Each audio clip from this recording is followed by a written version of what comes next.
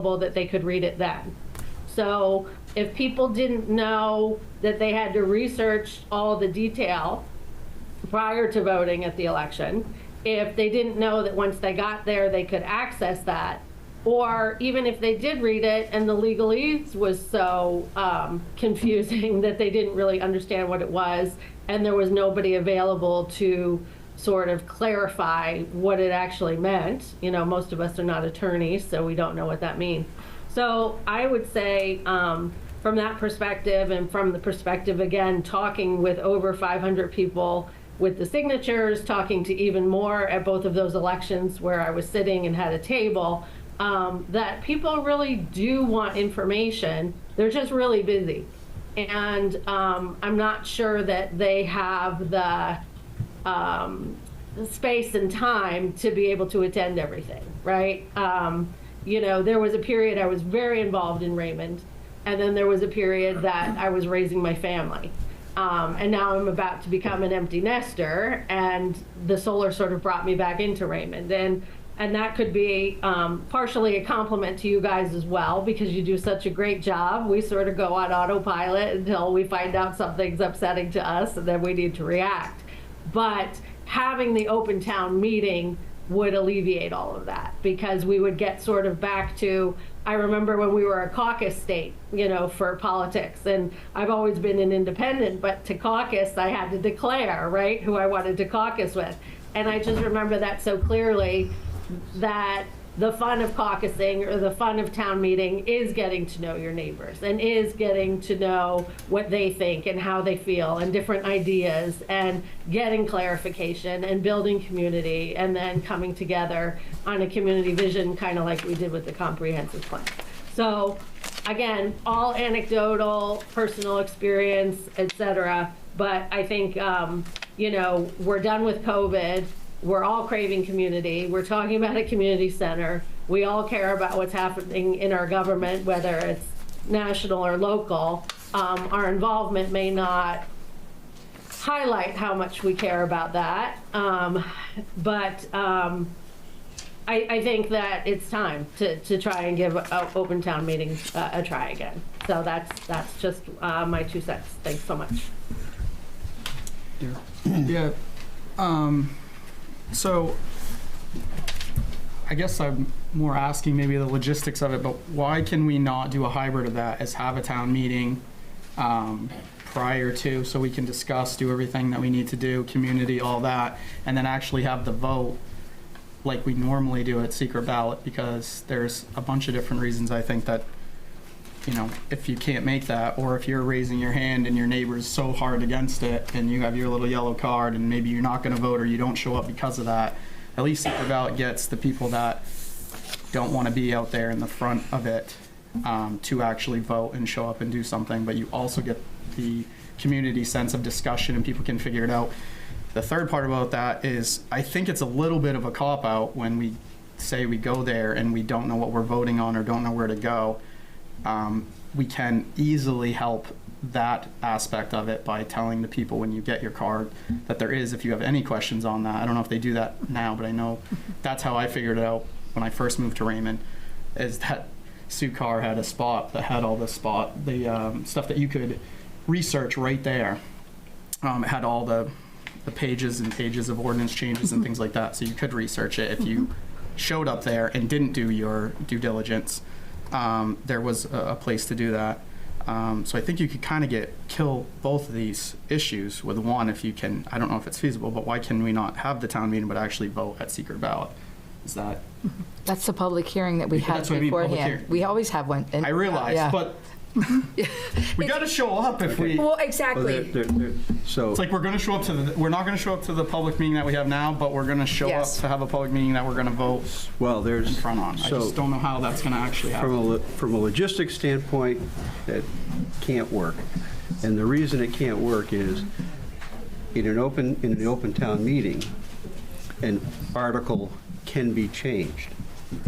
If it's changed, then it does not match what's on the ballot, and therefore, people are voting on two different things. Right, but they can be changed at the meeting, at the open town meeting? Yes. Well, So You it's a can- good idea, within- but it's not Within certain legal. limitations. you Yeah, can- and that happens often. but I would add this, if we put on the That's even warrant, scarier, in my opinion. if we put on the warrants, that it would be there would be a warrant to decide once and for all, are we going to do secret ballot or open town meetings? Some of those 600 people that came in to vote would also show up to vote to go to secret ballot. It wouldn't be 5 of us deciding, it would be the town deciding. And that's what I've said from the very beginning. And at that stage, we would truly know if the energy, how many showed up. Because I got to tell you, when I tried to get the public safety building built, there were hundreds of people there. And you could tell the difference with. What do you mean by us 5 people deciding? We're not, we take it to vote. So I'm saying if we went to an annual town meeting and in there was a warrant to discuss on going to a secret ballot vote from that point Oh, on. okay. I see what you're Instead of us deciding tonight, that would be the citizens deciding, not us 5. Anyway, Peter's probably going to give me more information than I just gave you. Yeah, Peter Levitt, 2 Levitt Road. What I'd basically say is this, in a nutshell. This is a microcosm of town meeting. And by that I mean there are maybe a dozen people here at this select board meeting. And but what I've heard is at least 1 selectman and at least 3 concerned citizens advocating for an open town meeting. I would ask, where are the proponents of the ballot? Can I just have a show of hands? So what I'm hearing is that like previous select board meetings, it's the selectmen that are deciding this. And if there's representation and it's only 4 people, the concern is that, well, that's not really democracy, because you could just get 4 friends together and you could pass all sorts of things. But my guess would be that those 4 individuals would be very knowledgeable and informed about what's going on and the warrant articles. Just like my sense is everyone here is pretty well informed about what's going on in the town.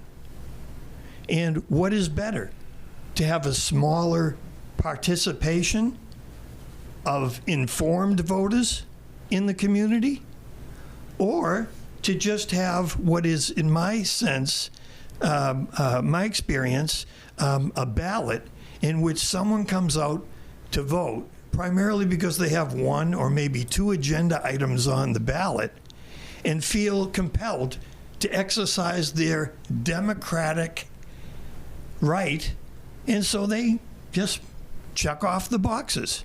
And I don't know that that's really democracy. I believe that Thomas Jefferson said that the town meeting is the purest form of democracy that you can have. We're talking about community and establishing community. Nothing establishes community more than having neighbors come together, ask questions, give their various thoughts, and have an exchange, and then vote on it. Up or down, one way or the other, the majority of the votes there carry it. I know that state law requires that if you have the open meeting format, you must be present. So we're leaving people out. If someone's housebound, and correct me if I'm wrong, register of voters, but I believe there is no absentee ballot in an open meeting. That's correct. Thank you. So I guess the question is, are we leaving those individuals out? So I will make this very brief, and I think my wife touched on a few of them, but what could we do to increase attendance? We could offer childcare on the site. We could provide transportation for elderly and mobility challenged individuals that are so inclined to attend because they're knowledgeable or they have questions. We could schedule the meeting on weekends. We could hold regularly scheduled special town meetings like some towns do. And what they do is they narrow the focus of the meetings, such that special town meeting, we're going to talk about the budget items. 3 months later, special town meeting, what we're going to do is we're going to talk about ordinance changes.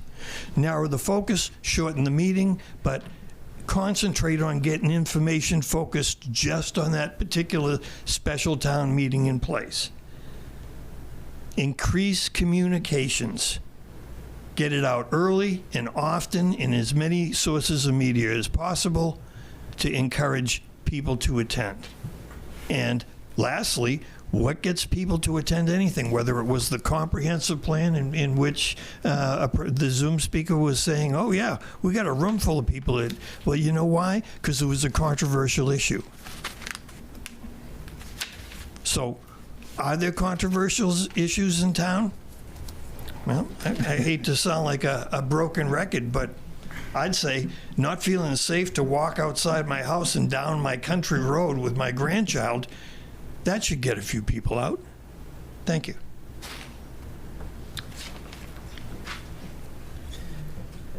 So that was just my opinion, and Peter definitely does not agree with it, but you know what, and again, Stu has the statistics here on public meetings and public hearings and...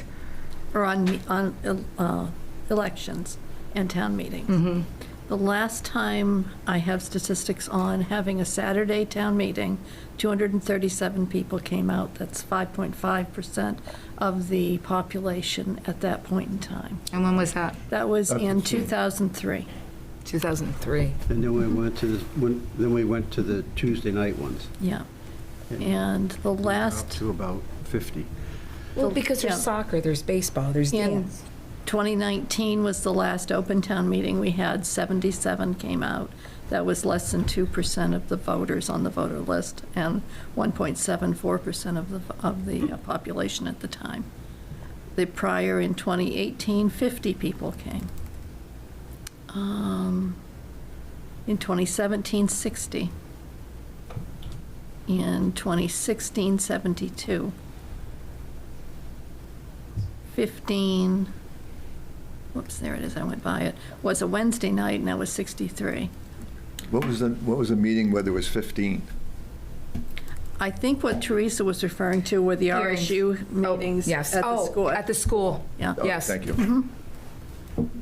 I was wondering what the issue was that no one wanted to show up for. That's why. No, and their budget, I know before, and I haven't been to, one of the poll meetings in a while. Pardon? Do you have the poll numbers too? I do. Sorry, keep on.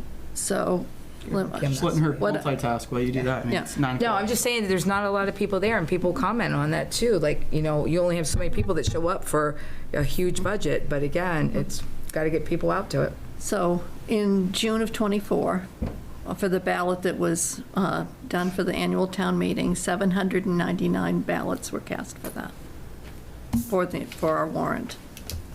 Wow. And of that, let me skip down past the candidates.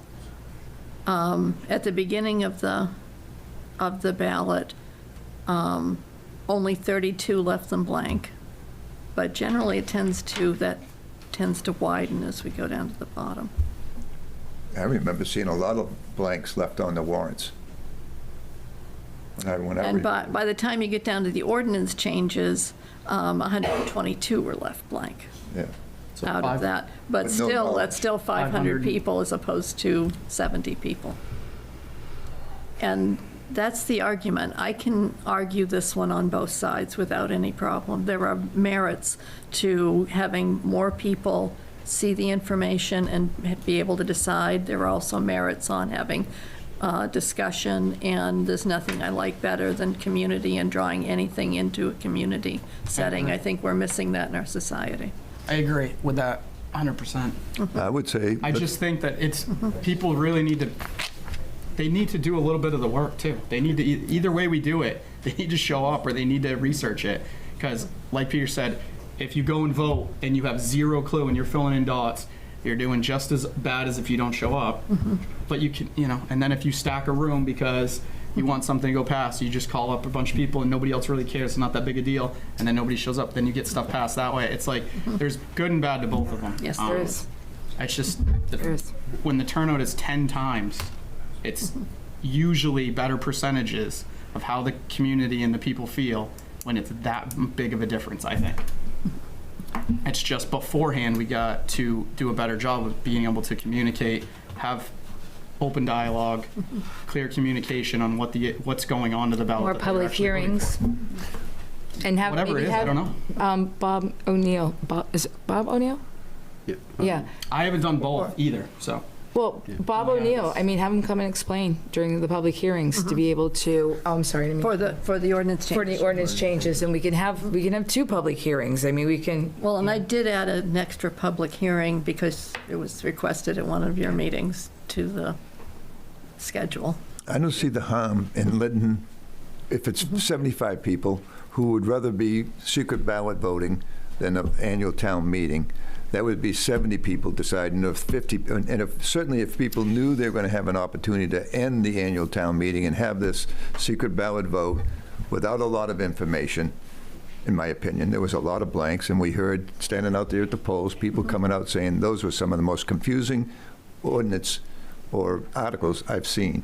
But they could have showed up. Yeah. I'm not That's a telling little you- bit of a cop-out for those people that say that. Well, I'm not telling you they can or can't. I'm saying let that group of people decide, and they'll show up to vote to go secret ballot instead of 4 or 5 people deciding that. That's all I'm saying. Before you guys decided over COVID, people showed up. No one stood up and said, can we have secret ballot vote? We hate the annual meeting.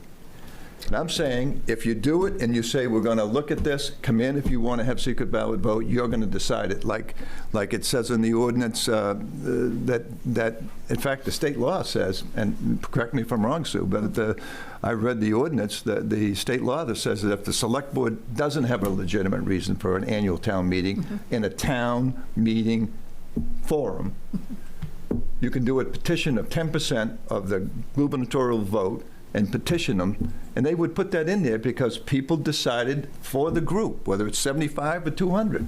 Why don't you let the town people decide once and for all at a town meeting to stop it I after think it's 100 dangerous years. to do once and for all. too, Yes, though. I mean, yeah. that's the whole, you And- can't do that either, because you're going to have another COVID, or you're going to have another, you have to be able to, you can't once and for all stuff. Okay, let me take that word out. Well, Why and don't I we don't- let them decide?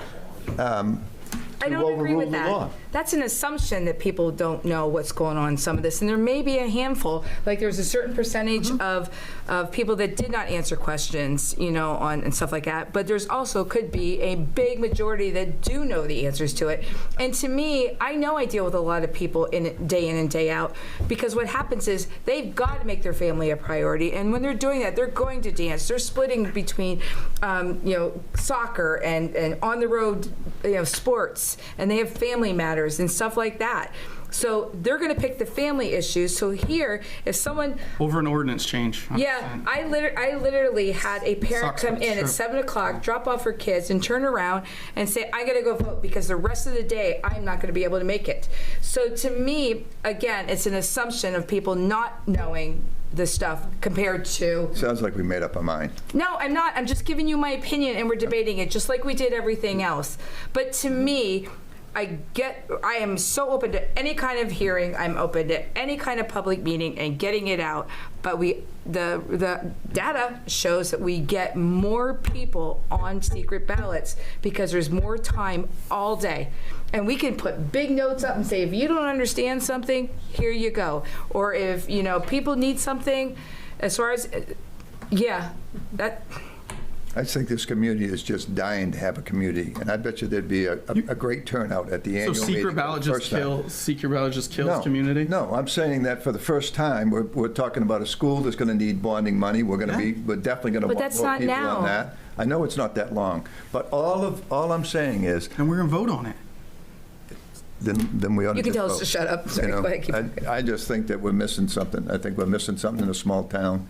I think Thomas Jefferson was right about it. I think that we stopped it as a selectman, not the town meetings, not the people that have been coming in for 100 years. I don't believe that, and because of that, and people are going to hate me, and whatever, I'm going to make a motion to go with the secret ballot, and we can still have debate, Okay. but so I'm making a motion to stick with that because more people can come, and we can educate them as much as we Secret can. ballot, it's called a referendum. Referendum, so sorry. Everybody else has been calling it a secret ballot. Well, it's a referendum vote on a Secret ballot. There you go. Yes. To be, if you want to be completely Right. technical. But, I mean, you know, let me just say this before, you know, it's been moved, it hasn't been seconded yet, so I can Yep. You still still speak say. to it. But, Yep. I mean, I don't have a big objection Sorry. to doing an open town meeting this year. And let's see where we are. But let me ask a rhetorical question to Peter. Will you be satisfied if 20 people bounce the comprehensive plan? Oh, that's interesting. Ooh. He's going to say yeah. Peter Levitt, 2 Levitt Road, great question, Ralph. What I'd tell you is this. I haven't been satisfied with the turnout since I started on the comprehensive. This experience has taught me is this.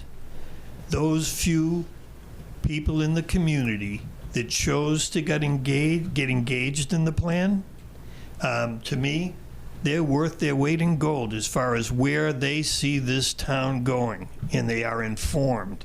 And my question once again would be, does numbers, which equates to participation, really exemplify or negate the fact that there are a small minority, 5%, 2% of the electorate, that actually care enough to come out and vote?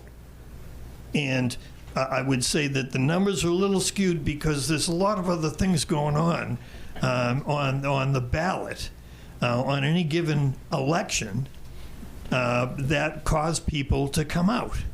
And so trying to equate a general election number with a town meeting, open town meeting, isn't really a fair comparison. And I guess lastly, what I just say is this. I think Selectman Sadak is right. I think I'm making a lot of assumptions as far as the knowledge of the electorate on the town warrant. I think she's also making an assumption. I am. And You're right. that's that a lot of individuals are very informed, that it's just that our lives are so busy that we just can't get away. Right, I think that's the point on the other side as well. That's why the numbers are different. Because we're just so busy. We have a full day on one to be able to vote on something, and we have a small time frame on the other. But I would tell you that what Jefferson would probably say if he was standing here is, or actually John Adams asked it back during the Continental. Yeah, but women couldn't even vote then. I mean, you're going back a little too far. What John Adams asked the Continental Congress was, are you sure you want everybody to vote? Think about that. Okay. You definitely have lines. One more to my thing, though, is you get people out, maybe because they have 1 or 2 issues that they know they want to vote on. But because they're there, they're taking a look at other things on the ballots to see more. So they're saying, oh, that interests me, boom. Do you know what I mean? So, yeah, Sam's not on that. I mean, if we decide to go to the town meeting, then we have to make a second decision, which we don't have to make, that doesn't have to be made tonight, of what day do we want to have it? Mm-hmm. Do we want to have it a weekday? Do we want to have it on a weekend? But that's a secondary issue. The first issue is which way do we want to go? And as I say, I don't have a big problem with Dates. going back and doing it this year as an open town meeting, seeing what we get, and then we have to reevaluate it from there. Because if we end up with next to nobody there, then, in my opinion, at that point, we're doing a disservice by doing that. I would agree. I think we have those numbers, though. Yeah. Well, I think We have quite a bit of data that does both ways. Yeah. The other problem is you don't have any, I don't see anyone at many of these meetings that's under 45.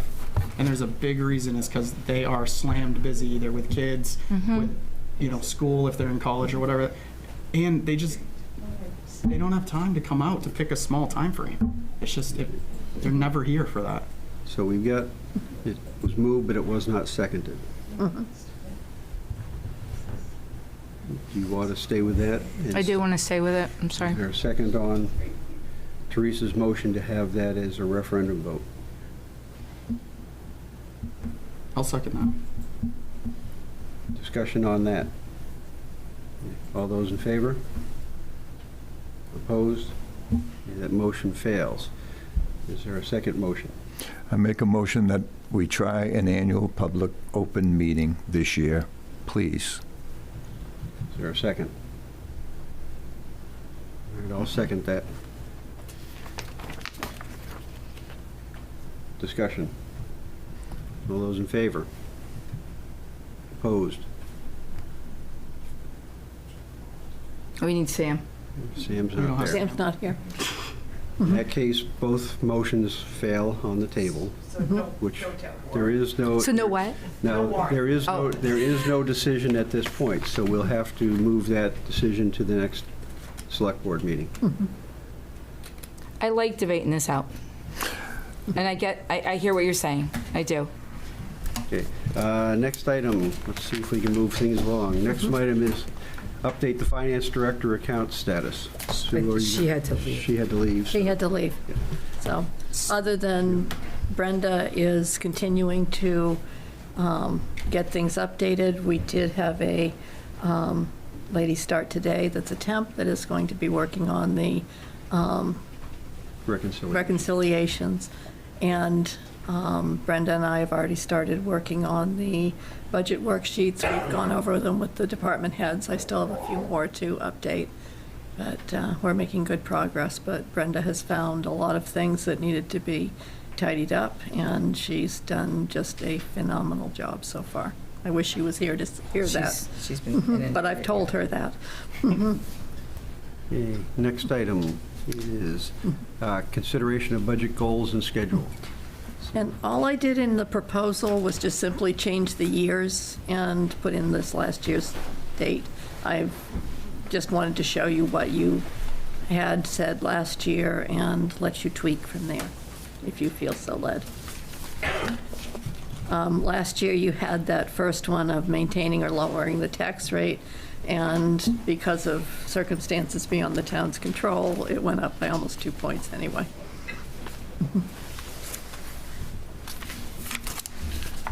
Bye, Joe. Thanks. Discussion on the goals. I think they're pretty straightforward. How about the schedule? Any known conflicts at this point? I'm sure we'll end up having to do a modification at some Right. point, but Yeah, because I'll be we sending always it, do. once I put any of your changes in, I'll be sending it to the Budget Finance Committee, and they meet next week. But I think it's straightforward. any dates that jump out at anybody that are a problem right now? So Somewhere, move that along and to To Budget Finance. see if they have any conflicts on it. Okay. Biennial appointment of voter registrar. That is required by statute by January of each odd-numbered year, so we have to do it in December. And I nominate Mel, for sure. So I make a motion to appoint the Register of Voters. Mel? Second. Second. Discussion? All those in favor? Motion's carried. I do have a question. Wasn't Sukar registered for years? No, she Okay. never was. Okay. She's been the warden for years. Ah, Yeah. that's what it is. She's been the warden. That, I was just wondering, that's all. I certainly was in favor. Yeah, I was the registrar, and before that was Louise Murray. Yeah. Yeah. Okay, so, next item, public comment. Public comment, limited to 27 seconds. If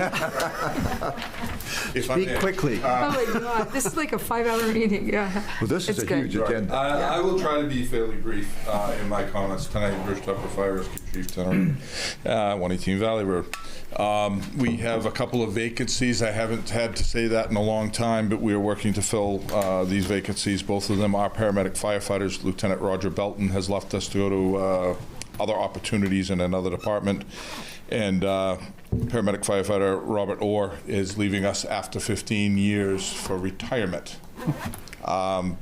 Chief Morse asked him to come aboard 15 years ago. He promised he'd give us a year. Yeah. After I chatted with him for a while, he said he would give us 3 years.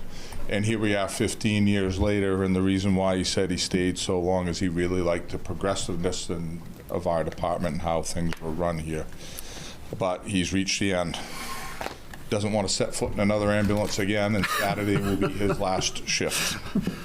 So we are struggling now to fill those very hard to fill positions. Ads have been out, and we've got very few interested at this point in time at current pay rates and et cetera. It just seems to be the way things are. And past that, Engine 31, which is our ladder and a pumper, et cetera, and our front run truck out of Central Station has been out of service probably 9 months out of the last 14 if I add it up. And now we're at the point where we need some considerable ladder work. The pump needs to be torn down and rebuilt. It is a 22-year-old truck. A lot of valves and a lot of sensors and things like that are all of a sudden breaking. The truck is really showing its age and such. So we'll be working on a proposal to take care of that very issue here shortly. We're very fortunate, and I need to mention the town of Naples has given us a loaner truck to run in its place. It is not an optimal truck for our needs. However, it is covering what we need at the moment, I guess, because our other front run truck, if you will, Engine 32, is also out of service. And so thank you to Naples, and we're working with them to try to keep that, maybe budget a little bit of money so we can keep it as a regional truck and plug it in wherever it is needed so that no one's really down an apparatus. But that was the very quick and brief update that I had for you for tonight, and wanted to mention particularly those personnel issues, and that we have 2 people leaving us that are very highly qualified, and it will be hard to fill those positions. So, thank you. Grace Levitt, 2 Levitt Road. Just a couple of really quick things. Coming to you soon is the Wyndham Raymond Adult Education Catalog offerings for the winter and spring. I had an advance copy. I just want to highlight it and encourage people to really take a look at the incredible number of offerings in this program, all sorts of types of offerings, enrichment, academic, adult ed. And also, if you have ideas for other offerings, to contact the director, Tom Nash. If you know of other instructors, if you yourself would like to offer something, contact him and let him be aware of that. It really is amazing all that our school district offers, the folks in both of our towns. Let's see, I also wanted to encourage folks to attend school board meetings as well as the public budget hearing. I believe it's May 14th, but I'll double check on that date, and if I'm wrong, I'll correct it. But the link is right on the town website to the RSU 14 website for dates for school board meetings and where they're located. I would hope that people do get involved and be informed when they are voting. And I just want to thank you for some great discussions this evening. Apologize for having added to the length of time, and hope that everybody gets home very safely, and look forward to further involvement. Thank you very much. Thank you. Peter Levitt, 2 Levitt Road. So in reviewing that article on traffic calming that I referred to earlier, I was surprised to come across the information about the Greater Portland Council of Government being facilitating those 3 area communities on the traffic study. And they actually were the ones that facilitated, GPCOG facilitated the $100,000 grant from the feds in order to fund that study. It occurs to me that the taxpayer paid a little over $100,000 for the comprehensive plan committee consultants, which is, it's not a small chunk of change. When we did the 2004 comprehensive plan, we belonged to GPCOG. They bore the brunt of the majority of the data collection, and between them and the town leadership, the plan was formulated at a very nominal fee because we were members. So as I'm reminded that public comment is really a format where future agenda items for leadership at these select board meetings are made. What I would request is that a discussion on Raymond rejoining GPCOG maybe some history and background as to why we left, and what are the benefits that would, on an annual basis, offset the $50,000 dues required to be a member, of which most of the surrounding communities are. So I just put that out there as a potential for a discussion at a select board meeting. Thanks. Other public comment? Yeah, crazy. Selectman comment. I'd just like to take a moment to tell one little story, and that is Bobby Orr, I worked with in Portland. He was one of the first firefighters that took the paramedic course and rode the ambulance back and forth with a different group of people. And he was a different type of person. But he fell in love with Raymond, like many of us do. And his commitment, and I don't know how much sick leave he used. I'm not going to talk about that sort of thing because I have no idea. But he's one of those guys that no matter what happened, he was calm, collective, and professional.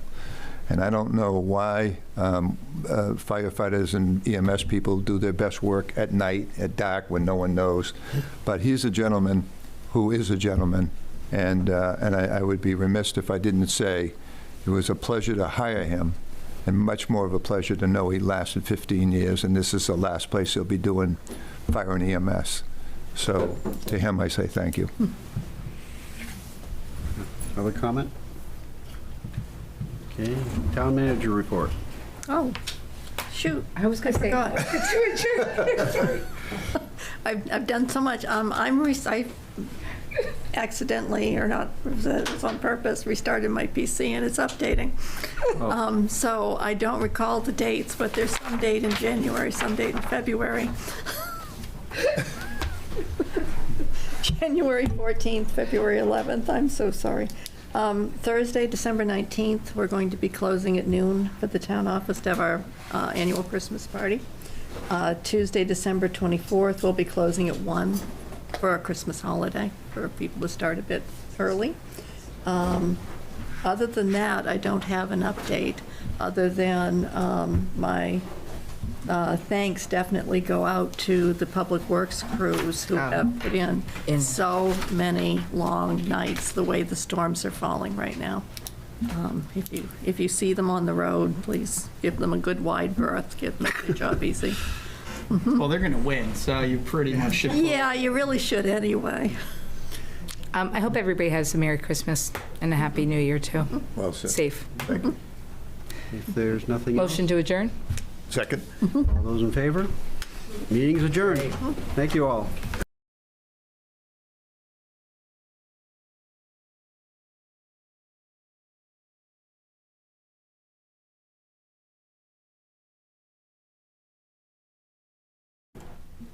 Okay, good evening.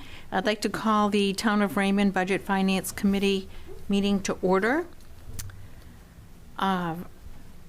First on the agenda is the approval of the minutes for the October 16th meeting, and they are not available due to the election and all the administration of that work entailed.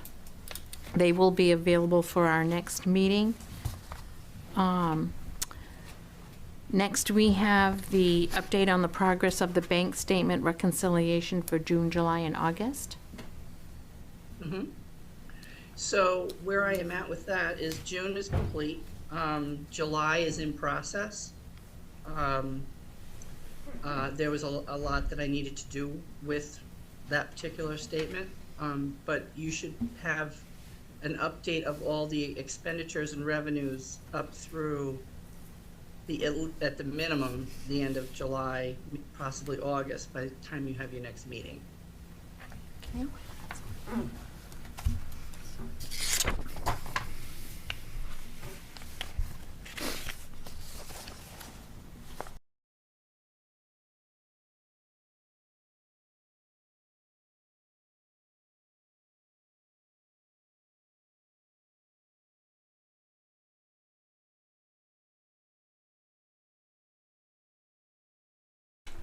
Check 1, 2, check.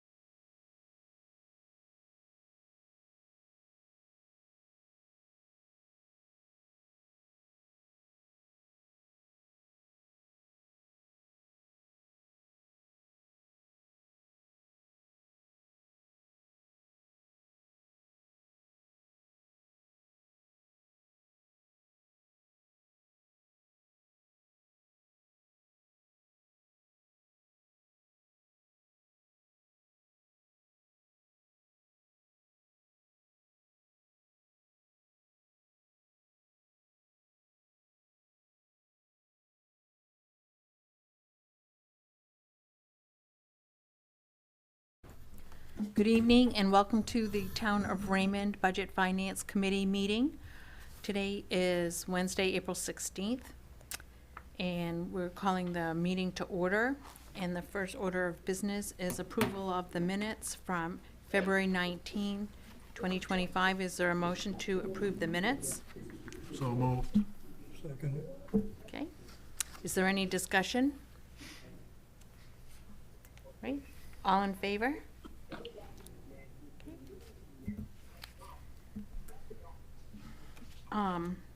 This evening, the agenda is to discussion on the development of the 5-year plan. And with that, I have a document that was given to me, and I think it's a really good tool. It's called the Planning Implementation Tools Capital Improvement Plan, and it comes from the University of Wisconsin, Stevens Point, and the Center for Land Use Education. And I think this would be a very good tool for us to use to develop a capital improvement plan for the town of Raymond. It's all-encompassing. It's a little bit formal, which I think that we could use these parameters in putting together our capital improvement plan. I will just read some of the portions of it, and Sean will help me with the other part.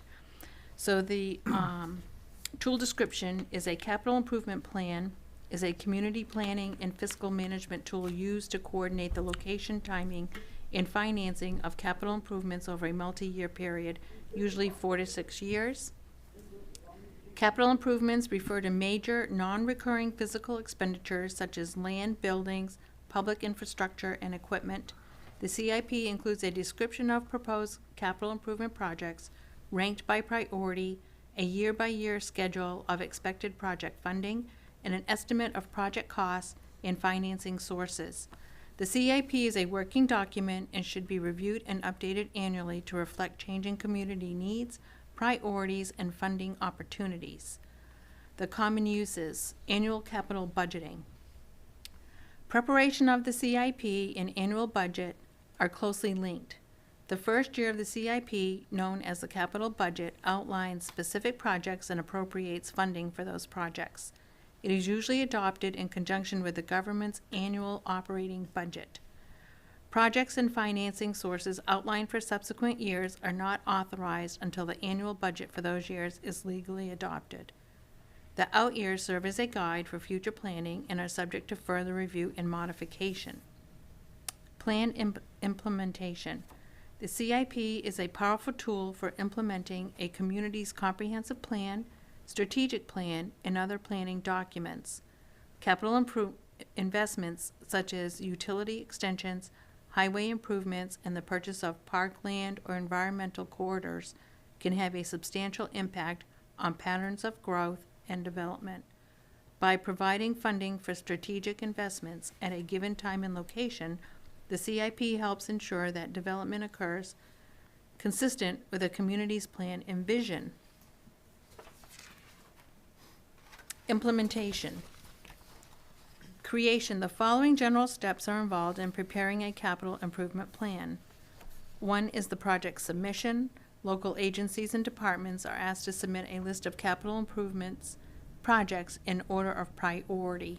Project request forms may prompt the applicant to provide a project description and justification, an estimate of initial project costs, ongoing operating and maintenance costs, and recommended funding sources. 2, evaluation and selection. The CIP team reviews, prioritizes, and selects projects based on specific criteria such as desired service level standard, project demand as determined by an inventory of existing land, equipment, and facility conditions, number of residents or geographic areas served, return on investment, cost savings, or revenue generation, sustainability or energy efficiency improvements, economic, environmental, aesthetic, or social impacts, public health, safety, or other legal concerns, consistency with community plans and policies, public or political support.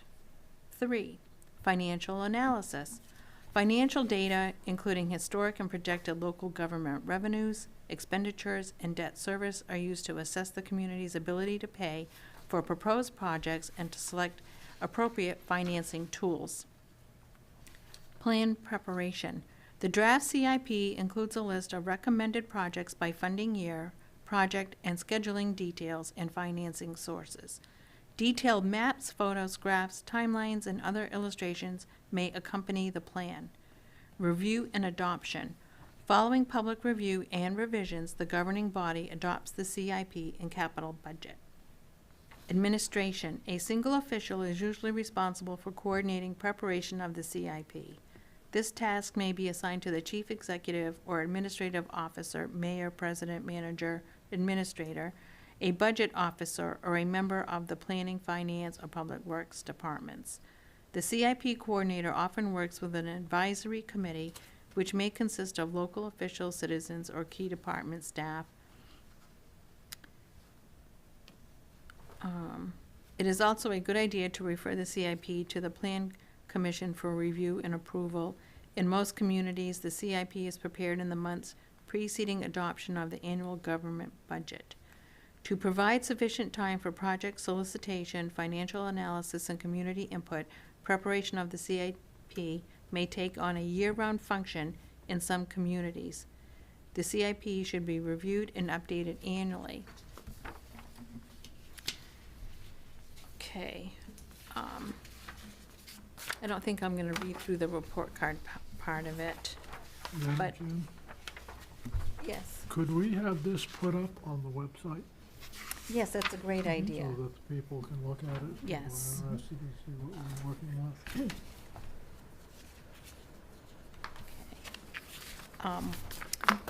One of the, and on the first page in one of the boxes here, purposes of capital improvement planning. I can read that for you if you want. Okay, that'd be great. Thank you, Sean. Purposes of capital improvement planning. Ensure the timely repair and replacement of aging infrastructure. Provide a level of certainty for residents, businesses, and developers regarding the location and timing of public investments. Identify the most economical means of financing capital improvements. Provide an opportunity for public input in the budget and financing process. Eliminate unanticipated, poorly planned, or necessary capital expenditures. Eliminate sharp increases in tax rates, user fees, debt levels to cover unexpected capital improvements. Ensure the patterns of growth and development are consistent with the comprehensive plan. I'm sure if Peter was here, he would perk up there. Right. Balance desired public improvements with the community's financial resources. And then on the other page, the little box says, what is a capital improvement? Most communities define capital improvement as major public expenditures, usually physical in nature. Local policies may specify the cost and useful life of qualified projects. For example, a small community may set a minimum project cost of $1,000 or $2,500, while larger communities set the threshold at $10,000 or $25,000.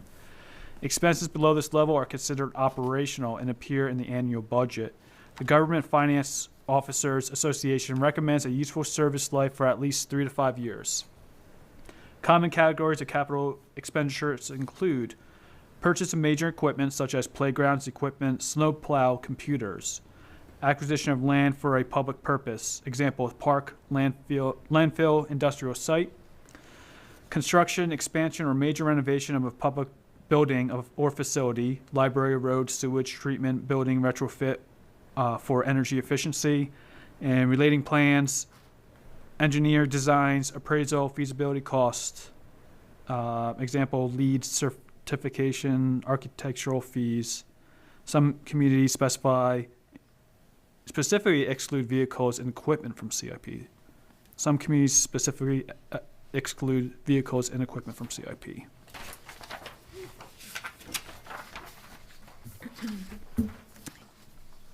And on the very back page of this handout is an example of what would be a CIP request. I don't think we need to read through that. So today I took the time to put together a project request form that matches the information that is given in the example. And on here would be that it's a capital improvement program request, the project name, the project number, who the contact is, the department, the category, which would, useful life, and the priority. So each person submitting this would prioritize it for their department. Then there's a section for the description of what the project is, justification, operational impact, and then what a table that lists what the expenditures would be and for which topic and which years, and then the funding sources of where the funding would come from for the 5 years out and the total, and then it's all summed across and down below. So, does anyone have any thoughts about this tool or questions or concerns? I'm wondering with the priority levels, I think that we should, if we do, they do adopt this, is just give an example of what priority levels are, because some people's priority level 1 might be different than someone's, like a priority level 3 or 4, just to give some examples. So definitions for the priority levels, right? That's something that we Yeah. can work on, And maybe even the categories, I don't know. right? But no, I think this is, Category Fantastic. definitions.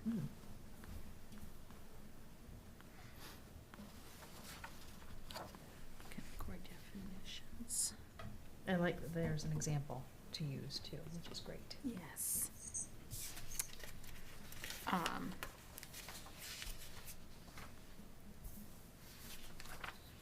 Well, this was handed to me by Dennis, some time ago, sometime last year, and I've been carrying it around, and now we have an opportunity, so I'm very grateful for Dennis for, finding this document and sharing it with us. I think it's a really great tool. And then we just had to find out who it would go to, correct, who that person is, because it says it usually is, well, obviously it wouldn't be the president, but mayor, president, manager, who the coordinator would be. Well, the Budget Finance Committee is charged with developing the CIP plan, so I think that it would come back to the Budget Finance Committee. Is that what you think? Yes. It's specifically called out in the ordinance that we will develop and maintain the CIP plan. Excellent. Of course, we'll share that Yes. with the town manager. Is that who the departments would give the information to, town manager, and the town manager would meet with us, or supply it to us? Well, that's a good question. Probably, that would probably be the. Right. Like the contact? Right, the town manager is over the department head, so they would funnel it to the town manager, and then we'd get it from the town manager. Perfect. That makes sense. Great. Okay, so department heads to town manager. And town manager to budget finance. Now, what are your thoughts about CIP requests that we already have in our budget plan for going out? In the sheets that were given to us as part of the budget finance and select board process this past year, some of the department heads had items listed for out years. And if we're going to use this tool and implement the plan, then I think that we would give this project request sheet to the town manager to give to the department heads, and then they would fill these out for their out-year CIP projects. Out years start when? Well, And my concern is, why do we need to, they've developed, at least, some of them have developed, already developed a 5-year plan. And it's just spinning people's wheels and using up valuable time to redo the project things, in my mind, the stuff that's already there. yeah, I hear you And nobody- there. Nobody's got the time, nobody's got the manpower to do that. Well, I hear you there, but if we're going to implement this tool, we need to start somewhere. And I think that the budget for, that we just did, 25, 25, February of 26. it goes through 26, right? Yeah, Through 25, June of 26. 26. So, for the 26, 27 budget is when, these forms would have to be filled out. So that we can take them up, in the budget cycle beginning in January. And I think that as an ongoing, if we are going to continue to meet every month, I think that this is a good opportunity for us to get these project sheets filled out by the department heads and back to us so that we can work on it every month, and it's not compressed into the 2 months of February and March. If we work on it all year long, then we'll be in a good place by the end of the year and be able to evaluate the CIP plan and incorporate that into the budget process instead of having it be a compressed exercise at budget time. I fully agree with that. I'm just against having people, and I'll look at public safety, and they've got a real good plan.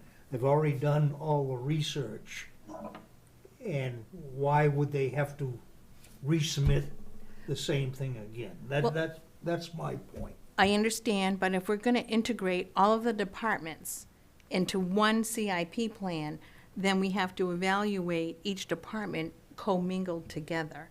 And that way, if you have the request with all of the backup data behind it, then that gives you an equal playing field to evaluate all of the projects.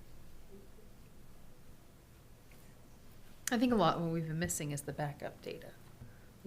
And we did get some, we did get some really good stuff, but it was, this is something that's already in the works, whereas we'll have that backup data before, and I do understand what you're talking about. Because I see some areas have done next to nothing, and some have done a good job. Technology, his is already laid out exactly where it's going.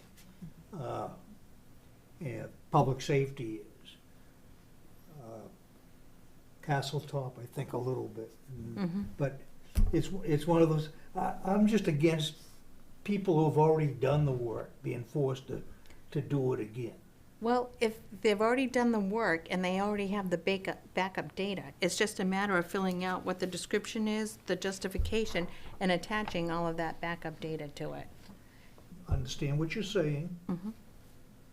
And what that talks about for number of hours and everything else for people to satisfy something they've already, if you will, satisfied, just for the purpose of having a file. That's my only thing. Can we get Chris's opinion on it, maybe? Chris is, we don't have our finance director on, so Chris would be the next best in line for understanding what goes on at kind of town hall with the departments. Chris, what are your thoughts on kind of what Cliff and Karen are talking about? Well, I think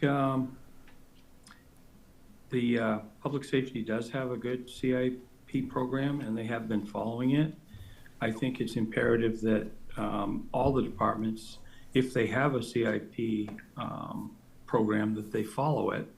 And I think what's happened in the past is sometimes, and I'm not picking on any department, but I think sometimes the CIP program has been used to fund unexpected purchases and things that get shuffled around from one CIP investment to another. I think it's imperative that if we have CIP programs in the future, which we're going to, that people follow them and they're not used in any other manner for what their proposed use is supposed to be. I think if you have capital improvements for vehicles or a certain purchase that, you're saving in the CIP program, that money should be used for that purpose, not to balance out somebody's budget. I think that's been done in the past, and I think it's imperative that we if we have a CIP program, that we follow it. My department, for instance, code enforcement, I don't have any capital improvement projects. They're very small. You know, I have software issues and different purchases, but my vehicles come under Public Works. He's always included our vehicles in his CIP program. Other departments, I don't know. I can't speak for them, and I don't know if they have any large purchases that they have, but obviously the town is interested always in purchasing properties or doing projects like sidewalks or road repair, whatever it is. Those things, well, let me bring this one up. I think that one of the things in the future, if we're talking about this in our meetings in the future, that we should be looking at things that haven't been in the CIP, like the community center and doing improvements to the school to use that resource once we get that in our possession after the RSU closes the middle school. So that said, I think that the biggest departments that have capital improvement programs are going to be Public Works and Public Safety. You're not going to see much out of my department. You're not going to see a lot of things out of other departments, maybe Tasseltop and the Parks and Rec. I can't speak to that, but it's a good conversation. I think that these forms are really relatively easy to fill out, and I don't think that's going to be a burden on any department. If Public Safety has already got a good CIP program, I think that they should continue with what they're doing. I agree with Cliff. They've had a good program. They just need to implement that. And if there's some responses they need to make to the committee, I think that's appropriate. Yeah, I'm thinking, I understand what Cliff is saying, but I think they're not doing this today. Like, they don't have to do this right away. This is really, did you say January 26th, or are you saying more July 26th, that this is going to kind of start? Well, when would you want to see this form start being used? I would like to see it start being used, when are we in April? Well, The next go-around of Budget Finance Committee for next year, or the following year. right, but when do we want to see the department start filling this out and getting us the information for next year? And again, I agree completely with the CIP program. That wasn't my point at all. But I would think as long as you're willing to take them in piecemeal, starting immediately and put a deadline of September or October, I think that would probably be reasonable. I think so. Would it behoove us to invite the chief to come in and sit down with us at our next meeting and discuss this issue to see how he feels about it and what he thinks he could do that would help us out, just so we have, his word as to what he thinks he can do or what would be an imposition? I think we start with the two biggest ones, though. I think we work with Public Safety and Public Works. They're going to be, because from there, everything else should be like Chris was saying, technology should be a pretty relatively easy one. Parks and Rec is a pretty good size one that kind of reaches out in a dozen different directions too. It's true. I think whoever has a CIP plan, we should invite them to come to our next meeting. We'll have all the department heads here that have CIP and have a discussion with them. I think that's I'm reasonable. definitely for it, that's not what I Yeah, meant. and they would Oh, learn yeah, from each of other course, I too. It would think be like a Right. workshop Absolutely. almost to figure out what this is gonna be and how to do it. Listen to their pros and cons Sure. of doing what they've done already to, put it on the sheet we need to have in order to develop our new plan. Okay, so for the May meeting. Because they may have things that they're like, could we add this? Could we take this out? Could we change this up a little bit? Yeah. So what Cliff was saying, I don't think it's going to be a huge burden if they know about it far enough in advance. But I understand what you're saying. Like, hey, most of the work has already been done, but to help us develop the plan, we kind of need to hear it and need to hear what their vision is for moving forward. Because I think that's important. Because I think like Chris said, there's a couple of things that kind of come up and we're like, it was already in the works. And now that because we only kind of started working on we only started meeting not even a year ago full time. And I think we could probably catch up on a couple of things some visions that aren't being spelled out in this directly. I fully agree with you. You know, there's some, everybody, all the departments aren't doing a good job of projecting forward. And then when they have the money, it's, as somebody said, they're paying bills on a CIP money, that wasn't why CIP money was there. So public safety, public works, rec, tech.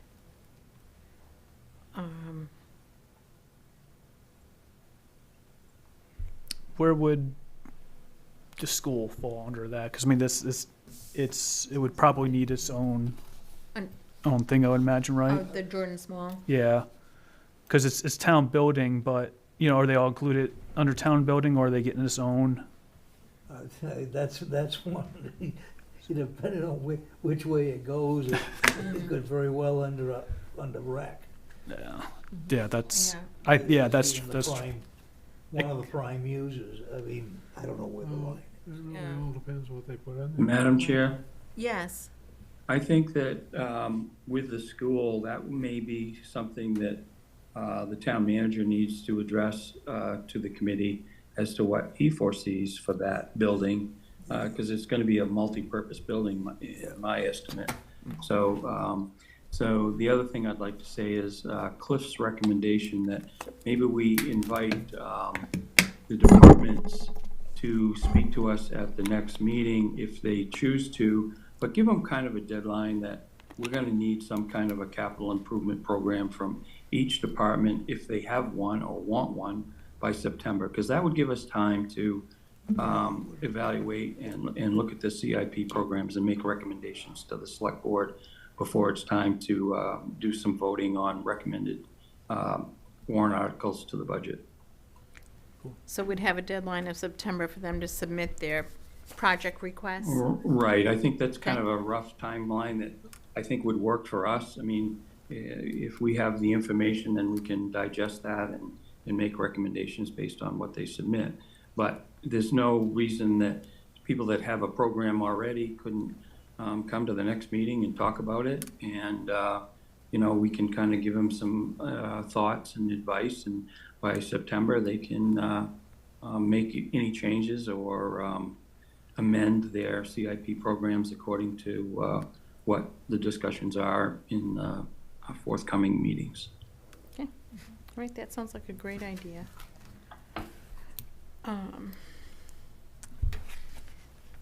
Sean? And then just so there's on record, what I'm going to say is on record, this is not an overreach on budget finance. This was told to you by the former town manager. This is our responsibility. Is that correct?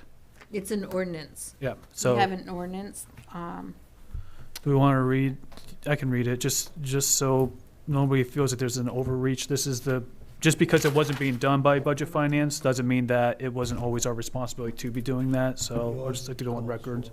The ordinance calls for it. Okay, so if you have it, I'll read it. I don't have a copy of the ordinance. It's in my other notebook. All right, no So problem. Sean, I think what you're saying is that's part of our charge, and I think I agree with you.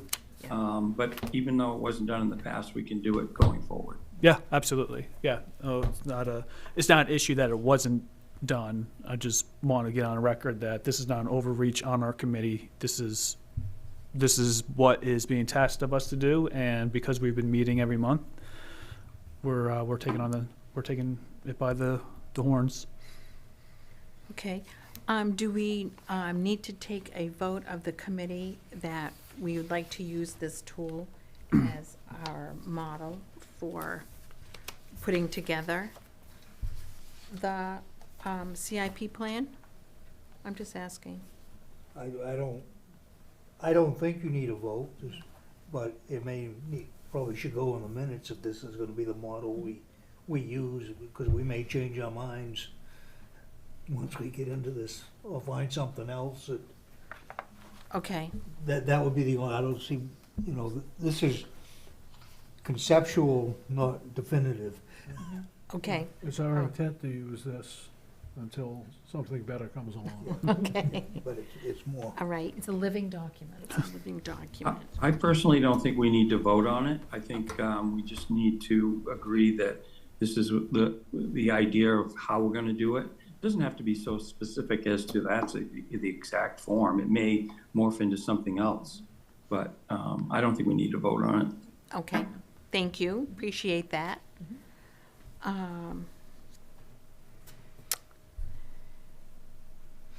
So I think moving forward, the thoughts are that we have Public Works, Public Safety, and potentially, you said rec come in, and then there was something specific about asking the town manager about something, I forget what it was. Jordan Small. Okay, so can we get that question out to him prior to next month's meeting? And there might not be a definitive answer on that because it's still so much up in the air, but just to give us an idea where that might fall might be a good idea of, you know, who's. Yeah, I think we can just put a column in as a placeholder for the Definitely. Jordan Small School. Yeah, because I do see it's going to be several departments in there potentially, so so I'm good with It could that. be a standalone. I'd just like to add a little comment on that. I think that if we invite, not request, but invite the department heads to our meetings, if they have capital improvements, they're going to want to come because they're going to want us to support them.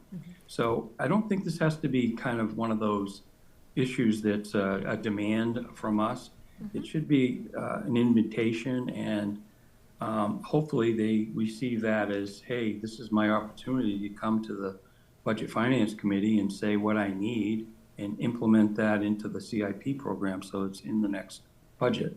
It's in their best interest to comply with that request. It doesn't have to be any kind of forceful request. It's just an invitation. Right, absolutely. So, do we want to invite all the department heads? Is that kind of the divisions? And it might take a little while, but if we just discuss that, that's all we're discussing that night. It shouldn't be an issue. I don't think there's anything else. That would be the right, Yeah, that would. be the proper way to do it. Right, that way somebody's, if we're having a deadline in September, But we're. nobody's nose would be on a joint or anything else, because they didn't get, even if they didn't have anything, Right. it's Oh. an open invitation. Right, as a courtesy, invite everyone. Yes. Absolutely. So library's not one of them that has a CIP, is that correct? Okay, so, beside rec and public works, public safety, tech, who else would be getting the invitation? Everybody. I think you'd send the invitation to everybody. Okay, okay. Because we may not know what their needs are. For instance, the finance department may need to change their software, and that could be an expensive situation. So, let them come to us and see what they say. Sounds good to me. Sure. I Okay. think it's a great idea. We'll just invite everyone, all inclusive. Any other thoughts? No, I'm going to look over this again, because it was a lot of reading, but I want to be, it hit on a couple of good things, which I thought was important.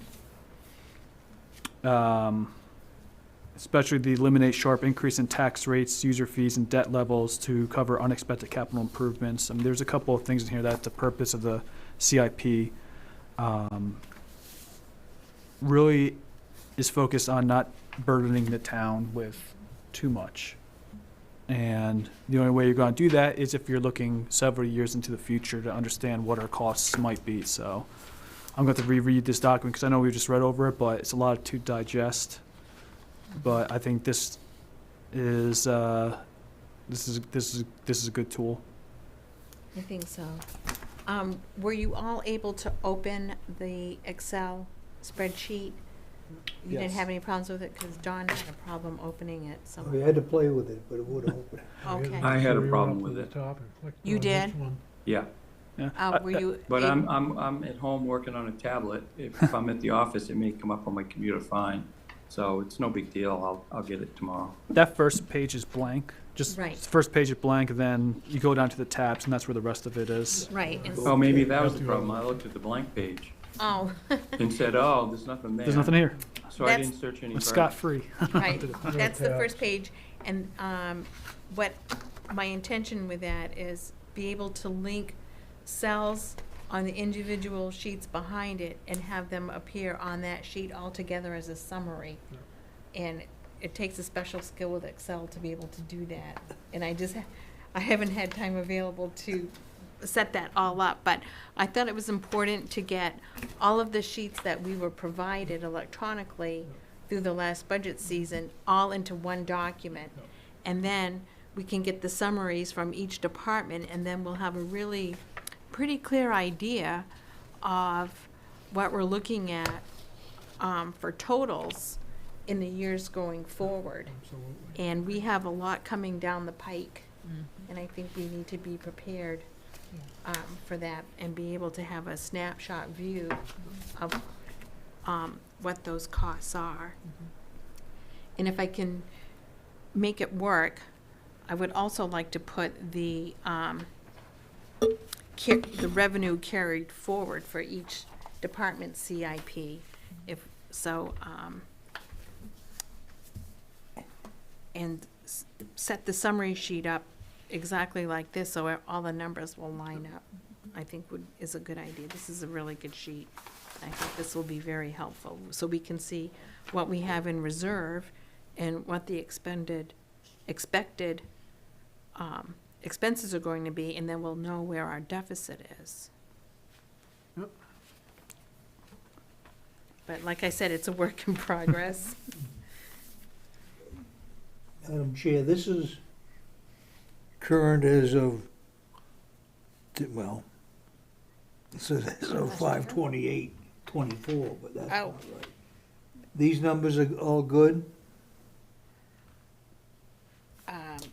And the reason I'm asking is because there was some confusion the other night on what they'd moved and what they hadn't moved and everything else. That's why I'm asking the question. Well, I did not ask for this sheet, and Melanie, did you provide this sheet?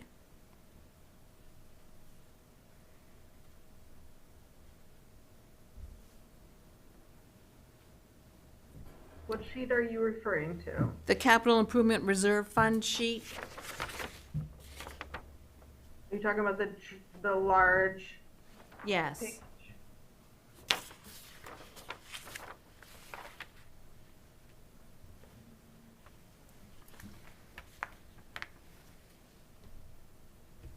So I printed out a page from the worksheet that you sent to the large email group.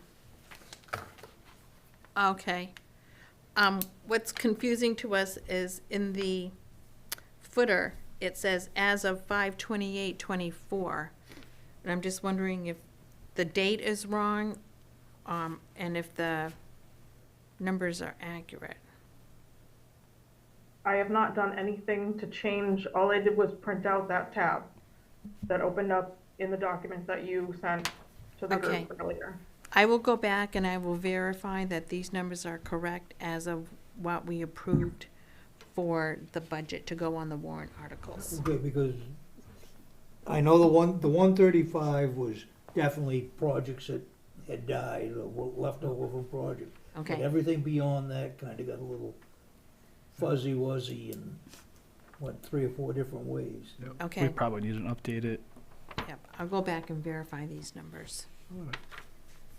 make sure they're correct. And if you'd maybe put a note on it that if these numbers are right, how much of the because the carryover is gonna go way down, because they're diverting part of that to hold the taxes down.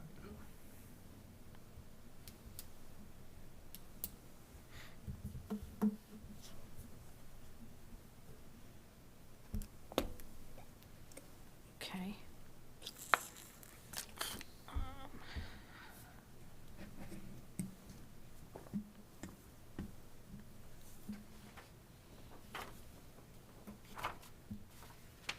Madam Chair, Yes, I have, some just popped in my head. I do know that you were talking about public works and we were talking about public safety, having the majority of the CIP programs that have been implemented in the past. I do know that assessing had a CIP program, and there's some funds left that should be carried forward I'm not sure why the assessor had that in there, but I know there's a good chunk of change in his CIP program, so that would be another department that could come forward with, some information to help us out. Okay. Thank you.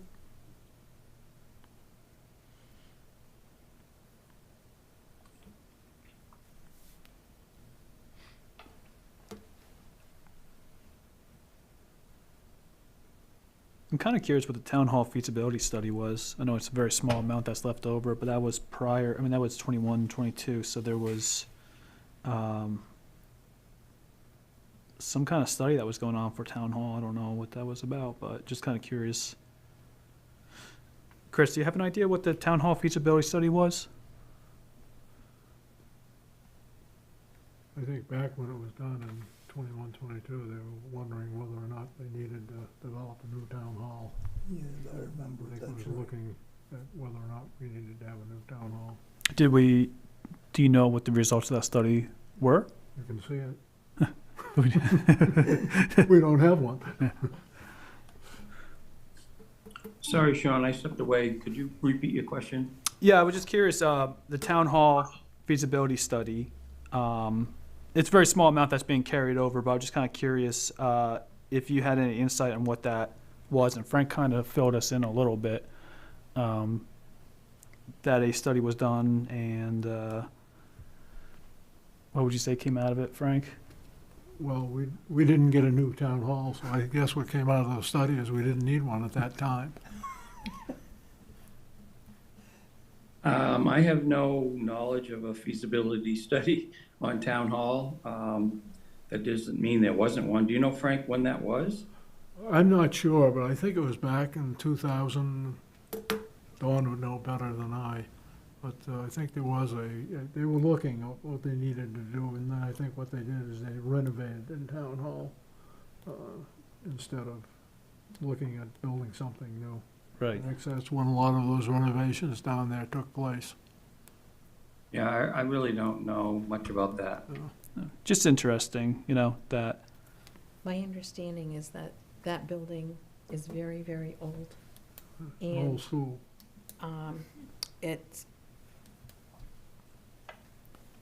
There are some major repairs that, if it's going to stay the town hall, that need to be done. So. I do know about that. Yeah. The building, it's an 1803 building with a addition to it that was a portable schoolroom, the oldest one in town, or oldest one in the state, actually. So definitely that building needs to either be totally renovated, buy a new building, or move the town office up to the new school up to the Jordan Small School when we get it back. People are amazed because we have a picture of it when it was a school hung up in the Historical Society's museum. And I ask people if they know or have ever been in this school, and the vast majority of the people from Raymond say, nope, never set foot in that school. I said, I think you did last time you paid your taxes. It's got a stained glass window, doesn't it? No, that was not true. A number of years ago, they did a complete remodel of the roof, and they knew there was a window in there. And the rumor was that it was a stained glass window. But when they did the renovations, they took the window out. And it's a unique window, and that hangs over the picture in the Historical Museum. Come up and see it, folks. The selectmen lent it to us. So we have it on loan from the town of Raymond. Excellent. Cool. They might need it sometime to put somewhere. In the new town hall. The new town hall. It's a very nice window. Okay. Cool. All right. Well, that $200 go a long way for the. That's right. Thank goodness it was being carried over all these years. So do we have any more discussion on the foundation for our CIP plan, our tool? If not, then I'll open it up to public comment. Okay, I don't see any. Budget Finance Committee comment? Frank? I would say that if Town Hall is moved someday, I'd like to see that, all of the newer stuff removed and bring that back to the schoolhouse that it was. There are very, very few historic buildings in the town of Raymond. That would be a great historic building if we could just bring it back to what it was when it was the original schoolhouse. We had a lot of schoolhouses in Raymond. There's a couple that are now homes, but all of them have disappeared. Yeah, along with that, I know there's a couple of visioning committees going on right now. But I think, they'll probably be looking more into this, but the idea isn't to sell our buildings. That's something the visioning committees will kind of look at, but if we can retain our buildings, I think we should, as opposed to just selling them off, but we'll let those committees kind of look at that as well. There's an inherent need here in Raymond for lots of services, and I think we should take advantage of what we have. That's my opinion. My thoughts. Anyone else? Okay. Anyone on Zoom, any comments? Chris? I'm good. Okay. Is there a motion to adjourn? So moved. Second. All in favor? Okay. Adjourned. Good night. Good night. Thank you. Switch.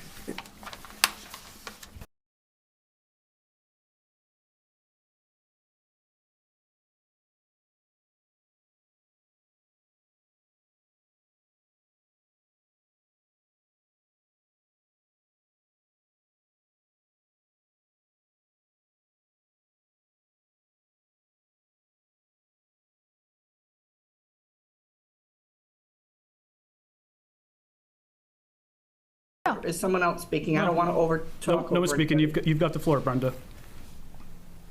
Okay, so the expense and revenue summary report that I did send, I do apologize. I apologized in an email today that it was late, and that was not a good thing to do, and I probably should have communicated better. For that, I do apologize, because you did ask for it way in advance. But I guess my mindset was I'd rather put as much accurate information in the report and have you get an accurate one than to give you one that I'm going to update the very next day. So that was the way I was thinking. It wasn't meant to be to slight you or to deliberately try to be secretive. I'm not a secretive type person. I'm pretty much very open about my thoughts and opinions. So what you see in front of you now is all the information that I have currently. Now, I'm going to tell you this. There's a big tangle when it comes to the number that you're going to see on the tax, where it says property tax revenues. There was some incorrect steps performed at the beginning of your year. And this is not pointing fingers. It's just, I'm going to just tell you the facts. And what it did is it created basically incorrect information on that line. I worked with an expert in Trio this morning, Brenda. She's part of your audit team. She's tremendously good at this program. And we have a way to work forward in this solution. I'm going to get assistance from the audit firm so that everything is correct and accurate. My goal is not to hurry up and provide you things and try to look like a superstar, because that's not what I'm all about. My job here is to make sure that your data is correct, and I don't want to give you junk. So that's where I am with regards to the revenue. The very first revenue line is wrong. And I inherited that, and I couldn't make sense of a lot of things. So it does take me a while, and I don't like to respond and say, I don't know, because that sounds like, stupid, especially if I've been in finance this many years. But in the case of your general ledger, there are some things I'm just going to be frank with you. If you ask me a question about it, I'll tell you what I know about it, as much as I know about it. So right now, the property tax, I'm looking to have that corrected probably after the first of the year, because she's still working on, I have 500 journal entries that I'm going to be working on over the next few days to correct another issue that occurred at the beginning of the year. Misinformation was given and the wrong entries were made. It was before I was hired, so I don't know really what happened or why. But I know I have to fix it. There was items that were posted to an expense holder control instead of, a revenue control instead of expense control. So what that does is it throws off the look of your reports. And they're all numbers that are in the backside, because municipal accounting is there's 4 entries for everything that happens. You have your debit, your credit, your liability, and your asset. So all those accounts need to be hit every time you do a movement. And what happened is, inadvertently, the backside of those accounts were hit in the opposite direction. So I literally have to go in and manually create new journal entries just for the backside, because the front side was correct. What that means is that if you look at the expense and revenues on the front side of this, it may look okay, but if you get to the bottom of this report, you're going to be like, if you sat down and did some calculations, you'd be like, this just doesn't add up. Mm-hmm. And that's what I've been going through. So it's just been kind of like a process, and I didn't want to get online and be bashing people and putting anyone down. I just want to get to the bottom of it, fix it with people that are knowledgeable, and move on, and so that you have, good reporting. That's all I'm trying to do. So if you look through down on auto excise and boat excise, those 3 top lines probably are going to be impacted by the backside of those entries. Impacted for the positive, or happened at the beginning of the year? Would you say impacted for the positive or the negative? So what happened is, when you start out your year, usually what you're supposed to do is you leave that 0, okay, at the beginning of the year, your property, until you have your commitment. There shouldn't be any numbers in there. So Kurt did his commitment on September 10th for you folks, once everything was in agreement. So when he went to load that, he loaded the correct property tax that you are anticipating receiving. But what happened is, someone had already put a number in there at the beginning of the year. Got it. So, and the way, the girl that I'm working with, her name is Brenda as well, so it might get confusing when I'm talking, but in speaking with Brenda, and I thought this myself, what happens is, if you've already got something in a placeholder that it's waiting for a number, it collides. So basically, it causes an error. And that's why I can't those numbers are not true right now. They're close, but not true. And until I get through this after the first of the year, those numbers, I don't trust them until we fix it. Mm-hmm. That's all I can say. Now, all the other items through here, so as you look at this at your leisure, the rest of the revenues and the expenses should be fairly accurate. I've tried to go through everything. I created a new account. Actually, it's a new fund for the Recreation Department. It is now Fund 15. And that took some time. I moved the remaining balances out of the 41, 42, and 43 accounts that were being used for recreation, and the remaining balances only were moved over in November to begin Fund 15. They now have their own bank account. It's separate from the general fund, it really should have been this way years ago when you took on Tasseltop.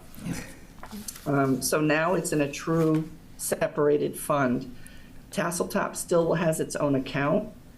All the numbers beyond the 15 are the same as they were in the other accounts. But what I'm going to try to do, and I spoke to Sue about this earlier today, I know it will be confusing during budget season to try to just look at 15 and imagine what happened. So I'm going to make a report that will show you all of the activity from the prior location of those monies and then you'll see the new Fund 15, which is where the new budget would go into, all those placeholders. But I didn't want to leave out data because you're going to need to see the activity in order to know whether something should have been increased or decreased or what have you.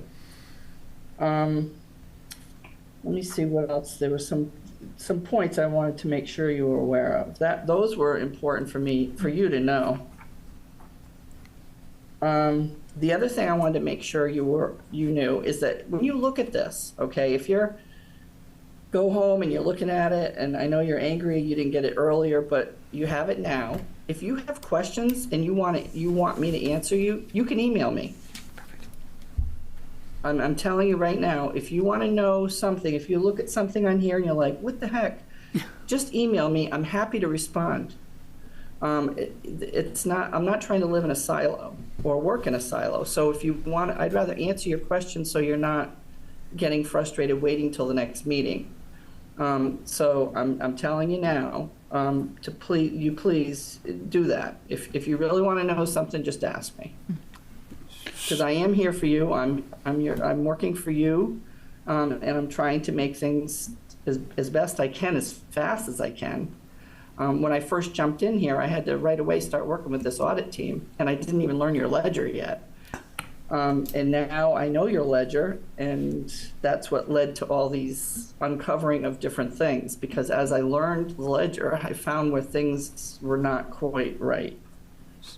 Sue, That's pretty much, I appreciate you listening, and if you... No. Yeah, thank you. Sue, excuse me, I have one quick question. I look at the current month, and as I go down through it, it's the same as year to date. Is that because you're playing catch up? Shouldn't the current month show the expenditures for that calendar month? That's part of where Brenda is saying that we have some problems in the accounts with the way it was set up initially. Okay, that's why fine. That's why it's showing that way and why it's taken so long to get the reports. Oh, okay, and that, Yeah. I We're understand trying to get them errors. right for you. Yeah, okay.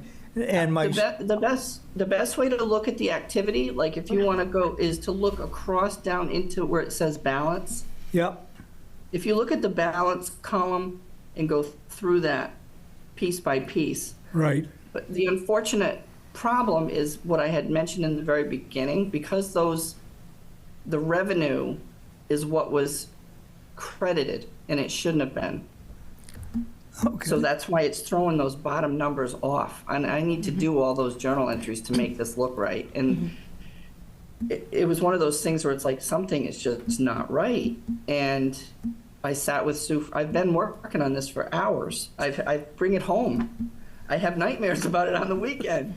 But at least now I feel like I have an ally, and that the audit firm that you folks are using, they're doing a fabulous job of trying to support me and get me through this. And they realize that there's a lot here to fix. And So this Brenda is reaching out to the gal that, I guess they have a person on their team. All they do is bank reconciliations, and they're experts in Trio. So with that being said, it didn't make any sense to try to teach somebody else. She was a contractor, by the way, not really an employee of ours.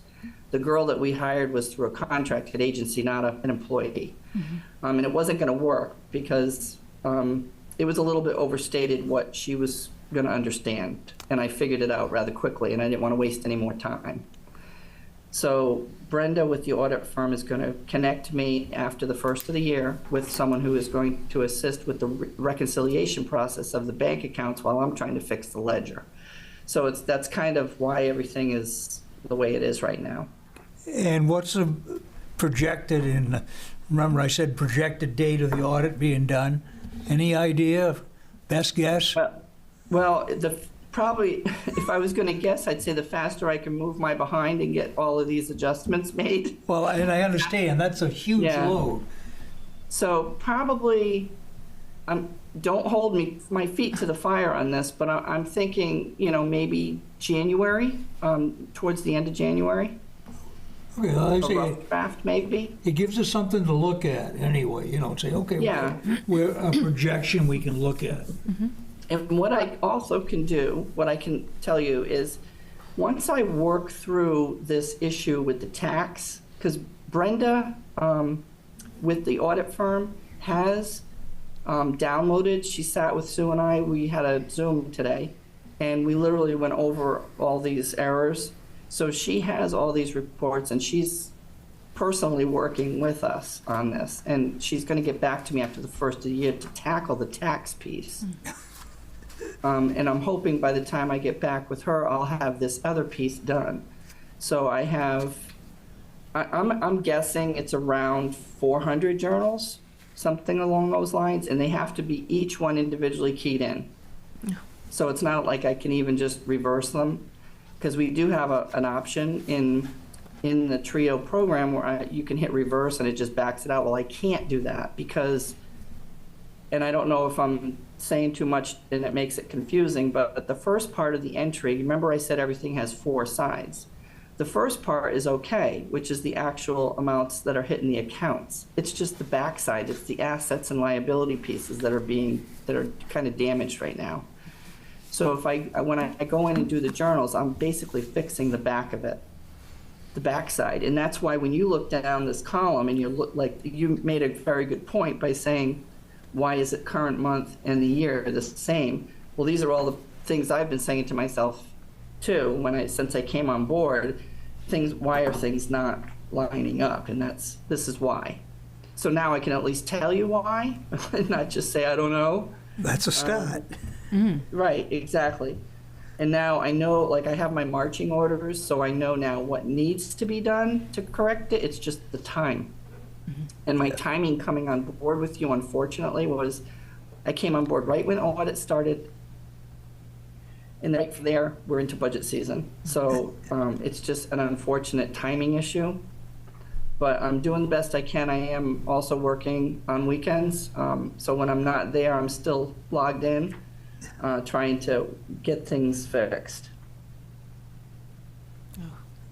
It'll only look easier in the future for you, which is good. Yeah, absolutely. Oh And, my gosh. I do apologize. I just, I'm saying I'm sorry, but I'm sorry that you have this condition too. It would have been a heck of a lot easier to come in and at least have the ledger work. But we'll get it fixed. I'm determined to help you and to get it done. So I'm not going to give up on it. Well, I appreciate the in-depth analysis. I do believe that you're on our team, and I want you to start thinking that way. I think the reason why we start the comments the way we did was because this is not the first time we have asked for stuff and not received it. And we didn't see you on the Zoom until after those comments were made. So I do believe that we'll be leaning on you heavily this budget season. And I hope that you realize that we're really one and the same. And we're putting our trust in you. I want to do a good job for you, and I'd like to see the budget season work out well for everybody. I've been talking, we had a meeting with all the, department heads. We've talked about the budget process, and I offered my assistance to each of them. I said they could reach out to me and make an appointment, and we could sit together one-on-one if they want help with putting records together or putting the book together. The goal is that each person involved, and that includes the budget committee and the select board, you'll each have a binder that's orderly and easy to go through. And then on the other piece of that, the directors, I've spoken with them, and what I'm used to seeing where I've been is that each director will have their information behind what it is they want to purchase, if it's something new. In other words, backup for whatever it is that they want to buy, or proof or some sort of data to go along with their requests.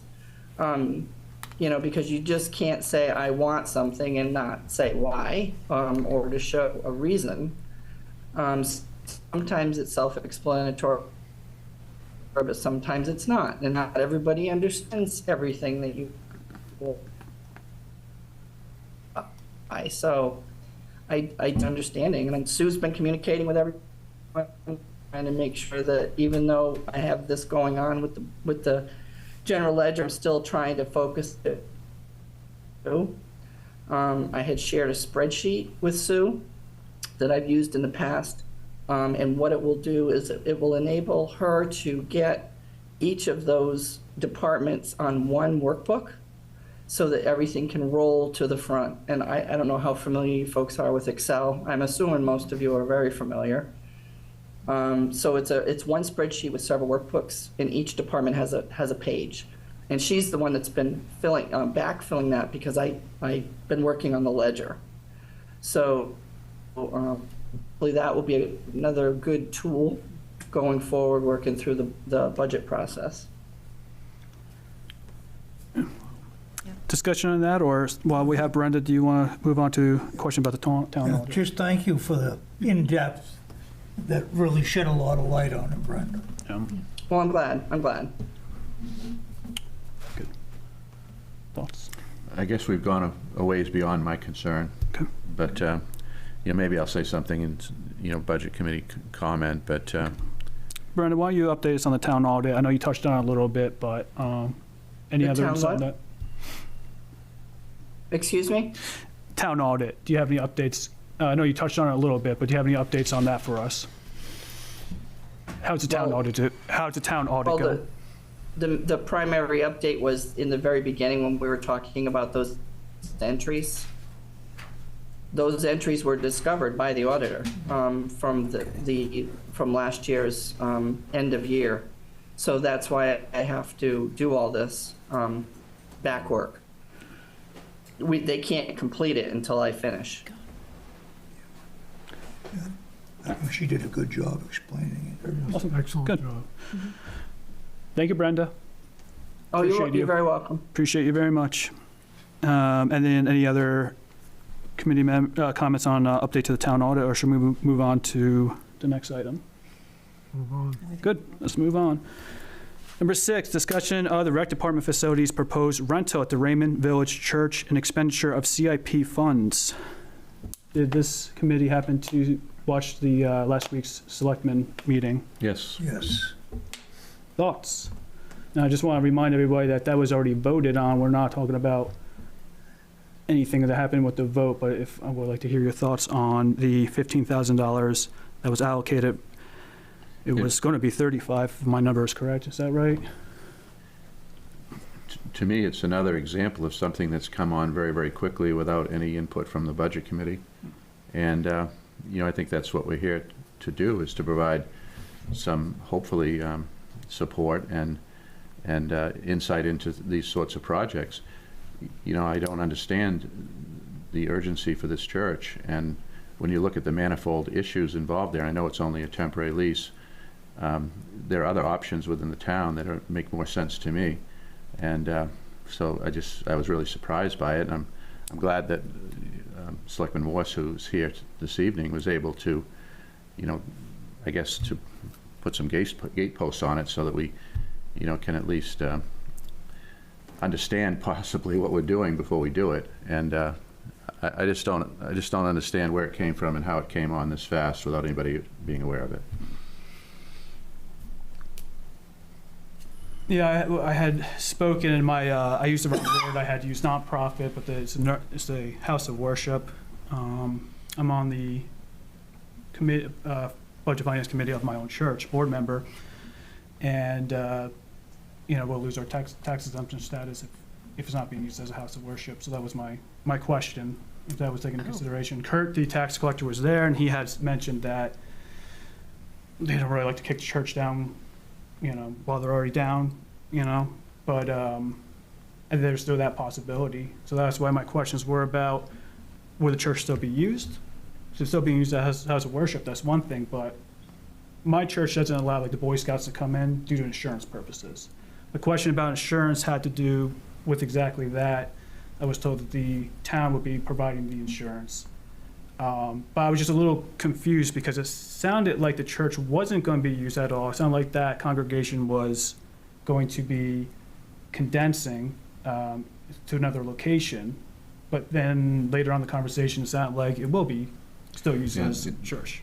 It sounded like the second thing to me, watching it, and, you know, it makes sense, I guess, from the church standpoint, even if they consolidate with the other church and have their worship there, to have, you know, 1 foot in the religious, I guess, door enables them to make a case for, I guess, that it still should be a tax-exempt property. And I think Kurt said that he tries to work with, you know, situations like this.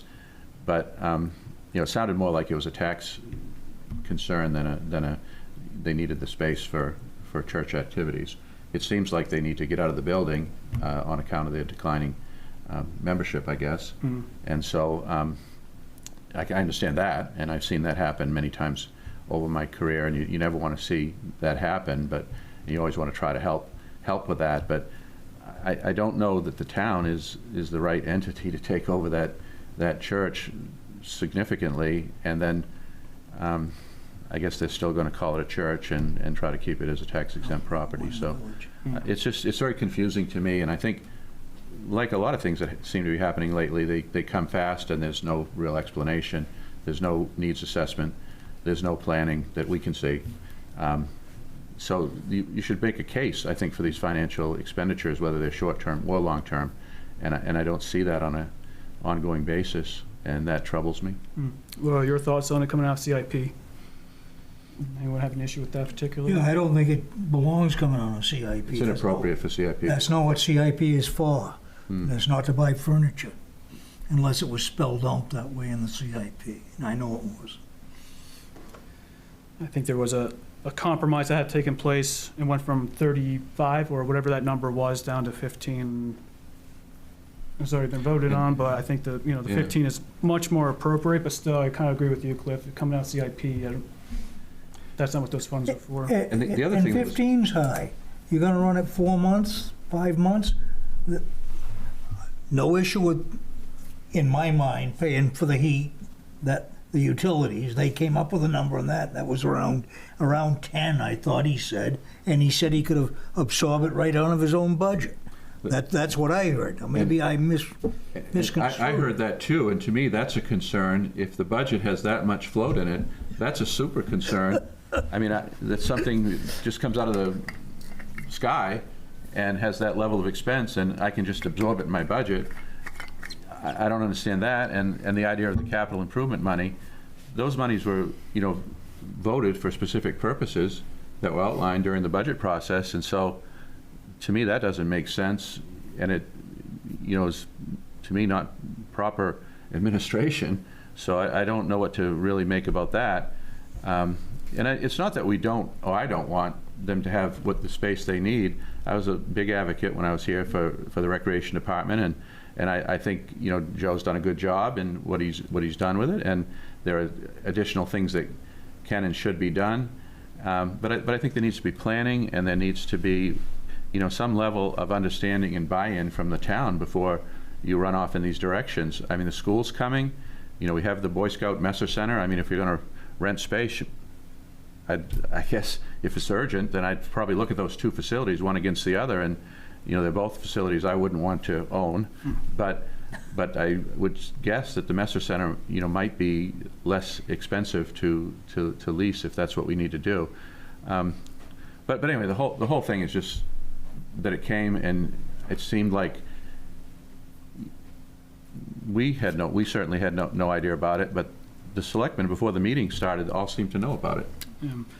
Well, I'm all for a rec having what they need, but like you said, there was no needs assessment. So because of that, this question may come off incorrect or wrong, but have we looked at the school the way it currently is? Is there space in the school? Can you rent space out there? Well, that's a good question, and I think that question should be asked of the superintendent and the principal. This is closer, this use would be closer to their mission, and it's also a way for the town to baby step into the building, which we're going to eventually have. My understanding, when I was here, was that they have a vacant wing, and now maybe that's not true anymore, but there was talk at the time of trying to move some of the town's operations in there, and there were concerns, of course, as there would be about safety and security, although many towns have done that, and there are ways to mitigate that. But they had that concern, which we respected, and so I don't know why you wouldn't have first outreach to the school, and they, in my view, they probably have a significant amount of space available. Whether it could work out, I don't know. That's a discussion, that's a planning, that's a process, that's the due diligence that I don't see in this one. It almost seems like if the school was an option, and we put money into the school, which we're getting anyway, we're Right. now a step ahead. And I'll make a comment. I mean, I kind of feel that somebody is, a certain somebody's on a deacon of that church. Isn't that a conflict of interest? A little bit? If a select member is a deacon of the church, and all this is going through, and does anybody have an issue with that? Did they recluse themselves? He said nothing. Right, but He didn't formally recuse himself, but he said absolutely nothing through. Right. I think to answer your question, it is a concern and it is an issue, yeah, if that's the case. This committee asks a lot of questions, and a lot of times we might not get everything right, but I think we're always barking up the right tree, it seems. So, yeah, my thoughts on this are exactly what we talked about. I think that I want to see rec get out District 1, get off of Main Street, but let's set them up for success and not modify a building that's not ours to begin with on a short-term rental when there are other options. So, I'll end it with that. If anybody has any other comments, I'll listen to it, but Frank? I think the problem with looking into is this committee has begun doing things that the past committees have not done. We've looked at what our job is.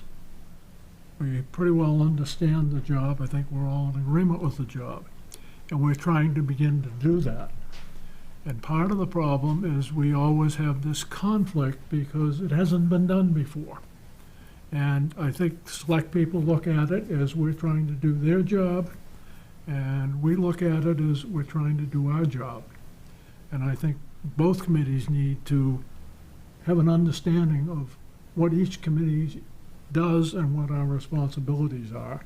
And maybe if we could do that, it would eliminate some of the problems we continually run into as we have our meetings.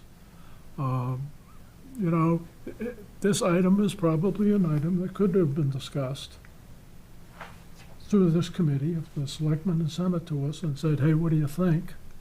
I think we could have come up with a solution. But I think a better we're just not solution. talking to each other. It's just not Well, I think enough it's communication. squarely within the charge of the committee, to tell you the truth. This one? Yes.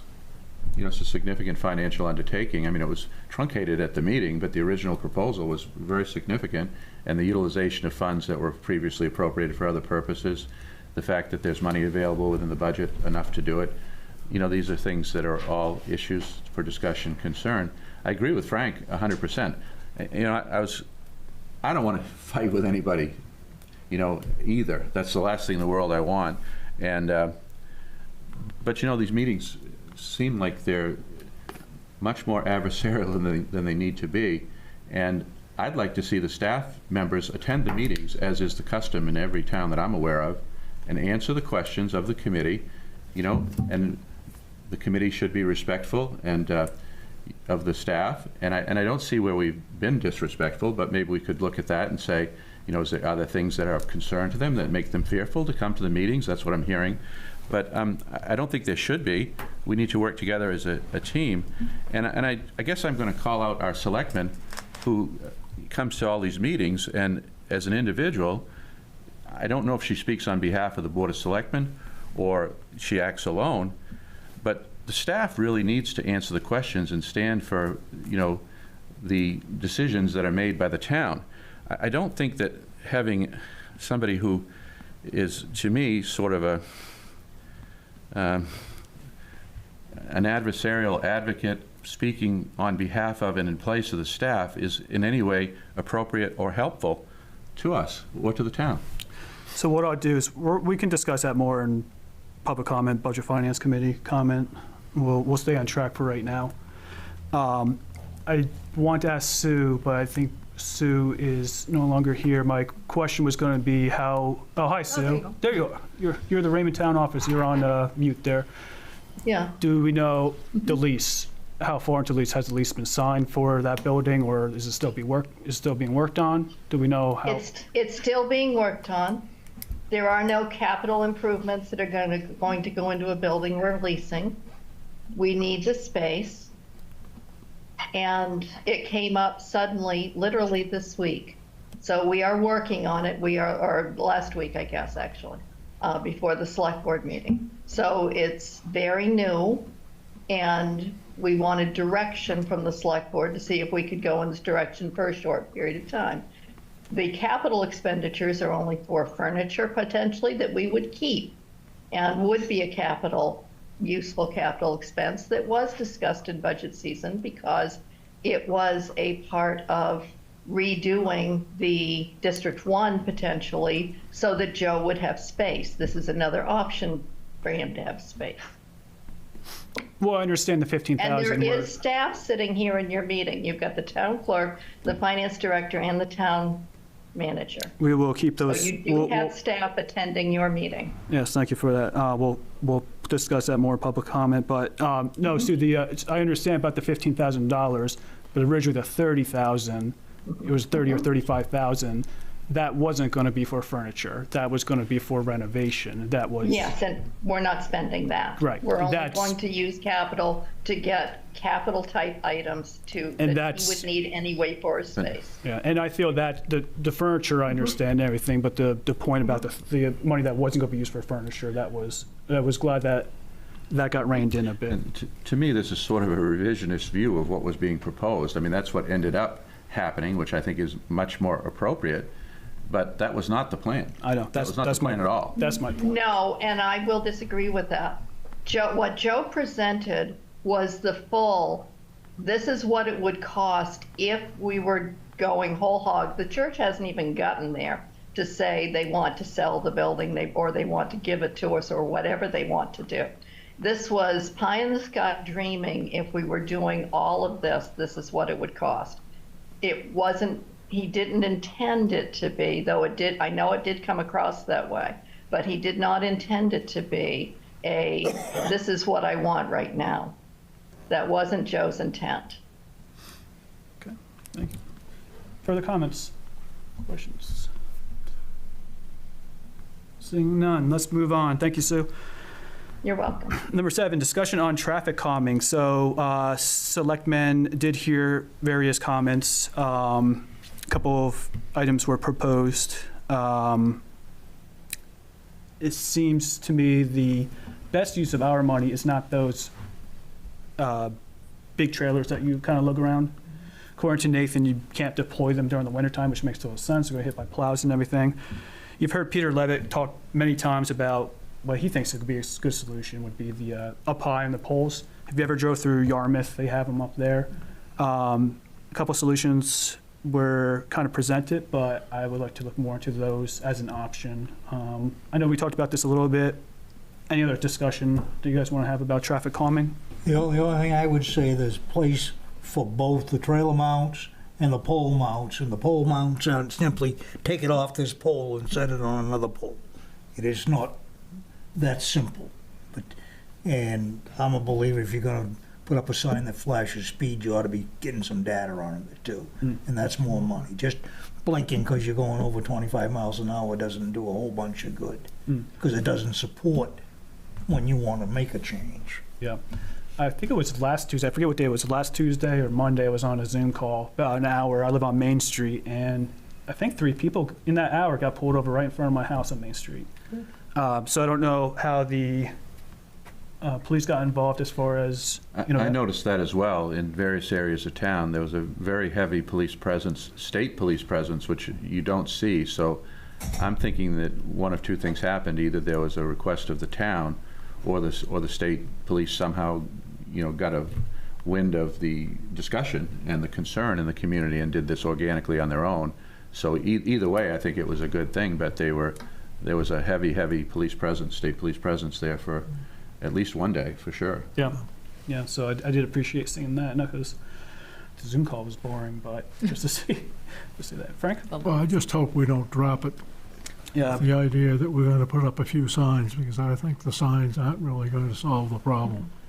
I noticed today there was another accident in the state where two cars did head-on on a road very similar to Egypt Road, and 2 people were killed in that accident. And that's just gonna continue until people know that they're being watched, and it isn't gonna be being watched by a sign. I think it's a problem that we really need to spend some time and some effort and some money to solve. Yeah, I agree. It's like we talked about, it's a combination of things and not just one thing, but any other comments on that? All right. Number 8, review the tentative FY 2025-2026 budget schedule along with the budget meeting calendar. Did you all receive the schedule? Yes. Yes. I didn't get the schedule. You get it I think I yet? got it emailed, right? Yeah. We can share. If you would just take a look at that and let us know if you have any conflicts. Do you have any conflicts? Not We at can this always point. Zoom. Hmm?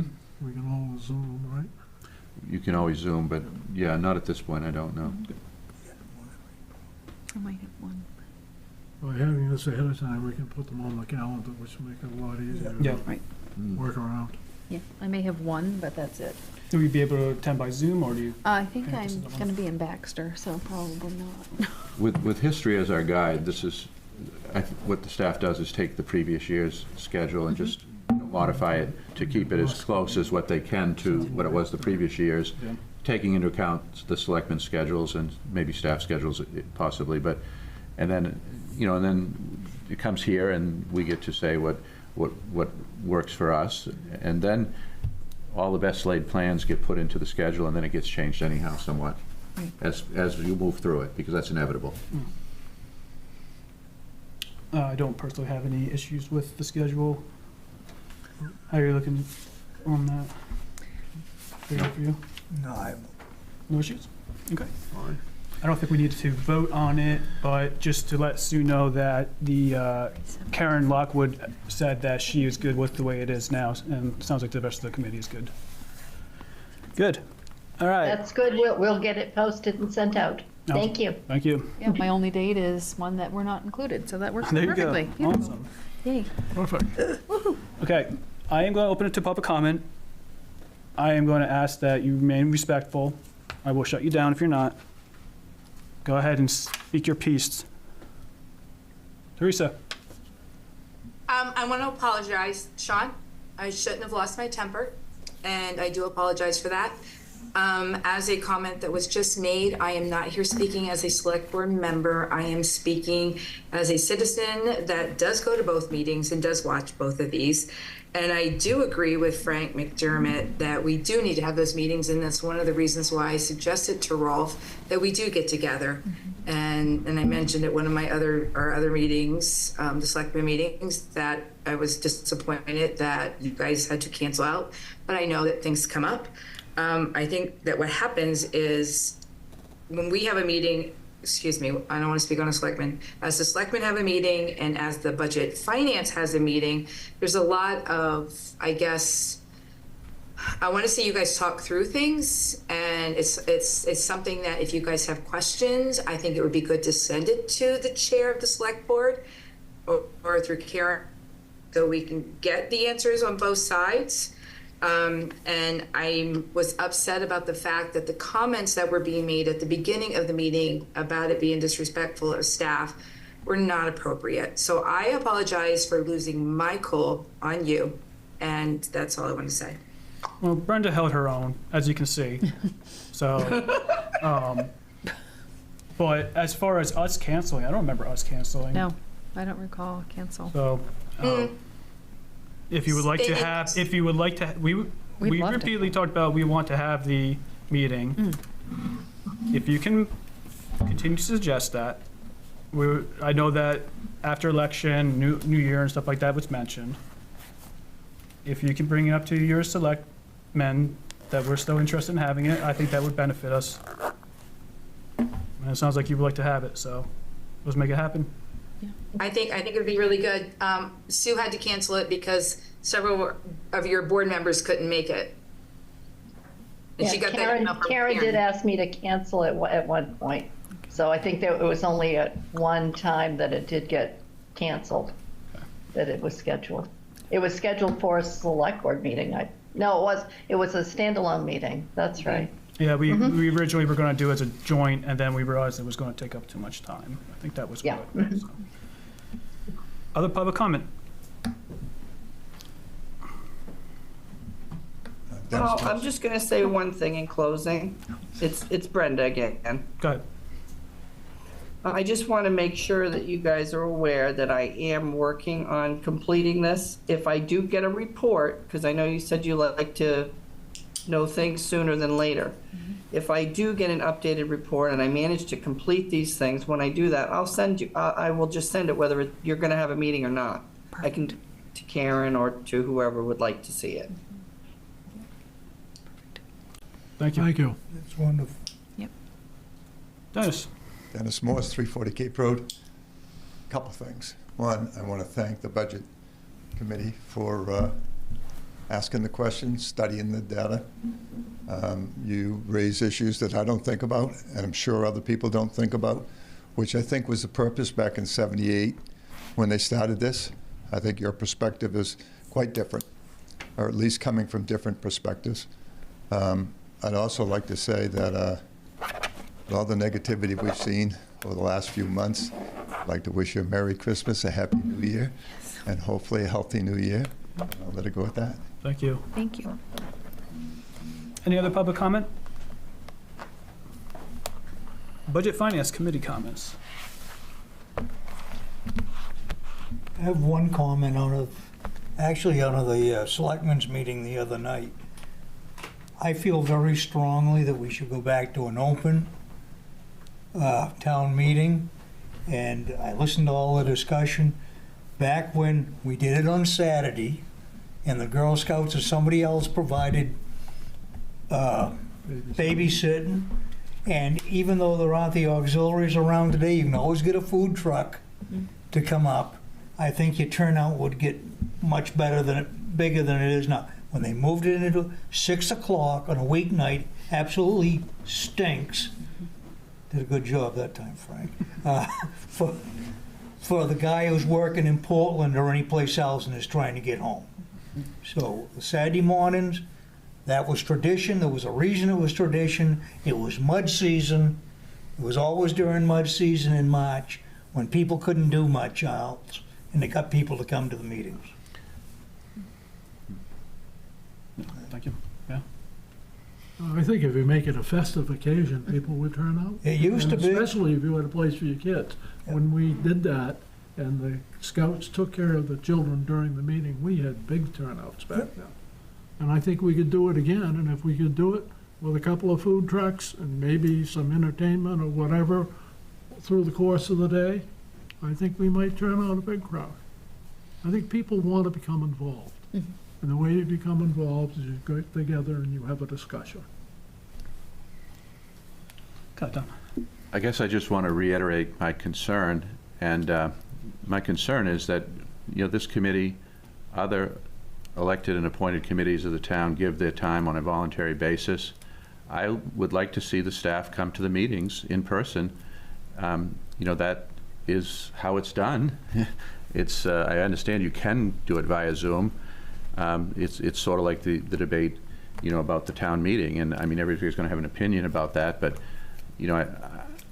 I think, you can do things in alternate ways, but I, for one, would like to see people come, and I think it's going to promote a much more harmonious atmosphere and discussion if the department heads come and explain what's going on and stand up and answer questions and don't, don't end up in this adversarial, as I call it, or apologist sort of attitude.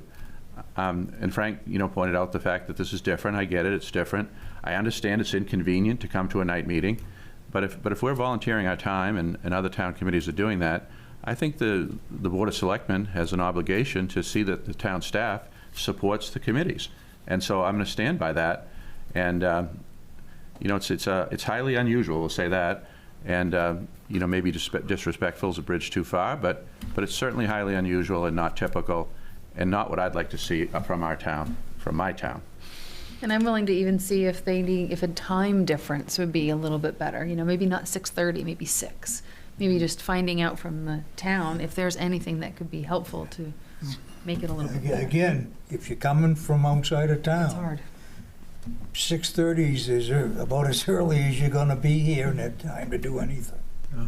And the thing is that if our expectation is these people who work very hard doing their job have to come to extra meetings, they should be compensated for it.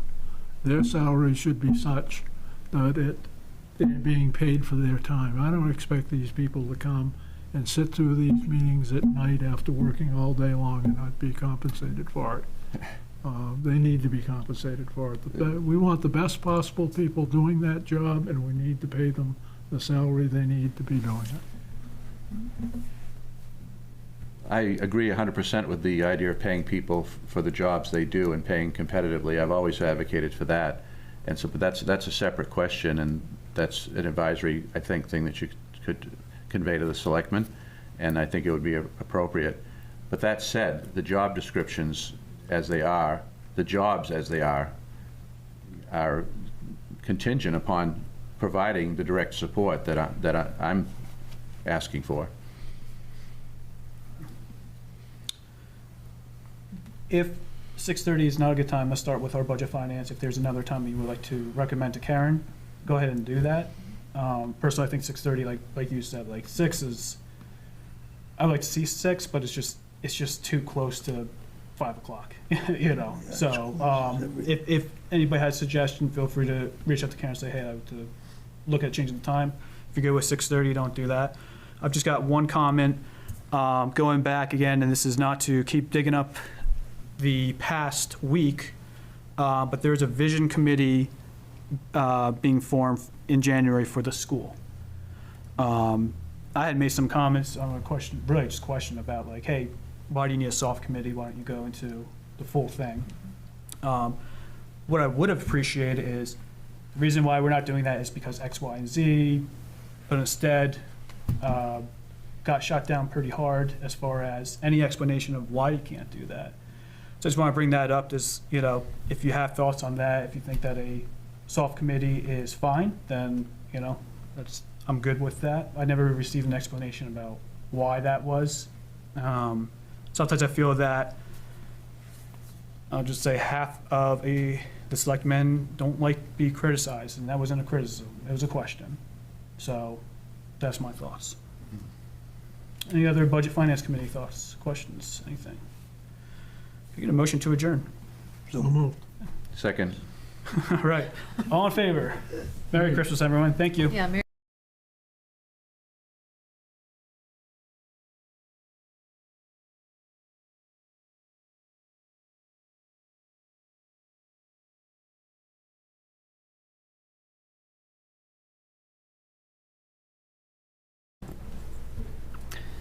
Good evening and welcome to the October 2nd, 2024 meeting of the Comprehensive Plan Committee. I would note that we do have a quorum here tonight. First order of business would be to approve the minutes of the September 4, 2024 meeting. Do I have a motion to any changes or additions, deletions? If there aren't any, I'll accept a motion. It's moved Second. and seconded. All in favor of accepting? Unanimous, thank you. Okay, number 3, under old business, we're going to review the draft plan and make any final edits to the draft plan. And hopefully everybody get a chance to review those. I'd turn it over to Kate and Sam to walk us through it. All right, so hopefully everyone had a chance to look through the drafts we sent. I guess we should sort of start by just talking about what the process is and what we need to accomplish tonight. So the goal tonight is to review. We did get some comments online. They're all anonymous, so I'm not sure who wrote them, but we can look at those. I will share my screen in a minute. And any other comments you all have, any changes, anything you want to see before this goes to the public is what we need to get through tonight.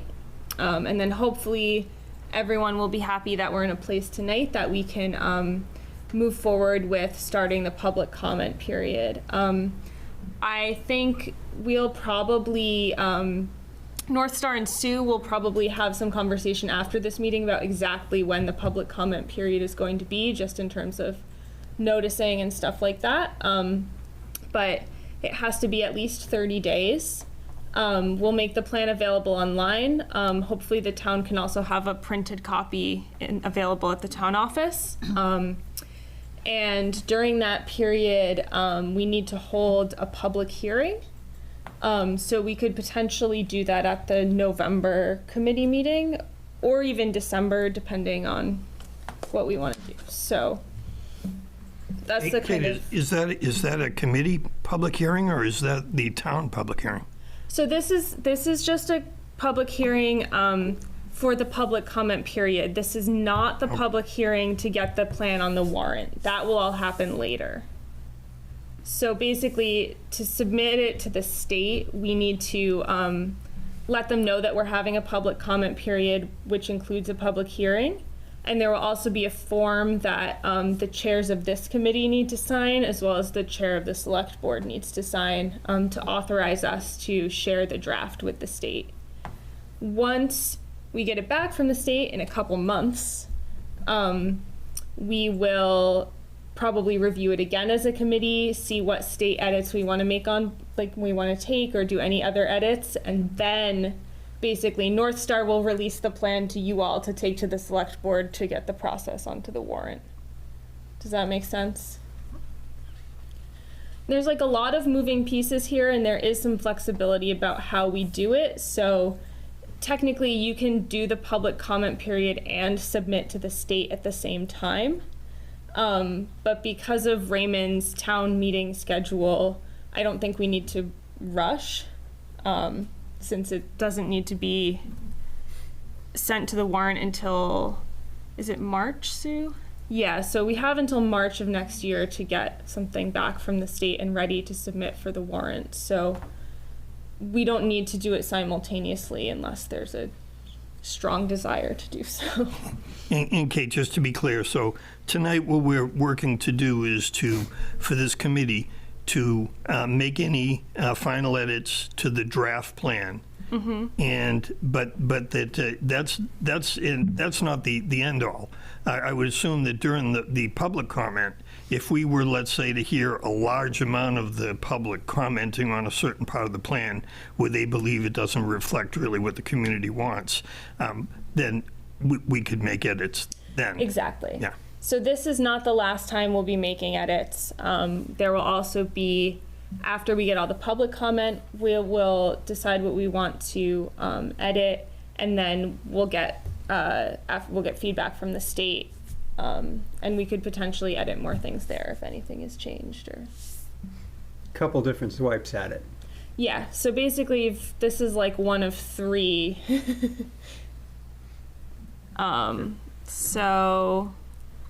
So the public hearing happens at the end of that 30-day public comment period? Anytime during the public comment period. Okay. I'm just thinking if we have a meeting next month at the beginning of November, there's also the election. Mm-hmm. At that point, people probably won't be focused on, I don't know, maybe they won't come out for a public hearing if it's in conjunction or close to the election, maybe a December. Because our meeting would be the day after Election Day, I believe, right? Yeah. So Tuesday is voting, and then we would have the day after, so, yeah, I kind of agree, maybe December. It's probably the better. Joe?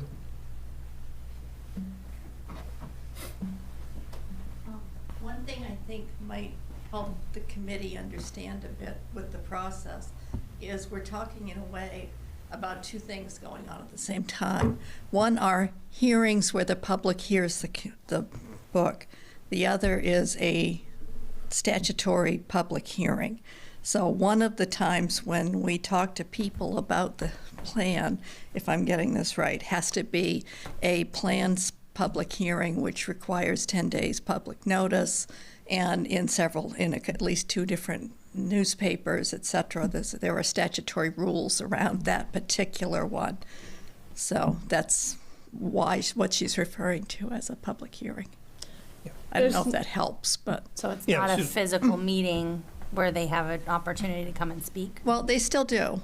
Okay. Yeah, but you might have several meetings where you talk to the public, but there has to be one that we have to schedule out and do all this notice in papers and things, so. Right, so I think what I had asked Kate was whether just to differentiate between the public hearing while or just after we do basically get the feedback from the citizens, but then there's a formal public hearing that usually takes place for almost any major issue in town or whatever. And there will be 2 public hearings. There's the one that's necessary now. There'll also be one that's necessary for any ordinance type documents that are going on the warrant. Yeah. Yeah, so I think potentially if you didn't want to hold it in November, I think we could do the public hearing, since your meetings are that first week of the month, we could do the public hearing then. I think our goal is to submit this in December by kind of early December, because in theory the state has 90 days to return it. In practice it is often more than 90 days. So we just want to make sure we're getting it well in advance of when we need it approved in March. So the other option too is is that we could submit it to the state before the public hearing and before all the public comment has been incorporated. So Is there advantage to doing that?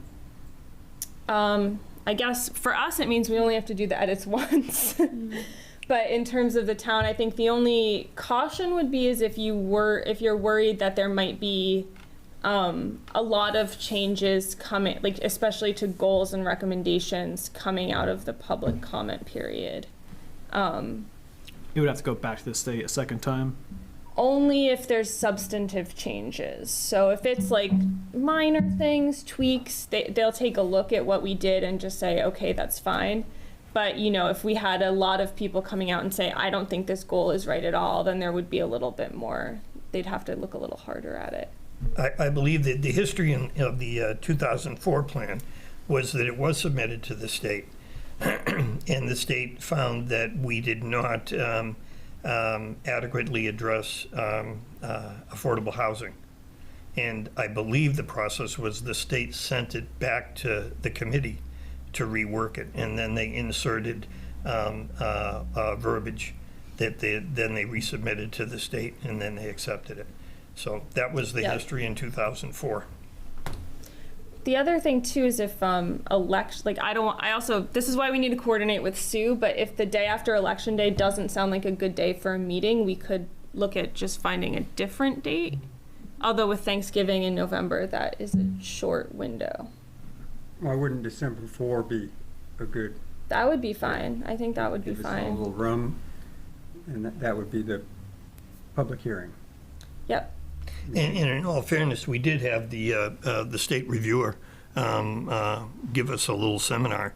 I think it was maybe the second or third meeting we had before North Star was online. He was being realistic. He said, yeah, I recall he said it could take up to 90 days. So that's what they have for a time frame. He was saying that it really depends on what's on his desk. It does. It's him and an assistant, and I guess that's it. It's not a planning office like we used to have. Yes, it's just 2 people. Yeah. His assistant actually lives in Raymond. Oh. So I don't know if that gives us. So anyway, but he was saying it really depends on what's on his desk at the time. He was talking more like 60 days, so a couple of months would be what you would expect normally. Yeah, we've had varying experiences. So I think December 4th we can move ahead with that, and then maybe we have the public hearing at the start of the meeting, and then that would give the committee time to discuss what edits we think we need to make. And then we discuss edits, we approve edits, or you'll make the edits, and then you'll ship it right off to the state, basically? Yep. Can we have a longer than a 30-day You can comment have period? as long of a comment period as you want. Yeah. Okay, so we could have it from the time that edits are made after tonight's meeting until... Until December 4th, Okay. say, when the public hearing is. That gives plenty of time, like that. I think, for people to give us their input. And I think it would also give us a sense if there were some major issues. Yeah. So I think we have an agenda item later to talk a little bit more about outreach during that period. So, but okay, just to tentatively kind of see where we're at, I think that makes sense if everyone feels comfortable with it. All right, so looking at the edits we got, it looks like we have some edits to, I know this is going to be hard for you all to see because I don't think I can zoom in on the goals. So someone has suggested here that instead of saying to collect data on speeding, we should say collect data on excessive speed and traffic volume as well as traffic calming devices on Raymond's roadways. So I'm Peter Anonymous, and so what I'd say is that what I was just trying to get at this is that especially where it's listed right at the beginning under priority goals and actions, that we try and emphasize a little bit more what we're trying to do with these radar speed displays. So a little bit more descriptive would be to say which collect data on vehicular speed and traffic volumes, as well as to act as a traffic calming device. Okay, that's fine with me if it works for everyone else. No objections? All right. Okay, and then that's just a small edit, citizen opinion polling. I can change that. Yeah, I guess I just was a little uncomfortable with the word vote. I mean, it was more of an opinion poll, so not to split hairs. Yeah, so some of these are just kind of minor wording edits, I think, from Peter Anonymous, which... Well, actually, I saw a couple of others. Oh, they're not all Yeah, they're not all Peter Anonymous. I'll own up to guest 6. Okay. On there. I would say on page 1.5, population, I'm being a little bit of a stickler on this one, but it's I'm still having trouble seeing the justification in the data to say to be saying that there's an increase in young families in the town. So if we just were to insert the aging population and potential for increasing numbers of young families, because unless you can tell me, I'd love to be able to say. Yeah, we have data that supports that there are young families moving to Raymond. I just don't see it in any of the chapters on population or whatever. There's a suggestion, and the suggestion was in that age group between 27 and 35 that there was an increase in that population, and that's great. But is it? Do they have children? Do they plan on having children? I mean, we don't know that. So, if there's no objection, I'd just insert potential in front of for increasing numbers of young families. No problem with that. Okay, no objections to that. Then I had, I don't know if there's an edit under economy. Yep, hide worry that's So value. that says that summer camp owners and farm and woodlot owners worry that the high value of their property may make it difficult to keep the property. I just like to include after high just to hammer it home. It's the high development value of the camps that is probably what's going to look enticing to developers along the lakefront. So I just insert that development, high development. If there's no objections. Under transportation, I think it's page 1.6. Just to insert the fact, because I think it was mentioned by several people on the committee, that there is currently no park and ride option in Raymond. So we make the statement that, the majority of people in Raymond, when they commute, they travel alone. So I thought it would be the perfect place to insert, and I don't know if you want to say there is currently no park or ride option in Raymond, or just say there is no I mean, however somebody wants to wordsmith, that's fine with me. But just to make that point, It's fine with me. no objections? All right. Under water, natural and water resources, I think it was page 1.8. Yeah, hold on, Peter. Before we move there, did I I see skip some over? other comments. So this is where someone suggested where we say creating more housing options from duplexes and triplexes and condos and apartments, that we should add in a thoughtful and sustainable way.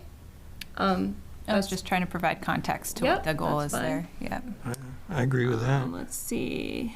That's just a small wording thing. That's fine. Can I didn't make a comment Yeah, here, sure. but can I just insert, like, under this comment too that we just discussed on, just above the economy section, we make reference here and in the point about the population that we were just talking about, saying it'll make it easier for younger people and families to make a home in Raymond. I'm just, as a realtor, they really talk about fair housing and protected classes of people, and familial status is one of those protected classes. And I just wonder if we want to try and not necessarily talk about like families or families with children, like I know that we obviously want to make it a friendly place for all. I just want to make sure we're not like targeting one type of a person, or families with children versus single people versus,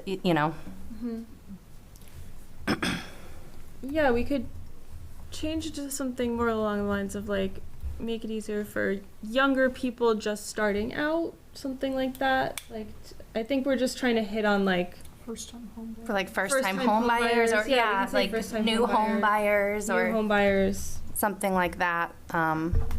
Yeah, that. Rather than even talking about age, because I mean, first-time home buyers don't have to be young people. They can be older people who have rented for, years and years and find. So are we good with first-time or new home buyers? What do you like? I think we can say. Maybe first time. I think first time is a. Yeah, I think that's a good Yeah. one. Yeah, I want to also keep, some of the housing options we suggest there could potentially be rentals. So we could keep younger people in there. I know that's something that a lot of towns, most people graduating high school in Maine are not going to be able to move back to the town they grew up in. So that sort of trying to capture that, as well as first-time home buyers and older adults. Or maybe we could even say, like, make it easier for people of all ages and income and status, or something. Yeah, we can also just say to make a home in Raymond. Yeah. Can you think of something more general? Yeah. Yeah, just more general. So yeah, we can just say people of all ages and income levels or something like that. Yeah. Okay. Yeah. All right. So, I think next we have, under natural and water resources, that's just a typo kind of thing. We'll fix that.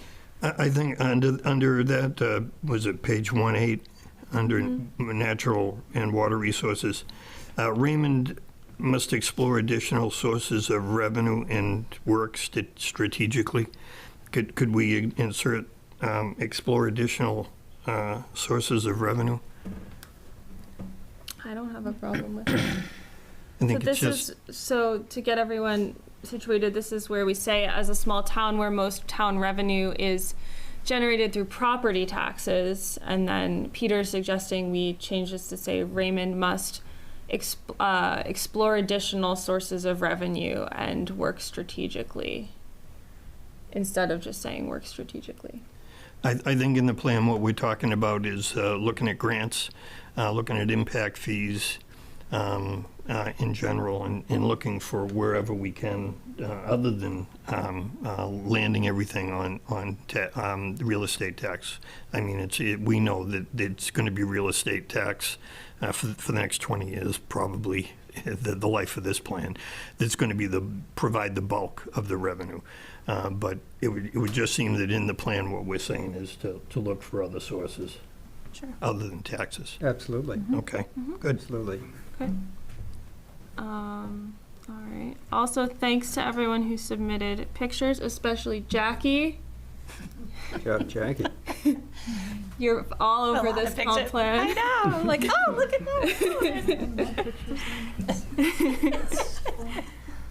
that. Okay, vision statement. I don't see any comments here. Also, just interrupt me if you have something as we're going through it. Kate, I did have some more on.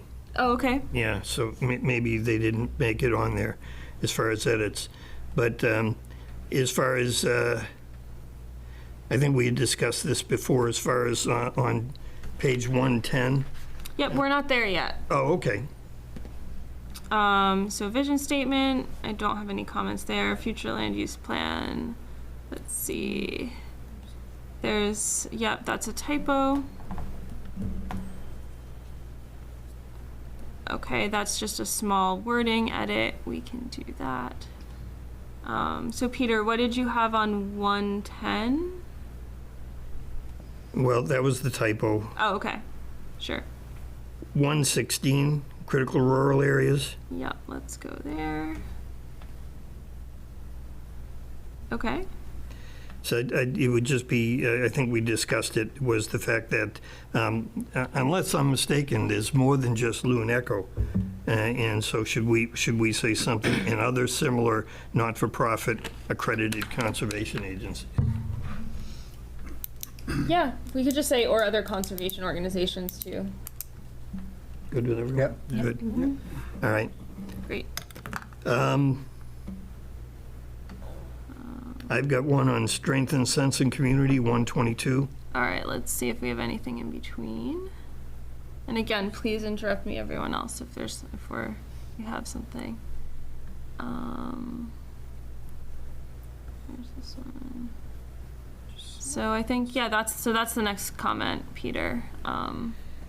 Yeah, so under strengthen sense of community, where it says town support, provide, I guess I just insert the word increased in deference to the town manager, who mentioned just a few meetings ago that, it's not like we're not doing any of this stuff. That they have been doing stuff. And so it just seemed to me that we would use terminology that would reflect that. That's a credit. So that'd be increased town support. Then I have one under plan implementation, page 124. There's another typo. Yeah. Got that.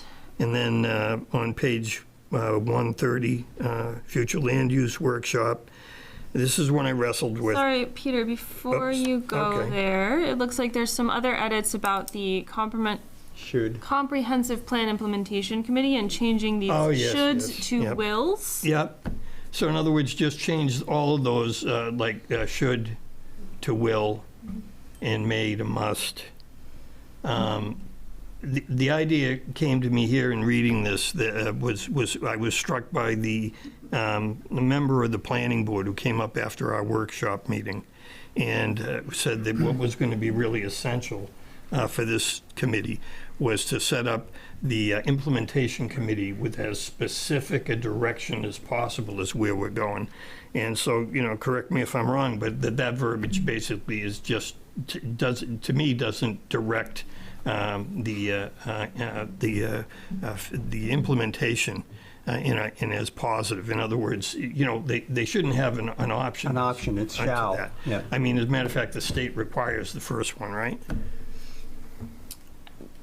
Basically, you're required to say that you're going to do it in the comp plan. The state doesn't really have an enforcement technique for what actually happens. Well, I'd ask the committee. But yes. What would you think? I think that stronger language is good. We've spent a lot of time and resources and a lot of North Star's time in making a plan that ought to have some traction. All right, those seem fine. So let's see. Place may with will. Yes, yes, yes. Okay, so. Okay, so this is from Peter about the future land use workshop. Route 302 is already a designated growth area. How do we better describe the participant responses related to this? So, So as we all I see what you're experienced at the future land use workshop, and that way it was happening at the same time as there was a warrant article suggesting there should be a zoning change on 302.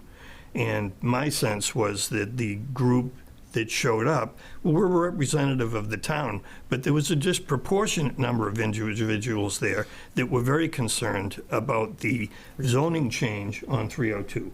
And so my sense is that as far as how do we get across the fact that rather than to say reacted negatively to the 302 growth area, well, they can react negatively to it, but I don't believe we can change it. I mean, I guess we could change it, but it wouldn't make any sense to do that. It's been designated as a growth area in Raymond for 3 decades. And we've invested a water line in there. It's the major route to Portland and to the White Mountains. So I don't know how we could do that, but maybe we could do that. But I was just thinking the discussion we had here as a committee regarding, I think it was Jackie that brought it up first, that mentioning the fact that growth area doesn't necessarily mean development. It could mean investment. It could mean improvement. It could mean improving the quality of life for people that choose to use that as a residential area. So how do we get more of a positive spin on it? we could say something like, and desired to manage growth in the 302 area, something like that. So we're not saying it's not a growth area, we're just saying that people want sort of more investment or more management in how the area is growing. Maybe we could say something like they reacted negatively to Route 302 growth area in regards to adding new development in the area.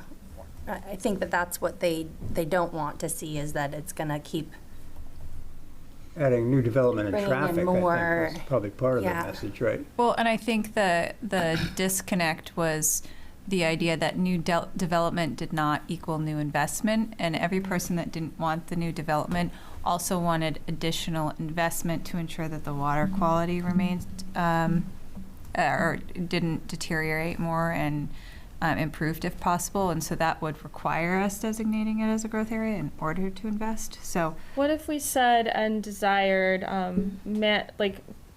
managed growth and additional investment in the Route 302 area? Rather than more development, or I don't know.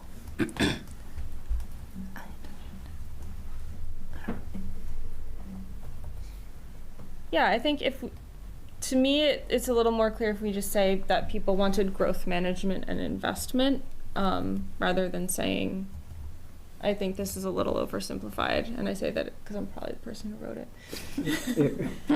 There was a strong response, certainly, and a strong turnout. And Yeah, I think It's not wrong to say that. it's not that wrong to was say the it fact. negatively, yeah. Yeah, I think it. But I think we could frame it slightly different. Yeah, I'm not disagreeing with any of the comments here as far as, it was very clear to me at that workshop that there was a significant segment that just did not want to see any more development near the residential part of 302, which is our one of the designated growth areas. I don't want to necessarily dilute that sense, Right. or ignore that opinion. I just think that it's got to be taken into consideration with the reality of the situation, which it is a growth area in Raymond, and there is going to be investment, there is going to be improvements, and my guess would be, unless I'm really off base, there's going to be some development. I don't know how there won't be.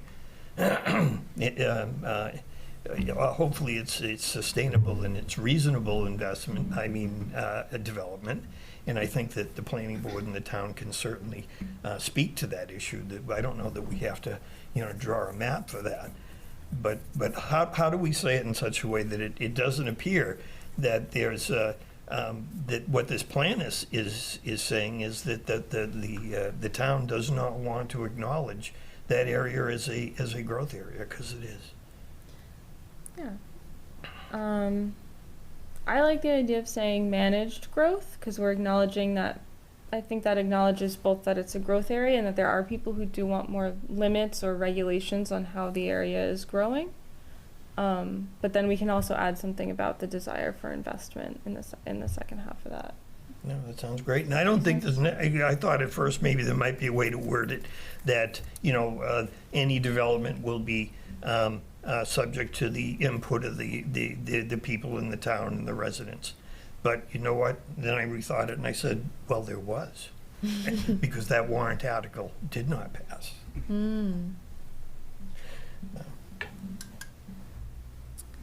All right, let's see.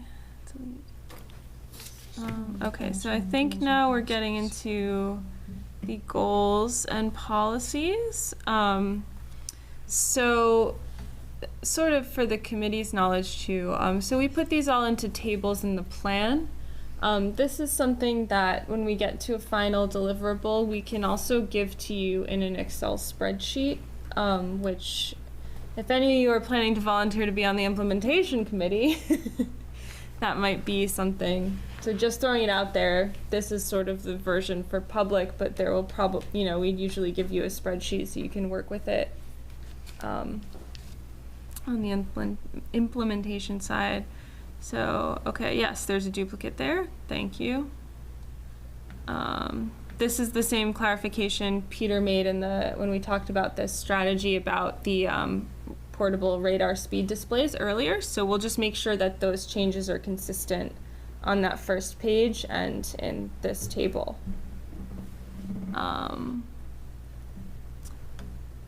Yes, so Economic Development Task Force no longer exists. I do believe we have a goal to reestablish it, but perhaps we should change the responsible party for this. We could say retask economic development. Yeah, I think we could. So in the absence of the Economic Development Task Force, who would an economic development related proposal go to in the town?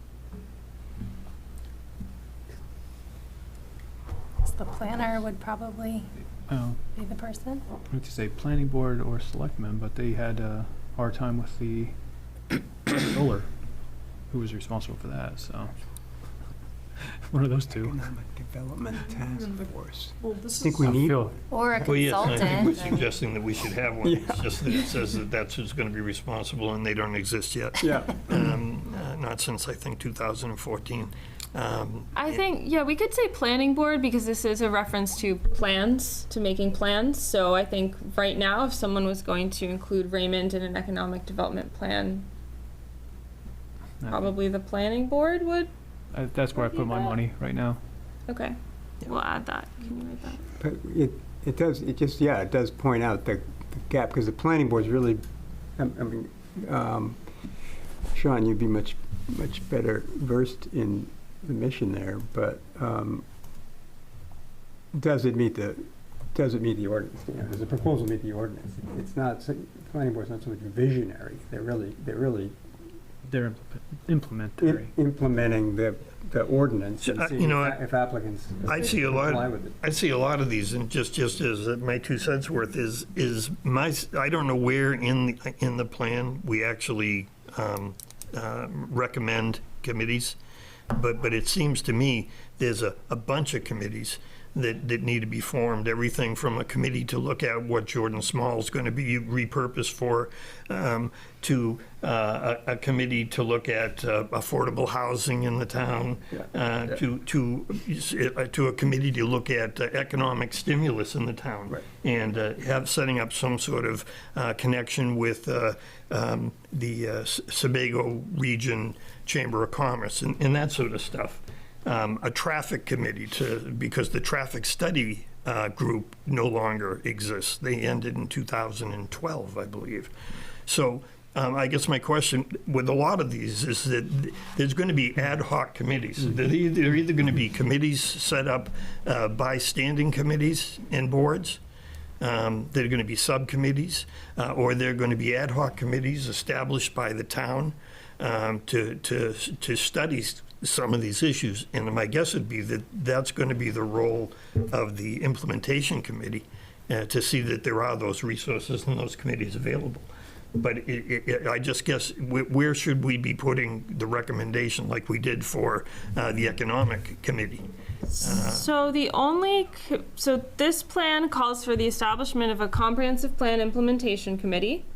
And then we have a local goal, which I was trying to find really quickly. But I saw that, yeah. there is a local goal in here somewhere to reestablish the Economic Development Task Force. Yes, there it is. Bring back the Economic Development Task Force. Yeah. So those are the two committees that we're specifically calling for, the Implementation Committee and Economic Development. For Jordan Small Middle School, we do not say form a committee, we just say have a public process. I think it's kind of a bigger to be determined what form that will take. I just don't think we know right now. And then we don't specifically call for any other committees, but I would guess that, it might be something where the implementation committee might have a working group or something like that if they need to do some focused. Sometimes implementation committees do that, right, where they have a couple people go and do some research on one topic. And then it might have to sort of be, as these things come up, the implementation committee could make a recommendation to the select board, oh, we need another committee. But we're not recommending more than just the implementation committee and economic development specifically.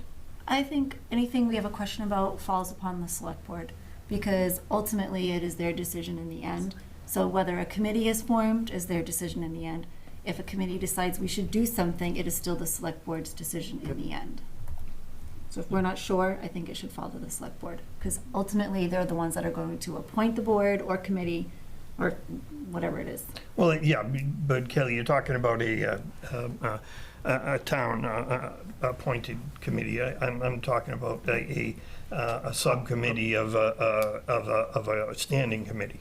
I don't believe that I believe, correct me if I'm wrong, I believe we could call for a subcommittee of this committee to study traffic if we so desired. I don't think we would need the approval of the select board to do that. Am I incorrect there?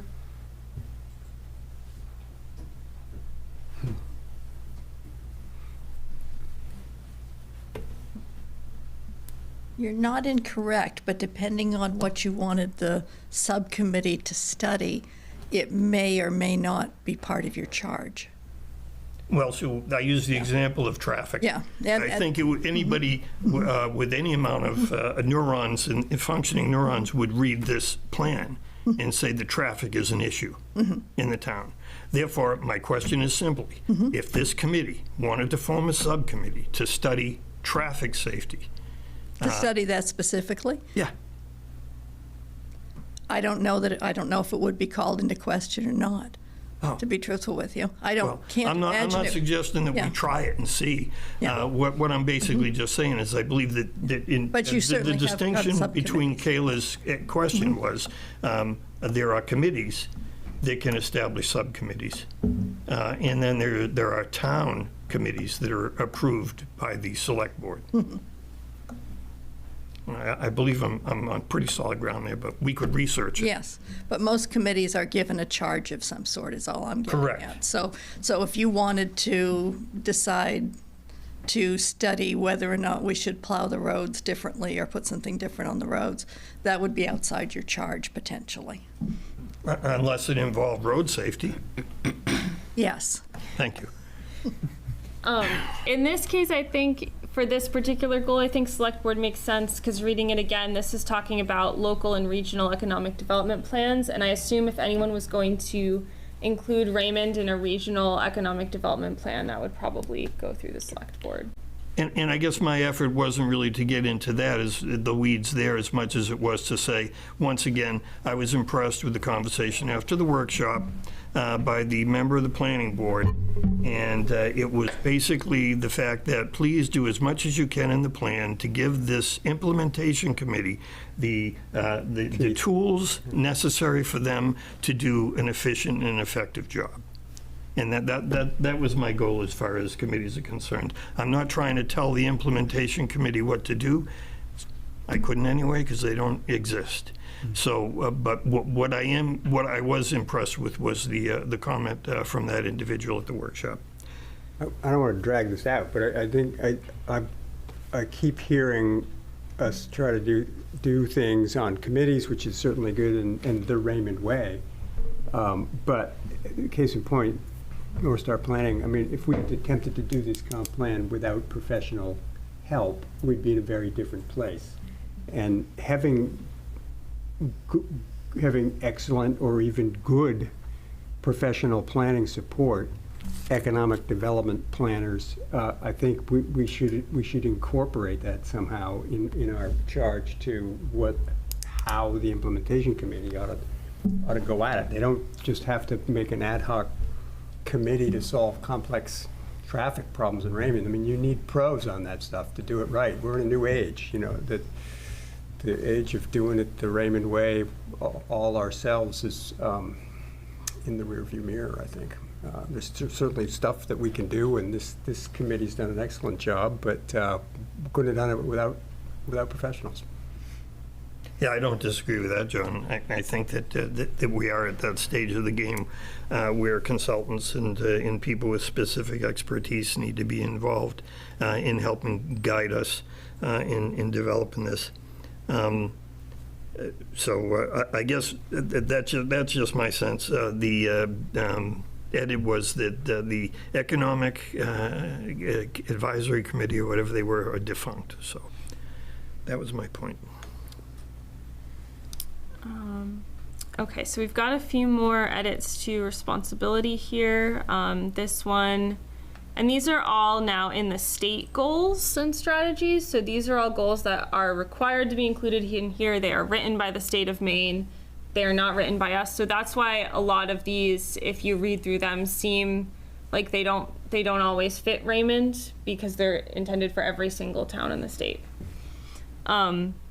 Anyway, so this one is about public investments and mechanisms to finance them, and the suggestion is that we add select board and town manager to the responsible parties. I think that makes sense.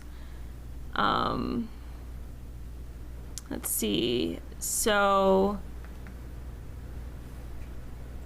this is, so again, these are state housing goals we're looking at. Someone is suggesting that this goal that says maintain, enact, or amend growth area land use regulations to increase density, decrease lot size, setbacks, and road widths, or provide incentives such as density bonuses to encourage the development of affordable workforce housing be medium term instead of long term. I don't have a problem with that. Yeah, it's my edit. I just figured once again kind of give a little better guidance and time frames for whoever's going to try and implement this. 5 to 10 years is a long time. 10 years is way too long. I think it makes sense to shorten it as well, especially when the state has a goal of creating so many and I think homes. I think the goals specific, we have some more Raymond specific zoning and lot size and those kinds of goals, and those I think we gave a shorter time frame. I can double check on that though. I had a comment on 2A that didn't make it onto this. Did the state write the actual context, or was of that specific goal? I was looking in particular at density bonuses, and the conversation that we had at the last meeting was to explore these types of incentives, and I just don't want to come across as recommending them if that's not something that we're required to do by the state. This is the state's This is the state, okay, so. all right. And we do actually have in our ordinances density bonuses for cluster developments and the like. So those have already been implemented as far as, but not everywhere. Right, I think I'm thinking specifically of the conversation around Gorham and what they do and not knowing if it's something that's right for the town, and maybe it is and maybe it's not, but we'll have a conversation rather than a recommendation. Sure. Yeah. Yeah, so I think I'm looking back at the local policies, and so we had exploring additional programs or ordinances like we talked about in Gorham. We gave that a long-term goal. I guess the idea of exploring additional programs that's seems like fine. something that might happen a little bit at a time, but then we have some other goals. Strengthening open space subdivision and clustered subdivision standards is medium term. And we have some other land use goals in here. I'd have to scroll through. I think we have some about the village character. I think those are all, most of these are flagged as medium term, which is 2 to 4 years. That might seem like a long time, but when you're talking about ordinances in a town meeting town, it's probably going to take, a year or two to get that process through. Okay, then we have, so this is another state goal. It says seek to achieve a level of at least 10% of new residential development built in the next decade be affordable as defined in Maine Title 30A. So this suggestion is to change this from medium term to short term. And I guess that's my edit, and what I'd just say is that my understanding is that was one of the priority goals of the 2004 plan. They made it clear to the implementation committee. The implementation committee came out in 2010 with its final findings, and we weren't any closer to it than we were in 2004. It was a state requirement in 2004. Obviously, the town didn't go to jail because we didn't achieve it, because I don't know many communities in the state that actually were able to achieve that. However, it remains a requirement of the state. So I guess I just shortened the time frame to say, well, let's just find out. Are we going to have a task force to look at affordable housing in the town? And maybe that'll be a subcommittee of the implementation committee that will look at that, and we'll have some solid data as to whether we can achieve that or not. Any committee members' thoughts on making that? It's a little bit of the way the goal is written by the state is a little seek to achieve, like I'm not totally seek to achieve. I mean, yeah, we can seek to achieve in 1 to 2 years. Yeah. I just think I don't have a problem anything, with it 'cause we're seeking. anything that was on the implementation committee's charge, of which less than half of it was, and less than half of their priorities were ever achieved in the town. It just seems to me that we want to give the implementation committee as many tools as possible, but hopefully someone's going to hold their feet to the fire, and we'll find out. Can we get these things done, or can't we? I think, if you're fine with that, I think you can seek to achieve. Achieve. Yeah. It's not, unfortunately, it's not my wording. It's their language. Yeah.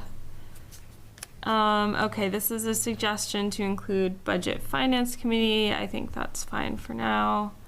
All right, and we're back to, so another, this is suggested to be short-term is the goal, explore the possibilities of registering short-term, sorry, this is written twice, but explore the possibilities of registering and regulating short-term rentals. Yeah, per the discussions that we've had before, and plus the discussion I had with several people at the workshop. And I don't know, did anybody receive anything in the mail? I did. Yes, Oh, that caused quite a little chatter on my So all I'll little tell you mom is that feed. it was shared to me at the end of the workshop. And by the way, there'll be something coming in the mail So if you didn't get a chance to see it, or maybe it went out because it was just one of those cards, informational cards, and there is a survey online, not a town line, about the question of short-term rentals. So it just seemed to me that there is some segment of the community that's actually organizing. And therefore, it behooves us to state it in the plan that it's something that we would want to see and probably explore it sooner than later. I don't know, maybe a subcommittee that would look at it. I think that's fair. I think I also might have accidentally put a couple of these goals in two places, so I will make sure the timeline is right and that they're in the right place. Okay, so this is right. That's a great edit where it says provide the code enforcement officer with tools, training, and support. We should include the code enforcement officer. And then, yeah, so that's all I have here. And I didn't get any comments on the inventory chapters. Those were just interesting and fun to read. Yeah, so you did all review those. We've already done that. Way back in the beginning. Well, North Star was perfect, and we did a good job of editing ahead of time. You So all I did read a them. great job of I just editing enjoyed it as well. I thought it was a great job. Yeah. So do we have any other comments on these? I guess I just have a question. Yeah. Where did the CIP document come from? Town manager. Oh. So, Sue, could I ask you a question? You can. Okay. You want an answer? I best go back to the podium. Nah, well, that's fine. And we know who you are. Yes. So, in that CIP document, I think for 2027, because I think it's out over 5 years, there's like $181,000 for improvements to the gym at Jordan Small. That's what Rec put in, I believe. So that was my question. Who actually put that in the CIP? Some sets of those are from Public Works, some are from Public Safety, some are from Rec. I'm not sure if Public Safety actually made it in before tonight. We're gonna double, yeah, if we didn't 'cause I make sent any it to you- edits, so I sent we'll- it to you late. We'll make sure it's in. So Public Safety wasn't there. Okay, so that was basically put in by the rec department? Okay. Just as an estimate, because he uses a gym now and has some ideas of what he'll need to start off with renovations. Great. Or fixing things that are there. That was just my question. Thank you. I don't want page 3 in there because it'll be outdated by the time the plan comes out. Let me see, what's page It just goes to fiscal year 2024 to 25. Okay. I don't really see the point in that one. Yep, that's fine. Okay. Oh, I see there's a comment in there. Thank you. I did not see that before. Yep, okay. So, any other comments, thoughts, concerns? The only comment I would make is this, and that's that, and I heard it mentioned earlier, I think the pictures are fabulous. It's really terrific, very, very, very nice. Good graphic, excellent. I'd move there.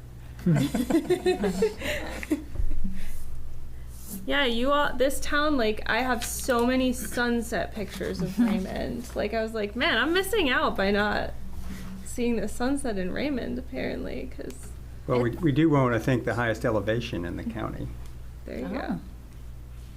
Yeah, with the views over, with the mount, on the edge of the mountains and the lakes and just even sometimes the clouds around here. I don't know what it is. The sunsets really are something to look at. Sam, thank you for the pictures you provided as well. That was nice. I liked the ducks. Yeah. Good. Well, so I will stop sharing my screen.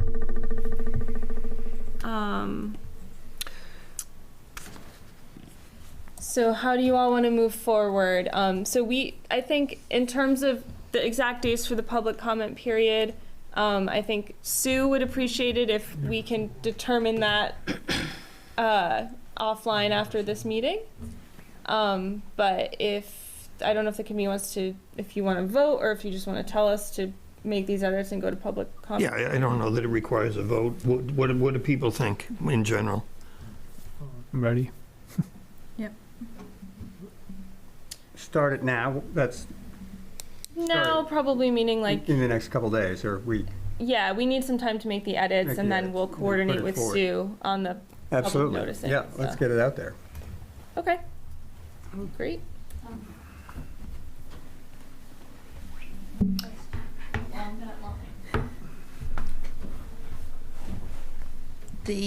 Most of the month of November, our videographer is gone to play with volcanoes. So, and that's for like 3 weeks.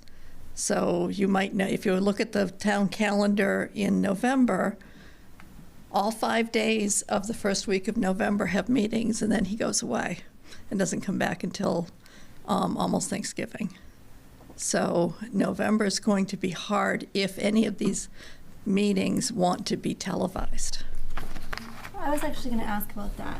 If we're collecting public comment, Mhm. and we're not, and we're going to have a public hearing December, Yes, we don't need to. why do we Do you meet need- November? Yeah, What do you, we have to discuss? yeah. And do you need any public meetings to be here and televised is really my question too. I think we're gonna have the public hearing in December, so that's set, and I think I would say to the committee, I don't know if you need to meet in November. I say we take the month off, collect public comment. All those in Are we favor? doing anything at the election? So that was gonna be, I was No. gonna suggest that maybe instead of having a meeting in November, that might give committee members some time to help publicize this through other channels. Yeah, we can focus our efforts for I mean, November. We can at display a poster spreading the that word. says, check out your comp plan, now's the time to make comments. Public comment is open Yeah, until December 4th. we can do that With a at the QR election code. that doesn't even Yeah. have a person there. Yeah. Yeah. Right. It could be, And we can discuss, I don't know, we need to discuss it just now, but as far as the November election, that's been our format in the past of kind of getting the word out for a workshop or something like that. So we can discuss some strategy as far as the election is concerned to inform the public that this comment period is out there. This is how to access it. And It's that's- open now, it closes December 4th. And Maybe we could have a flyer with a So here's. QR code, whatever on it. Yeah. You've got business cards right there involved. Yeah. Yes, Yep. I think we've moved on to the next agenda item. So. Yeah, that's what I was saying. I know we're going to discuss it. I would make this suggestion just real quickly to move public comment up. So I don't know if there's anyone here that's here for public comment, but rather than have to sit through all of this, if they would like to make a comment now, without objection, we'll just move public comment to this point. agreed. Any public comment? Anybody on Zoom? But I probably should introduce our code officer, Jason Williamson. Oh, Excellent. terrific. All right. Nice to meet you. Jason, good to have you. So he's kind to the public. All right. Well, good to meet you. With that being said, I'll close public comment and go to the discussion on the public comment period. I think we've already kind of gotten into it, but let's continue it. So I think what our plans would be, we will be updating the website to have links to review this. We will send out an email to the email list we have. We can make you flyers and social media graphics to share. If you want something poster size for election day, I can, make something bigger. you can make a regular flyer, and if we want, we can have the town Yep. print it bigger. Yep. And we can affix that in our Perfect. usual fashion. With a But QR that's code, That's yeah. a choice we can make closer to election between Peter and I, or I think, yes, so we're not having an illegal meeting. Yeah. If you could just provide a few things for us That sounds good. to just have available for people on election day. Yep. Another question I want to ask you before we make this public. So we have, like how you've all been commenting using the Adobe comment. You can just place comments in the plan. When we put this up for the public, we can just do it like that, and have people comment in the document. I also usually have like a comment form online in case people have trouble with the Adobe interface. Or we can not allow people to comment directly in the plan. There are two ways of looking at it. Sometimes people worry about what if someone writes something potentially inflammatory in the comments. I've never had a big problem with this. But if then it's posted. I mean, it's live to whoever. Yeah, I have administrative ability to clean delete things up if you need to. Yes. But you'd have to catch it. Yes, have to be exactly. monitored. I'm not going to be checking it every day. And to be honest. it does allow a back and forth. It does. So I don't want that. No, I don't think we want that. I don't think it's a good idea to have them be able to comment on the document itself, but I would like to do all other available options so that we're accessible to everybody who has varying technological skills. So I'd like to make it known they can email at so-and-so to let us know their comments. Sure. That they can comment using your comment form, as you suggested. But I would agree, and it avoids other individuals going in and looking and seeing other comments, and then them feeling that they need to respond back with a different idea or a different comment. I think this is not the Press Herald comment section. There you go. This isn't a public opinion poll. Okay, so we will not have live comments in the document. We'll have a comment form. We'll have an email. We'll have it sent to us, I think, just because we'll be compiling everything. Sure. And then I'll connect with Sue, but we'll have a printed copy in the town office. We'll have an email, and we can also, I don't know, Sue, if you can have like just index cards or something in case people want to write a comment, something like that. Or maybe the same comment form, just print it out. Exactly. And then we fax it to you or email it to you or something. Yeah. That sounds great. Is there like an easy way to like distinguish for people reading it, like what was determined by us and what's required by the state? Like, is there a way that we can make it sort of clear so people understand, like, these are kind of non-negotiables and these are the things that we have a little bit more? Yeah, I think what we usually do is like we'll have some narrative on the web page that this is going to go on where we say like I usually post it in sections, so like here's the comprehensive plan, this is the forward-looking part of the plan, this, and then we can explain that there's local goals determined by the town and the committee, and then there's also state goals in here. And then when with the inventory chapters, we explain that these inventory chapters are, a collection of data that is required by the state. The content in here is what Required by the state. we have to do. Yeah. And I believe you described that in describing what a comprehensive plan is. Yeah. But once again, whether someone's going to read all of that or not, and it was kind of like to my point about labeling the growth area map as this is not a zoning, tray as many ways as possible, since those are the common misinterpretations that I've heard of, that growth plan map is a zoning map, and it's not. Yeah, so we'll have kind of description, the what is this plan kind of language with it online and in the email. Okay. And some of the tasks in the tasks section, just the headings, the state required economic policies, those types of things. Is there anything else we need to think about for going to public comment, Sam, that I'm forgetting about? It's pretty easy. We'll just post it online and start sending it out. And then since we're giving ourselves a nice long chunk of time, that takes the pressure off a little bit too.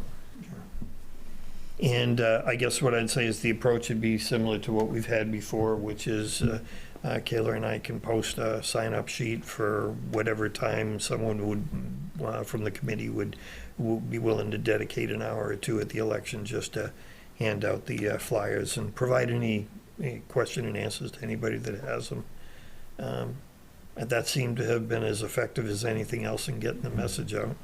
Is there go ahead. And that's where we'll identify December 4th as public informal hearing, comment time. We could get all of that out in just one informational sheet. Yeah.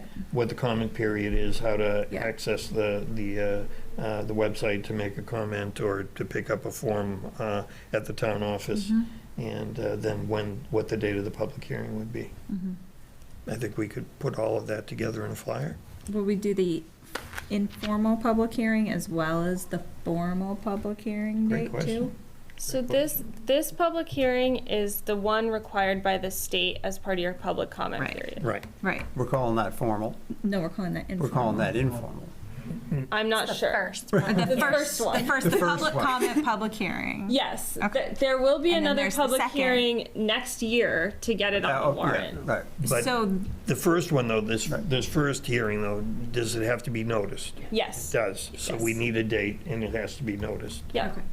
and does it make sense to plan ahead for the second public hearing, since this is really our last opportunity to be in front of the town residents, unless we go do another basketball session Saturday? I guess with that hearing, though, wouldn't we? We don't know when it will be. We'd have. We don't know what the depends. edits would be from the public comment or from the state, right? Yeah, we don't know what it'll be yet. So those. So it would have to, it's not as though we can put it far enough out, it has to be in Well, between I guess we two could put it separate. far. scheduled anyway.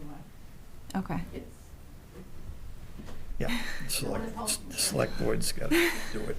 Okay. Just whisper it to Sam and That is going to be at a select board meeting Oh, I see. Okay. when the warrant's ready. Got it. There'll be a time to go over all of the ordinances and everything like that, so, right. and all of the warrant articles. Okay. So that hasn't been determined yet. That'll be Typically determined probably in December. February, March, or not that No, late? that one's, January? that one's more like end of March, April.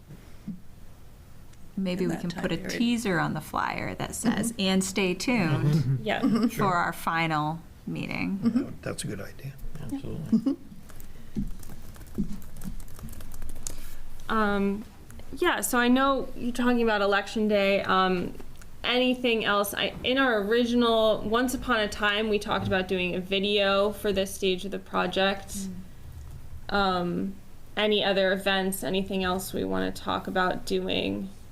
I mean, if people from the committee want to, record themselves talking about it, I think that would be more engaging than me talking about it, because no one in Raymond knows who I am. But, if there's any interest in making a video, we can put something together. But I kind of want to leave it to the committee for what you think would be most impactful at this point, whether it is flyers, signs, videos, attending other events. I want you to put your focus on whatever you think will be most valuable.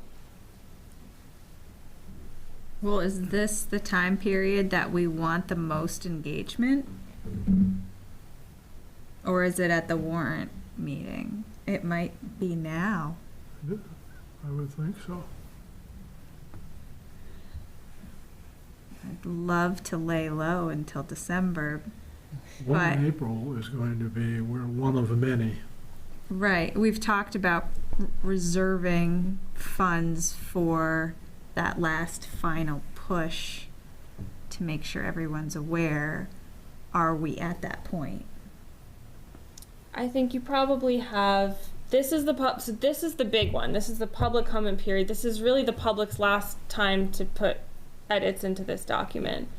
I think a little bit of the extra budget that the committee talked about with the select board might be for some kind of public engagement or signage or something when you get closer to town meeting to encourage people to vote for it.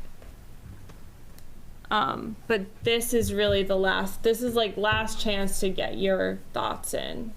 Sure, I think during the budget discussions of the committee, we did talk about lawn signs. And we actually, I think John and I, we priced out what it would cost to do it, and we did build that in the budget. It's not 100 signs, but it would be signs just, I think what we were talking about is publicizing the vote Yeah. on the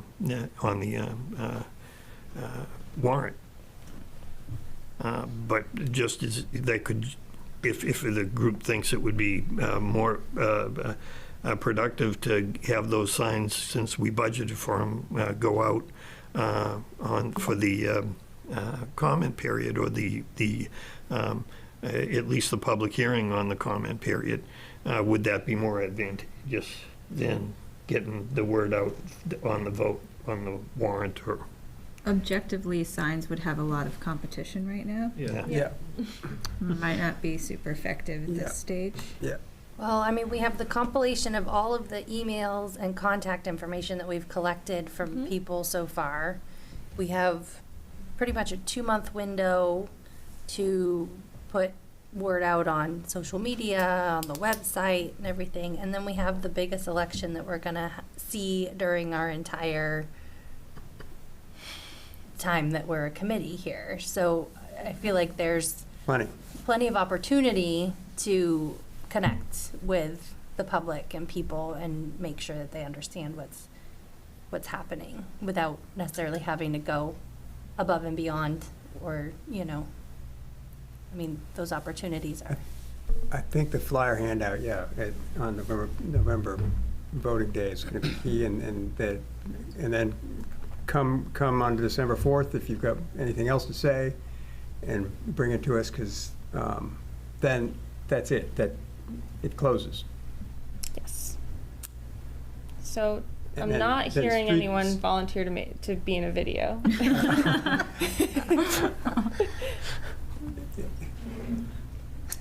Correct. Kate, I think you'd be fine in a video, and I think you undersell yourself as far as being known in Raymond. I mean, these are televised. I know at least 5 people that know who you are. Good. All right, well, we will work on getting some materials to go on the website, social media, the flyer. I think our priority is going to be giving you all the materials to get it out in social media and at Election Day, and any other, you know, sports games, Halloween, anything else you can. We have tons of business cards, I hear, so I think if people can be handing those out, it'll be on the website. I will email you all when it's posted on the website, so you know you can start promoting it. Probably don't start tomorrow because it's not going to be up for at least a week or so. We wouldn't go as far as having draft compiled documents, hard copy documents at the November voting day to pass out. I think that Not would be a gonna go that lot of far. printing. Yeah. Well, if there's a flyer, if there's something that people can take and Point their point their browser phone at. and, Yeah. Could we get a printed copy in the library too, Sue? I don't see why not. Okay. And the town office? Yeah, town office I and mean, library. getting some print copy around would be good, because not everyone's savvy with QR codes. Right. Yep. So we'll write on that flyer too that there's printed copies available at the town office and the library. Well, good. Okay. Well, sounds good. Great. Okay.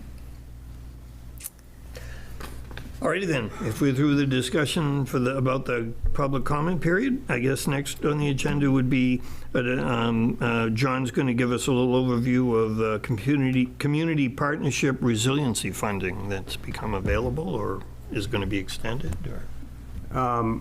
Yeah, and I think that it's probably less applicable to our comp plan mission than I was hoping. But this is the third or fourth round of state and federal money, and unfortunately Greg's not here to counter the grant initiatives that come down from various channels. But the web link, oh, look, you got it. Yeah, good for you. Here I am at 5 of 6 sending you I was already here. a link, and there it was. So the entity, this has been going for several years now. They've got federal and state money to help towns plan for the future. It is certainly a climate and energy focused initiative, And there's language in this website for an option that allows for planning and planning resources. But again, that's mostly around climate-related stuff. And I was hoping there was an ability to include stuff that would be attractive to, say, Public Works and doing, related to big storm events and culvert replacement and things like that. And there's a line in there that says specifically that's not eligible for these funds. So in that our comp plan isn't so much focused on making an energy efficient Raymond with plans for getting a lot of PV out on roofs, or say nothing about getting them out on the land. It's probably not the best fit, but it's one piece that was interesting was a map of all the towns in the state that had enrolled in the Community Resilience Partnership, and we're sitting in a zone surrounded by towns that have enrolled in this partnership. And the grant funds that come are between $5 and $75K for, again, largely energy retrofits or planning. Can I tell them? Yeah, you can tell us. So there is, as part of this program, the state offers something called a service provider grant, which is where a government organization or, say, planning consultant can apply for $10,000 from the state to help a town enroll in the partnership. Yeah. And we've been discussing with Sue about if we could apply for that money for Raymond. Are you guys that So we entity? would, yes. So you're looking at. We're looking at it. So we are planning to. We have a letter of support from Sue. We're planning to apply for this in the next round. It's not due until November. They won't announce funding until next year, but hopefully we will get $10,000, and then we can help Raymond enroll in the partnership and help you apply for your first grants through it.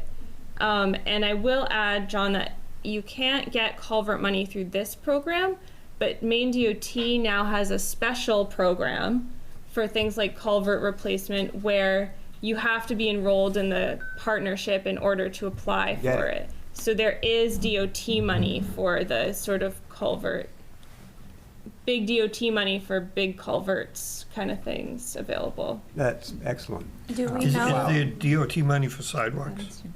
Yes, but not through this.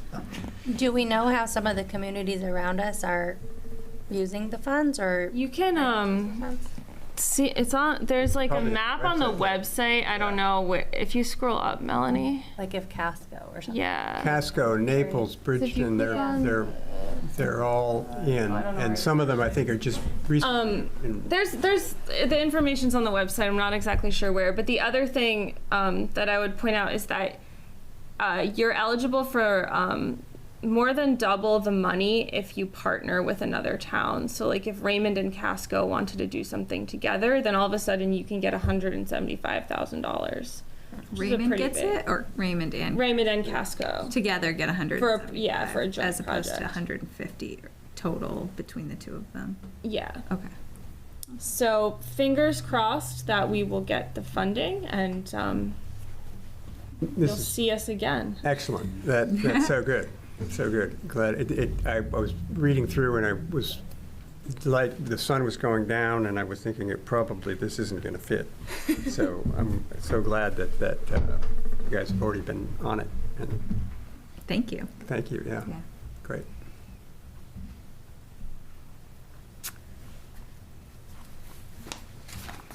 I think that's it. I mean, I don't think it would be a separate committee, unrelated to comp plan, probably to drive a bunch of energy efficiencies in the town of Raymond.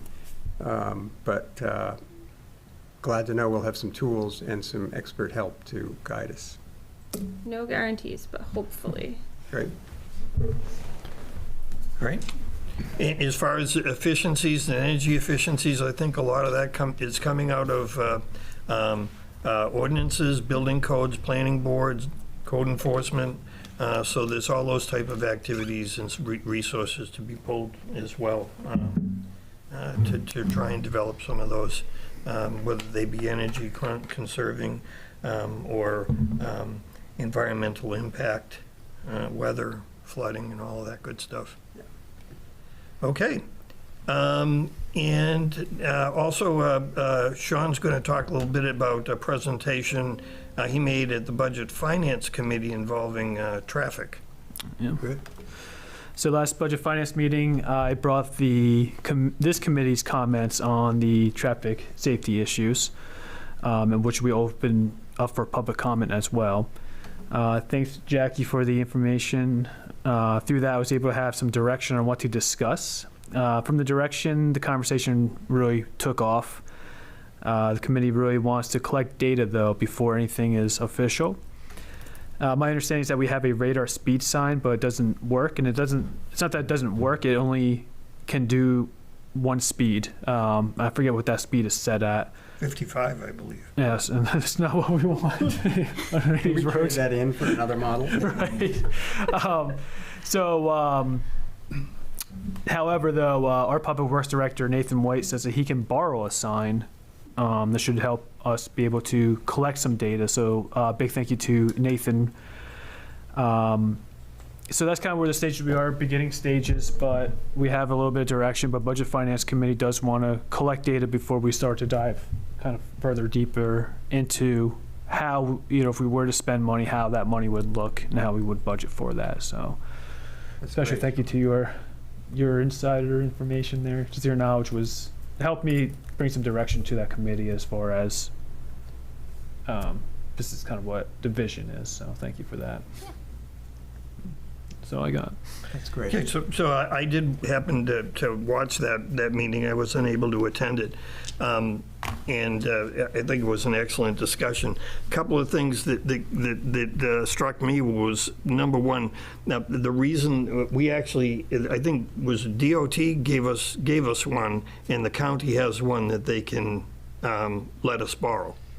But I guess what I don't want to see is the goal, and it's a priority goal that's in this plan, that's looking at traffic calming in general. So a number of different ways. The feedback, the radar speed feedback signs, as we had in this discussion, are effective. The research I've done is it's effective to a point. I mean, a lot of the data is saying as soon as you remove it, the speeds go back up. There's other data that's suggesting that, yeah, there is an average of 5 to 10 miles reduction in speed, but that they need to be strategically placed, which means usually you're going to put them in a place like, let's say, the Village, where it's going from 302 and a speed of 45 or 50 miles an hour down to 25 or 30, that you would strategically place it there. Just placing them randomly, the data I saw was it's not all that effective.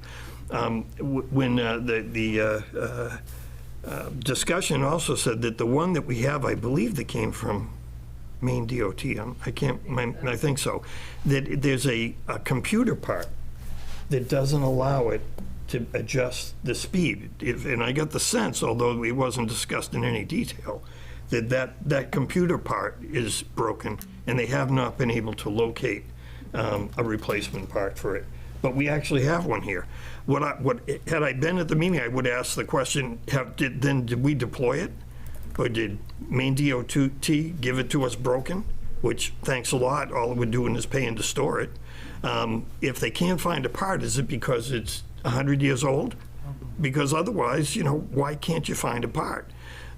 So I didn't get to ask those questions. But also, in doing my research on these things, what I found is and I've seen examples of them, we're used to seeing the trailer with the solar panel and the big flashing screen. But more and more, what's happening is those are being replaced by individual portable signs that go up on a post that you can take down and put on another post.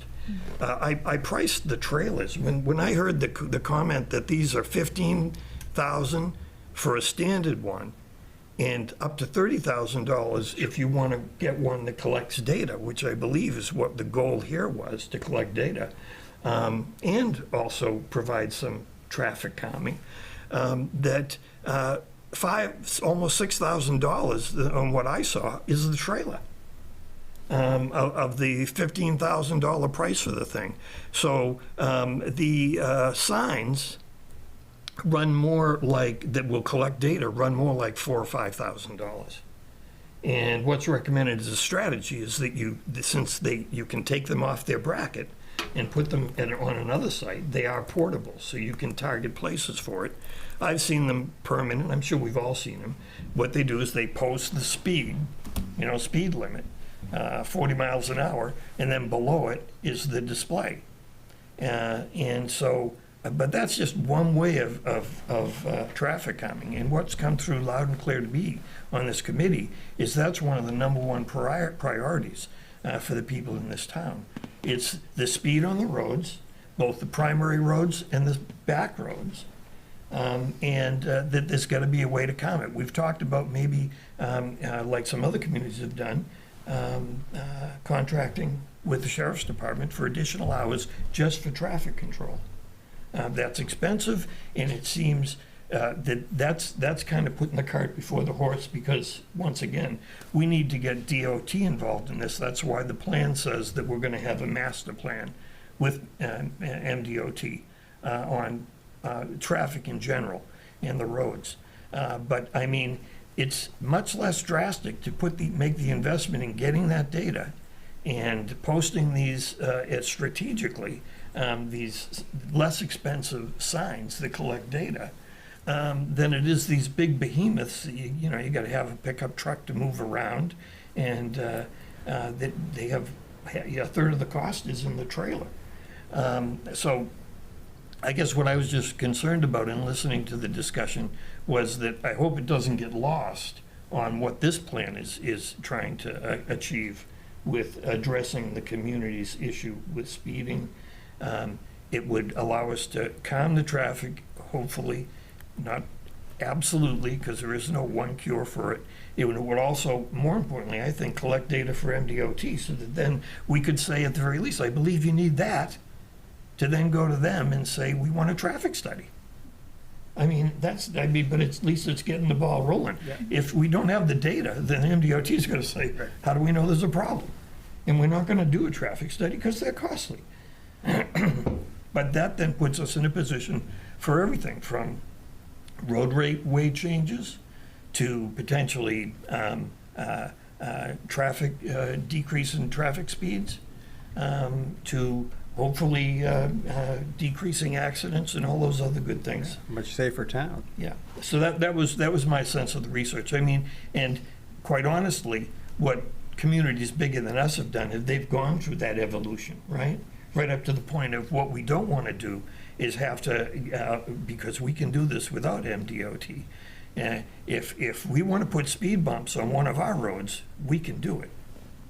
But like it's a little extreme.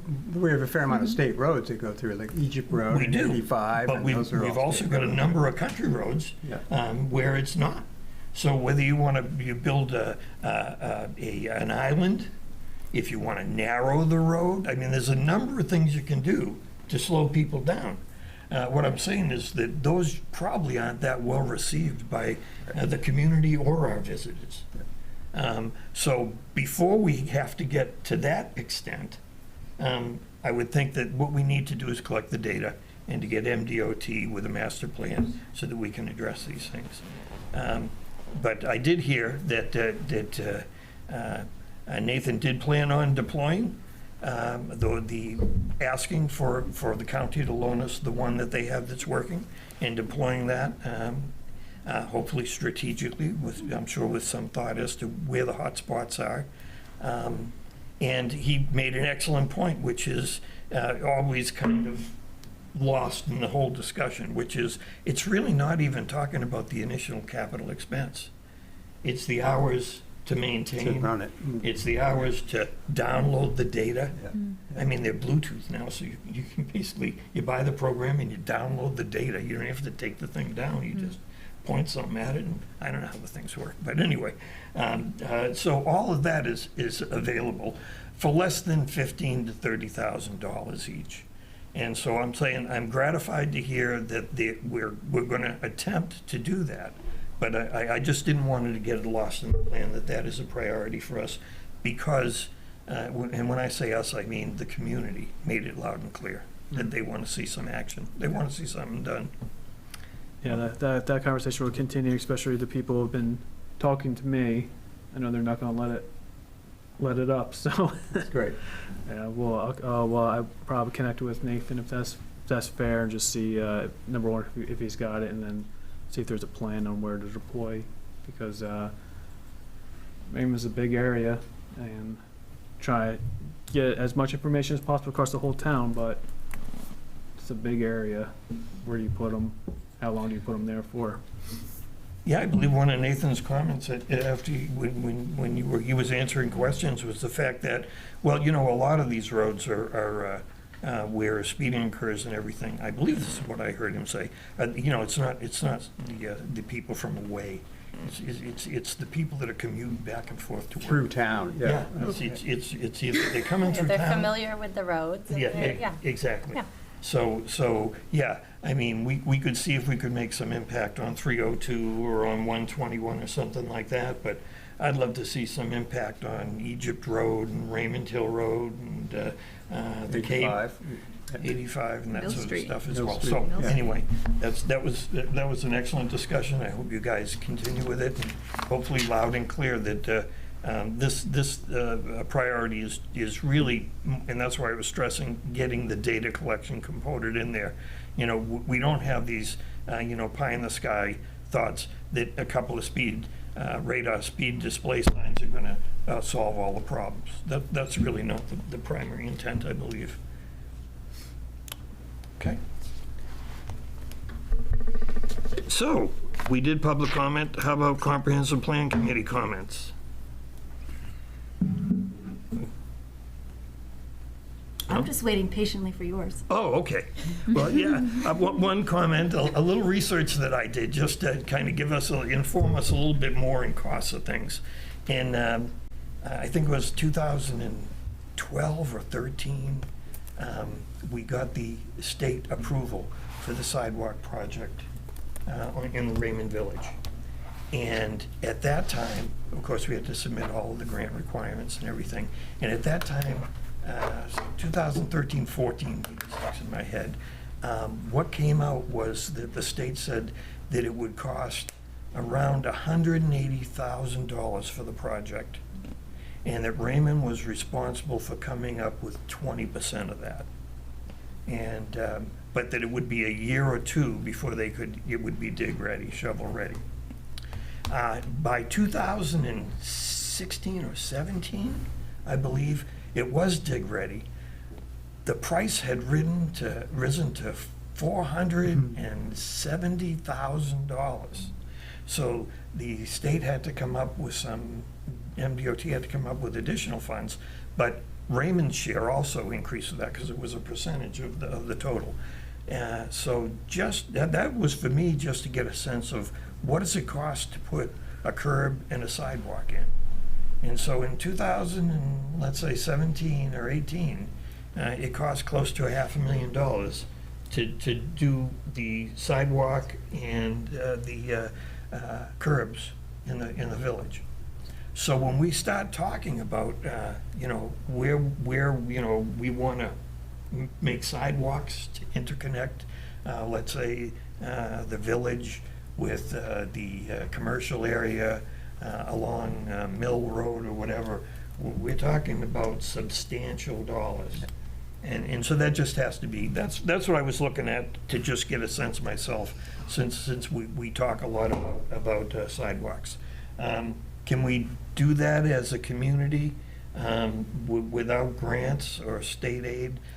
My guess would be that there'd be probably a taxpayer's revolt at the amount that costs.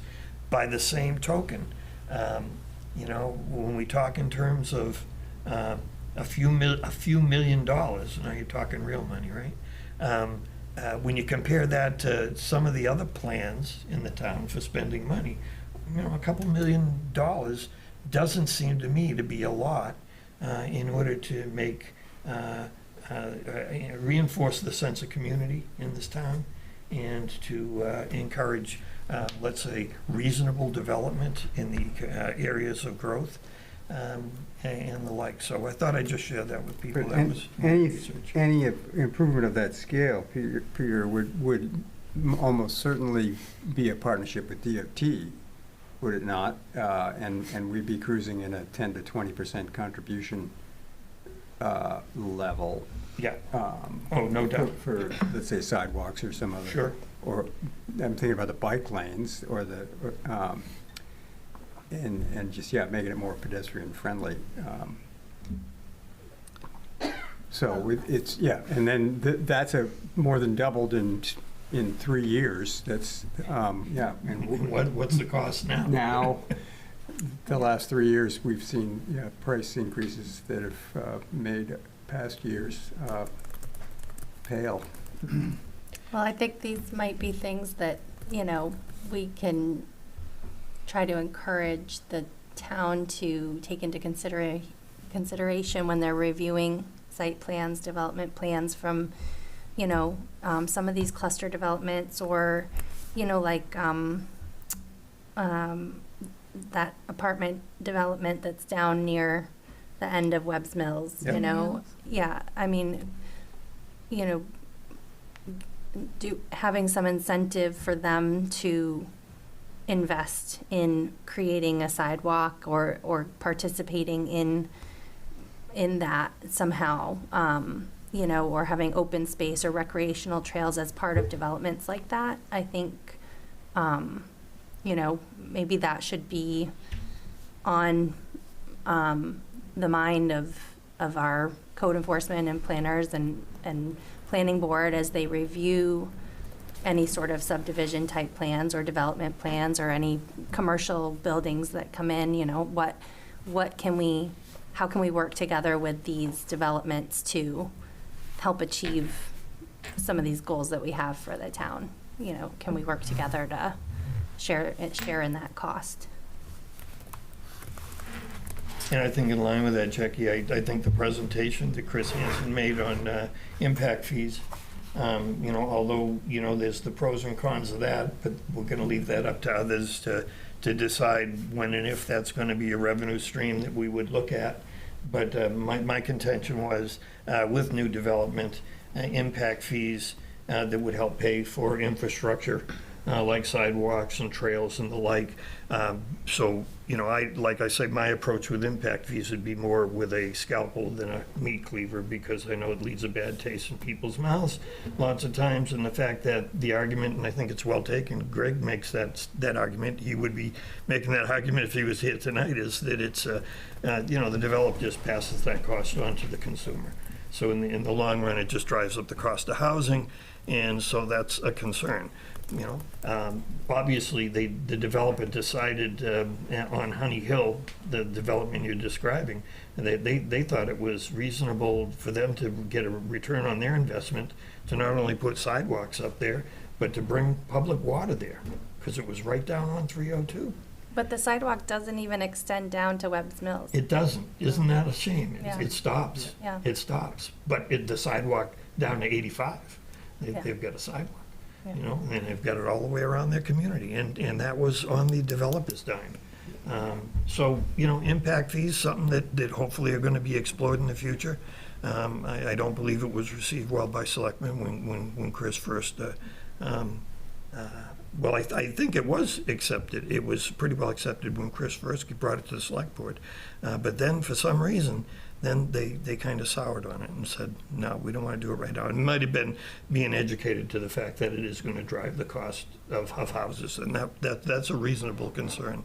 But I believe we also had the gentleman from the Lakes Association, who also mentioned, spoke to us, that also mentioned impact fees on the lakes and ways that they could have money to do their mitigations, to prevent erosion, to educate lakeshore people to what controls they can establish in their own lakeside properties.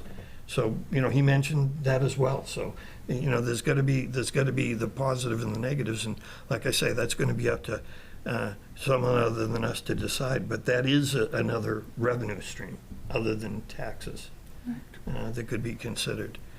And I guess lastly, in just a public comment, I'd say that in looking at overall the actions of this committee with the assistance of North Star is such that once again, I just think sometimes we tend to underestimate ourselves in the expertise that is represented on this committee.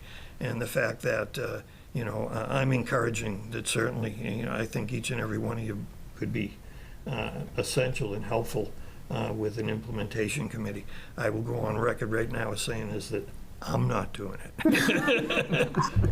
That being said, I would recruit each and every one of you to be on that implementation team to see that it happens. And I'm also gratified to hear that the town manager is talking with North Star about grants. Yeah. I think that's excellent. So some of the things, like the discussion on the road signs, it's stuff that we haven't even put out in general in this plan, and it's already the ball's already started rolling. No guarantees, but the ball is rolling. And I will give a lot of the credit to that ball rolling to this committee, because I think you've done an excellent job. And that's all I have for committee comment. Anyone else? No one? Look at that. The gift of time. I got one quick question. I was just Sure. It'll be short. I was hoping our code enforcement officer could just give us a little history on where he came from and. Well, I'm a Raymond resident. Would you? Yeah. Just introduce yourself and where you live. Jason Williamson, 154 Valley Road. Built my house 3 years ago. I moved to Maine 20 years ago. Lived in Casca for a while. I was a builder, carpenter, and I decided to make I guess you could call it midlife crisis change, but there was no midlife crisis. I just wanted to save my body, and when the job opened up in Raymond, I thought it a great opportunity. I knew Chris, and it's been I've been on the job for 3 months, and it's been enjoyable, not without its challenges, and I've learned a lot along the way. But I'm excited to be here, and I know I haven't been around to work with you guys, so I reserve any comments or opinions because I'd like to let it all soak in before I say anything. But I plan on obviously working with everything that's going on here, and looking forward to it. That's excellent. Appreciate it. Yeah, we look forward to it as well. Can I ask you, I thought Sure. I heard Chris said, I think he was talking at the Budget Finance Committee meeting, but anyway, he was talking about the plan is that within the next 6 months of the year, you're going to kind of swap roles. Is that the plan? Yeah, once I have all the certifications and I'm up to speed, that's the plan, and so Chris can kind of sunset and take it. He can try and retire. He can try and retire. Talks about. That'll be 3. Yeah. Yeah. And could I ask you, it sounds like most of your experience is in building. Yeah. So as far as code enforcement is concerned, this is your first experience in code enforcement office? First go around, yep. Yeah, and you got a good mentor. I like to think so. Yeah. I couldn't, I've worked with a few code enforcement officers, and most of them have always been reasonable, and I've liked working with them. I've never had a problem with code enforcement, but Chris, I've worked with him a few times, and we hit it off, and I think hoping he's putting me on a good footing. I like to feel like he is, so. Absolutely. Well, I can appreciate the role of code enforcement officer. I was on zoning board of appeals for 25 years, so I kind of have a sense of just a little bit of what a code enforcement officer It's a lot more complex. Yeah. You know, you're a psychologist, you're a consultant, you name it, we pretty much have to do it. A referee, yes. Absolutely. A police officer happens sometimes. It's. Well, we wish you the best of luck. Well, thank you. Great to have you on board. Thanks. If there's no other comment, I'd look for a motion to adjourn. So moved. There's a motion. Second? Second. There's a second. All in favor? We are adjourned.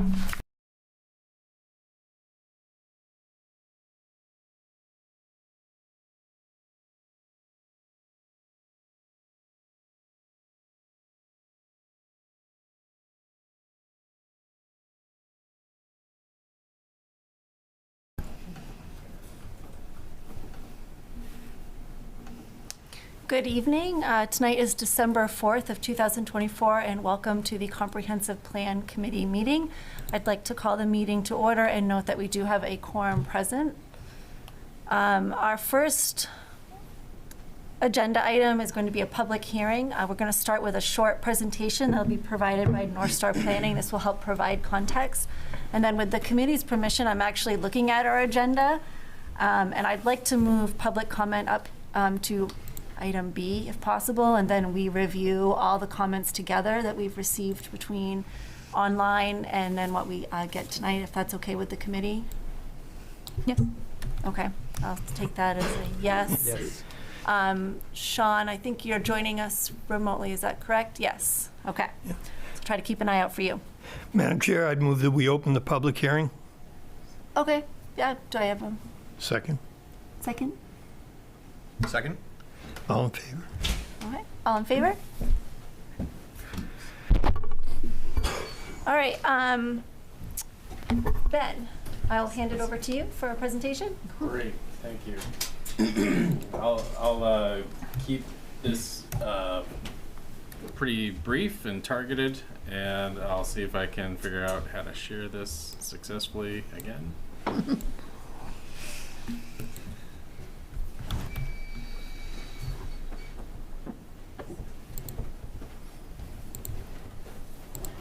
So, my name is Ben Smith, and I'm from North Star Planning.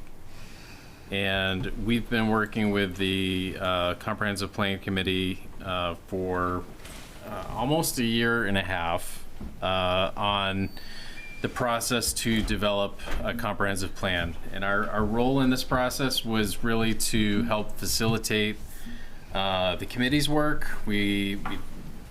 We'll get into the specifics here a little bit of the research and the public process that went into this. But first, I think I'd like to just take a moment to talk about what is a comprehensive plan. If you've been involved in this process or had a chance to attend a prior meeting, it is a long-range guiding document. It is, outside of a charter, probably the most important public document that the community has. It's important to have a comprehensive plan because it is there's a requirement in the Growth Management Act for how to do a plan, what the plan needs to include, but it's really the basis for a community's zoning ordinance, land use ordinances like impact fees or TIF districts. There are a number of state grant programs that give additional points for having a comprehensive plan that's consistent with the Growth Management Act. So that's really kind of the bigger underpinning reasons for going through this process. But I also think it's a good thing to do on a regular basis, to have those community conversations about things that you don't always get to talk about on a year-to-year kind of basis. So the current comprehensive plan is written and went through this process back in 2004. And the basic ingredients of a comprehensive plan, those building blocks of the plan, are the inventory chapters, which is the big research project that we talk about that deals with a number of topics, from the economy to land use to natural resources, population and housing. But it also has some forward-looking components to this plan as well. So those are the vision statement, the future land use plan, and the goals and strategies and policies that'll help the community move toward making the progress toward that vision statement. And it's all built, as I said, on public participation and community involvement. So, as I mentioned, we started working on this in the second half of 2023 with the committee, with the goal of completing those inventory chapters that are kind of the baseline foundation for where are we today, what do we have for assets, kind of the state of things in the town.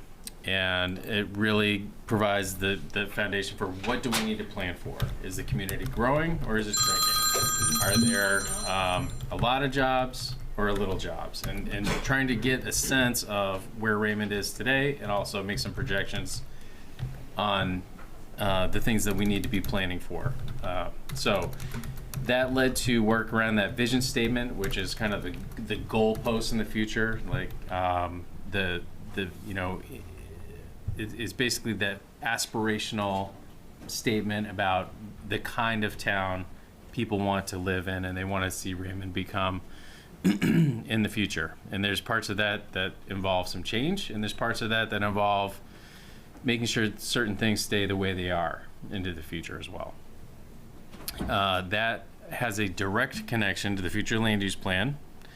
And there was a public workshop over at the fire station for that. And that is really the vision statement on a map.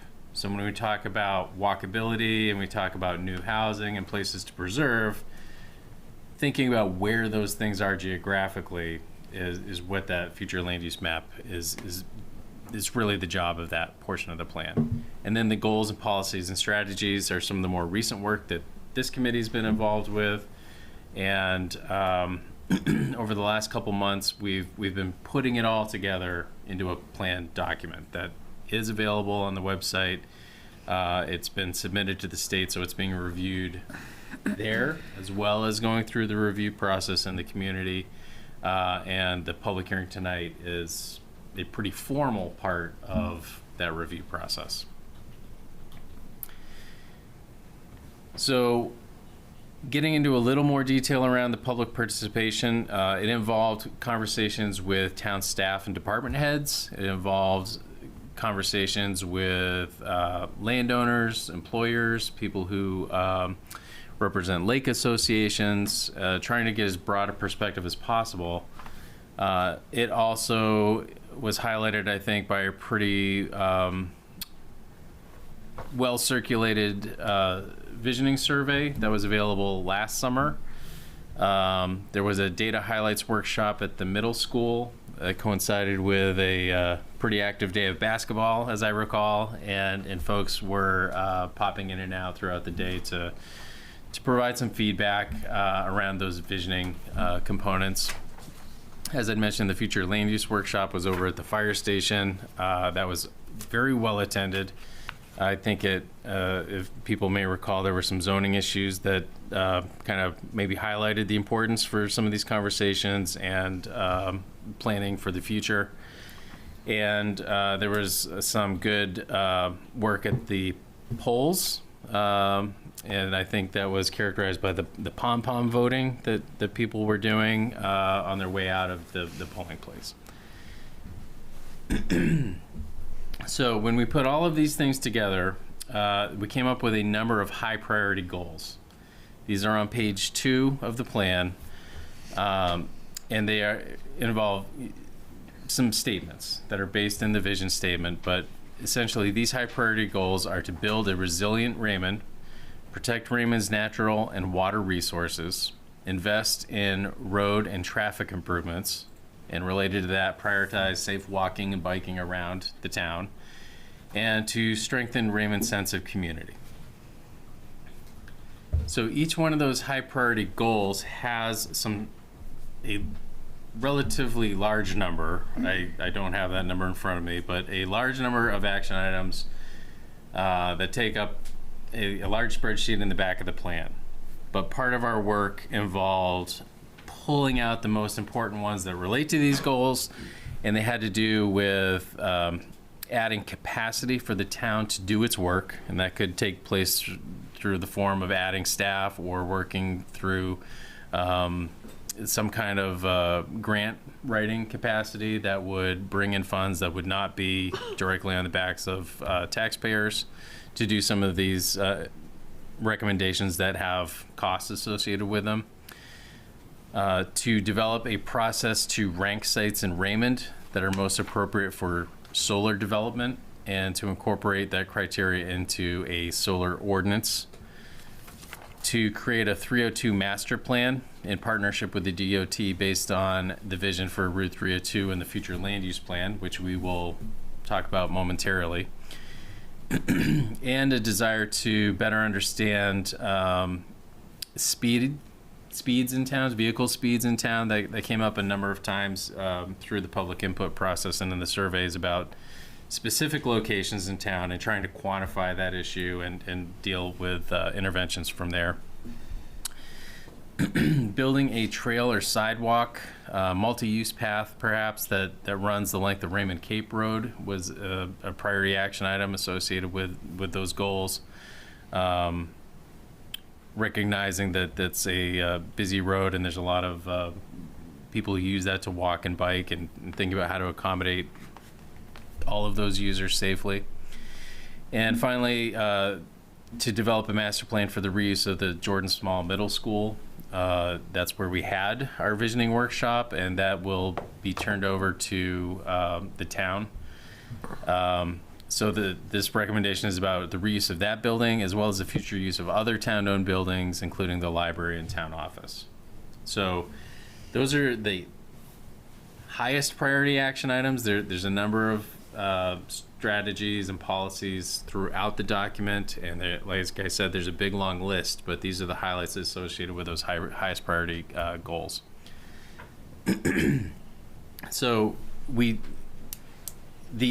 one of the main portions of the plan, at its heart, it's a land use plan. The comprehensive plan covers a lot of ground, covers a lot of topics.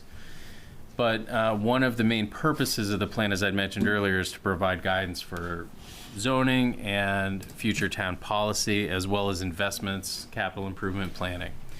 So the map you see on the screen, which is in the front portion of the planning document, the following maps that we'll show that zoom in on different portions of this map, it's not zoning. It is guidance for zoning. What these places do, they describe the character and relative amounts of change or relative amounts of protection from change in the future for different parts of the community. And those are indicated through growth areas, which are places for investment and targeted small-scale changes. They are transition areas where you might not focus investment the way you would in a growth area, but there is activity and business in those places today. And then rural areas are places to protect from the impacts of development. And in Raymond, not every community has these kinds of places, but we also indicated critical rural areas, which should be receiving the highest level of protection from development. If those are the darkest green areas on the planet. We'll zoom in so you can see some of these things better. But the idea here is that within rural, and especially critical rural, those are the places where you may focus conservation efforts, think about zoning to minimize the impact of development on natural systems and resources. And the flip side of that is growth areas where generally there's already development today, but what kind of improvements and investments can you make to improve the quality of life and facilitate economic development where that's appropriate. So zooming in on this map, hopefully you can see some of these things a little better. There's a few types of growth areas indicated on the map. And the first one here is the Route 302 growth area. This is generally impacting, showing over the parcels that front on Route 302 from the town line with Wyndham north to about Main Street. And it is not very deep.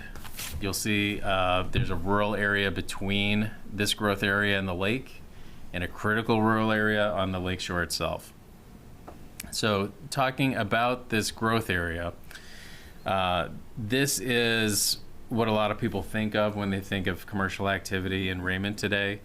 It's where a number of businesses and restaurants are, and this is the place that the community input and conversations we've had have really said this should be a place that could be improved with traffic safety improvements in particular, but also bike lanes, sidewalks, and some streetscaping, landscaping improvements that would make this a more pleasant place to pass through, but also to spend time, to stop and have the ability to get around, park your car and move around the area without driving from development to development.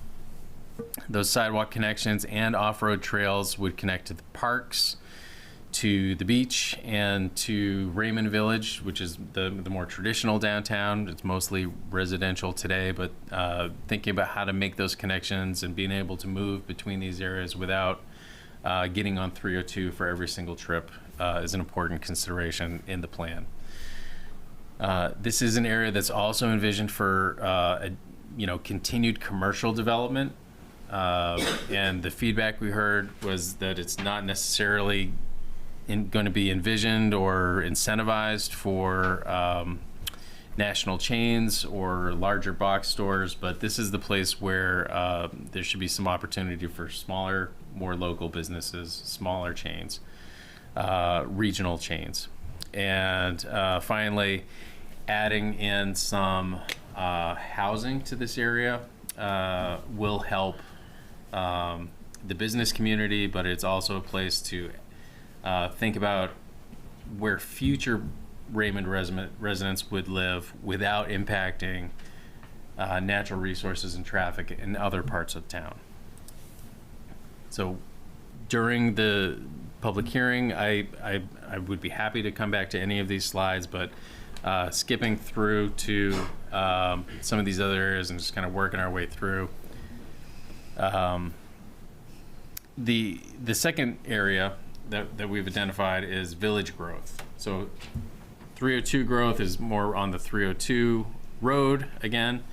And there's two village areas that are shown as growth areas in the plan. And it's the area of and around Raymond Village today, maybe what a lot of you think of as the village plus some of the surrounding parcels, as well as East Raymond Village, which is the area where we are now.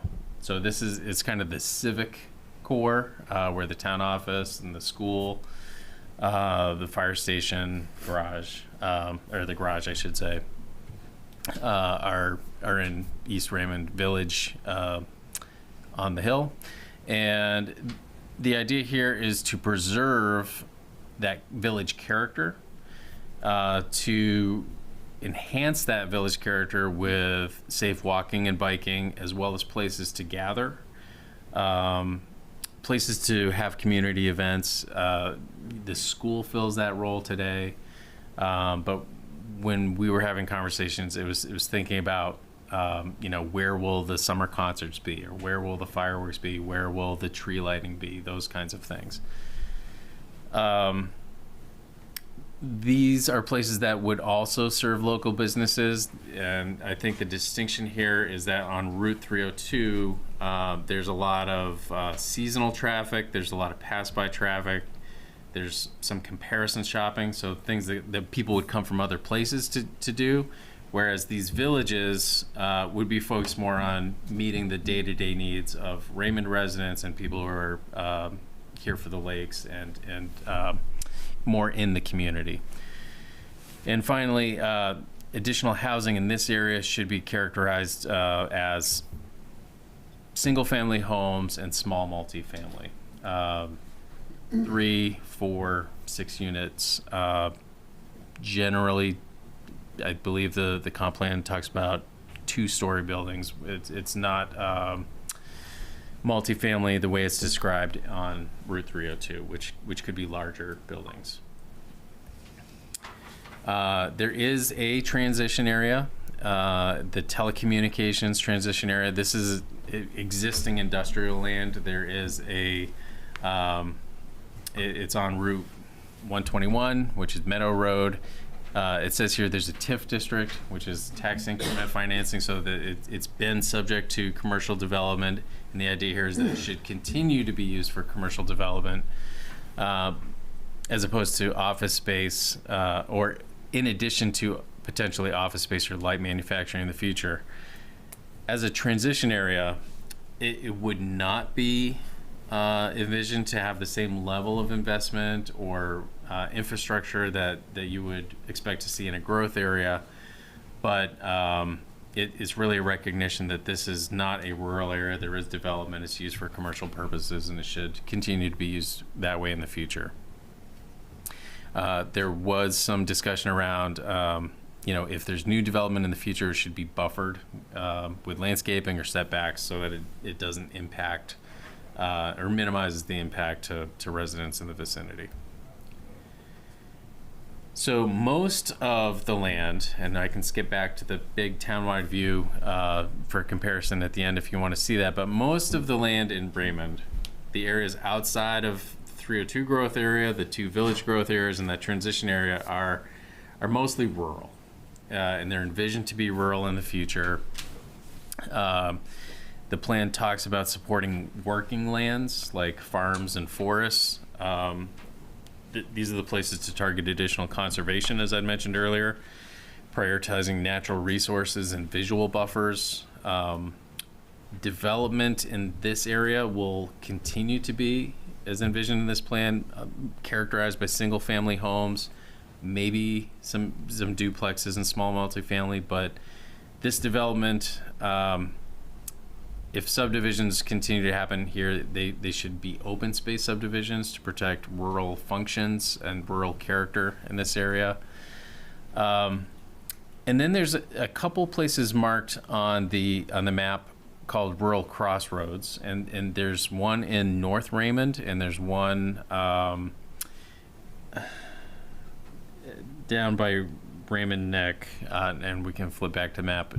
I'll show you where those are, but the idea here is that these should be places where if small businesses, office space, sandwich shops, convenience stores should be allowed as part of a rural character, rural economy.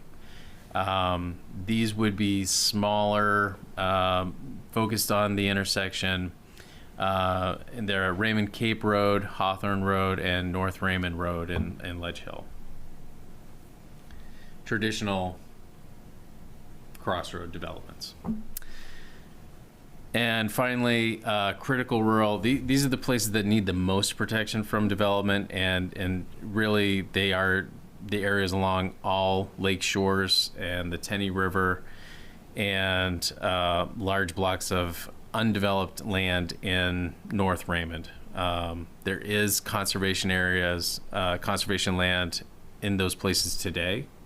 But the idea here is that those provide great opportunities to enhance existing protections around the lakes and think about additional habitat connectivity for those larger blocks of land where, as I mentioned, those rural functions, not just rural character, but aquifer recharge, wildlife habitat, riparian areas around the streams and lakes should be preserved and protected. So in order to start making progress and help make these things happen, to see some change where you want change to happen and where you minimize change where you don't want that to happen, there's a number of actions and recommendations in the plan. And each one of those has a timeline and a responsible party. One of them is to establish a comprehensive plan implementation committee that could take on the work of not only the work to implement, but kind of shepherd implementation, because it's not up to one group in town to make this happen. There are recommendations that our town staff, there's recommendations that involve working with the land trust and the lake associations. Elected officials need to make certain actions. The planning board has to make certain actions. So this group felt, and it's very common to see in other communities, some kind of implementation committee kind of herding all of those efforts and making sure everyone's pulling in the same direction. And experience shows you won't make even progress year after year on all of the goals, but if you make progress here, the next year you make progress in a different place, you can kind of eventually, over the longer term, see good progress across the board, hopefully. So the implementation plan also includes kind of this toolkit of grant and funding opportunities to kind of give the town a head start on places to look for appropriate resources that would kind of sync up with some of the things that are in the plan recommendations. And there's a recommendation for some annual reporting to kind of give the community at large a sense of how we're doing. We said all of these things were important in the plan, and we have a bunch of homework to do and recommendations to carry out. How are we doing? And kind of keeping an eye on that over time.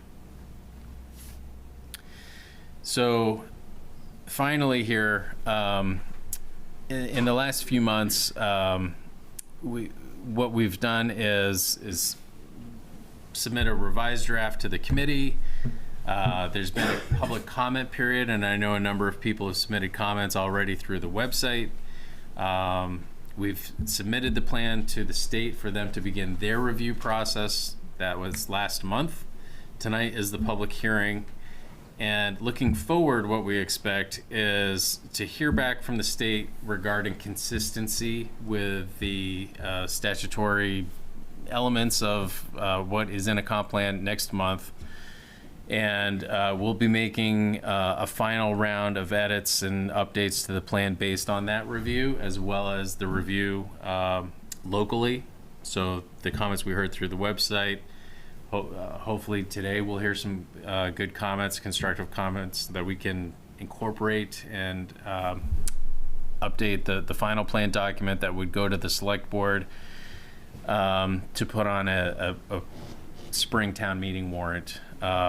So that work through the select board we anticipate would happen in March or so, in order to make it on for a June town meeting, where the whole town would have an opportunity to vote on the plan as a whole. So I am happy to leave the slides up, or we can refer to them as we go. But I think this is an opportunity for the committee, and certainly for us to hear from the public, kind of review some of the public comments we've already had. And this is a public hearing, so we're looking forward to hearing comments. Thanks. Thank you, Ben. I would, before we completely start with this, I would like to ask just a clarification. So it's clear for me, we do not then have to make final decisions on changes tonight. Is that what you're saying? Like, the main goal is to take public input and gather all of that, and then that doesn't mean tonight as a committee we need to make those. Correct. Okay. Does that mean that we need to schedule a follow-up meeting to do that? The committee's next regularly scheduled meeting in January would be a holiday, and so I think what we were hoping to do is either get some direction from the committee tonight that we could make these changes over January and February timeframe, and submit that updated plan to the town in February. If this committee, it's certainly at your discretion if you want to meet again to review an updated plan before it goes to the select board. I just wanted to be clear. Peter and I had sort of discussed this earlier when we were looking at our timeline, that we thought that tonight was the night where we had to sort of make our final suggestions to you to make changes. Yeah, we'll be looking for some good direction from this committee, but it's up to you if this is the very last chance to go through this before it goes to the select board. Right. So there's certainly, I think what I'm trying to show on this slide is that there's more process at the select board level and through the town meeting vote is the current plan to have this before it becomes an official policy document. Okay, thank you for that clarification. That's very helpful. Madam Chair, I'd like to make just a housekeeping recommendation, and that's that as with all public hearings, the expectation would be that all questions or comments would be directed to the chair, and that there be no back and forth. Otherwise, the chair certainly has the right to call upon North Star or any of the committee members to fill in, just to be able to expedite things and move things along. Yes, and along those same lines, I would please ask that you introduce yourself and state your address or at least neighborhood. Yes, stand at the podium, and then also please try maybe to be 3 minutes in your comments. I know that's often difficult, and I would like to switch between those who are in person tonight and those who are online. And Sue, I was wondering if you could help with that by telling me sort of who's in line. So with that, whoever would like to go first here, please feel free to step up to the podium. Go ahead.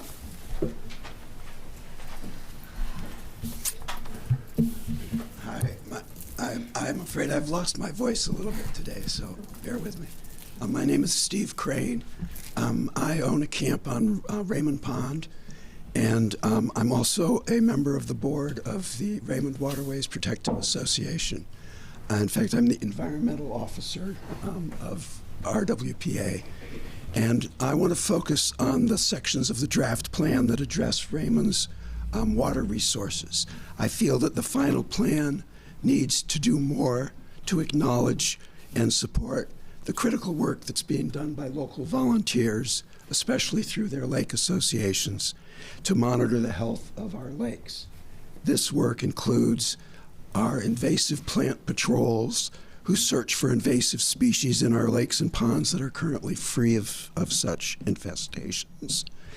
And this past year, 39 Raymond residents participated in this program. They spent over 150 hours out on the water looking for plants that might be suspicious.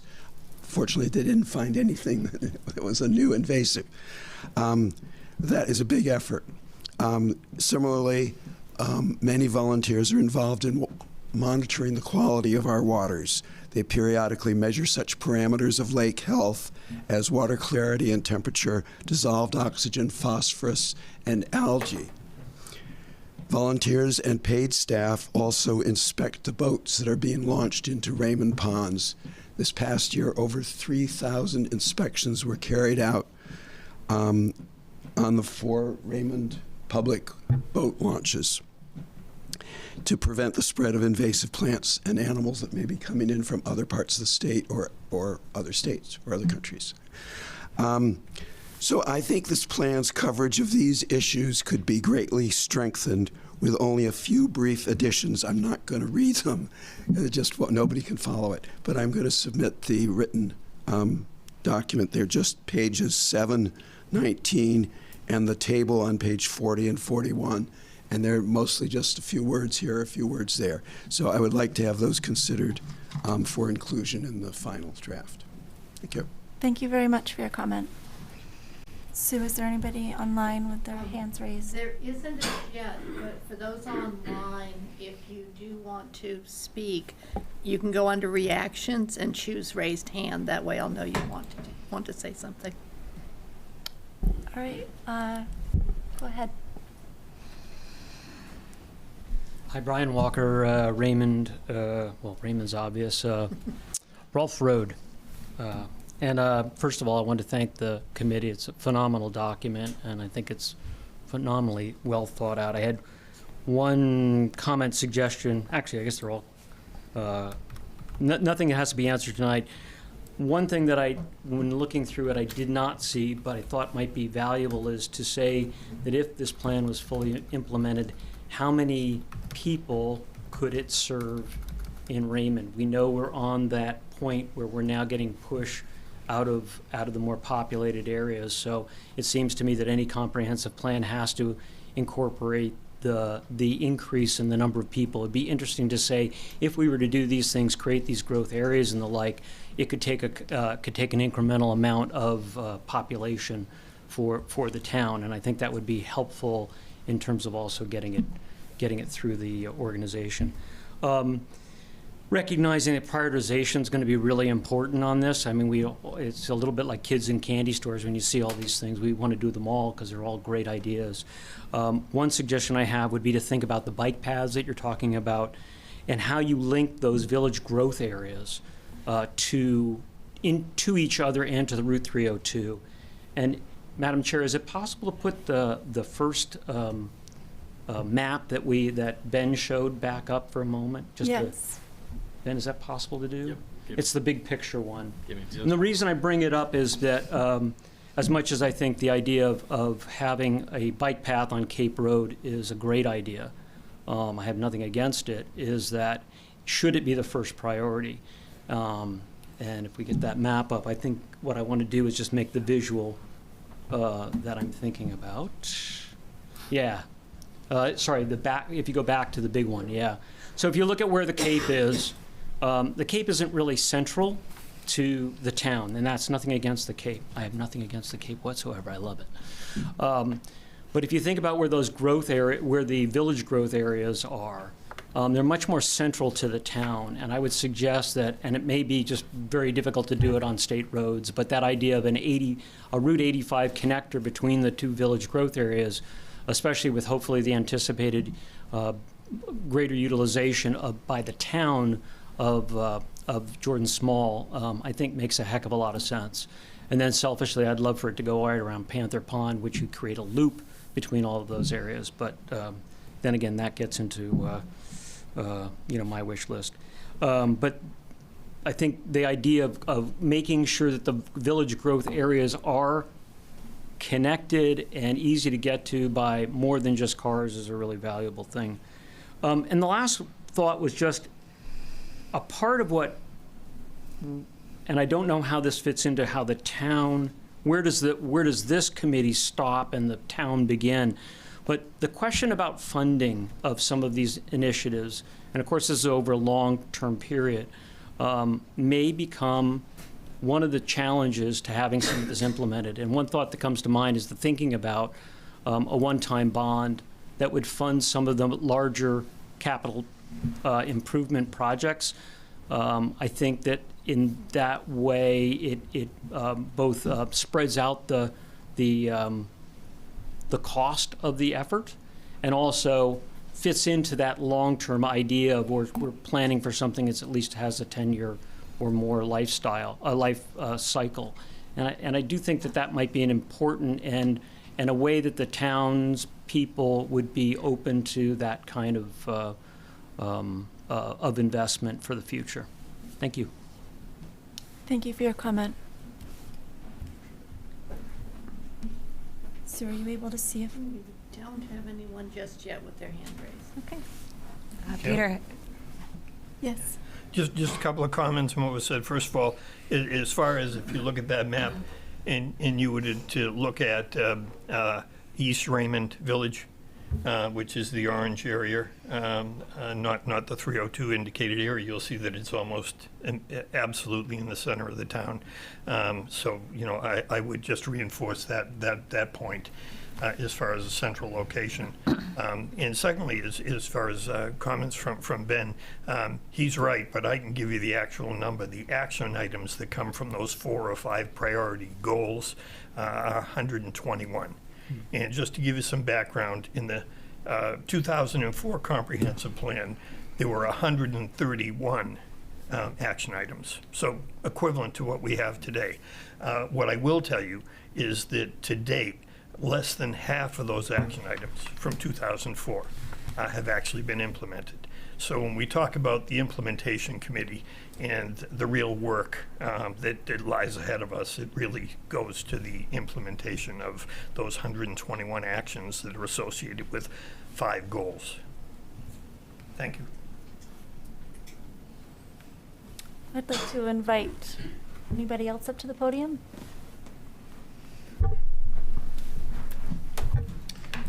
Good evening, Mike Richmond, Cedar Lane, and also a member of a local group called the Raymond Short-Term Rental Initiative. And I'll be brief. We've read through the document and really want to thank all of you for your time and effort. It's really well put together. Specifically, of course, for us, Just disappeared. on page 118, one of the recommendations to explore a tracking or registration program for short-term rentals in Raymond. Just wanted to thank you for putting that in there, and also to let the town know in general that we ourselves have put tremendous effort into a draft, feel very good about it, and hope that we can work with the town on helping implement that. That is my plug. Thank you. Thank you for your comment. I'm still not seeing any hands raised. Is there anybody else from the audience that would like to speak tonight?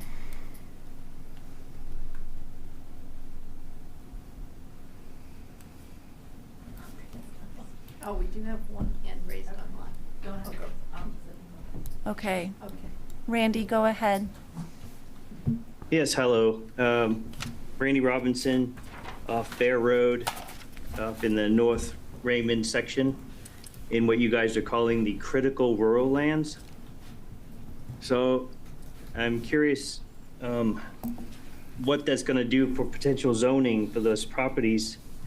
I tend to comment online, and I never heard back from it. It was about 2.5 weeks or so ago.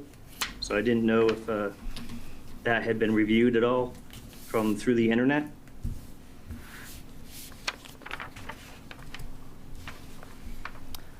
Randy, we've received all comments, but we have not responded to them individually. Okay, so I had written a lot of stuff in there, basically pertaining to, as a landowner, and what potential uses that we could have as landowners. I understand critical rural versus rural. I just curious as to why or how far expanded it got in certain areas of the North Raymond area. So there's basically 4 or 5 major landowners, and I'm one of those that's been put into this critical rural area. So I'm wondering what my future is reading through it. I'm also one of the 2 maple producers in the town of Raymond that the comprehensive plan actually talks about. So I just wanted to bring that up and how that's going to be, as a landowner, what the potential uses we'll be able to utilize. Because what I read through there is basically to get with a potential nonprofit organization to give tax breaks to allow for walking areas. Now, I don't understand that, and I guess the control of private land. Anyways, that's my comment. Thank you, Randy.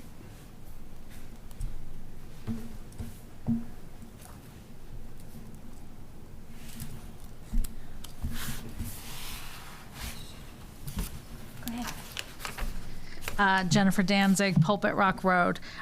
So just, Peter and I have talked about this a couple times at a bunch of different meetings, select board, planning board, but I think it would be helpful, just because we have a group and there are people watching, if we can talk about how the comprehensive plan affects our ordinances in town and going forward. Obviously, this came up with the solar ordinance, and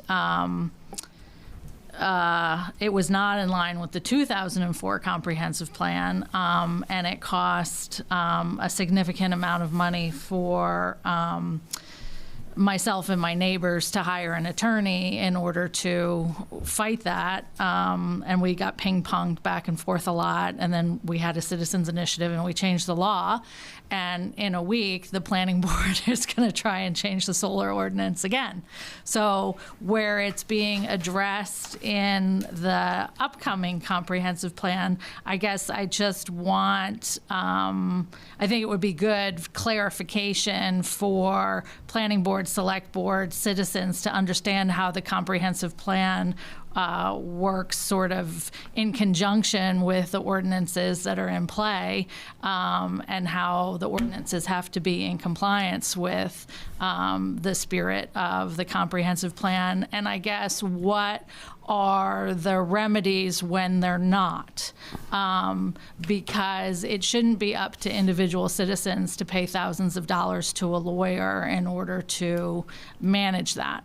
So I guess I'm just wondering if we can explain how the accountability works if, as a community, we've set out our vision statement, we've said what we want for our town, what we hope our town looks like in the future, what's important to us. Citizens have spoke up through doing their own initiatives and voting, and et cetera, to ensure that that the new comprehensive plan as well, and the old one, until the new one's fully in effect, are being followed by the people that we're entrusting to write the ordinances. Peter, would you speak to that, if you don't mind? I absolutely don't mind. Okay, that would be great. Sure. I guess what I'd say is that number one, the 2004 comprehensive plan, or the old plan, is still in effect, and it's in effect until this plan gets adopted by the town in June, or doesn't, gets rejected. And in that 2004 plan, as you can well imagine, there was really no mention of solar farms, because there were no solar farms in 2004. But what it did speak to was that development should be excluded on the 302 corridor when it was abutting a residential property. And I think that was the issue, and certainly the commercial solar farm fit into that category. What I've said, unless I've been totally misinformed by the state, and as Ben basically mentioned at the beginning, the comprehensive plan of a municipality has no statutory force. Legally, we can't pass ordinances. And this map, as Ben pointed out, is not a zoning map. So to speak to the other caller just a moment ago, as far as critical rural areas, we're not the ones here, and this plan is not the plan that's going to be changing the zoning in the town. The zoning in the town is basically changed by the people in the town. Well, that's their influence on planning board, select board, and the like, in their influence is what changes ordinances.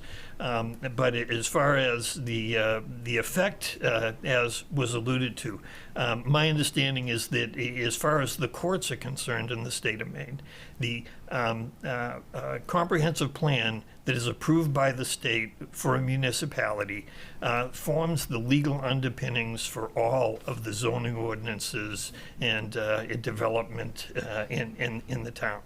And therefore, if you have a comprehensive plan that says X, then the planning board and the selectmen cannot propose ordinances that are Y. In other words, they cannot be in conflict. If they are, what does it mean? It simply means that legally the municipality is in a poor position. And so anyone that challenges what the planning board, select board does will be in a bit of a problem when it comes to Superior Court, because Superior Court's going to go to the document and say that people of the town of Raymond voted in X. Why are you proposing Y? And so that's my understanding of how it works. But getting back to the issue with solar, I believe what you'll find is in the action plans, there is very clear that the suggestion of the comprehensive plan is that the planning board put together a criteria for the location of any of these solar farms in the future, commercial. So that there be a criteria built into the ordinance. So as one landowner told me or asked me, he said, well, and I think this is true in the state, if I've got a 40-acre farm And the only way I can keep that 40-acre farm functioning appropriately is to put 5 acres in solar farm that I lease out to someone. Ultimately, what's the greater good? Well, the greater good is, probably going to be to keep that agricultural land in production. And therefore, understanding that if it meets the criteria, if it has the appropriate buffers, the appropriate considerations as far as how it abuts up against residential areas, that's what this plan was outlining. And hopefully that's going to be a discussion at the planning board going forward. Maybe not this round, but eventually. Thank you. I appreciate that being in the plan. So I guess what I'm hearing is that there is no recourse other than legal in order to hold the town accountable to the comprehensive plan, the spirit of the comprehensive plan of the people of Raymond, right? So is that my understanding? Is that correct? That legal action is the only thing that can hold our townspeople to... I can tell you that I served for 25 years on the Zoning Board of Appeals in this municipality, and I learned very early on that that's the position you want if you have absolutely no political aspirations, is, once a month getting together and telling your neighbors what they can or can't do with their own property. But ultimately, yes, it gets decided in the courts. And so literally it's got to be the courts that will eventually grapple with those issues. If no one challenges it, it happens. Right. Okay, thank you. Thank you for your comment.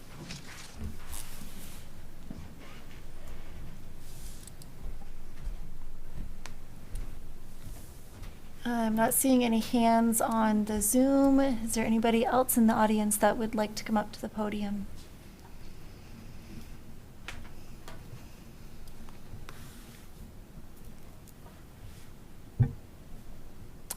Okay, going once, going twice. Don't be shy. You're here for a reason, I'm sure.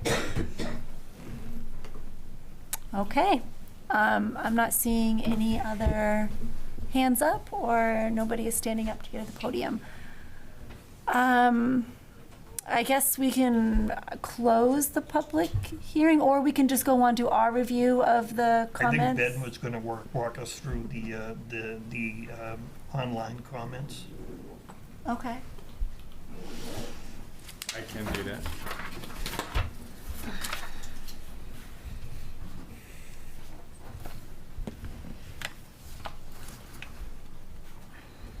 So there were a number of comments that were submitted through the website during this open public comment period. One of the folks who spoke this evening referenced sending in some comments. We have those here. Generally, I can read them all if you like, but I think characterizing them, a lot of them had to do with the specifics of where to start. There were a few comments that I would say were critical of the effort or the plan in general. By and large, most of the comments were supportive with some specific direction to say this, for example, this is a great plan, but we need to pay more attention to Raymond's water resources. Or this is a great plan, but I don't think we need a path or trail down Cape Road, for example. I'm not sure. I'm happy to continue as the chair wishes.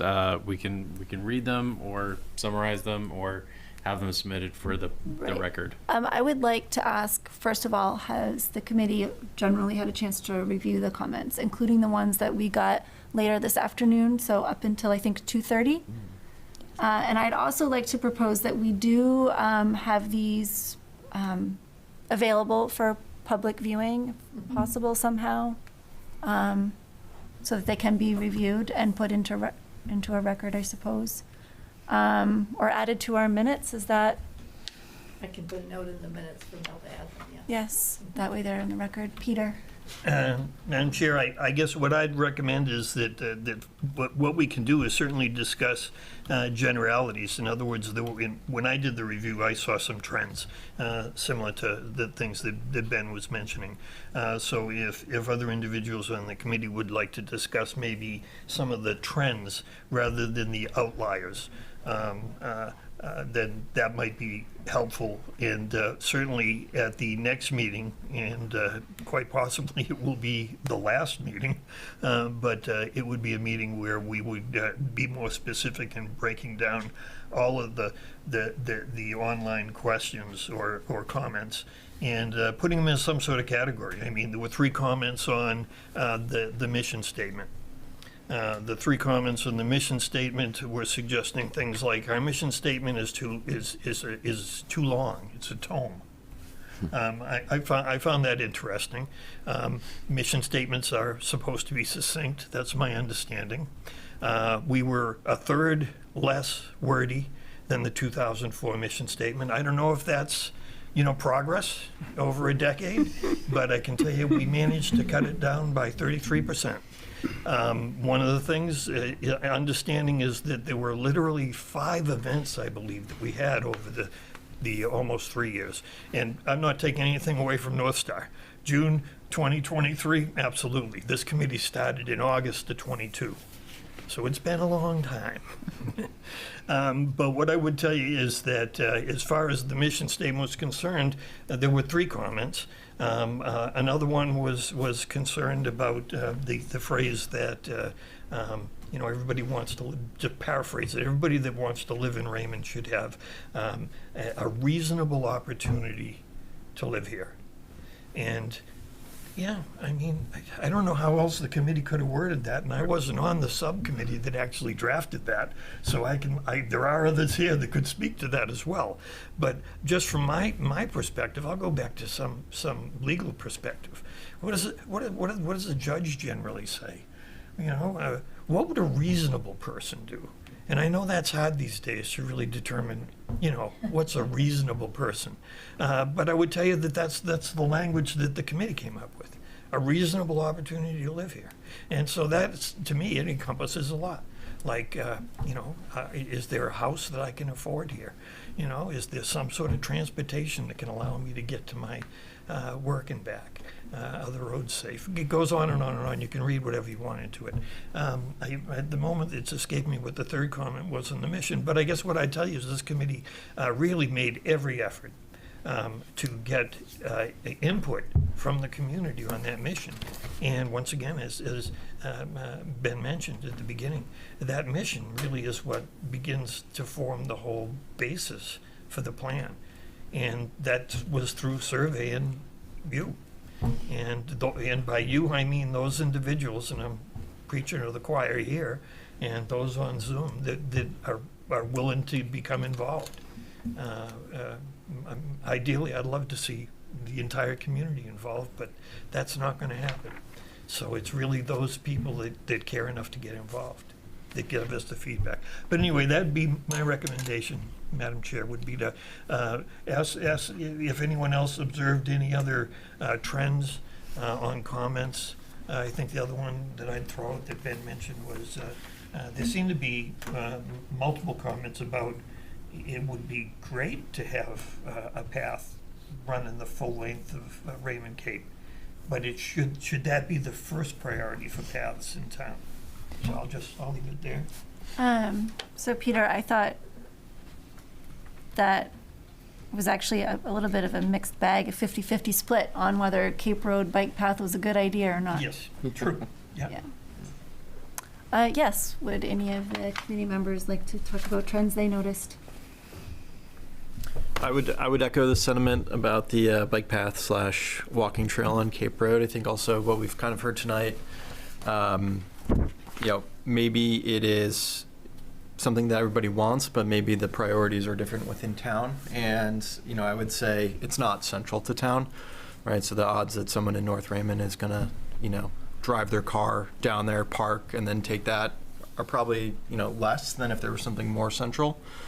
And I think maybe a reasonable thing would be, I struggle with developing too many committees and subcommittees, but, if there's a master plan of paths in town, maybe that's a way to better solve this, to get the amount of community input that we need, to kind of prioritize that. Because I do think a Panther Pond loop would be pretty nice.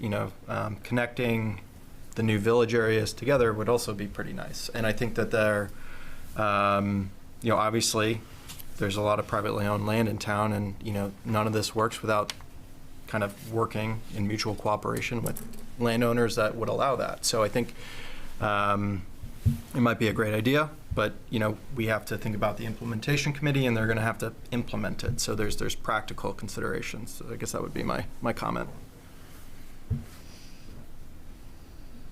I would agree with that, because I think we were hesitant to talk too much about along 85 because that's not our road, and would be a significant undertaking. So I know that we'd all would appreciate a sidewalk or easier biking on those main roads, but I mean, the reality is that might be very difficult to accomplish. And I think possibly our view was that Cape Road might be more within our reach.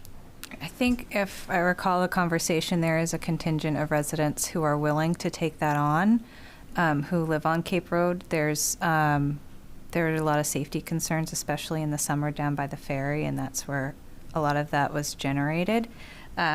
So I agree that there are more critical areas of town that could use that focus, but I think practically that was part of the discussion. Is it something that we can do because it is one of our roads and there may actually be some resources to do it with?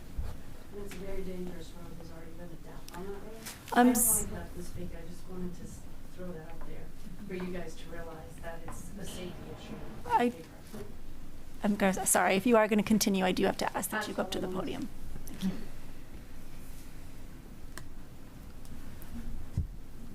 I think too, we should, kind of think about how many people can be benefited by certain projects as well, so that, if we're looking at connecting villages areas, or if we're talking about 302 and having walkability around there and connecting it to a village area that we're talking about, how many more people might that benefit than, the residents on Raymond Cape Road? But I guess I would also add, I think to Danelle's comment, if people are volunteering, their services to get these things built, there's no reason we can't double up. And I think, we talk a few times in the comp plan about increasing capacity, and I think that's not necessarily hiring people, that's finding people within town to volunteer. And this would be a really good example of increasing town capacity to take something that's on. If we have a dedicated group of volunteers, that could work in conjunction with the departments in town to make this happen.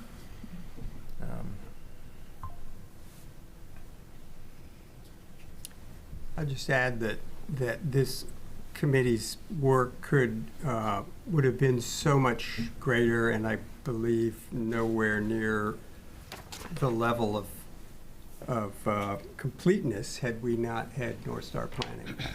I think it's an incredibly complex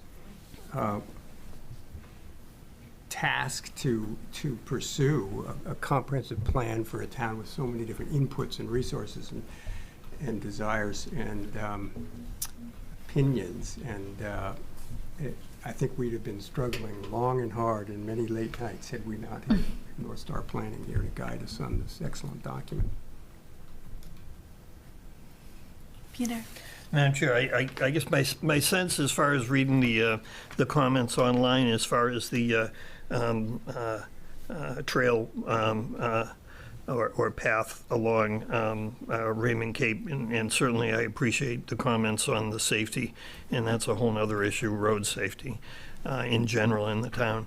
But I guess my sense from a couple of the comments indirectly was the fact that where the priority should be for walking paths and bike paths and the like kind of goes in line with the idea of the village concept. My understanding has always been that you want to build a road, what you want is a destination. And so you ask yourself, is there a destination at the end of this path or trail? And I guess, if you're not thinking of a concept of some sort of a small village on the corner of Hawthorne and 302, then there is no destination. So not to say that it's not a worthwhile endeavor, but the sense I get in reading the majority of the comments online anyway, it was that it would not be the highest priority. And I believe we made it a high priority in the plan. That might be something to revisit based on what other feedback we get from the town as far as exactly assigning where sidewalks, bike paths, and the like go. It's also interesting to note that the village concept and where we're sitting right now on East Raymond historically was a village in Raymond. It's not that we're reinventing that. It was a village here. Actually, I believe there was a small village down where 302 and Hawthorne is. And I believe that the whole idea of those concepts of the village, as it was mentioned, is to try and not necessarily. We can be a little selfish. It's not to serve necessarily the people from away or people driving through. It's to serve the residents of the town, so that maybe we can avoid a little bit of that crazy summer traffic on the major thoroughfares. And if we want a loaf of bread or a gallon of gas or something like that, we don't have to drive into Wyndham to get it. So those are my comments. I would like us to make sure there are a couple comments about places maybe we had some inaccuracies, so I do want to make sure we investigate those. I just scrolled away from it. I don't know why I did that. For example, Maine Lakes Environmental Association only supports Sebago Lake, not Crescent Lake, etc. So things like that, I would like to at least make sure we investigate and make sure that we're being as accurate as possible. And also that we are spelling out all acronyms first. And I would also, I'm more of a numbers person, so if we do have things that look a little out of whack on a percentage basis, maybe including what the objective increase is or decrease is would be good. And I know we did do it in some places. I think the median home price in Raymond, we did that. It was a really big percentage, and then we showed, what it increased from to what it is now. And I think, that would be helpful in clarifying for everybody.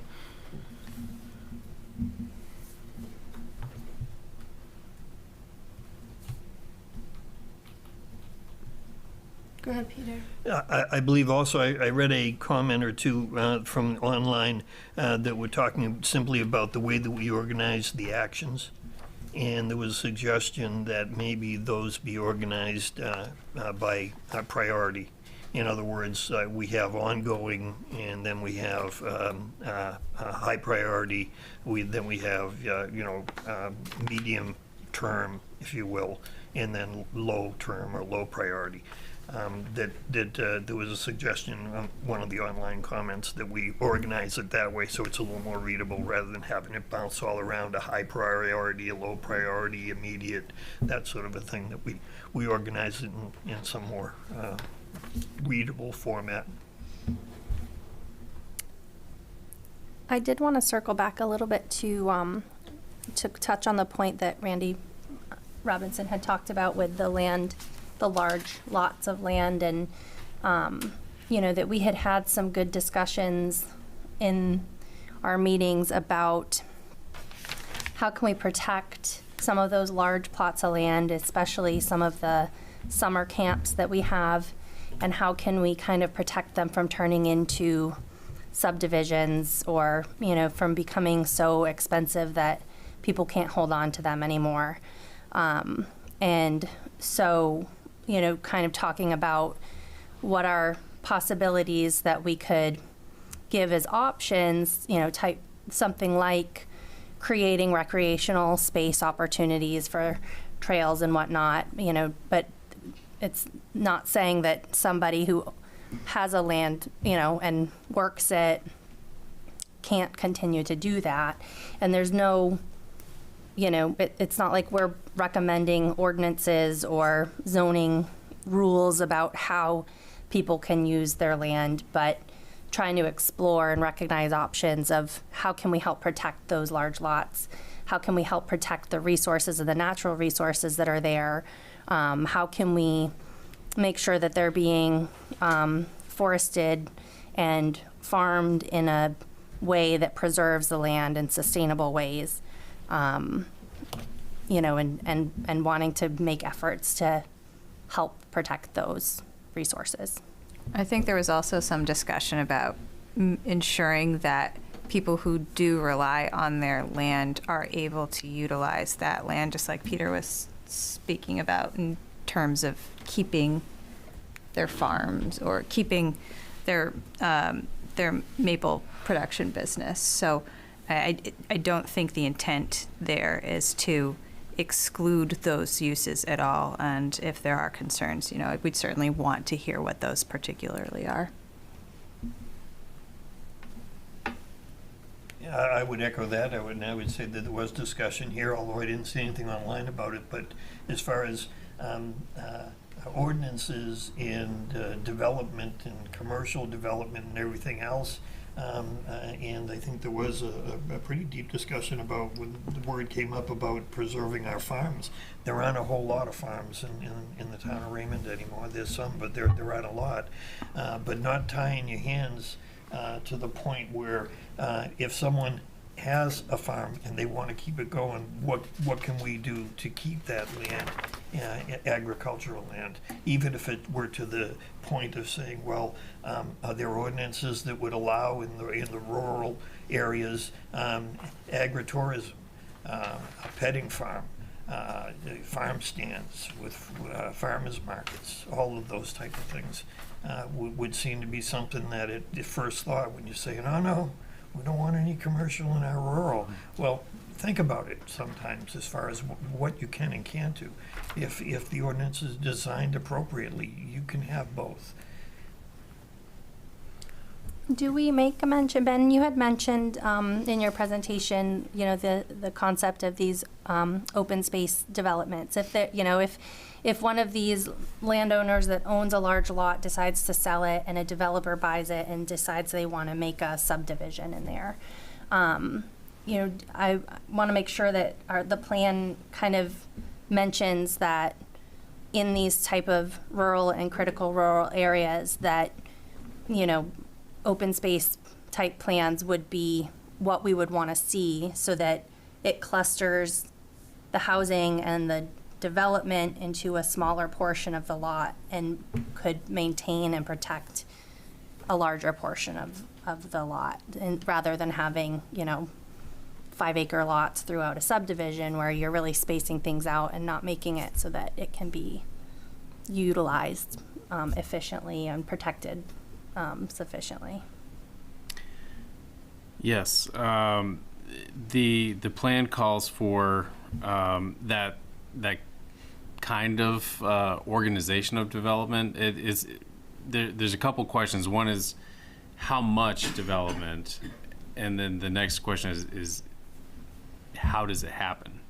And I think that certainly, and it has been said in these committee meetings in the past, and I'll say it here, is that a rural or critical rural designation in the future land use plan doesn't mean there would be no development of any of those properties in the future. It just means when development happens, how much and how will it occur. Same thing with the growth area. I don't think anyone sitting at the table, no one at North Star certainly is envisioning skyscrapers and all of these growth areas. I think that the idea of, to an earlier public comment about how many people could these growth areas accommodate? What is a build out analysis of these growth areas? It really depends, number one, what kind of time scale you're talking about. The life of this plan is really thinking about the next 10 to 20 years. And secondly, I think the plan has done a good job of, through maps and through narrative in the plan, kind of describing, trying to paint that picture of the character and what these places would look like.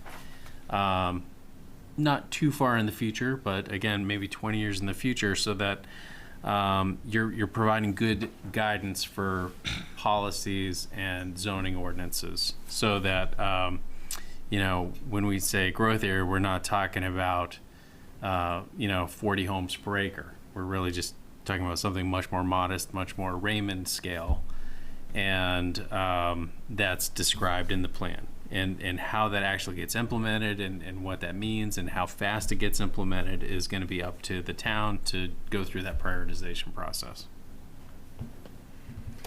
I do have one kind of add-on to that. I think that those growth areas are mandated by the state that we have to include. The committee didn't sit up here and say, we want these necessarily. I mean, I'm not saying we said the latter, but we had to include at least one in our plan. And I think the state has implications for those growth areas, and I think we should just all consider that. I think LD 2003 is a good example. They specifically call out growth areas that are in town's comp plans for, basically added density bonuses and things like that. So I think it would be prudent, for us as a town to realize that, there's likely future zoning, incentives from the state that are going to come due to the housing crisis in the state. And I think LD 2003 is a good present example of what they're probably going to look to do. And I think that, designating those growth areas in a way that, the state ultimately can push down zoning changes, on a 10 to 20 year timeline, that it could happen, and it just did happen. So I also think that, consolidating development ultimately preserves the natural resources, and I think that's been shown, and I think that is also represented pretty well in our open space plan. And so clustering, housing and subdivisions to preserve bigger blocks of uninterrupted nature, I'm hopeful people can get behind, and I think that is something that works well with municipalities and also works well with developers. And I think everybody can win in that kind of situation. I would agree with that, John, and I'd just say that as far as referring back once again to the 2004 plan and the 131 action plans, one of the things that was clear in 2010 when the implementation committee for the 2004 plan came out with its overall review, one of the high priority actions for the 2004 was to direct growth or direct housing development into the growth areas. And we failed to do that. We continue to fail to do that. And it's, once again, high priority on this plan. But I can just tell you, from 2004 to date, we have failed to do that. The vast majority of development in the town of Raymond, as far as housing, are single-family homes on large lots. And it's exactly what John is saying. What does that do? Well, it breaks up basically large tracts of land that could be used for open space or conservation.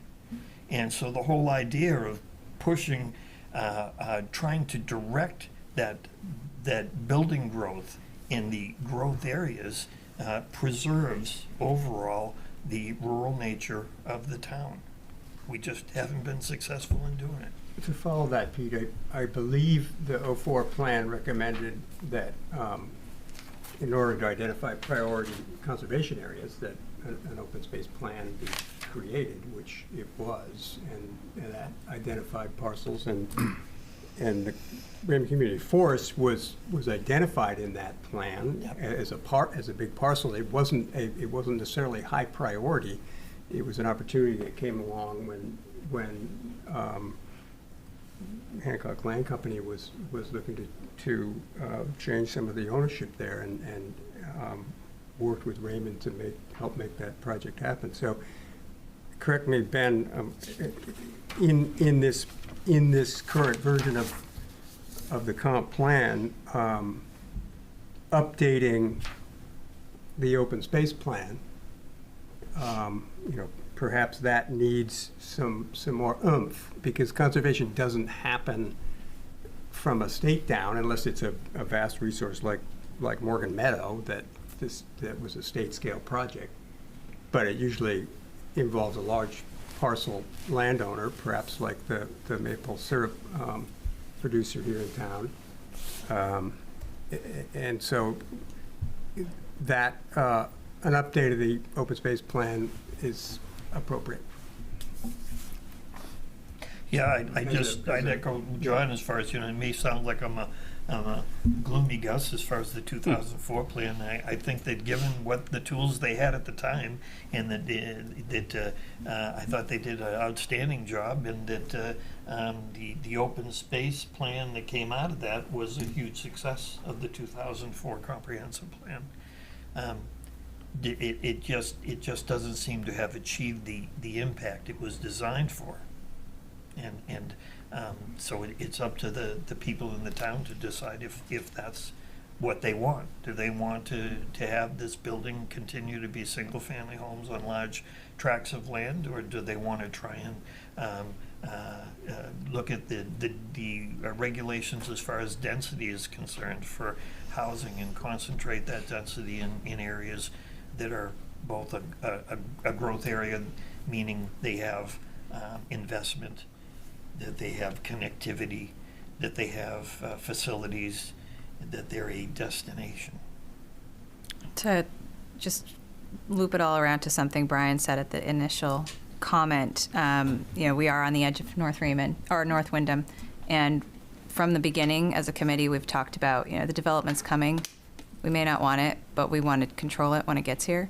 And so what's our best way to do that? And so all of these conversations have really been around that, including all the development of housing to allow our kids to be able to afford houses here, if that's what they want to do too.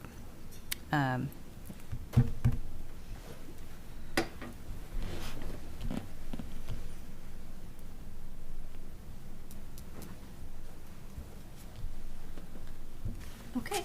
Any other comments from audience or committee members regarding this? Madam Chair, I just ask, is there going to be a provision through North Star or through this committee? I know that the quote-unquote public comment period ends today. It started in October. It goes through to tonight. But if there are individuals that something occurs to them, they have an epiphany, they have a thought that's going to solve everything, we'd be doing our due diligence by keeping it open so that we can continue to collect those comments. I know that there's got to be an end point. When we get to the point of basically saying this is our plan, we're endorsing it and we're going to go forward with it.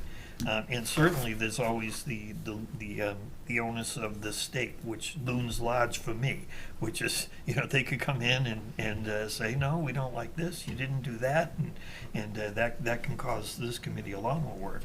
I don't believe that's going to happen. I think we have a heck of a good plan. So I know that there's got to be an end point, but we consider as a committee to keep comments open to a certain date for more feedback from the public. I don't think that's a bad idea. I concur that there needs to be some cutoff to get the next version of the plan to the council. As I noted in the PowerPoint, we are expecting to get comments back from the state in January sometime. And that could range from a good job, everything looks good, to here's some optional comments that you might want to consider integrating, to here's, you know, a handful of things that you really need to beef up or add to the plan. So I don't think it's going to be a wholesale, you know, major update. Usually if that's going to happen, they would have given some indication of that already and say your plan's not complete. They would do that within the first few weeks of the submission. They haven't done that. So I think that they're really more focused on, you know, does this plan address the state requirements? And we have built the plan so that it hopefully would, and we'll see if we can get it right on the very first try. But in January and February, we would be taking any state comments plus the comments we've heard this evening and that we've gotten online so far, and kind of working with the committee to integrate those into the document that is online right now. And if the committee wanted to leave the website open, it's scheduled to close, but if they wanted to leave it open until the point in January when we get state comments, that might be a more natural time to kind of put a pin in things while we integrate those comments into the plan. And I will say it's not done until it's done. And what that means is there could still be changes coming out of a select board review. They go through their own public hearing process before putting anything on the warrant. But once it's on the warrant, it's kind of locked in that form. But I think until between now and that point in March, there's room to make adjustments and reprioritize and calibrate things. So long way around. I don't think it would be a problem to leave the online comments open until probably mid-January. I don't know exactly when we'll get those state comments. If you want to tie it to that, or if you want to pick a date in mid-January, I think either approach would still allow us to stay on that time schedule.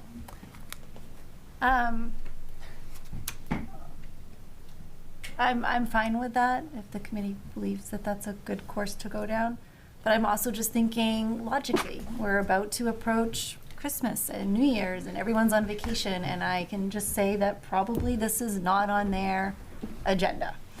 I even think it would be fair of us even to go to, say, the 20th of this month, because I just think realistically, what would we expect to get back? And then that makes more of a rush for us and for North Star to put it all together. So I'm just trying to be, I don't know, I'm just trying to be a little bit realistic, I guess. We have given a lot of time, and I'm not saying that more time would be better, obviously, but I just also want to not put undue burden on anybody, and also just think about what we're working with as far as the time frame. Sure. Well, I get, my comment would be that simply I think that's a great idea, and since we can't take any actions in a public hearing, that after this public hearing is over and we go to our regular meeting, that we make a motion. Sounds good. Okay. There is a hand raised online now, Madam Chair. Okay. I do not have glasses on. I think that says Marilyn. Yeah. Go ahead, Marilyn. Oh, I just wanted to make a comment that a lot of this is ideal thinking, but pragmatically, what Brian Walker suggested was finding a way to implement some things is probably going to take financial input. And if we want to maintain some large tracts of openness and rural land, it seems that we have enough left that right now, if in the implementation we could focus on augmenting the tracts of land that are already preserved, such as near the community forest or along the Tenney River, where the land trust has put in perpetuity, cannot these areas be looked at for augmentation to add to them so that they're not broken up before it does get developed? And it takes money and fundraising for the land trust to affect some of these preserved tracts. And if we could set up some kind of a bond financially to have it at our disposal to help augment when we're working with some of these groups to be able to offer some assistance, because if we don't do it in the next 10 years, it's going to be hard to control the development unless you put ordinances in for people who have large development capability lands, that they set up a community of so many condo type residences into the point where either the ordinance would say a certain percentage of your development lands have to be preserved, such as I saw them doing in California. That can be implemented, but there are some areas in North Raymond and elsewhere that we could take a look at and see where we might try to keep a corridor of uninterrupted lands and preserve the feeling of openness available to everybody. Where I lived before, I saw that people went out on their lunch hours into the salt marsh, one little road to have their lunch, where they looked off into the distance over the marsh. They didn't see any residences. People congregated there. They sought them out. And you see it in England, you see it all over. The uninterrupted lands that can be maintained for people to enjoy in the future. And we've already grown from when we first came to Raymond, from like 1,500 to 4,500 residents, and it's going to keep happening. So this is the chance to try to augment the places that we already are working on. Thank you. Oh, I live at 172 AI Road. Thank you, Marilyn. I would like just to somewhat respond to that in a way, talking about financials and what happens next in bonds. Something that maybe we as a committee, since we've been at this for so long, are going to kind of find some enjoyment in, is that we, after this is done, get to pass off this work to the other functioning parts of our local government here, from the select board to the finance committee to the planning board. It becomes the work of those town pieces. So unfortunately, our hands are a bit tied in what we can do on a financial perspective. So I just wanted to throw that out there. I don't know, Peter, you'd like to? Sure, I'd echo that as far as, once again, what the limitations are that this committee can do. What I would say is that in the plan, in numerous places, it makes the case for conserving land. It makes the case for either hiring a consulting firm to look at grant applications, because there is money out there, whether it's to make our roads safer. There's money out there for that. Matter of fact, in our surrounding community, it was in the paper last week that there are monies out there. We just weren't included in it. But maybe we need to have our ear to the ground a little bit more, have a little bit more professional guidance, have a little more assistance in pursuing those, as well as conservation land. And we have had, with Loon Echo, We have already established a relationship with them, and I agree wholeheartedly with the individual on Zoom now that there needs to be more in the way of conservation dollars put aside. Once again, it's in the plan. We're asking for it. We've recommended it. Now it will be up to the implementation committee, the select board, budget, finance, and ultimately the people in the town to make that a reality. I believe what surprised me is when we had a discussion earlier on, there's, I think, $35,000 that's in conservation fund. That's money. Still in the open space fund. In the open space fund. So that money is there. And I believe that the comment from the individual from Luneka was saying, well, that's a nice start. That's a chunk of change. But we need to improve on that in order to be able to fulfill the objective of preserving more property. By the same token, everything that we've talked about as far as ordinances are concerned are really geared towards focusing on where building takes place and where it's appropriate and where it's not, whether it be commercial or residential or environmental.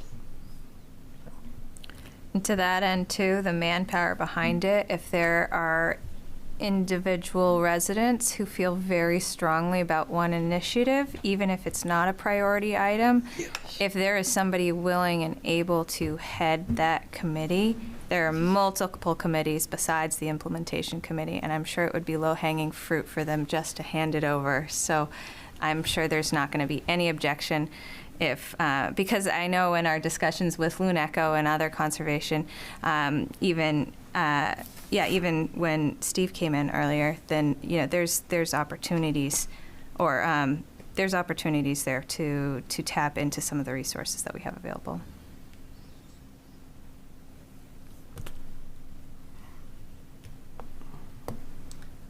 Okay, I'm still not seeing anybody else get up to the podium, and I'm not seeing any hands raised. In the interest of time and moving us further along, I'd like to ask if anybody would like to propose a motion to close our public hearing tonight. So moved. Second. And all those in favor? And Sean, I see your hand raised. Excellent, thank you. So now we will conclude with our regular meeting. Can I just have a question? You said at first it was mid-January, now you're saying December 20th to close public comment? We'll decide that. We're going to decide that now. Yes, we'll decide that very shortly. No, that's okay. Thanks, folks, for coming out. Thank you. Yes, Thanks, everybody. thank you. Thanks for your work. Got it. Okay, so, thank you. You need it. I think we should start with Thank you. when should we close public comment? I think that's a good place to start. And then let's sort of give Ben some direction. I make a motion that we close public comment on December 20th. I'll second that. Okay, any discussion? I would hope that we could do it at the end of the month, just people get through Christmas. They have some downtime between Christmas and New Year's. To me, that would be let's just do the 31st. Okay, so That's we. a friendly amendment.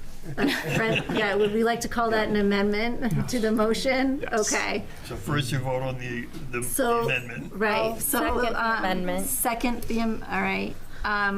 All those in favor of the amendment? For the 31st, Sean, if you're following. Instead of the 20th. Okay, instead of the 20th. And then we will vote on the amended motion. So, and I've already had a second on that. So all those in favor of the amended motion? Done. And Sean, I see your hand up. Okay, so January 31st, do we still, no? December 30th? December 31st. Close the public comment. Close public comment. And this Madam applies to Chair. the person who presented, it's one at the 11th hour at 59 minutes. Okay, you get a donut. Yeah, right. I missed who seconded the No, amendment. that's the way to do it. Jackie. Oh, I thought she made the motion, okay. No, John. No, John made the made amendment. Jackie seconded it. John as in Clark, correct? John Yep. as in Clark. Okay, Yep. perfect.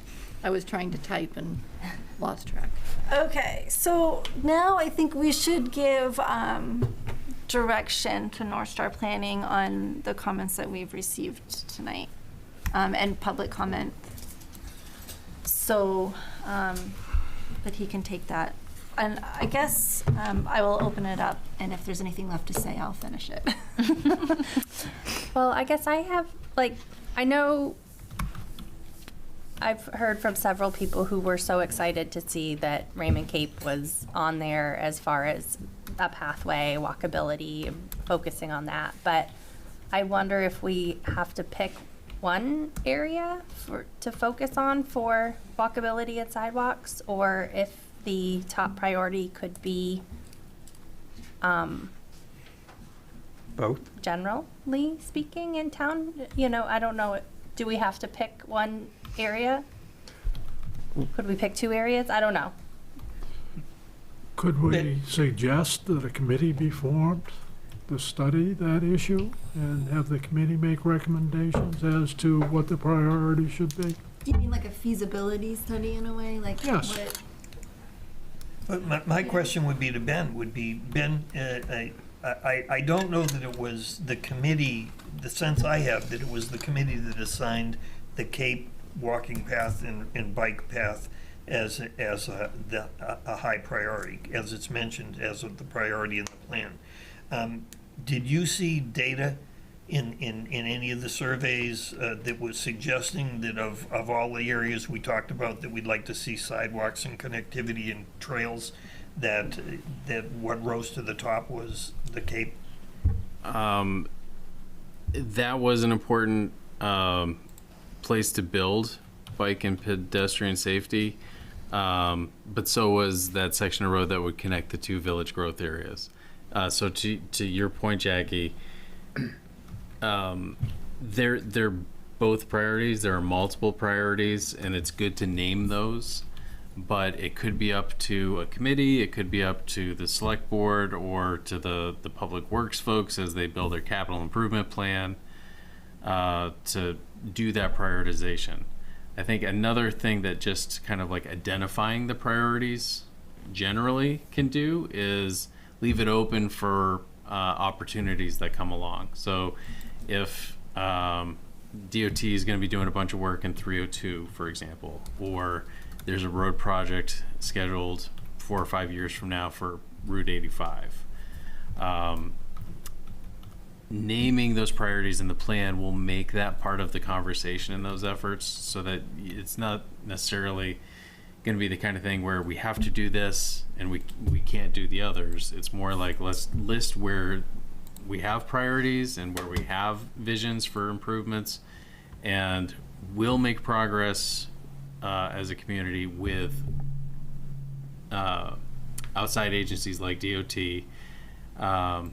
as they move their plans forward as well. I think there could be things that kind of fall into your lap if you list them in the plan. Like if there's a major commercial development on 302, it would give the planning board the ability to say, hey, this is an area where there's supposed to be enhanced landscaping and sidewalks. And that becomes part of the planning. So as an example, when we in 2015, 2016, when we got the state money to go half and half with the sidewalks in the village, even if we had not identified the village as which at that point as a priority to have sidewalks, the state was going to go halves with us if we put the sidewalks there. But so with any type of grants or funding and things like that, a lot of it's going to be dictated by the grant giver. So are we gonna say no? We can't take a 50-50 split on this bicycle path or this sidewalk because it's not one of our high priorities. I think So I just don't know about handcuffing ourselves to anyone rather than state what we've stated in the plan very clearly, which is Both a are options. A high priority for the town is connectivity, bike paths, walking paths, and improvements that reduce traffic safety issues. And, I understand, but naming the priority would be, another way to go. And you could, but I would say that based on at least the feedback that we've gotten from the online comments, that what a few of the comments came back and said, I don't know why you're making Raymond Cape a priority. And I'm always sensitive to the fact that, since our sample size is always so small, it can be 5 people that live on the Raymond Cape that say, I would like to see it. And I understand there's a woman saying that there was a fatality on that road. Well, yeah, so I guess I could say, well, I guess we need walking paths and sidewalks on Egypt Road. Mm. Okay, so maybe, I guess my thought would be if we could make it more comprehensive as a priority list item, to not just cover Raymond Cape, but list that as one of the options that we would want to pursue. So Raymond Cape, connection of the villages, or a loop around Panther, something, along those lines where it might list a couple options. Do we have the actual language we could just pull up, and then maybe we could just look at it real quick? Is that okay? Well, I was going to say, because what I'm hearing is like, we don't want to tie ourselves, but we want to sort of in some way be a little bit specific, right? Because we want to give direction. So saying we would like to create more bike pathways and connectivity, with the focus in mind of connecting the village areas and Cape Road, calling those two out specifically. Consider that. Well, so we're giving detail, but we're also keeping it open. Yeah, I think that's good. I like that. Yeah. Did you get Yep. that then? Yep. I can bring up that section of the plan if that's helpful as I'm doing it. If it's not helpful, tell me real quick. I liked Kayla's language. I was fine with that. Yeah, I think we're Okay. Yeah, I think we're good with finding a way just to be, include those two areas, highlight them, but also state clearly that we're open to all areas. Because quite frankly, all roads would be improved with sidewalks and bike paths. So, there isn't one in Raymond that would not probably benefit from that. I think we should hit like the major things, the themes maybe, and that might be helpful. So vision statement was mentioned a few times. I mean, personally, I feel like we really went over this many times. Many opportunities for public comment. I kind of feel like continuing to grind over it really is probably not, in my opinion, the best use and utilization of our time. But that was mentioned a few times with the comments online anyway. Is there any feeling that we wish to address that in any way? I'd say that we've had similar comments before already, and we had many discussions about them, and the vision statement that we have is a result of all the comments, both critical and positive, and we've already hit on those things, and we don't need to discuss it any further. Agreed. Agreed. Agreed. Agreed. Okay. I think, let's see. How about comments about organizing goals based on priorities? Now, I think actually as a committee, if I remember correctly, we had sort of talked about that ourselves anyway, about how we organize it just for even our own sanity. But anybody who's reviewing this, so I don't know how much of an ask that is. Or I don't, I know the state mandates a lot of that giant list. So without creating too much work, is there a way that, it sounds like that was comment received, do we have any desire to be asking? Yeah, to format the actions according to their priorities, starting with the highest priority down to the lowest priority. Yeah, I think in general, what we've tried to do is format the list so it lines up with how the state's going to look at it. So the goals are arranged by topic, and I think that was the comment. Is instead of looking at these by topic, let's just prioritize these things. So to that end, I think prioritization is good. That's kind of behind the effort to call just a handful of these things up as highest priorities and tie them in with those priority goals. If you want, I think we could do another version of it, or just have like, here's the hard copy version sorted by topic with the high priority ones listed and first for each topic. But I think electronically, if we can provide the actual copy of the spreadsheet, you could sort it however you wanted to. It just wouldn't be part of that document. I don't know if that's like going to get to where you're talking about, or if I'm missing the mark.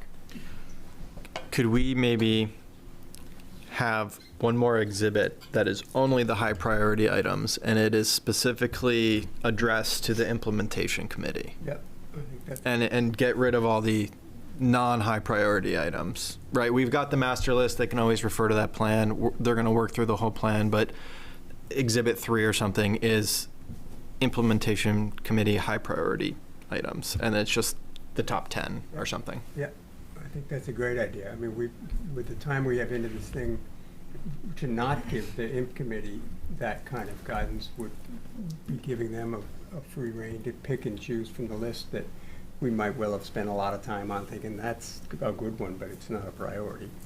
Does that sound like a reasonable compromise between state expectations, ease of their review, and It sort does. of picking and highlighting, even though I feel like in a way we sort of already do that with our list of goals, but if that seems fair enough. It sounds like it's a good compromise. Yeah, and I think we've done that. We've taken the first step at calling out the very highest, I guess we can say. Yeah. But there should be like all of those high priorities, right? The next tier. If that's not enough, when you've implemented all of these things, there's a bunch of other things to do. More. I think that's really consistent with the philosophy we've had kind of from the get-go, is that it can be a little overwhelming.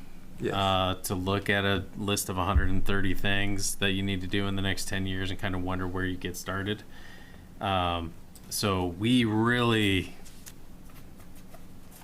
went to a lot of effort to kind of make sure we're calling out the most important, but I think like there is no problem at all in putting together a little bit longer of a list that would give some discretion to the implementation group to say, look, if we've got 25 high priority actions, what are the 3 we're going to do once we get through the list on page 2? I think that's very doable. Okay.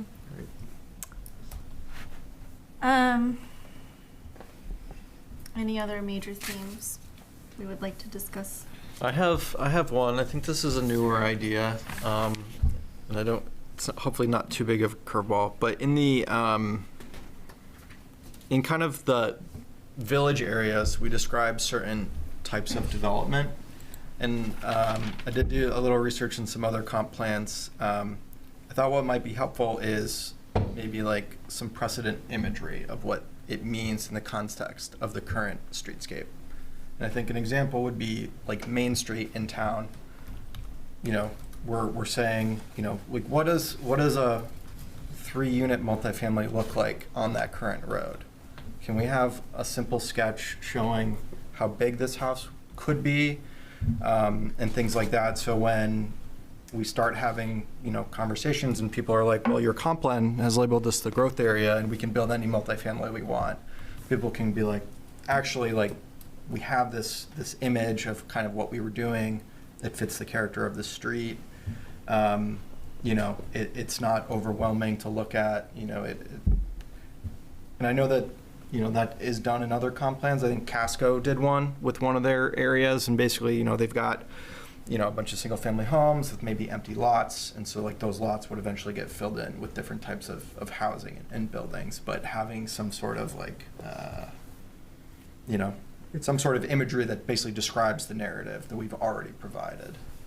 It sounds great. So it's like a photoshopped I think graphic. the way, Ben, feel free to chime in, but I think, the way I've seen it is, it can be a hand sketch that's more professional than me doing it. And that would be it. You could take like an existing photo and you could literally hand sketch in just like how a building would look like in multiple spots. In the plan, do we speak, I thought we did, but do we speak to recommending that to the planning board that they relook at their design standards? I know that there was discussion at the meeting with the select board and the department heads that I think Jackie may have mentioned, but to make it clear that what we were doing as far as when we call it a village, that we're talking about some sort of standard construction that would give it the flavor of a New England village versus the big box or the 3-story concrete condo. Yeah. But we do mention that, I thought, in the goals or the actions. Yeah, and I think that to your point, we've tried to provide enough narrative to describe these places, and I think what I'm hearing you say is like let's put some pictures to illustrate this. So when we talk about 2-story buildings with single family homes and a few 4-unit buildings, like what does that look like in a rural crossroads context or a village context? Those places are out there. They exist today in many places around Maine, and we've done projects where we've said, what we're talking about is something like, or what we're not talking about. Like, hey, when we talk about your village, we're not talking about downtown Westbrook or Rockland. We're talking about something that looks more like Denmark or Naples. Or we're talking about, when we talk about conservation subdivisions, here's a couple plans or photographs from good examples of conservation subdivisions that have been built in Maine. My concern would be having an actual picture in the plan, no matter how much we label and stamp it as this is a concept. Yeah. Some people are going to look at it and say, oh, these are new design standards? And, maybe even the planning board might have a little problem with that. You're sending out messages, you're cashing, checks you can't cover here. Because, it's the planning board basically that puts together design standards and then submits them to the town. As long as we feel good that we've passed it on to the planning board, I feel fine about it. It is something that I think I might have a photo, but it is something that is in other comp plans. So it's not. I don't think it's atypical necessarily for a comp plan to have. But I do agree that it definitely takes the planning, like the specific planning of these areas, one step further than we have as a committee looked at it, and we're pretty late in the process. So, I guess I would be like a little nervous to be too specific with the plan, just so that we're not ruling out things that could be a possibility and could still be in line with what we want. I think the nature and the purpose of the plan is really to not be that specific and to say, I think we do a good job of providing a narrative and talking about like a look and a feel and a sense of what the space should be. And I think that is really what the plan is intended to do. I'm almost more inclined to put pictures of what we don't want. Like we just slap a picture of the Fieldings condos on there. I think we're good. Could you put a link to a couple different scenarios as a simpler reproduction in the plan? Just a link. Again, we'd still be in some eyes dictating what we're trying to have Raymond look like, but wouldn't be going as far as to have the actual picture or graphic or sketch, but just some resources that the committee could use to explore, make sure that they include a variety of design. I do think just having the planning board do it, I think this is definitely something in their wheelhouse. I think the intent is not to provide design standards, and I think there's a little bit of a difference between like the size of a building and then like how it looks from the outside. And so I think this is more to help people understand when we say multifamily or like condos or, you know, those words that are referenced in the plan. It's not a 5-story building What's it look like? next to a single-family home. It's the ER closed door, you know, replicated somewhere. You know, it's a nice, classic-looking building that could serve multiple purposes.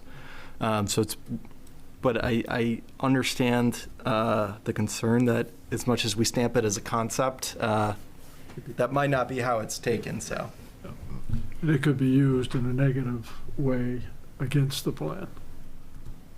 It doesn't take a lot for somebody to get a hold of something that wants to make a difference and run with it and build some kind of a momentum constituency with it. I mean, the alternative is if someone saw a 6-unit multifamily in there and they built a 6-story building, you know, and 1 unit per floor versus, you know, the intent of that is really a 2-story wider building or I think what's come wider. through loud and clear over 3 years is well, we don't want to look like Wyndham. So, I mean, I agree with what you're saying, which is it'd be easier just to say this is what we don't want. But I believe ultimately being vague enough in our narrative to say, you know, preserve the rural nature of a New England village. I mean, that gives you quite a bit of latitude as far as, but at the same time, you understand that that's not Wyndham. So just for clarification purposes, that is laid out as a policy to maintain village character in Raymond growth areas, and we do specifically call out that we want building types compatible with existing historical buildings. There's 3 action items listed under that general policy that asks for design guidelines and standards to be reviewed and strengthened. So that does give guidance to the planning board, but at the same time, we're not being proscriptive. Many It does years, paint a picture, like there, you can envision in your head what that looks like, I feel like, without a visual. And do we have a height limit? I can't recall. And the 30, growth 30, limit is 30 feet. 30. yeah, 30, Okay. 35? except for barns. That applies in the 302 growth quarter too. Right. Yeah, many years ago, Terry DeWine did the design standards for the town of Raymond. It was more for Now the village. the village, but he had really nice pictures and Yeah. and I don't know if he did any residential type of things. It'd be worth looking at that document to see if anything like that's in there. Well, if we go forward, I mean, if down the road, if we're doing transportation studies and whatnot, you know, that's going to involve imagery and, you know, presentations by engineers and that sort that will paint a picture visually too for what it could be, what we could see. And a number of the projects that came to the planning board, they did look at the design standards, and a lot of people, they're voluntary, they're not mandatory, and a lot of the applicants would take those and they would use them. They'd incorporate them to some degree in their developments, and I feel good about them taking a look at those and honoring. That's over the last 6 months or a year or more that you've been on the P board? Oh, yeah. Yeah. Decades. Yeah, right. Are there any other major themes or trends that we would like to discuss to give guidance to? I think I just want to reiterate making sure that based on the comments received that if they called out an inaccuracy that we just double check on that and double check on acronyms. And I guess maybe us looking at the numbers. I know you had made a comment about checking to see if numbers seem right or don't feel right, that we give a different reference point. I don't know. I think that's more of a task for us as in our final reviewing of it. I guess in a way, I don't know. I don't know that the numbers are wrong at all. I think it's more of a, you know, I mean, I can use the specific example. If you see something that's increased by like 100 or 300%, but it's gone from 1 to 3, it's not as big as an issue. If it's gone from 1,000 to 3,000. Yeah, so for instance, if something was increased by 3,000%, but we're talking, I believe it was 9 to 60 or something like that. Like Exactly. Put those in not- parentheses, 9 to 60, if we want to. Well, actually, there's a table that directly references it. You can derive 300% from that if you do math, but we don't actually call out 300%. Well, probably. If memory serves me, there was one online comment that basically told you, Ben, that all of your demographic data was incorrect. If it's the one I'm thinking of, it had to do with like how recent the data is, like where do you draw the line, and the data that we're using is from 2022, which was the state data pack that the town had. So that is not too old to understand trends and themes and draw some conclusions about what the town needs to plan for, which is really the intent of the data. So if it's more than 3 years old, that's when the state says, you know, go get the data pack and brush these numbers up. But if it's within 3 years, it's clear enough. Okay, so otherwise what you're saying is the state will call us out. The if our state, data seems yes. too old. Correct. Okay. And is that 3 years since a past plan, 3 years since the start of a plan? Like, because our committee's 2 years long. Yep. So if we had data that was 3 years old when we started, it'd be 5 years old when we pass it. Yeah. It has to be 3 years within from what they're reviewing. Okay. So Raymond is well within the bounds of normal data from that standpoint. The only thing I would say, and we talked about this in the office when we were reviewing those comments, is if there was a major change, like if there was some kind of huge clear cut, or if there was a massive development or the loss of a major employer or two, those would be the kinds of things where you want to go back and make sure, like, because that can change the trajectory of goals and policies. But generally, if the data is within a few years, like, you have a good sense of what's happening in the community. I will say there was a fairly large set of comments that wasn't necessarily, didn't look like it was all captured in the second set of comments that you gave us, but I will just say it looked like mostly my big wish list for Raymond, which I thought was kind of cool.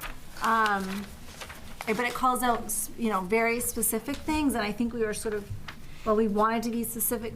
We're not trying to be maybe that drilled down, but I just would like to have that in there, that there was several things on here that I thought were an extended comment that I really liked a lot of their ideas.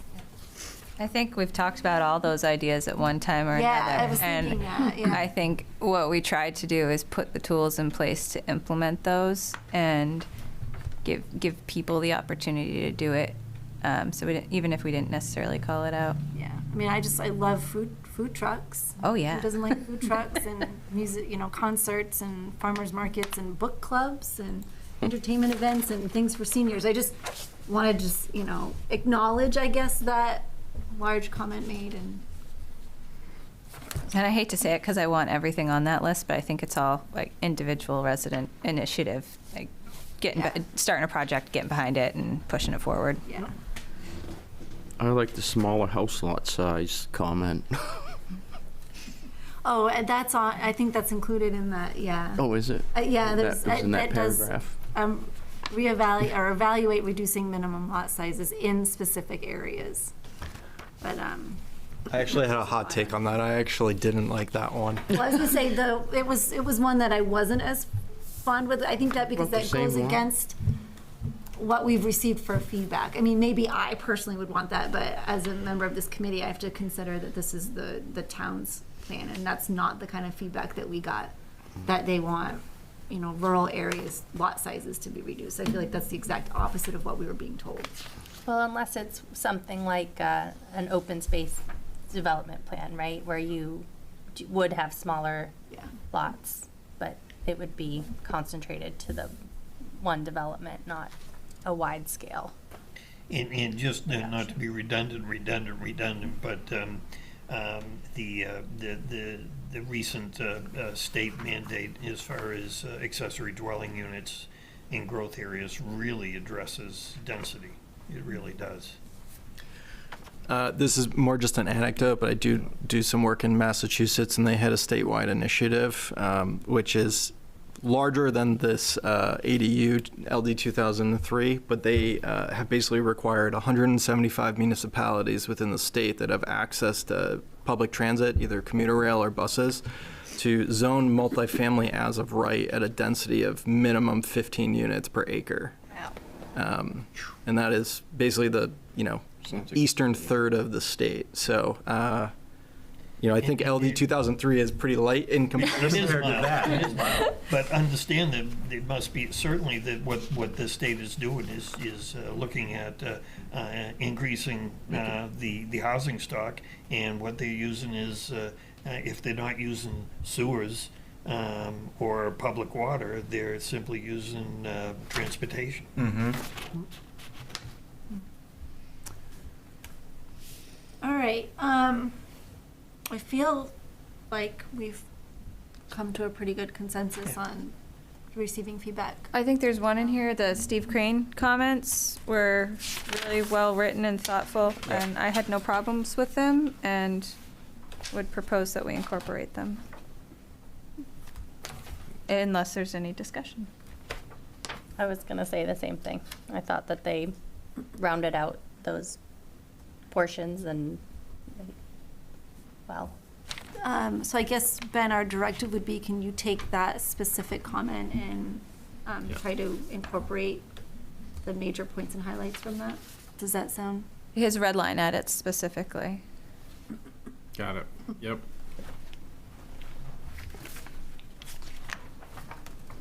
Also, did anybody drive through town today between 8 a.m. and 12 p.m.? Did anybody notice, how many state troopers were pulling people over along 302? I guess they had a traffic detail in town today. So I saw several people pulled over along 302 and on Main Street today. Nope, I didn't. But Good to know they come out around. in numbers. Oh, they were behind me on my way into work today. I don't know if it was part of that effort in the Lakes region to do some traffic calming or what, but they were specifically here in town, I noticed. I know Peter had shared an article with us, and I wish they called out more specifics on what their plans were, so we could steal ideas. That's what you do. You steal other municipalities' ideas. Take their good ideas and you make them your own. Yeah. I guess my question is, why aren't we a part of it? Well, I was gonna wait till public comment, committee comment, but I'll take this opportunity since it's been brought up. You open the door, so to speak. That would be my question. My question would be exactly that. I mean, there are these are three communities. They surround us. They've been working on this for a year. They got funding through grant money to implement it, and that's the question. Where are we? Why didn't we hear about this? And I will just tell you, and this may be, this is just my own personal thoughts, there was an acronym that was in that article, and it basically talked about the Greater Portland Council of Governments, which we used to belong to. And I guess I'll ask this question. I could ask the select board.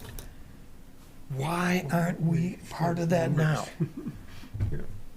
And nothing against North Star, but the 2004 plan was done by the Greater Portland Council of Governments assisting the town, the municipal people in town, and they did the plan. And I will tell you that I just did a little research on it, and unless I'm way off base, it's about 50 grand in dues annually. And from that, there's everything from support on grants to assistance with planning and everything. And I guess I'm just asking that question. And why didn't we know about this? So that's my committee comment. I didn't realize that it was a membership. I thought we just were part of it. Nope. No, you have The to, club you have to membership. pay to reap Okay. the benefits. Gotcha. Okay. Do we have any other further additions for Ben and suggestions and direction? And Ben, I guess I will ask you, have you received from us what you were looking for? Yes. The one thing I want to clarify of all of those things was the additional exhibit about the high priority goals, like consolidating those into a single location. Are those ranked? Are those the goals with the time frame of that are short term items? Is that what you mean by high priority, or is there a different? I think as Oh, far is as it like 1 to 3? prioritization, we were looking at timeframes. Yeah, 1 to 3, like the first sort of. Yeah, it says short term is 1 to 2, medium is 2 to 4. So if we can kind of collect all of those 1 to 2 year short term items into a single exhibit, that's what you were. Listed by priority. I would think that would provide guidance Okay. to the implementation committee as clear as we can. Got it. I mean, the reason that we put timeframes on it was because originally there wasn't, was to give them more specific guidance. Not necessarily hold their feet to the fire or dictate to them, but basically saying, we'd like to see some action within 1 to 3 years on this. That's good. And the next question, I think I brought it up earlier, but will this group review the changes in end of January, February timeframe online? Like review, hey, here's the updated document based on the feedback, or is there going to need to be a meeting end of January, early February in order to kind of discuss and verify before it goes to the select board? I will say this, and just, I think we are. I'm going to say the same thing. We might, I don't know, Peter. I think, and you can clarify this if I'm wrong, but I think we are tapped out on North Star planning. So. Last I saw was $1,500. So we are at the end of our rope. So I think if we're going to meet again, we're going to have to do it on our own.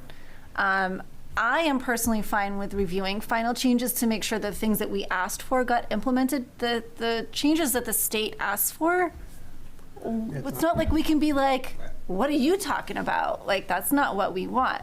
So I feel like what is important for us to do as a committee is to review the changes that are made and make sure that what we propose, like go back in our minutes or rewatch this meeting and say, are the things that we asked for done? Specifically. And then I think I would feel comfortable putting this forth to the select board. So I don't know how everyone else feels about that. I mean, I very much enjoyed my time with you. I'm not trying to cut it off prematurely. But I just also think we need to be realistic about everyone's time and respectful. And I So would that's say my sentiment, is that we don't necessarily to be need another meeting. fiduciarily responsible, I would say that if I calculated the $1,500, if I believe that's correct, that is remaining, and I don't know how much of that is going out, but we had planned on at least purchasing some signs to basically advertise at for the vote at whether it's the town meeting or the referendum. In June. Yeah.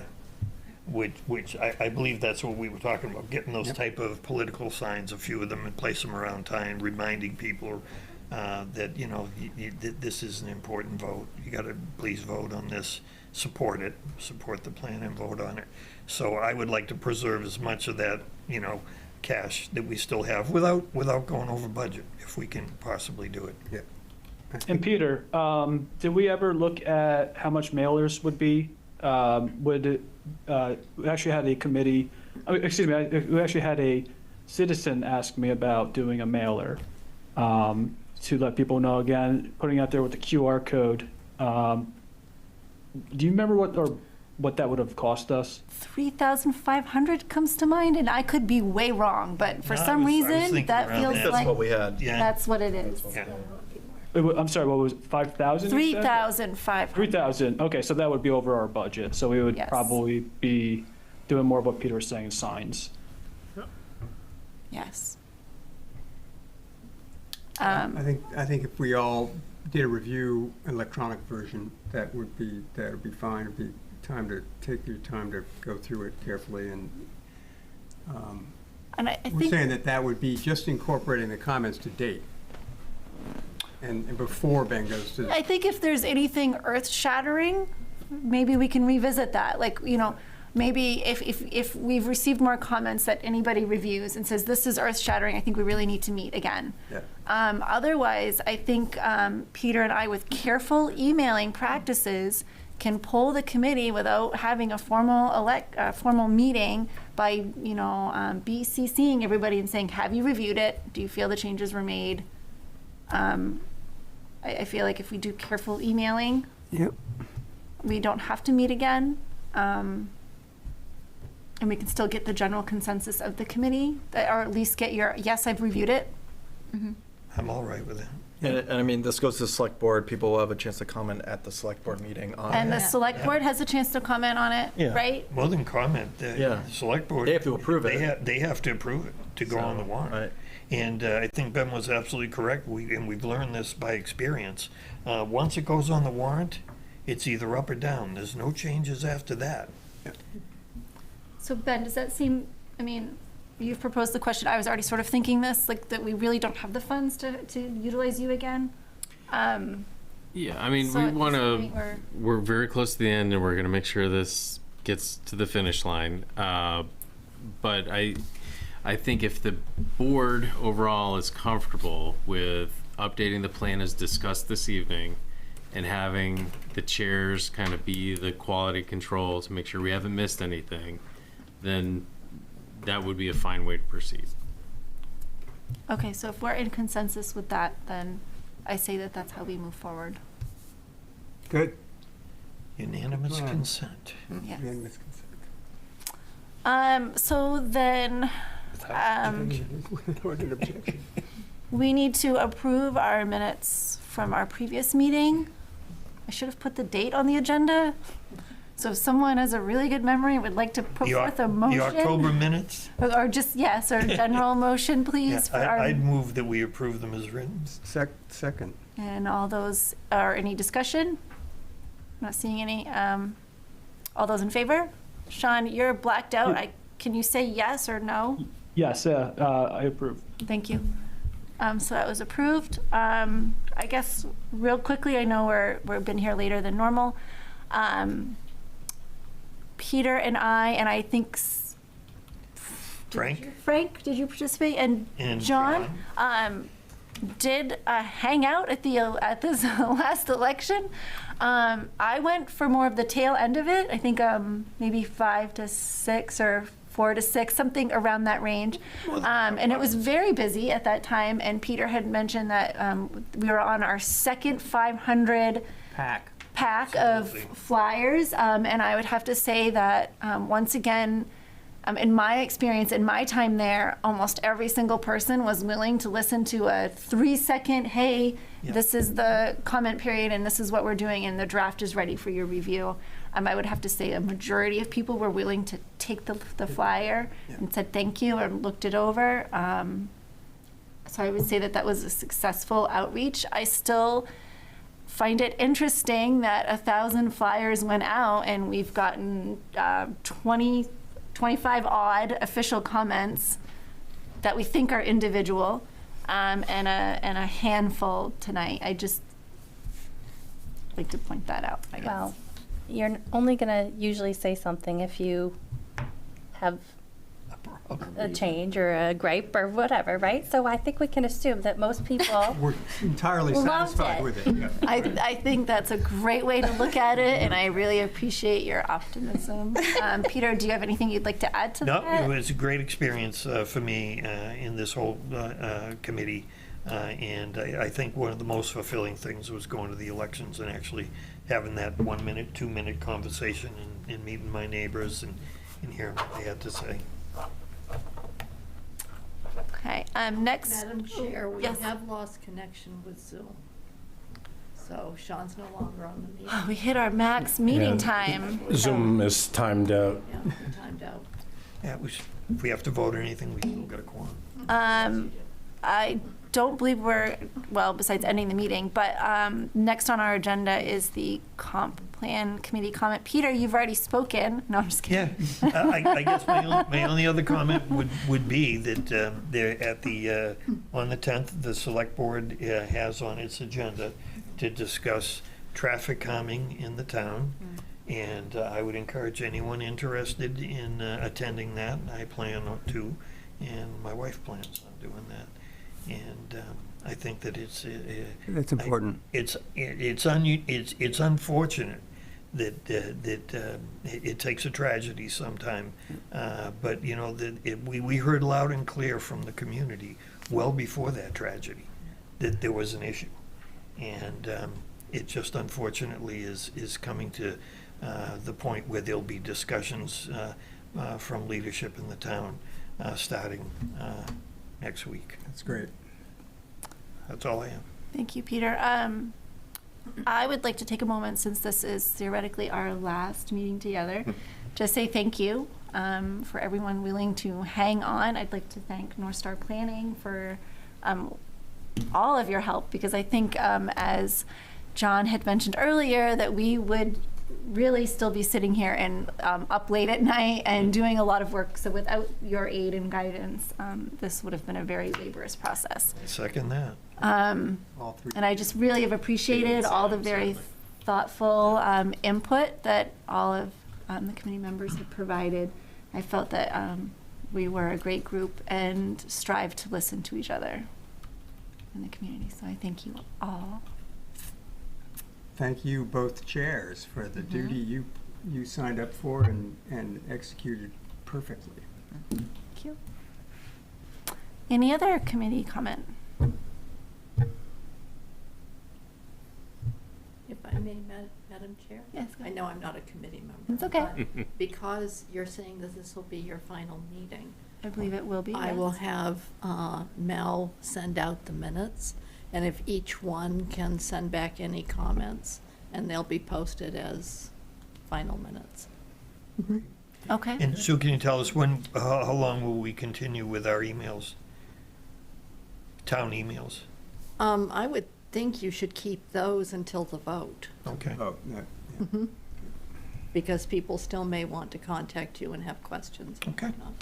For a formality question that brings up, when are we officially no longer a committee?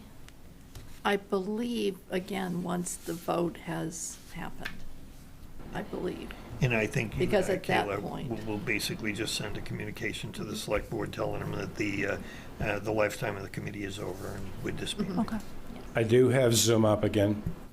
Okay, Sean, you've just missed, I think, just a couple committee comments just regarding thanking North Star Planning and all of the committee members for our time and effort.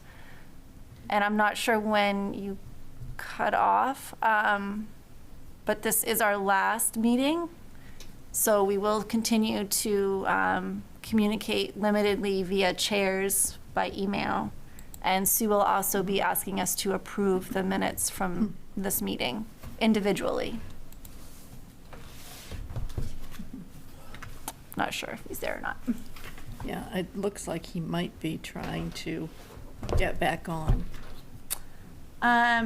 because he was going to introduce us to a new family member. Oh, I was wondering about that. Wow. Muted. Can't hear you. Muted? Working. No, he's not muted. No? No sound? No. No, we don't have sound. No, but you're But we not. can Yeah. see Don't wake up the baby. a lovely picture. Congratulations. No, sorry, but I know he was, congratulations. Sean did tell me he was born on Black Friday, Oh, and so he's 5 days old. Wow. Wow. Congrats. that's lovely. So did he say the name? He didn't. I didn't get that far. Okay, maybe we don't want to make that public. We were That's fine. we were chatting back. A future implementation committee member. Oh, I'm so sorry we can't hear you, Sean. No. Okay. Not seeing any further items and discussion, so I would entertain a motion to adjourn. So moved. Second. Second, and all those in favor? Sean, I know you can't speak, but maybe I see it raised. We are adjourned. Thank you very much. Thank you.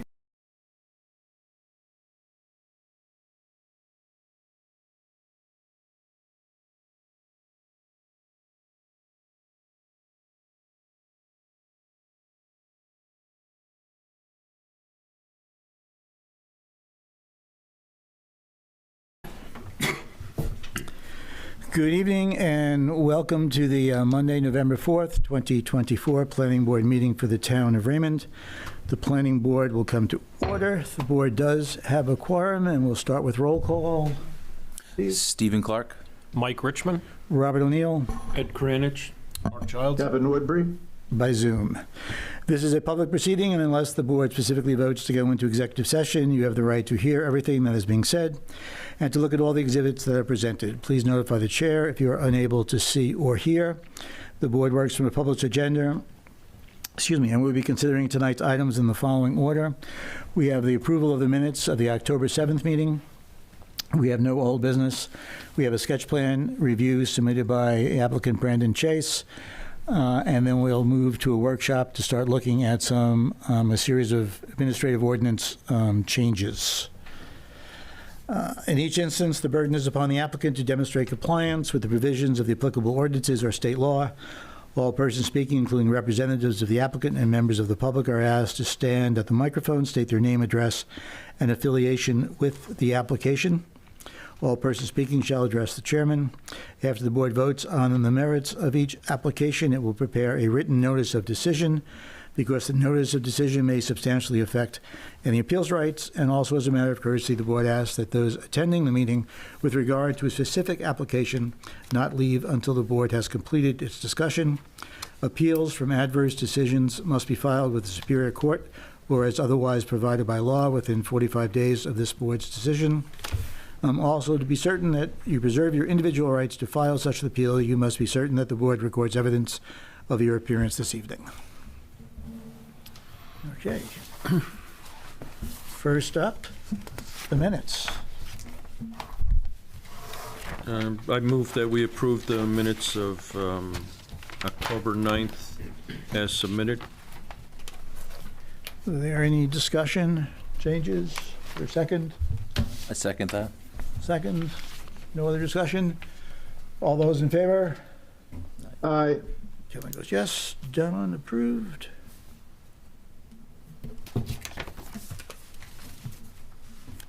Onto the pile. Okay, new business sketch plan review for a cluster subdivision. Jim or Brett, who wants to do that? Jim? Thank you, Mr. Chair. Tonight you have before you an application for major subdivision for an 11-lot cluster subdivision on a parcel of land located off Raymond Cape Road. The property is identified as tax map 4, lot 29, and sits on approximately 37.3 acres of land. It is located in the LRR2, as all of the Cape is in a shoreline zone. So in addition to subdivision standards, you also want to be acclimated to shoreline zoning. As mentioned, this is for you tonight is a sketch. You do not need to take any formal vote, with the exception, because this qualifies as a cluster subdivision. Technically, we're supposed to look at it from a conventional standpoint versus a cluster subdivision. However, I do believe that this was before the board a couple years ago, then withdrew. And I think at that time, the board decided that it wanted to see a cluster. So you could waive the conventional if you decide to, but I would advise tonight that you make some vote for acceptance, as this is a cluster subdivision. Again, this is in the shoreline zoning, so I just have to pay attention to certain coverages on the lot. I provided you a memo with some bullet points. I think the biggest concern will be cluster, open space, probably stormwater review.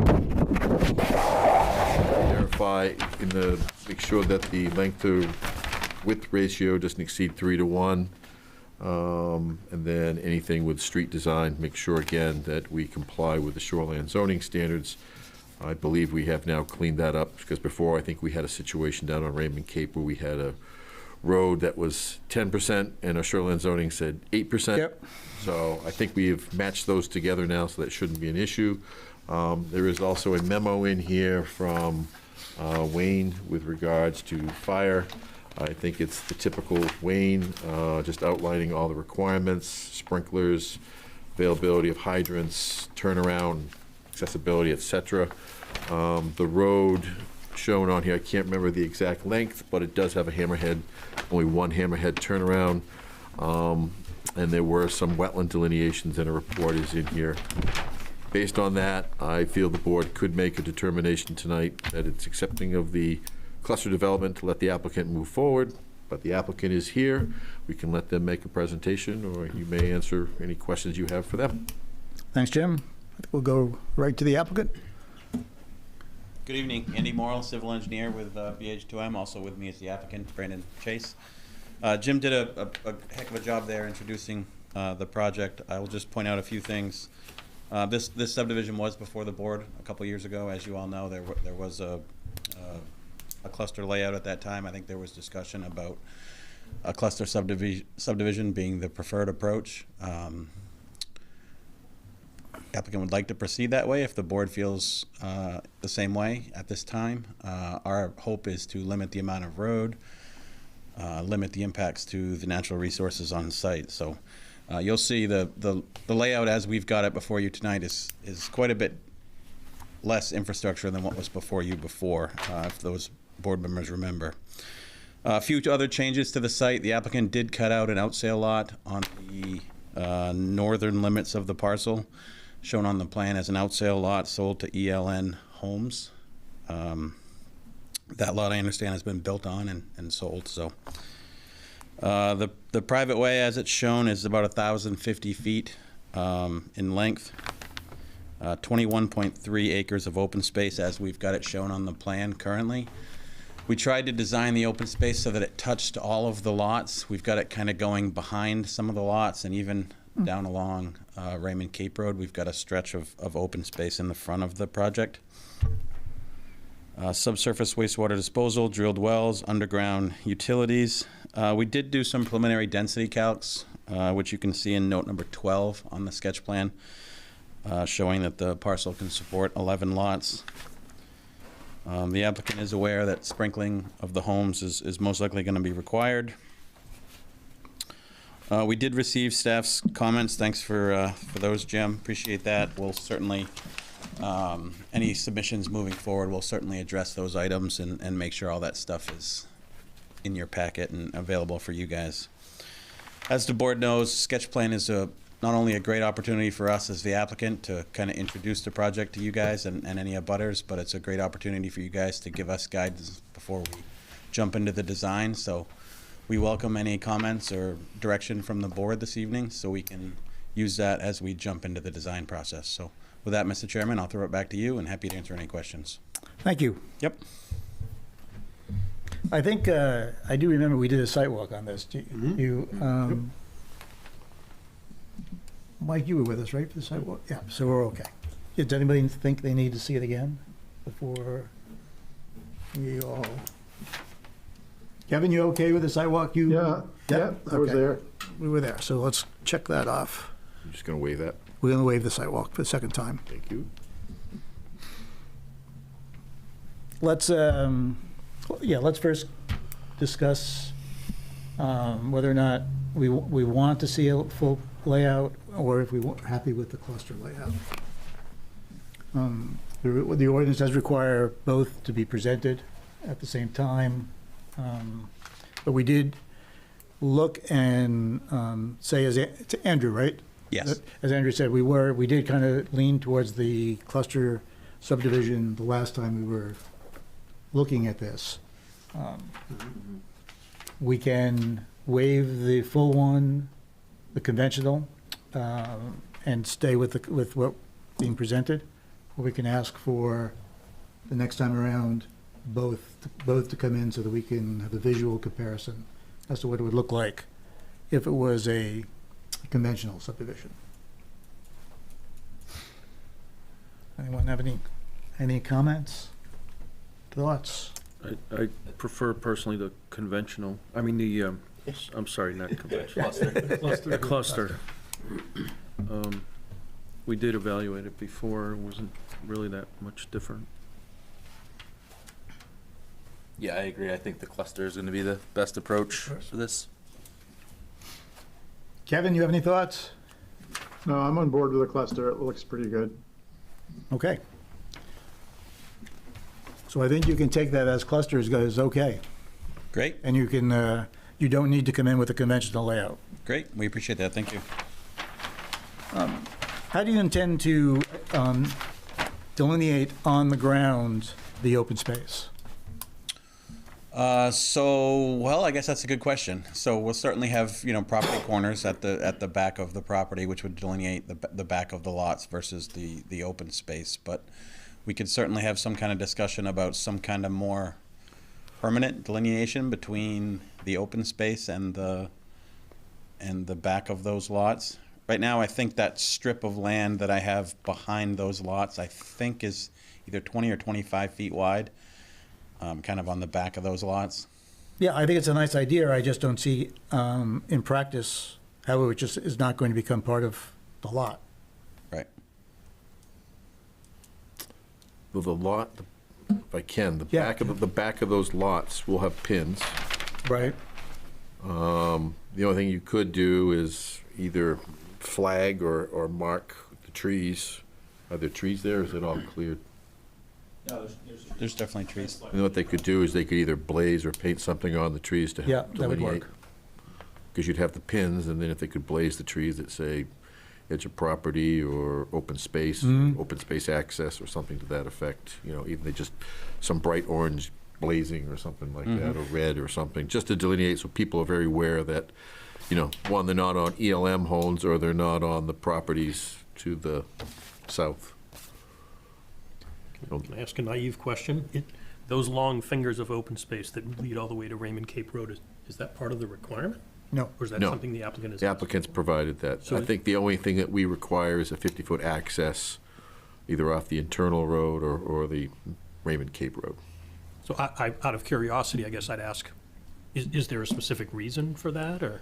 We find that a lot of people, everybody likes to be touching the open space so they can go from their house directly to the open space, and they could do a loop, say, of walking through the open space rather than, yes, they could walk down the road to get to the open space and go on, but It could be a trail. it could be a trail, and they could leave directly from their house and get into the open space. Yeah, that sounds nice. Thank you. The open space on the, I guess, east side of the property, will that remain? It seems logical to me if you wanted to extend the road straight back and add more houses in the future. Can you do that, or is this open space locked in? Yeah, that open space would forever be remained as open space. Okay. So There's the a parcel can only support 11 lots, so. And it has to support a certain amount of open space, plus the fact that they have a net density that they can't exceed. So there would have to be documents explicitly laying out how in perpetuity this open space would be held by the homeowners association. Does the Skillins property have access to another way, or is it? Yeah, I think they come in. Do they come in? Yeah, that's 302 side. Yeah. That's a 302 side? Yep. Because I think that Bridle Path, or it was an old subdivision, I think that wound up in the back there, and I think Skillins had access to 302. They're long, narrow, big lots. Okay.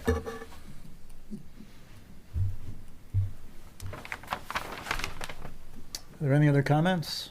The one thing that I also like to point out, Andy, is that with these smaller lots in the cluster, typically we like to see the house layout and an idea of how these lay out. Obviously, you've got to get test pits and everything. I think the couple that'll be a little bit challenging will be 7 and 6 because of the wetlands there and what impacts that could have, and probably 3. I think 4 you got enough room. So we just want to see how those are going to, how those house lots could be laid out. Yep, Not I saying assume you want to see house, driveway, septic, Yeah, well. I can't speak for the board, but typically we just like to see a typical footprint. Yep. We understand that the house design will be in flux. 4 as well, Jim, 3 and 4. Yeah. Typically, when we do that, when we show a house, we'll put a kind of a blanket note on the plan that says that, you know, the developer's not held to this house Yeah, I would configuration, but, you know. I typically try to go to a little bit bigger house than maybe normal, so that Yeah. if they go smaller, then it's accounted for in your stormwater and things like that. Yep, absolutely. On your next submission, could you include the driveway on the outsale lot? It seems like it might be close to your. I think it's on there, isn't it? Or is that, no, that goes to. That's actually the driveway for Trust. the lot even further to the north. Yeah. Yes, I can add the driveway and house for the outsale lot. And his good point is that that's sold within 5 years, correct? Yes, it has. So it's part of the subdivision, but we won't be reviewing it because it's a lot of record, but it has to be part of this plan because it's connected to the mother parcel. With that said, please give us the site distance off of whatever the private way will be named. Sure. You get a little bit of a bend to the south, but I think you're good, but I can't recall the topography.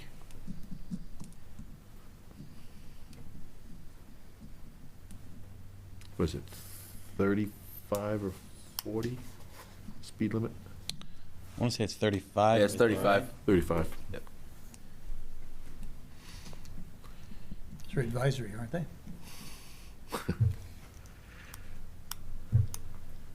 That means they're going 50. Exactly.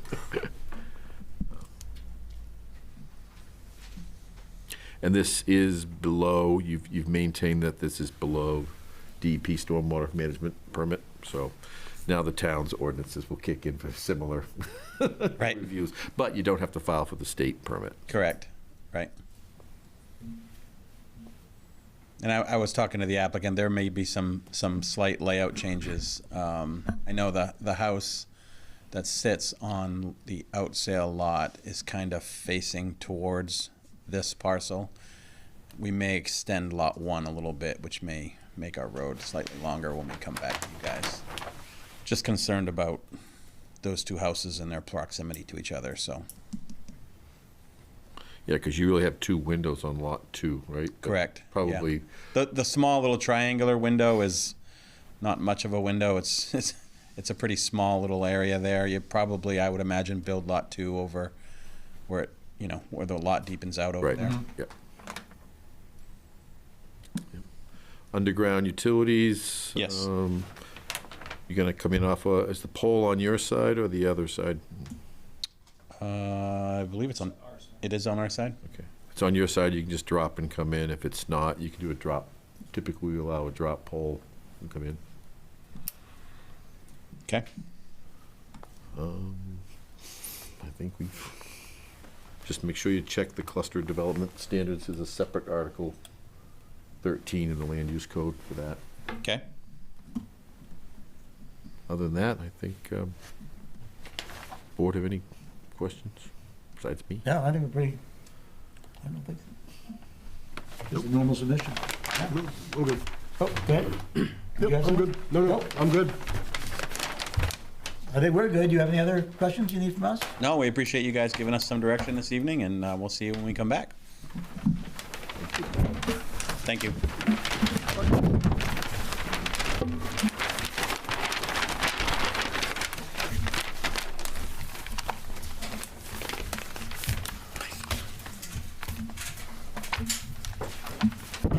Do we need to make a motion to accept the cluster concept? It'd probably be best if you did, just for the record.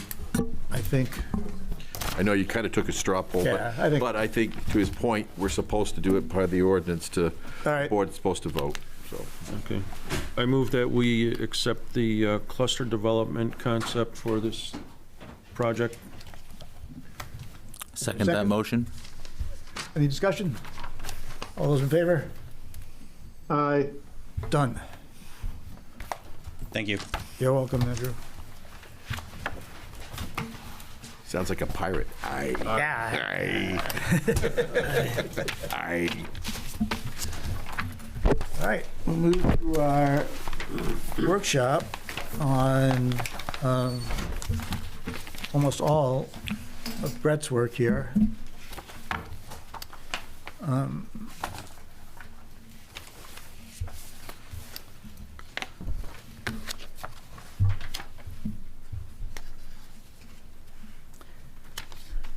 Brett, since you put most of this together, I think, how would you guys like to go through this? I mean, a lot of the administrative stuff, I think, is pretty straightforward. Yeah, agree. I don't think we need a discussion on every one of them, do we? Not everyone, no. No. Okay. So let's take a look. The extension of the approvals permit. That is just actually cleaning up what we've already have. Right? Yeah, correct. I think staff-wise, I think we kind of debated a little bit how it could be interpreted. So the addition of that verbiage there is just kind of meant to kind of clarify when that should start. Okay. The street ordinance, clarification of reviewing authority. Anybody got any thoughts? I think it's pretty straightforward. Yep. Okay. That was one that came from Board of Appeal? No. No, that's the zoning board is in the back. Okay, it takes you that one. That one. This is the right one. The number of hard copy submissions, I don't think everybody's okay with that. Last time we talked, right? Okay. Yep. Okay, Kevin, jump in. I'm not really looking at you if you have something. Number of hard copy submissions, the second one, same thing, just another change to 12. And again, hard copy submissions. 6, again, there's another hard copy submissions. I just remember us changing these not that long ago. But Well, I think we changed to different sizes. I think the numbers. Oh, is that what it was? Yeah, we went to the smaller size for you folks. All right, Article 7, Section 2B, again, changes, number of submission changes. Article 7, 2B, number of changes. Plus one digital copy is new, isn't it? Yes. I think in Is most. that for you guys, or is that for us? PDF? Yeah, for the record. For the and record, for the also- town, and if a butters come in, then we can give them the PDF versus making copies. Okay. Everyone all right with that? Yep. Okay, then we get to the piers, docks, and wharfs, which came out of an appeal that went to the zoning board of appeal. I think the only thing in here that is really, I mean, one is just adding a definition. I don't think that's a problem. Did you have one before that that was shore frontage? Yeah, that is in here. The shore, Okay. oh, is that, yeah, you're right, it is in front of it. So our ordinance mixes and combines shore and road frontage for determining the dock.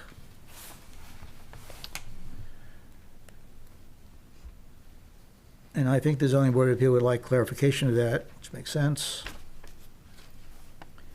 Anyone have any thoughts? I would.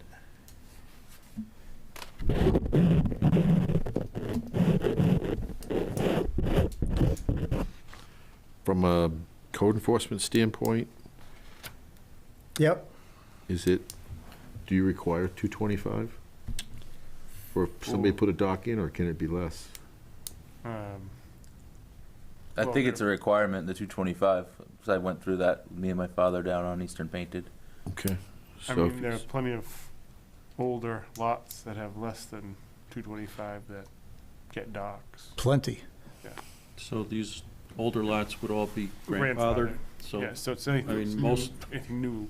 almost all the shoreline is lots. So is there just for curiosity then, should we have a statement in there saying that based on a certain date, a lot of record is exempt? It's going to be almost every lot on the waterfront, on the lakefront, right? I mean, it's. I know, I but wonder how this came. Do we have that much waterfront property still left to be developed? Not really. I don't think so. Did it come about because it just said frontage? Yeah, it came up because. It only said frontage, it didn't Yeah, specify because we whether don't- water or road frontage? Yes. Yes. So somebody may have tried to say, in maybe an appellate situation, that they had the road frontage, therefore they had lake frontage. They were, maybe they, I don't know the exact circumstances, but I'm guessing that's how it may have derived. Well, the easy fix would be just to remove road frontage. But the road frontage is in there for building, you see what I'm saying, it's in the zoning standards? But there would have to be a lot to begin with. Right. So if it's an approved lot, right, it'd have to. Well, if somebody's splitting, let's say somebody splits a lot, it doesn't even come to the board, they just have a big lot and they split it, they have to have 225 feet of road frontage. Right. But then the question becomes, under the dock, do you follow the road frontage or the shore frontage? Yeah, so if you just remove road frontage, then everything stands, right? Am I missing something? So you have to have 225 shore frontage for a new lot. But is this is in the, under the shoreline zoning, is this under the zoning requirements or is it under dock provisions? Because I think it's just in the general lot requirements.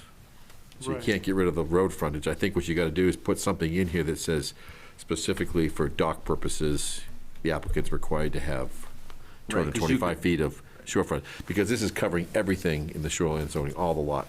Oh, I see what you're saying. Is that, You may have 225 at the road, and you only get 175 down at the water. Exactly. So you may not be exactly. applicable for a dock. Right, exactly. I think to create a new shoreland, Shore frontage for for frontage. dock, for dock. just a lot in general, you still need the 225 to create that lot Okay. currently.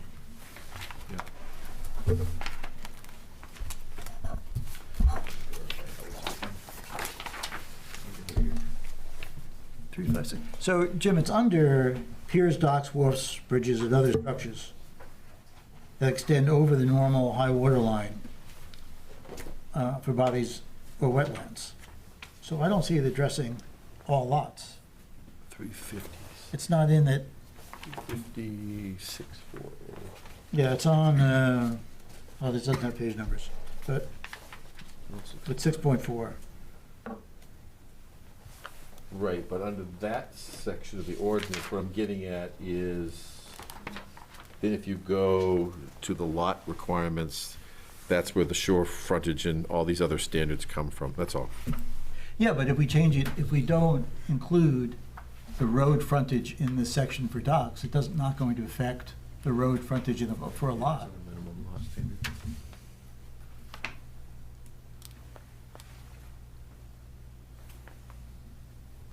Yeah. It doesn't really, I think the problem is under that section 350.64, Mm-hmm. I don't think it mentions either one frontages under that section. If we go Oh. back to the, you gotta go back to the zoning the zoning, Oh, so it's not, oh, I see, understand. The one. so then you gotta go back to the zoning requirement itself for the shoreline zoning, which is back in the beginning of Article 6, I think. 162. Yeah, I didn't see it at all here. So if you go back to page 162, Yeah, mine doesn't have page numbers, but where are you, what article are you in? Article 6, right at the beginning of Article 6 for shoreline zoning, 350.6.1, or 6.2, actually, 350-6.2. Point 2. Minimum lot standard, okay. See how in a B, shore and road frontage, so that's the Oh, lot okay. standards, you know. Yep. So I think either to your point, either you gotta put it in the dock section, Mm-hmm. or in this section, you put in there for docks, minimum required is 225 feet of shore frontage. I think that's the easiest way to clean that up. Or you put an asterisk or something, I don't know. See, these are standards for single family or any structure. Okay. So I think that's why the ZBA was confused. It's shouldn't be, because it says and, which. There was a little bit of back and forth when we were getting our dock. Yeah, but I mean, it says road and shore, so you have to have both conditions to qualify. But it would probably be clearer language if you just put in there, either under the dock section, that you must have the minimum shorefront property meeting frontage, some statement like that. Either in the dock section. In the dock section, and Yeah, I think it's that simple. In the dock section, you say must meet the applicable minimum shorefront requirement. I don't think it says that, does it? so we add M to 50-6.4? Is that what you're saying? Yeah. Okay. Or you can, probably Yeah. just add in. Add M. Yeah, or you could add the specific number to the shore and road frontage standard section. That way it's all the numbers are within one section. So if the town were to ever want to change any of their numbers, they don't have to go back and change it in 2 different locations. All the numbers they are interested in are all in one. So section what are you suggesting, Brett? To where? If you just defined the specific In, so within paragraph B? Yeah, within the minimum lot standards and setbacks, B, just within there, you could just spell out the specific number in case Sure. it were ever to change. Yep. That way it's just a one It's and done. easier. Okay. Yeah, because it says like private recreation. Yes, so yes. 225. I think Yes. you just put, you could do under 1D, right? You do under 1D. You can just spell out for docks. Yep, yeah, we can add on here. Under 1D for docks, you can just put in there minimum 225 feet of shore frontage.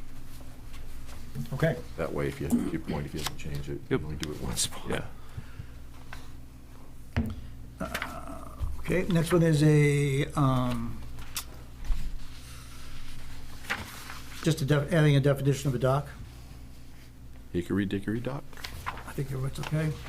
And then the last one from the zoning board of appeals is dock length. So.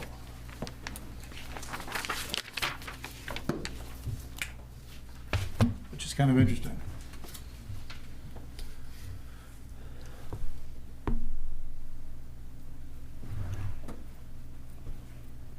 I think from the verbiage is not really clear as to what you can do. Yeah.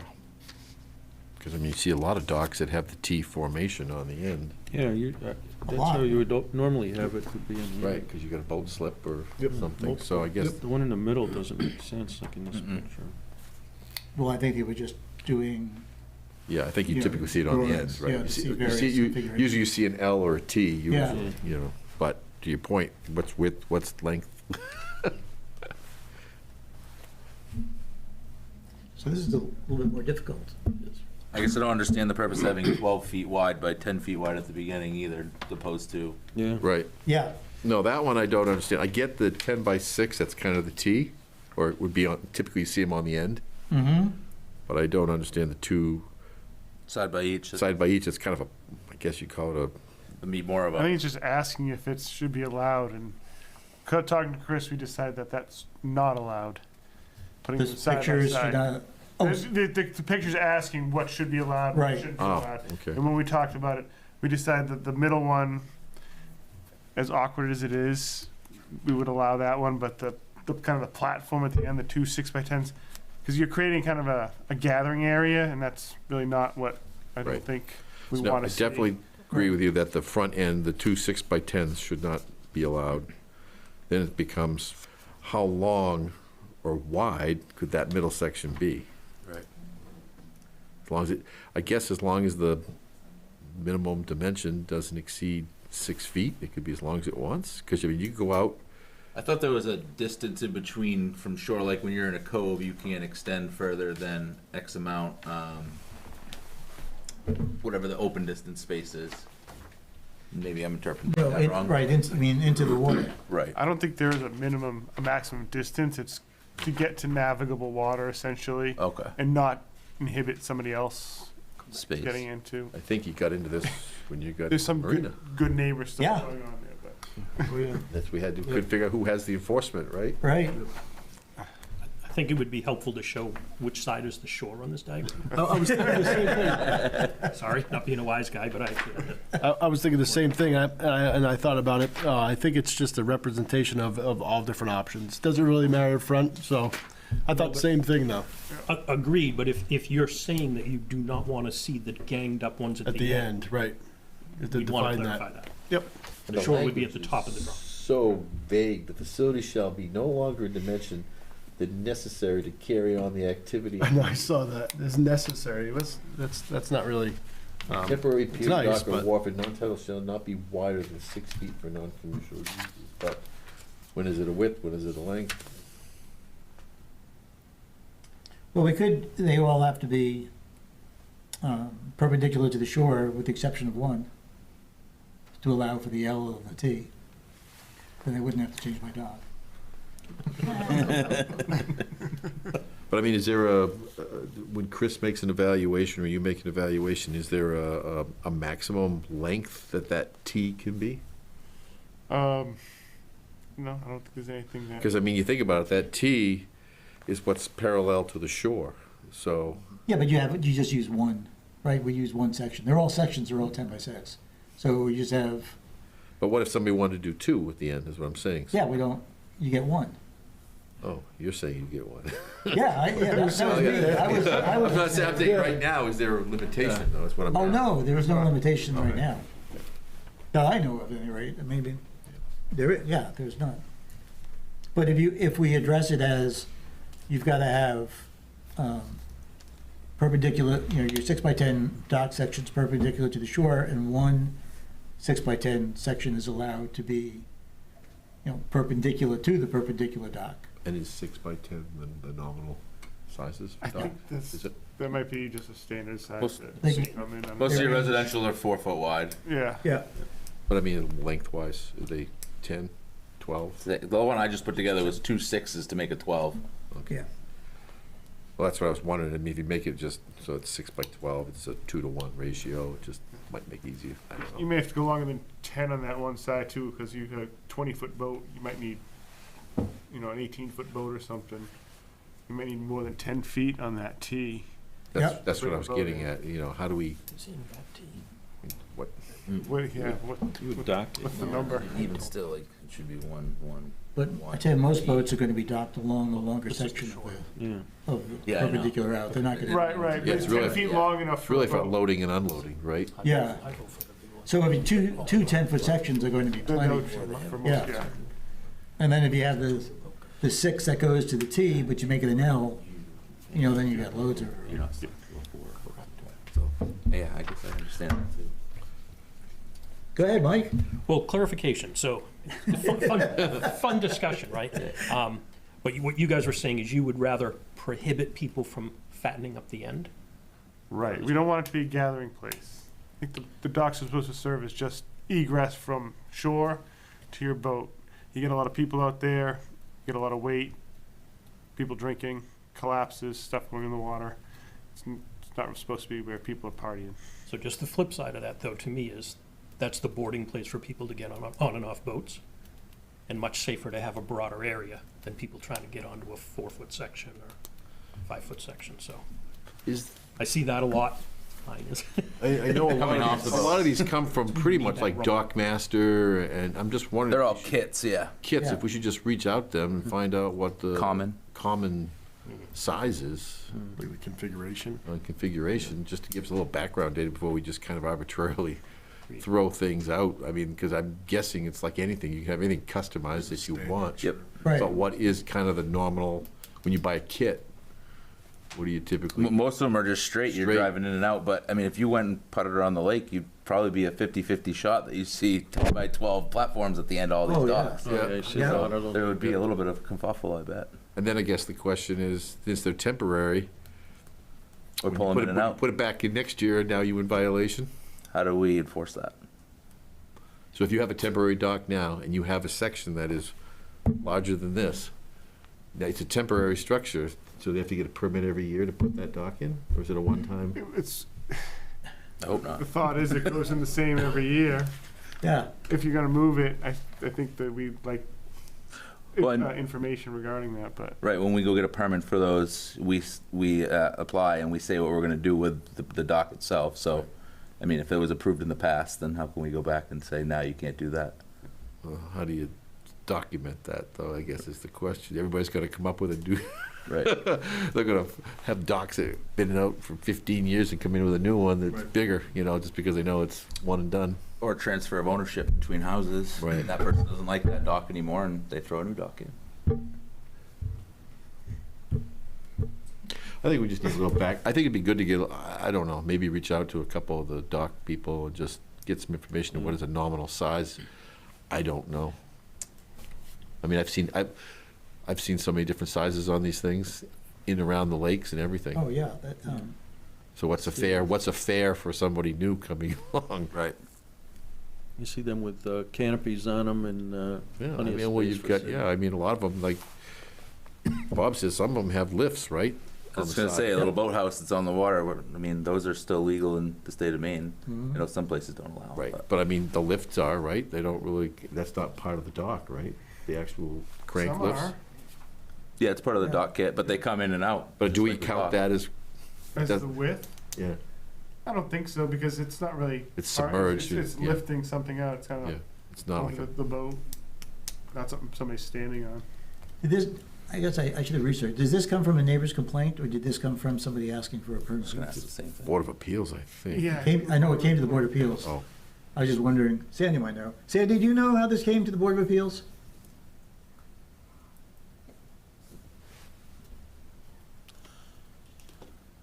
They had a couple of administrative appeals about docks, and they realized that they wanted to have a better understanding of what was allowed. Complaints from neighbors or just? From neighbors. Okay. it's only gonna be a growing concern as the population. And one was Yeah. from a violation.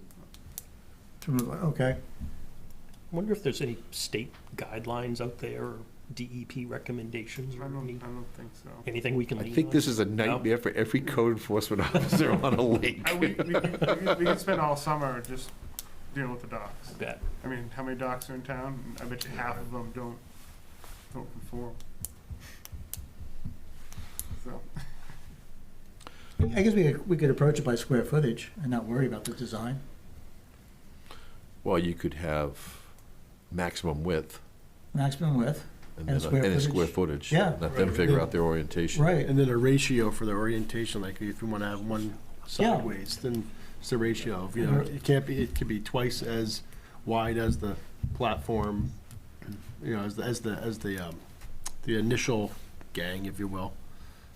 Maybe a ratio. That way, if you have 4 feet or 6 feet, you can have a 4 feet or 6 feet this way. Right. And so it doesn't matter what the size is. To your point, I don't know, there's going to be a standard, but if it's custom, if you have an 8 foot wide, then you can only be 8 foot this way at the end. I think that makes a lot of sense. The only thing is that if you're on a lot where you have to reach navigable water, you're gonna have to go out pretty far. You might exceed. But that section would still be the same, no matter what it is. If it's a 6 by 10 section. Well, but and the you have area is what 12, Bob's getting at. 10 But of the them. area, Sure, the area, right, the the area, maximum the area, maximum right. area Yep. Right. would. Yeah, but on a deeper section, if you have a maximum area, people aren't gonna build a dock further out than they really Right, need to. right. I mean, it's, Depends on the shoreline, really. yeah, it depends on the shoreline. It's a tricky one. I like the ratio and the square footage. What do you guys think? I do too. Yeah. Yep. Well, we I could, mean, we don't have to worry about design. What do you think? Is that, I like it, but it's gonna be tough for people who have shallow water. well, not if we give it a long enough square footage, right? Yeah. I mean, assuming that, if we're okay for people at shallow, we're gonna be okay for people with deeper sections, but if it's a deeper lake, people aren't gonna build way out on Right. a deep lake. I mean, they just Right. wouldn't pay. Right. It'd be too expensive. And we're not putting a cap on the length, we're more or less putting a cap on the width. On the width, What you right. can build at the end of it. Yep, with a So ratio. either way, you can get to manageable water. Yep, well, that's the other way you could do it. You could just let them go as long as they want to navigable waters, and then just put a area cap on the end, yep, That might be the easier. yeah, way. easier. Mhm. Yeah, when you start getting in deeper water, it's really a pain to Right. install the dock and remove it every Mhm. year, and you don't, there's not gonna be a lot of demand for that, I don't think. All right, what do you think, Brett? Can you work something up for us? Sure can. Will it make sense? I don't know. Will it be easy? Does that sound good to everybody? Yep. Yeah. All right.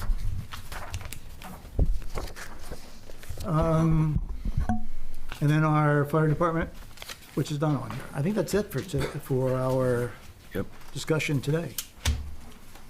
I didn't think that'd be too hard. All Just right. to let you know, I think the other one that Chris, you and Sandy may have a conversation is with Phil, our attorney, about ADUs, and where we stand with compliance to the state. Okay. It's messy all over the place. It's not an easy ordinance. The state ADU ordinance, yeah. So I think we need guidance from Phil to make sure that we're in compliance with the state ordinance. Okay. Because if we aren't, then the state ordinance could supersede local.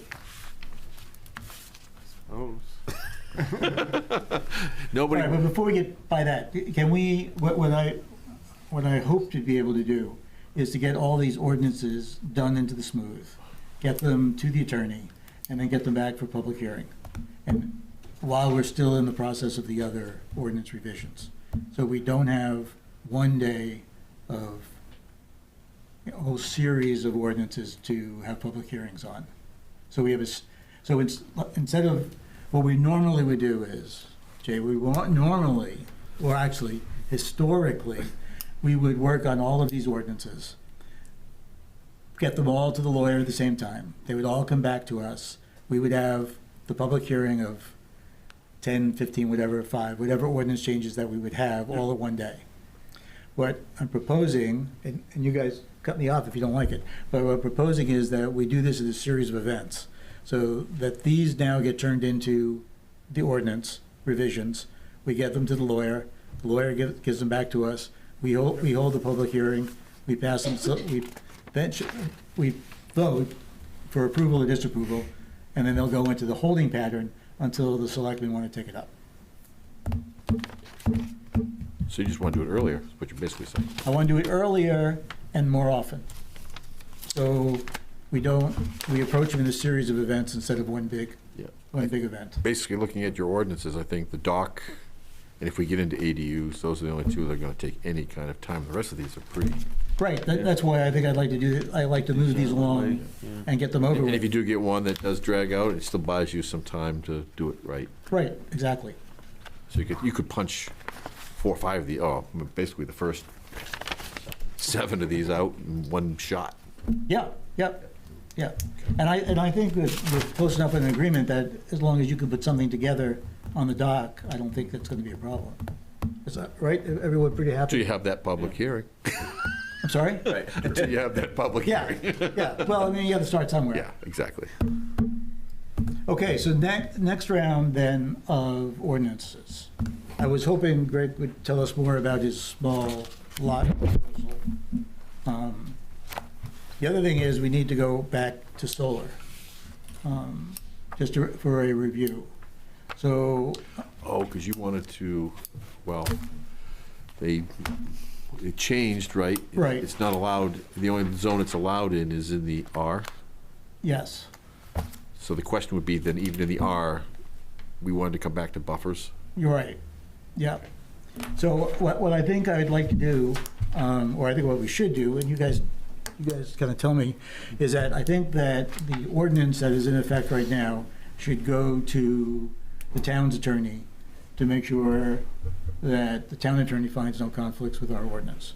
And then also to you guys as well to review to make sure there's no conflict with any of those any of the existing ordinances, which includes you, Jay, you and Chris, to go through that and find out if there's any difference. Then the next meeting we can look at that, Right. and decide whether or not what we need to change, what we don't need to change, or whether or not, we need to do anything. Is that? Because what came up was, right, a buffer was only the same as the side set, or the rear setback. Yes. And in that particular zone that we were dealing with, it was relatively small. It was very small. And then the question was, did we want to match what a commercial use would be up against a residential neighborhood, or do we want to go something different? Right. Do you have a preference?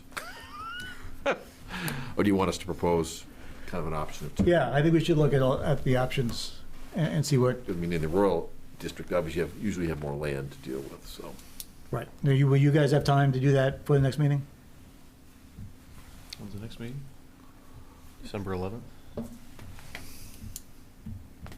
think the big push will be, can we get it through the attorney? So Jay, can you get it to the attorney?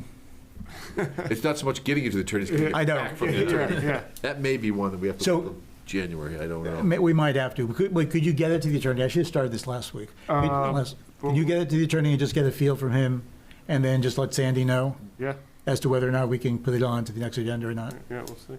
Okay. Yep. All right. Other than that, we've got the fire department's sign size. We've got, if we want to tackle a noise limit or a quiet zone. Does the town have an ordinance? Kevin, does the town have an ordinance on noise? No, we don't. Well, only for animals. Only for animals. All right. Typically, what we've done in the past is we relied on the DEP standards. It's gonna say, there's a state law already. There's gotta be a state law, There's right? a state law already, so. But that's- you can make it. The state follows the national Yep. codes for those. So we're gonna make a law for a law. The only So we're not thing gonna is do you've that. got, It's already a under the state law. DEP, you've got a quiet zone and a non-quiet zone. All right. So can we cross that one off? Or do you Well, I want think to? for order for us to post something, we have to have an ordinance. If you Whether or can't not we enforce it- enforce it, Right. we can't post it unless we have an ordinance. So we need an ordinance that says we're going to be the same as the state ordinance. We can't enforce the state law in our own. It's. How does that work? You're allowed to enforce it if you want to enforce it, but you can't post it unless you have an ordinance to go by. Once you have an ordinance, you can then enforce it and post it. What are you gonna post, quiet zone, or what will? Right, I mean, if you're on Casco, is it 121? There's a On Route pit, a gravel pit up there. They post a quiet zone and no engine braking. That Casco has posted there. I looked and they don't have an ordinance for that, but I think unless they that's don't have it because that online. pit was a contract zone, Kevin. So I think the town had the right under the contract zone to do, Sandy and I were in, we were in Casco at the time. That's a contract zone and they were allowed to put other standards in place as part of the contract zone. So that's why that got put in place. Exactly. Yeah, and I've noticed those, and as I've been looking for those around other places too, so it's. Yeah. It usually comes into play with operations of loud noises. You know, I face it a lot with quarry operations, things like that. But he's right, you do see it with this high truck traffic or industrial. We have, uses. yes, we are, Egypt Road is a high truck traffic going over the pit in Gray and coming back through is, and not only, gravel, but it's concrete trucks too, so it's. It's a little bit more difficult for vehicles on public roads than it is for private property. And I think noise ordinances, I'm wrong, usually get enforced with private property uses, right? More than over public way uses. So it's the operation that's going on a private property. Yeah, it's a difficult thing to enforce. You gotta. Well, somebody's gotta have a decimal meter and, and it's a whole, but I do think that we could mimic the state DEP ordinance, at least get some standard in place. All right, we'll put it on for the next meeting. Other towns typically use that DEP standard. We'll say. Well, it's like enforcing the speed limit, on a state road. We can't do that, but we can, try to at least put some signs up and some monitoring and gather some data. I mean, if we don't do anything, it just doesn't get any better. And it may not get better if we do this, but we have to try at least. Right, it's just like if somebody has a gas station or marina and there's engine noise, there's a certain decibel that you're not supposed to, somebody can't be out there revving their engine, Okay. So Sandy, next one, we'll do solar if Jay gets back to you that says the lawyer can do it. And we'll do quiet zones. Back to the solar, are we going to talk more about that or? Next meeting. We're going to wait? Yeah, we'll wait. We're going to wait until we get all the data back, all the reviews back of from both Jim and Brett, Jay and Chris, and. So but at this next meeting, we'll be able to propose some changes, possibly, or additions. Oh, yeah. It'll be the workshop for solar. Okay. Yeah, because the only change was commercial, right? Yes. Changing the private Yep. uses, right? What, I don't have anything else on my list of changes. Seems like we're missing some, I'm missing some, but On the fire number, the 911, section 6, I just wanted to make a note that it says on E, interior location, all residents and other occupants are requested to post the assigned number and road name next to their telephone for emergency reference. I don't think there's too many landlines, and I don't know if there should be an ordinance. Carry it around your carry it around your pocket? No. Yeah, no, you have to have a magnet, back to your cell phone. So I don't know. Where's Wayne? He didn't join us. No, Wayne is not here. Now, we all used to have stickers on our phones. We don't remember that, but.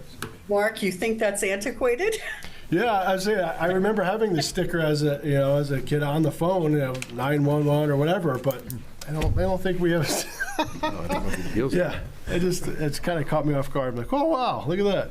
Yeah, so, Post it next to our. so Brett also brought up a good point, under the back of that, there's enforcement, but typically if you have enforcement, usually you've got, Some kind of appeal process. It talks about notice of violation, but there's no way to appeal that decision. What are we talking about right now? In the fire addressing, Oh, that's next week.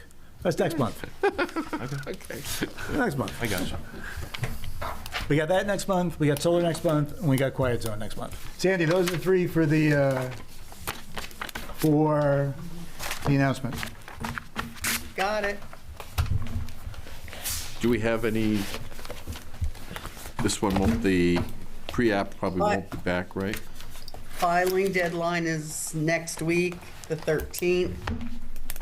I don't know if they're going to turn it around quick enough or not. I have to wait to see. Okay. No other app. That's okay. I mean, that'll be fine. We'll still knock these out. Yeah. And then, because solar may take us a while. And then Christmas party, And then Christmas party, yeah.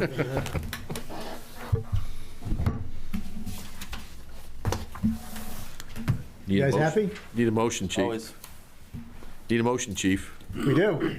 Pass these on for review to the. No, for us That's not the motion. Unless you want to stay. Motion to. Is there a second? Second. You'll second that? All in favor? Aye.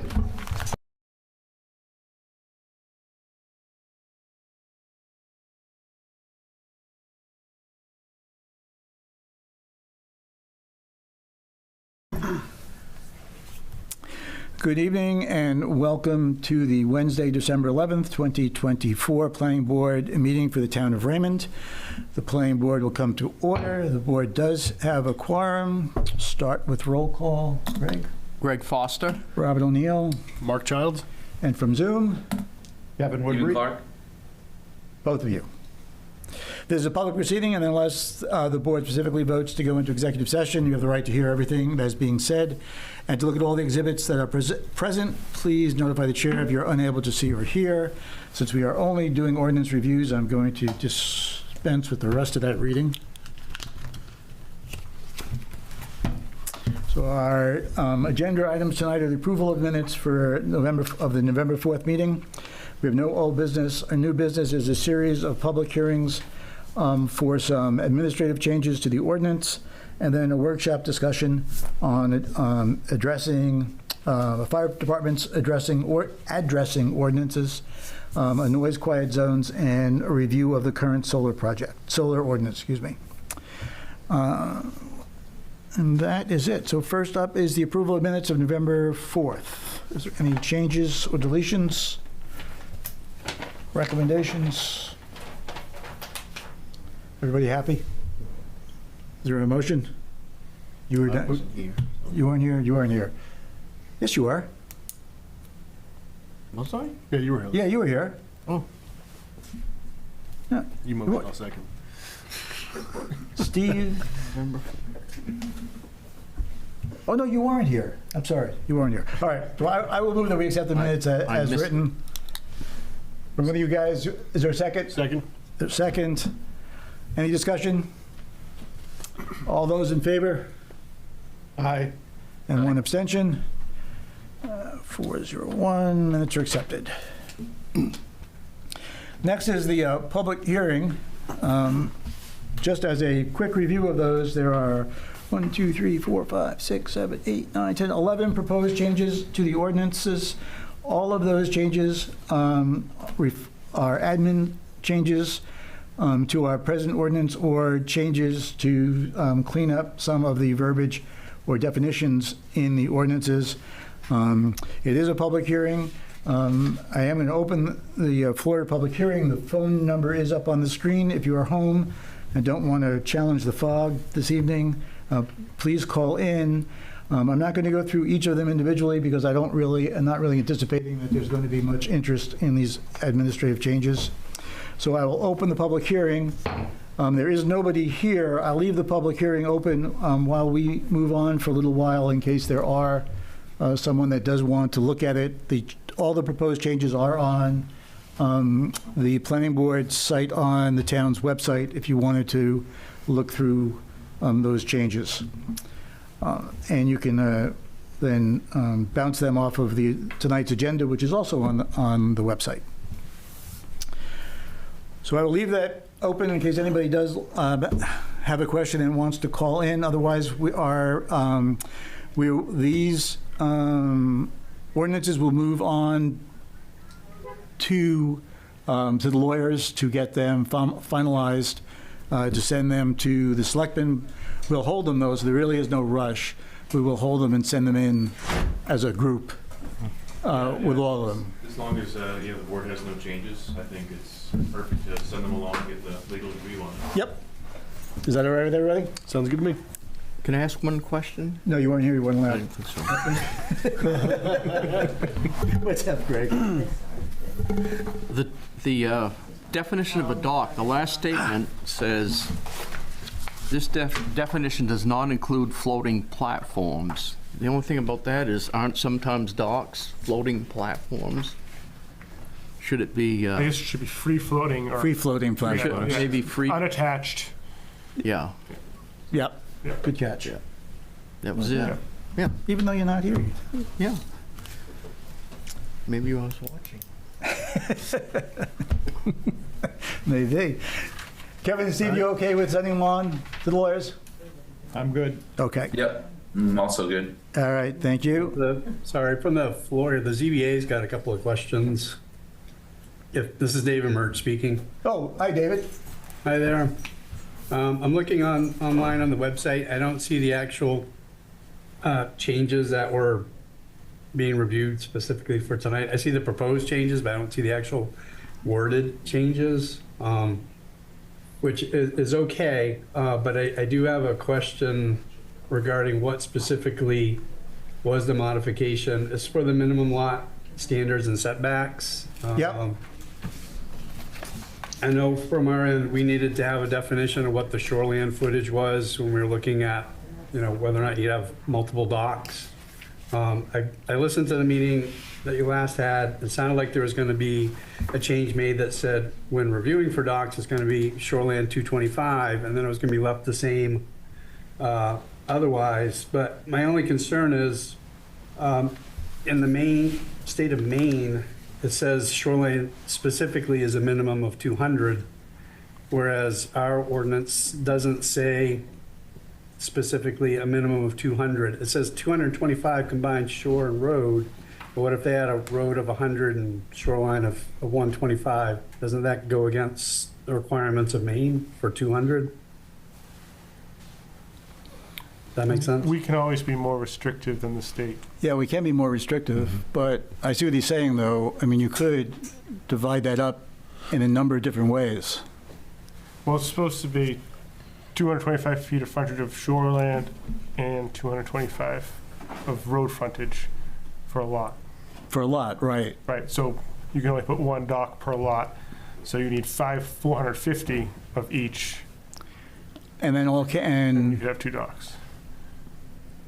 Yeah, but I think, I think one of David's points is going to be that what happened, we've had a lot of camps that don't meet that requirement. Right, they're Grandfathered in. non-conforming, right, Yeah. Okay, non-conforming lots.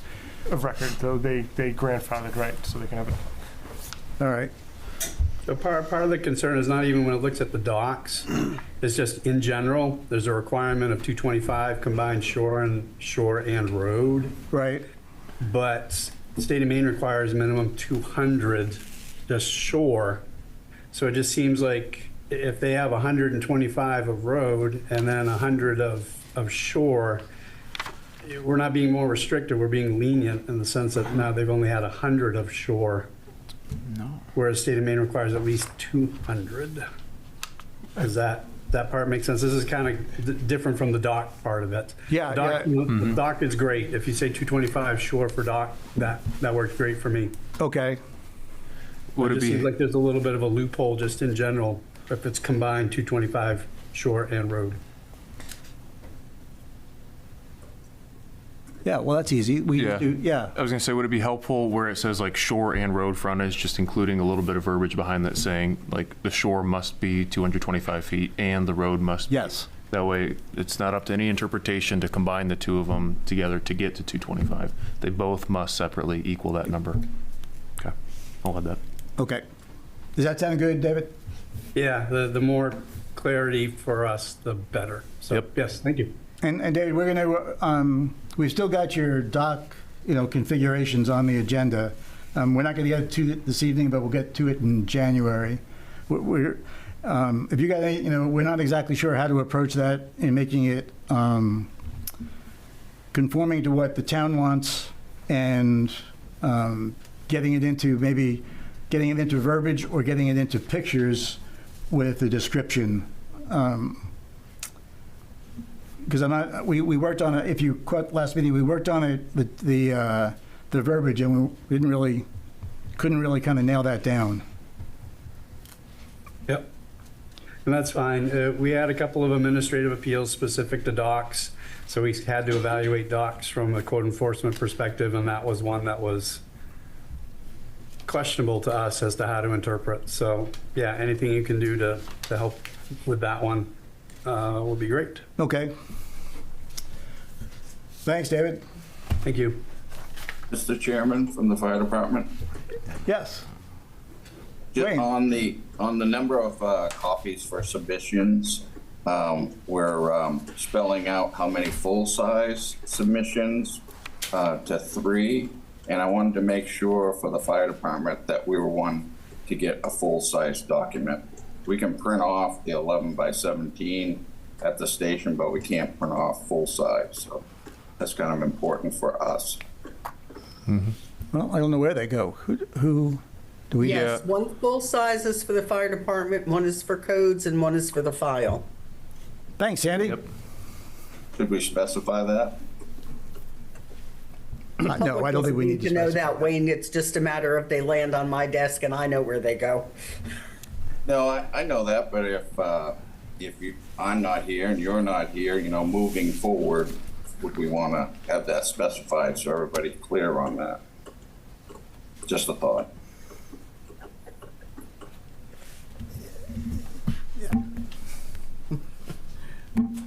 All right. I think we'll trust the disbursement, Wayne. Okay, I needed to speak on our behalf, that's all. All right. Anything else on that? We're all set. All right. All right, Wayne, actually, you're next up on the addressing ordinance. The amend the size of the numbers to a 4-inch in height. Minimum of 4. Yeah, minimum of 4. Do you want to talk about that?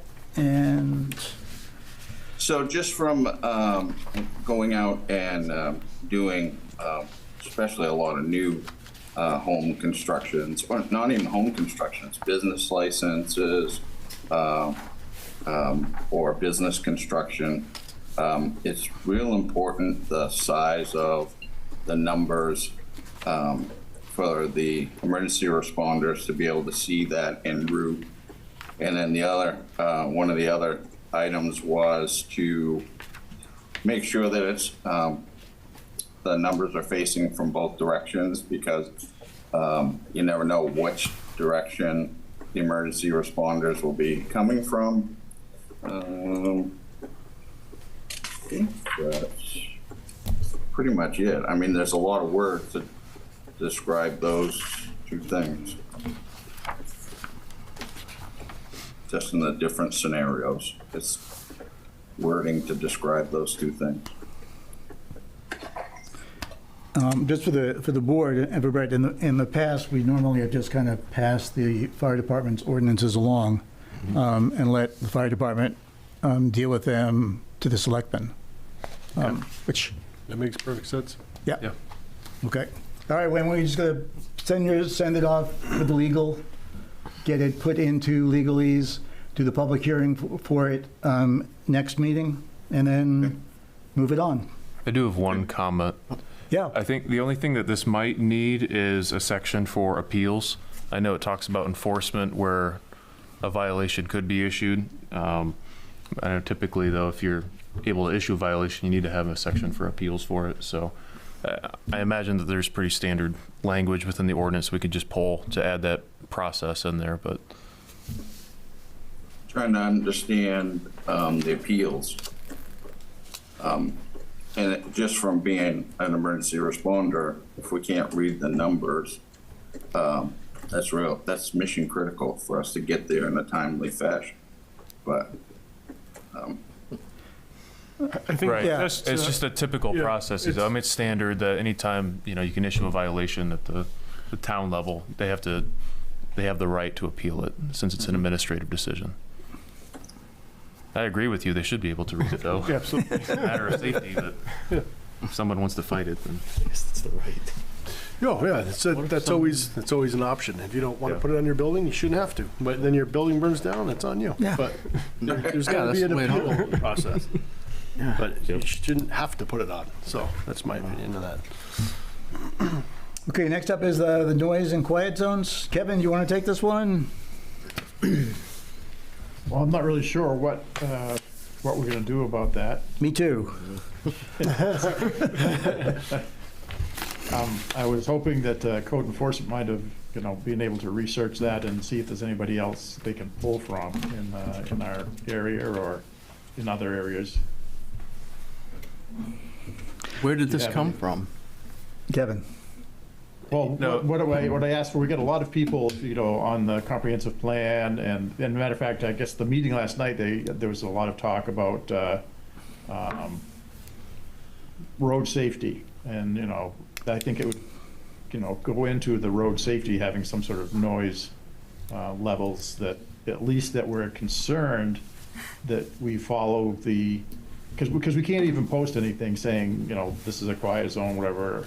Unless we have some sort of something in a ordinance that references that references maybe the state, and the state references the federal noise compliance for cars, motorcycles, diesel trucks and things like that.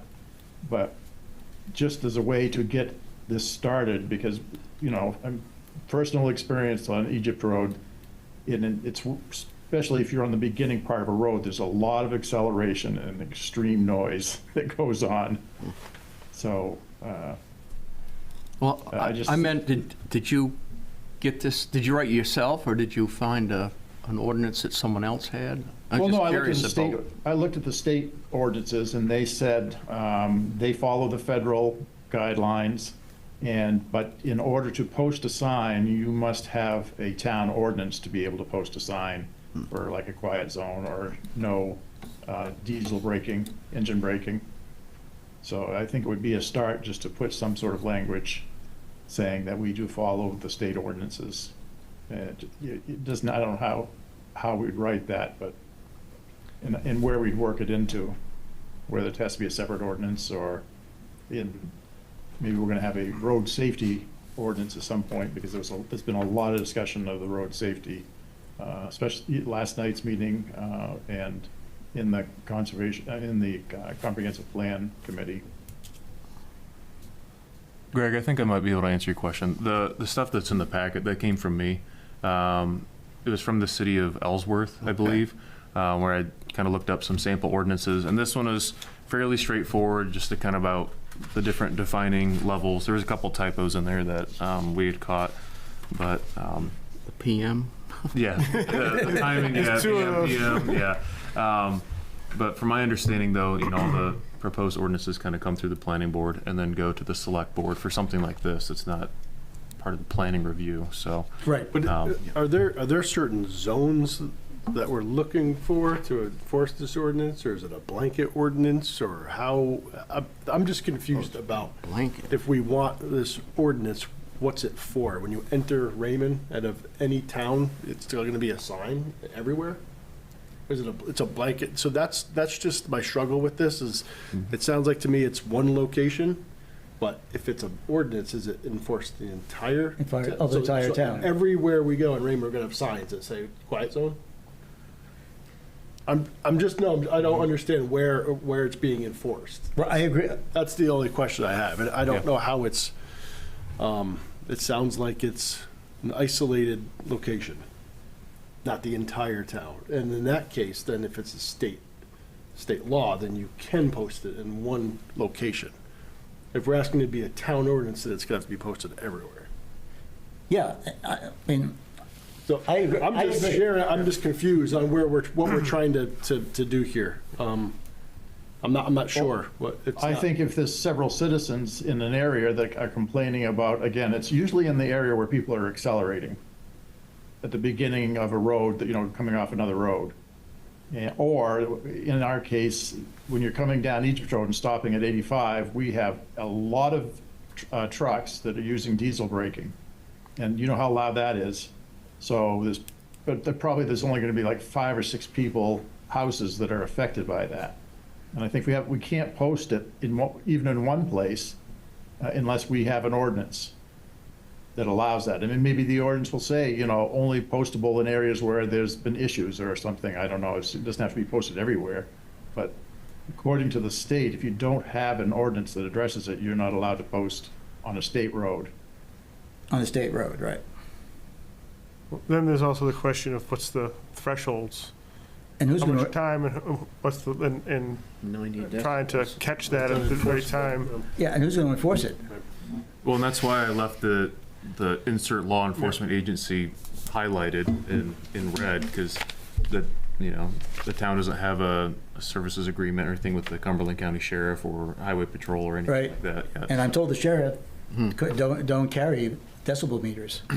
Well, no, you'd have to do a study, and you'd have to, get the video and catch the people who are doing it if there was a complaint. And then again, you said there's no way to enforce it, but it does help, and it's proven. And that's the same thing that people are saying with these speed limits in the road safety. Oh, well, it doesn't do any good to post a speed limit sign because people are just going to ignore it anyway. So you really do. If we don't care about it at all, then that's fine. I mean, I guess that's up to the town. But I just feel that if you care about some of these things, you have, a limit. I mean, could we identify certain zones where maybe we could put something? I mean, that might, if they're problem zones, maybe, but a sign. Well, it's like Casco has one on, it's what, 121 or Route 11 or whatever it is that goes over to Poland. There's a gravel pit or something there, and they posted one there because it's really noisy with the diesel engines coming in and out of there and braking.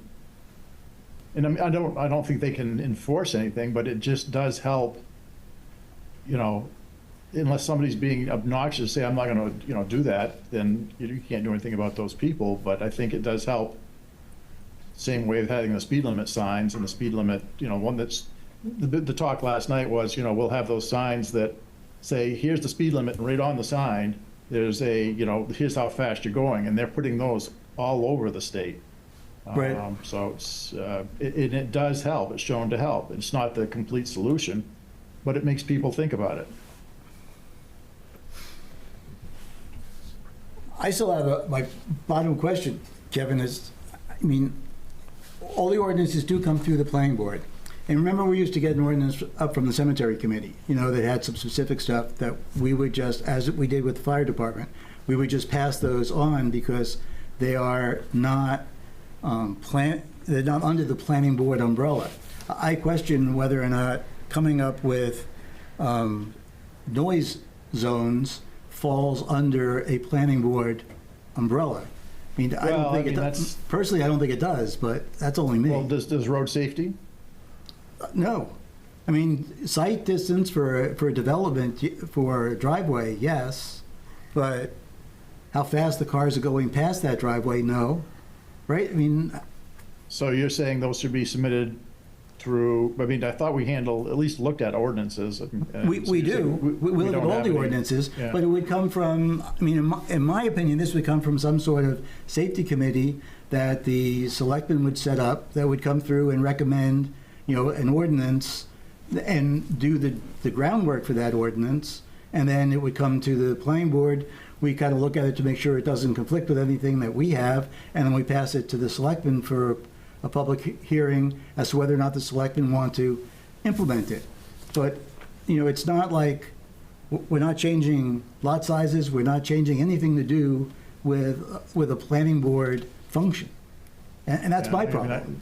I guess, I mean, safety, well, it can be argued both ways, but I see your point, and I guess we can take it through another.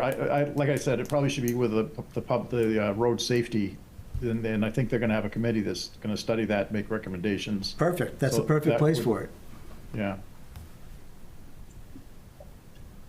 I don't want to steer. I mean, if you guys want to go through with it, I don't want to turn it around. No. I mean, if you don't think it fits into our purview, then that's fine.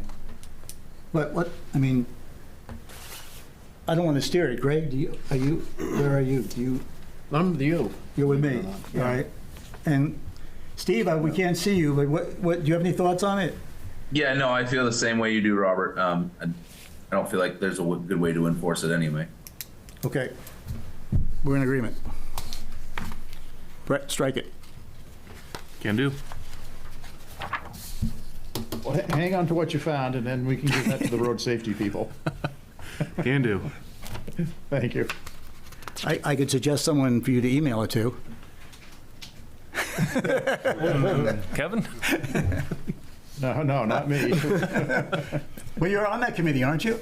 Oh, no, it hasn't been formed yet. They were talking about that last night at the select board meeting. I heard you were chairing it. Yeah, I should be. If you were sitting here, the speeds and the sound is, 20 years ago or 30 years ago when we moved here, it wasn't even anything, but now it's just constant.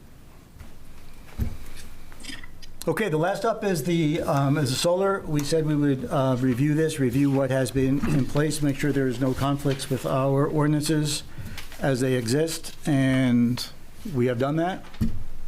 And it does not seem to be. Yeah, essentially, I think the only thing that I think from prior discussion would be adding the rural zoning district to it because it's excluded from that. If the board was interested in having that discussion, I guess. But. Add rural as an acceptable use. Or as banned. Or an unacceptable use. It is acceptable now. Correct. It is acceptable now. So if the board was interested in either. In making it unacceptable in the rural as well. Correct. Is there? That's interesting.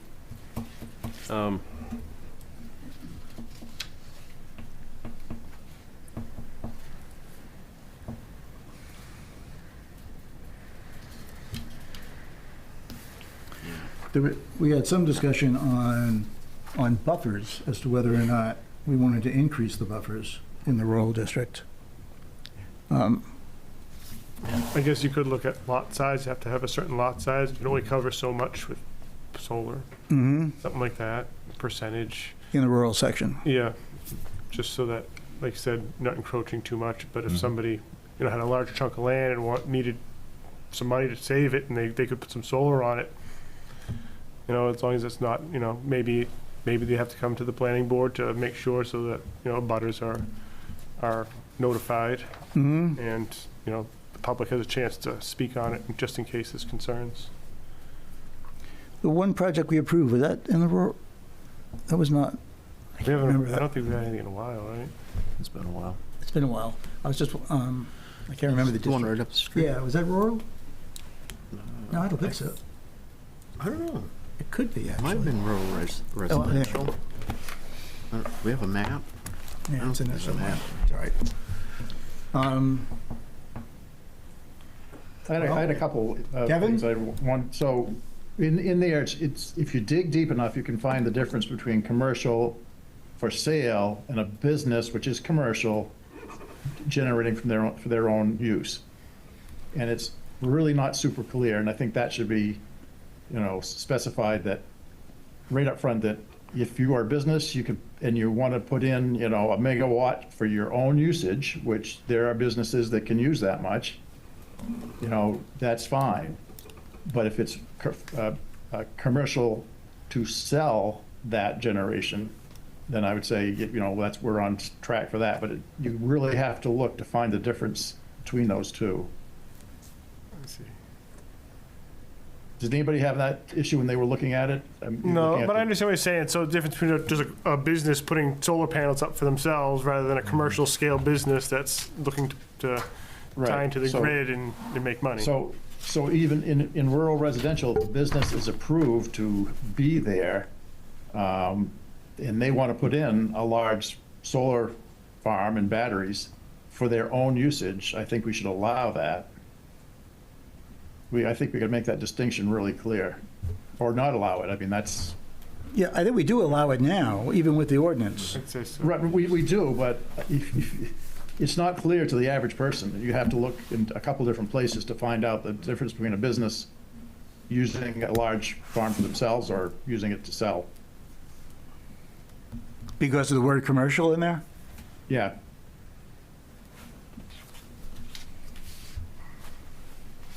Well, that would be pretty easy to do.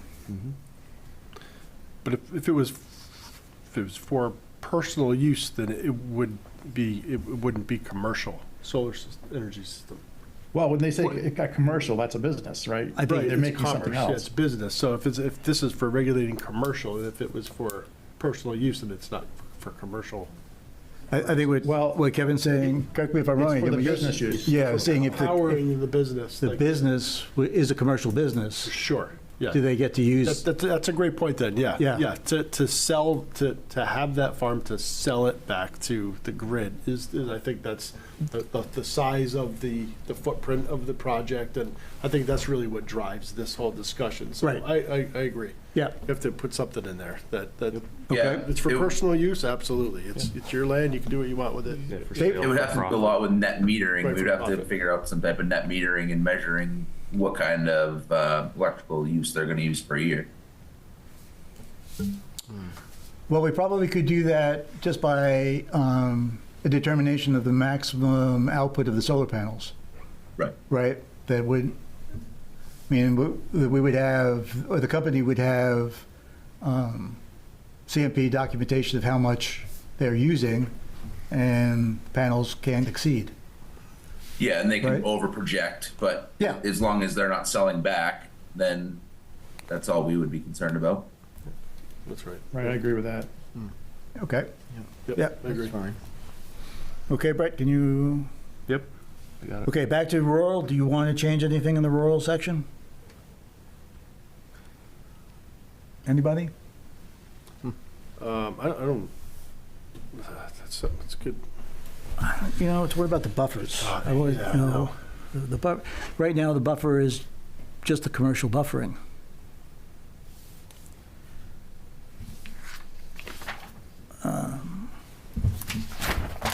Do you know off the top of your head what the buffer is in the rural district?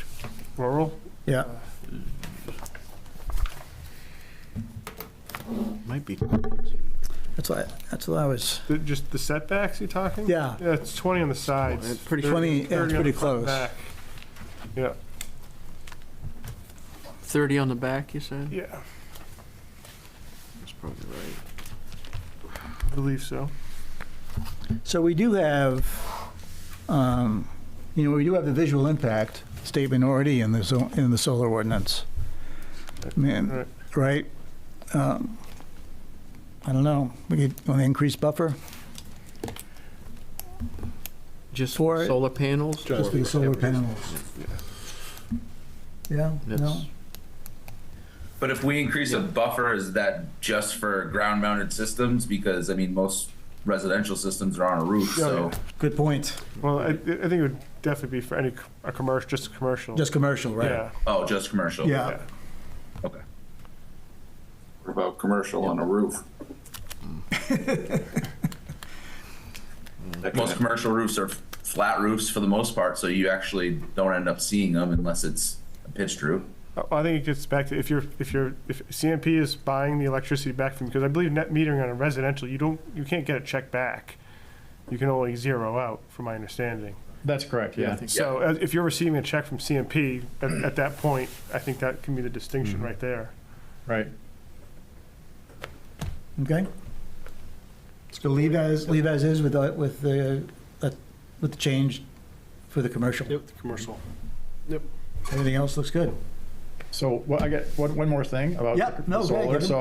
So you've got a business and they want to put in, a field of panels, but they are going to exceed the amount of trees they can cut by ordinance. I think we need to put in something that allows solar generation to have some sort of leeway in the amount of trees that can be cut. You mean like a waiver to cut more? Yeah.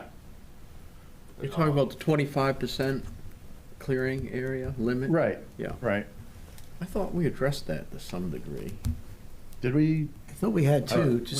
I thought we talked about it. I don't remember doing anything about it. Oh, maybe we didn't. I don't know how to find it in here. Well, we must have done something with it for the one solar project that we approved. And it's in place. Did they exceed? They exceed. Yeah, the 25%. Yeah, must have. They must have. It's like an individual waiver, like on a case by case basis. So that's. It's waiverable. Keep that the way it is. So is that somewhere in our? I don't remember seeing where that would in the ordinances. But the 25%. It's under the law. No. That you could get a waiver for it. We established that we could do that, so it's kind of.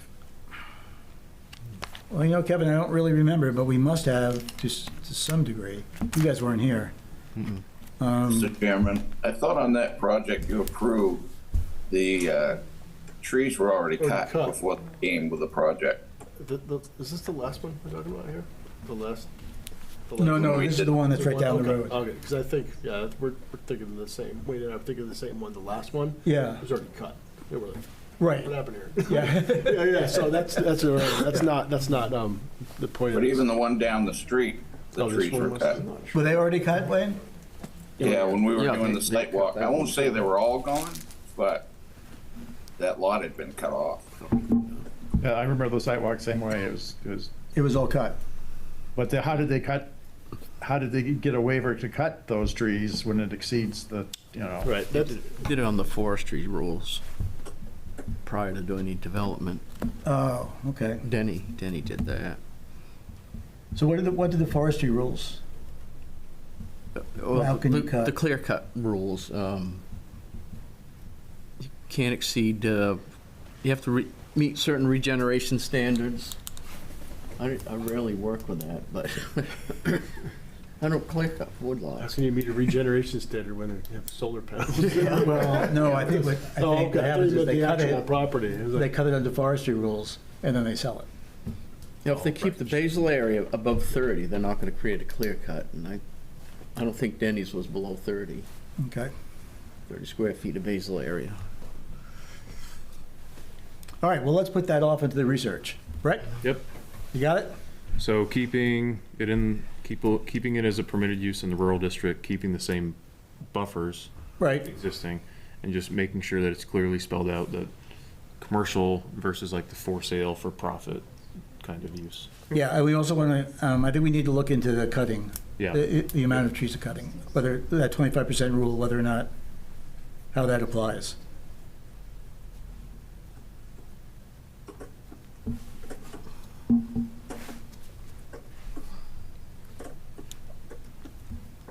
Okay.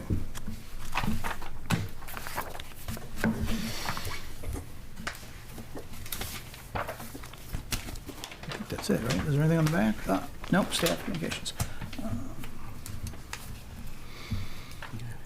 Okay. Public hearing is still open. Yeah, thank you. I do want to, do you have, ladies, do you have any? Just going do you to have say any- that. Do you have any questions on the ordinance? I left the public. I asked you to clarify what you just said, because you jumped around a lot and it was a little confusing. So, because you were talking about rural and commercial. Oh, yeah, So that's- Yeah, it is. you were kind of all over. We do that on purpose, so that people, you know. So the ordinance, the existing ordinance. She needs to go to this Oh, podium. sorry.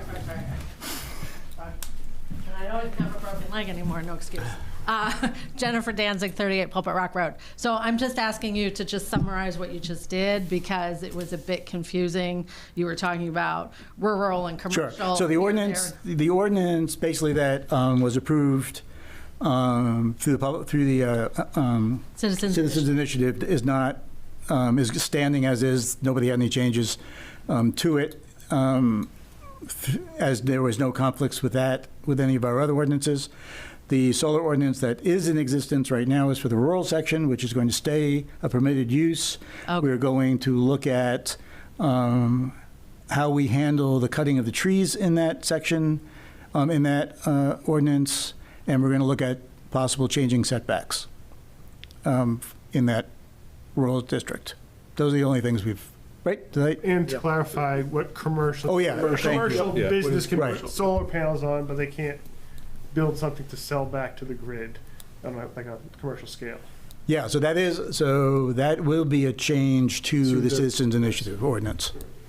So, wait, say that again then? It's just to clarify that a commercial business can still put solar panels on to produce power for themselves, Right. but not commercial scale, as opposed to a commercial scale, which I think is the intent of the ordinance to prevent the commercial scale of solar farms. So the commercial for the power for themselves, though, that would not be happening in rural residential or shoreland zones?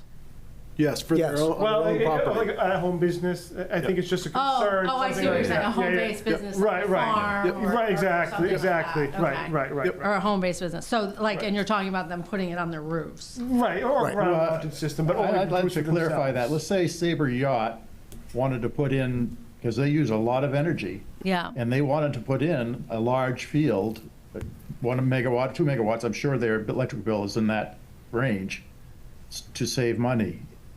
I would say that that is something, and I don't know if they're rural residential or rural there, but I think we have businesses that are large enough that may be in rural residential, that they could put in large fields.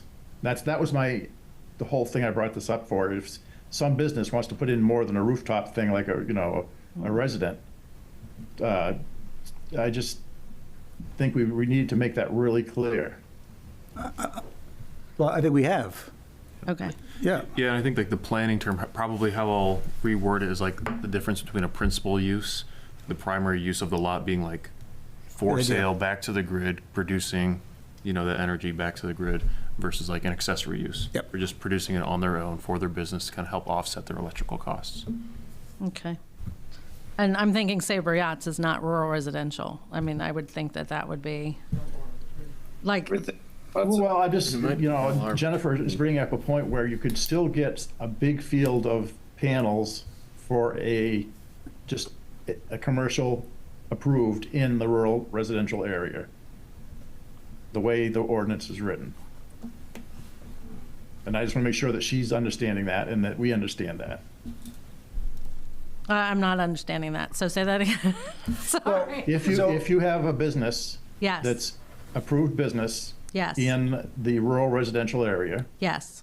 they decide they want to, and it takes a megawatt of power generation on a daily basis or whatever, it's possible, they could put in a large field.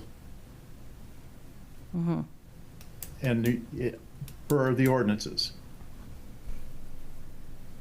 per the ordinances that you guys are now changing? Well, we're trying to clarify it, because right now you can actually do that if you read all through the ordinances, it's just not really super clear. But It's I'm the- pretty sure they could do that. Correct. So we're not changing anything. We're Right, just we're just clarifying. clarifying it. Right. Okay. I think that's what we're not changing, all we were doing is defining a commercial, a commercial solar project would be, as opposed to solar generation for internal use. That's all we're doing. Yeah. Right. Right, okay. Okay. All right. Actually, what I was asking you guys is that you have any questions on the administrative changes? That's what the public hearing is for. And I'm Oh, guessing. sorry. That's all right. That's okay. The administrative, so what was that, the docs and Yeah. how many copies of this, Yeah. that, and the other? No, I don't have Okay. anything. So I am closing the public hearing. We will plan on next meeting docs. We're deleting our solar. We're going to pass on the fire department's ordinance, and we will look at the changes, proposed changes to the solar. What else we got working? There's my notes. Do we have anything else working? Where's my notes? Oh, we got, We've got to send the go ahead. ordinance changes to the select board, right? Are we going to do that later? We're going to do that later. Okay. We got the small house lot size. Oh, yeah. So, next agenda, standing next agenda. We've got, hopefully we'll get the docks. We'll get the solar changes. We'll get lot size. And that's it. Conservation forest property, what do I have that written down for? Is that something you brought up? It was my argument about why I think house lots are too big and Oh, consuming. okay. What was the lot size one again? I'm sorry. I suggested that we make the minimum house lot sizes smaller. Like maybe 2 acres in the rural zone instead of 3. 1.5 in the rural residential instead of 2. I don't know. And my thoughts are that when you do the calculations and you create developments that you ultimately consume a lot of forest property, when you have a large house lot and then you minimize you can only cut 25% of your area, clear it. Ultimately, you end up with these forested developments, and to me, it's just a waste of resource. That's my argument. It'll be a fun discussion. Yeah. next month. Well, I know how this I'm works. in the minority. I don't know how it works. That will be spirited. Yeah. Yep. And they did address that in the comprehensive plan, and they said that's not what the town wants. Oh, All right. I know. I So brought the it up. next I meeting, brought it up Bob, there, everything too. is going to be a workshop. I'm sorry? The next meeting, everything will be another workshop. Yes. Yeah, unless we have a project out there, don't we?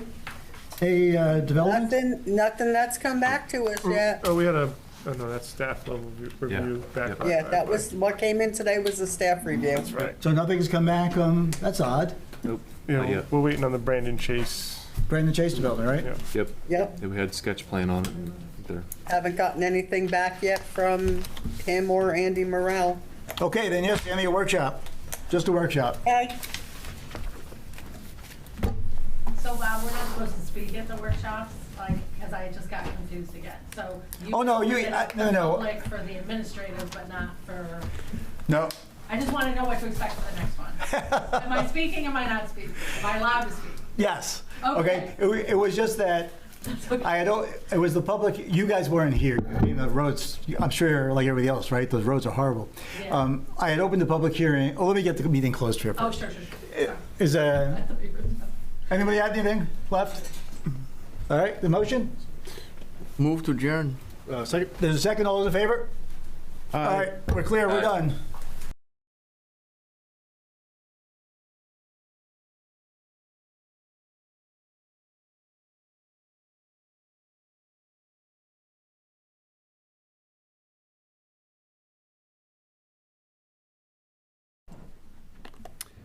Welcome to the November 7th Select Board meeting.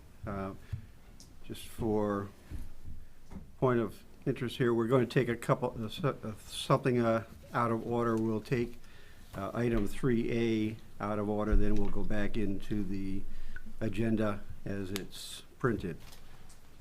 So we'll start on 3A.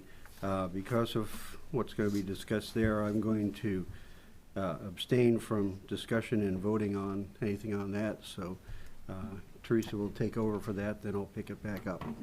Consideration of Sherry Gagnon Courts update. Joe Crocker, Parks and Rec.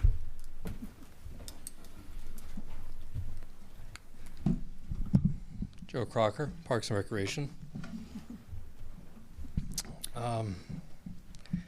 Joe, 1 second. Yep. He's just recusing himself from any kind of voting on that at all, but I asked him not to leave the room though, so that's why.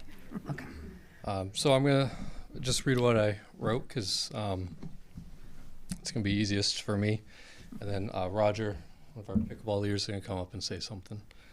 To the Raymond Select Board, I am honored to formally propose naming the tennis and pickleball courts at Sherry Gagnon Memorial Park as the Brenda Olson Tennis and Pickleball Facility. This suggestion comes with the full support of our pickleball community, who feel Brenda deserves this recognition for her unwavering dedication, volunteerism, and commitment to create a vibrant pickleball network in the town of Raymond. Through her efforts, players of all ages and skill levels have been able to enjoy the sport, from beginners to seasoned veterans.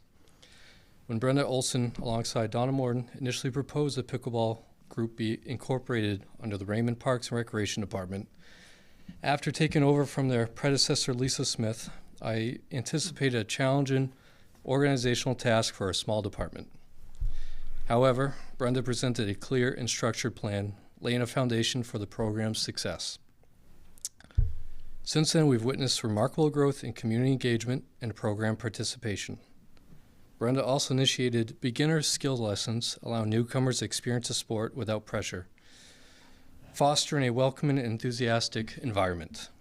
Under Brenda's coordination, the pickleball program has grown from 68 to 156 active participants, with over 400 members in our Team Reach app, with additional outdoor opportunities provided at Sherry Gagnon Memorial Park basketball court. Brenda's use of the Team Reach app has connected over 400 members, a testament to her leadership and organizational skills.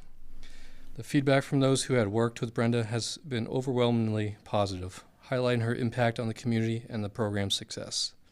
I personally have benefited greatly from Brenda's insights and collaborative approach, which have made decision-making more efficient and effective. Her dedication has been entirely selfless, never seeking personal gain or recognition. For all these reasons, it would be a privilege to honor Brenda Olson by dedicating the new courts as a Brenda Olson Tennis and Pickleball Facility on behalf of the town of Raymond. Thank you for consideration of this proposal. If Roger would like to say some words. Good job. Thank you, Board. I'm Roger Bennett. I've lived on Deep Cove Road for the last 30 years. Wow, it's been a while. Growing up in town, I had a son that I raised. Teresa knows because Ben's the same age as my son. As parents, we get to see and interact with our kids as they're growing up. But once the kids grow up and get out of the house, us parents are pretty much homebound. We really had nothing to do. So I saw a sign down at the public safety building that they were starting pickleball. I thought, oh, I was a dialysis patient at the time. I was doing dialysis for 6 years. I now have a transplant, but I had no life. I had work and I had dialysis, and that was it. And other than that, I was a shut-in. So pickleball gave me the option to go do stuff. I came here, I knew nothing about pickleball. And if it wasn't for the tutelage of Donna and Brenda, I'd still be a shut-in right now, to be honest with you. So when the new courts are being built, which I thank you all for sponsoring and getting that in place, it's going to be phenomenal. You know, I think that Brenda deserves the credit for bringing pickleball to so many of us. I could have filled this room ×2 with pickleball people, but I knew you had limited space. So, but I mean, all these people are all on the same page. We're all glad that we have our friendship, that we have a place to go to do things together, and it was because of Brenda. So I think she deserves, I'm not trying to take anything away from Sherry Gadigan. It still should be Sherry Gadigan's field. I'm just saying that the particular courts, I think it'd be really nice if you could, you know, have some kind of plaque or something that said, you know, in honor of Brenda Olson for all her hard work and dedication to getting us, people like me, out of the house. So thank you so much. Thanks, Roger.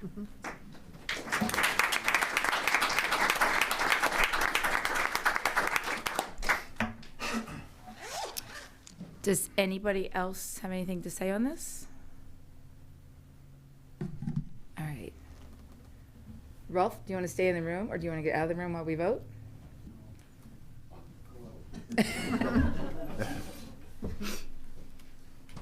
Told him I was going to boot him after that.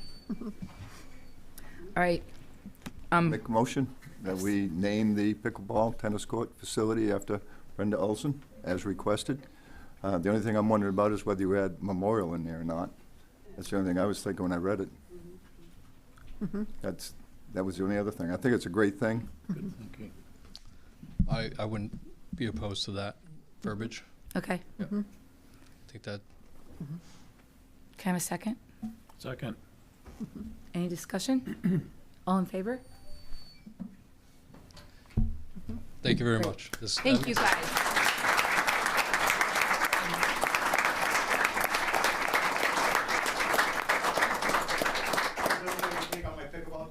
Yes. Thank you guys for all coming out tonight. Thank you. You can tell Rolf he can come back in now too. Thanks. Thank you. Thank you very much. Come on down and play pickleball sometime. Yes. Yeah. And play pickleball, We get a shirt? You gotta play 5 games I don't even know how to play pickleball. No, I don't either. But No. you have somebody teaching down there too? Yeah, good. I know, exactly. It'd be good.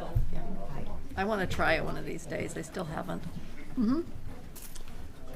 So we voted to do the plaque, and Dennis mentioned about having a memorial at the end. So we said, yeah. All right. You're strong. I couldn't have helped myself. No. Hey, All right, I'm going to hand it back to Rolf now. next item, is there a motion to go into executive session? A motion to go in executive session, discussion of personnel matters pursuant to MRSA 1, Section 4056A. Second. Moved and seconded. All in favor? Motion is carried. We'll go into executive session. We're going to make it easier, we're going to go into the back room so you people can stay out here instead of having to go stand.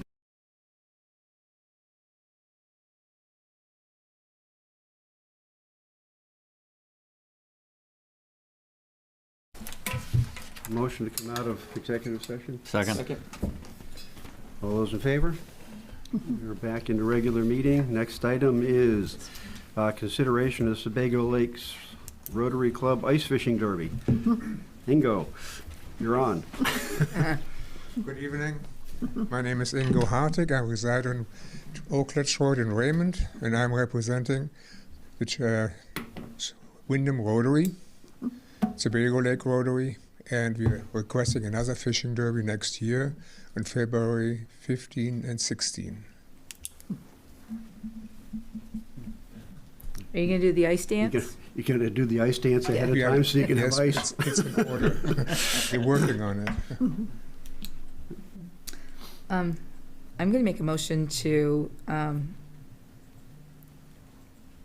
approve the Sebago Lake Rotary Club's Ice Fishing Derby, February 15th and 16th, hoping for lots of ice. Second. Yes, thank you. Is there a second? Discussion? All those in favor?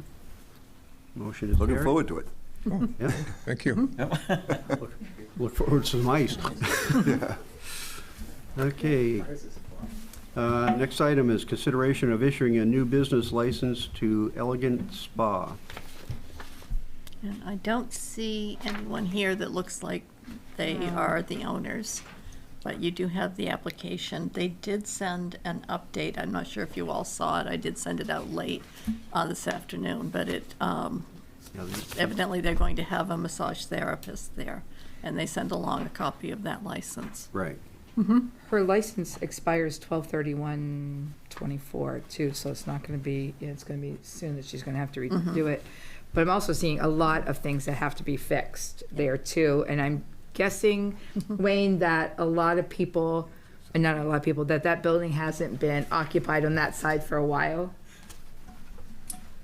That side of the building hasn't been occupied at all.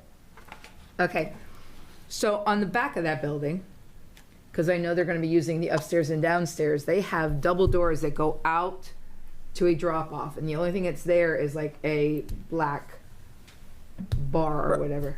Isn't that, I guess, illegal? I guess one would say probably maybe not the right word, to have that, not have steps or something? Right, they're gonna need to correct that, so that nobody can open up those doors and fall outside. And then, they've had a barricade in the past, on the outside of those doors, so that, if somebody went through the window, they wouldn't fall to the ground. So there's two things that they need to do there. Okay, I just saw it on the back of the pictures that we got, and it was, yeah. And you think a deadbolt would be sufficient enough? That and that barricade that they had previously. Okay, They had an outside metal, it's like a black iron type thing? Yeah, Like a yes. fence railing type thing, okay. yeah. And where is this again?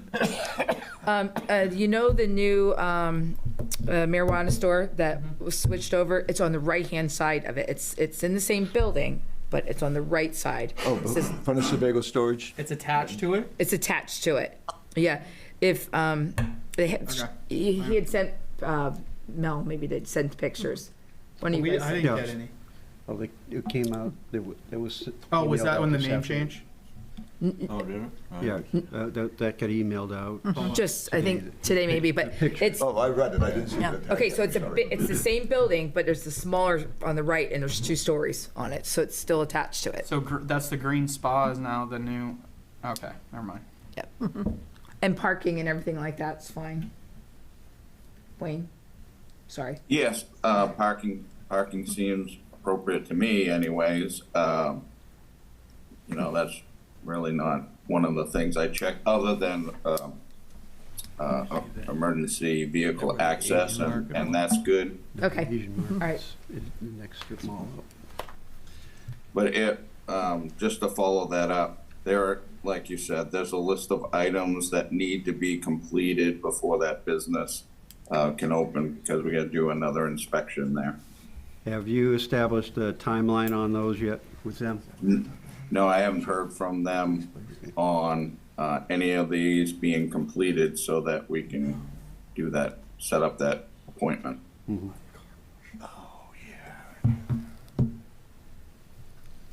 I believe that they're working on the place from, you know, passing by and seeing activity inside the building. You know, they had to build out walls. They had to add more smoke alarms for the fire alarm system. So I've seen work happening there. I just haven't been contacted to do a follow-up inspection. So the alarm system, is that going to be like, I guess, like the same one? Is it required in the other half of the building also? Yes, it is. Yeah. Okay. It's actually a part of that. It's all one system for that building. Okay. I make a motion to approve the business license application for Elegant Spa contingent upon all of these things getting done and reinspection. And reinspect it, passing reinspection. Second. Discussion? All those in favor? Motion is carried. That is. The next item, consideration of change to the East Shore Tavern's liquor license.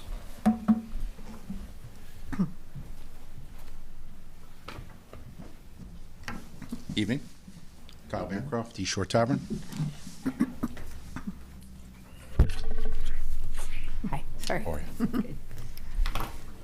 So you want to switch from a restaurant lounge to a lounge? Yeah, so the classification within the state allows for some variables between the licenses.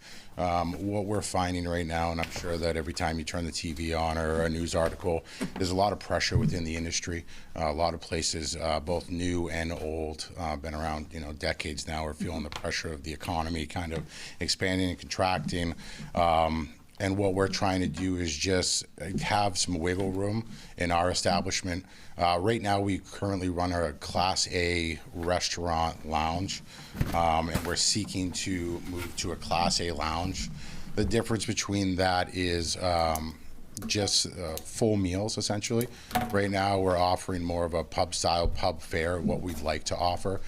My issue has been staffing in the kitchen. I think that you're seeing a lot of that across the board. Staffing's hard to come by. The people that are willing to staff the kitchen are, asking huge money. And we've just been going at it for 4.5 years now. And we've really tried to, keep the food program and keep a full-size menu and really keep that, that restaurant style. But what we're finding is that no matter which angle that we take and which approach that we approach it at, the margins, even when done right, are very low. But in order to do them right, you need appropriate staff. You need people that are coming in and doing a good job for you. But you also need to balance on what you're paying these people. And I think that's the big disconnect between the people that hire these people and the people that want to be hired. At one point, I was paying my head chef $1,350 a week to run that small operation. I always paid well. I'm always willing to pay for good quality help, but that's just increasingly getting harder and harder to do. So what we're looking to do is still offer food. We're still a restaurant. We're still licensed through the state of Maine with a Tier 3 eatery license.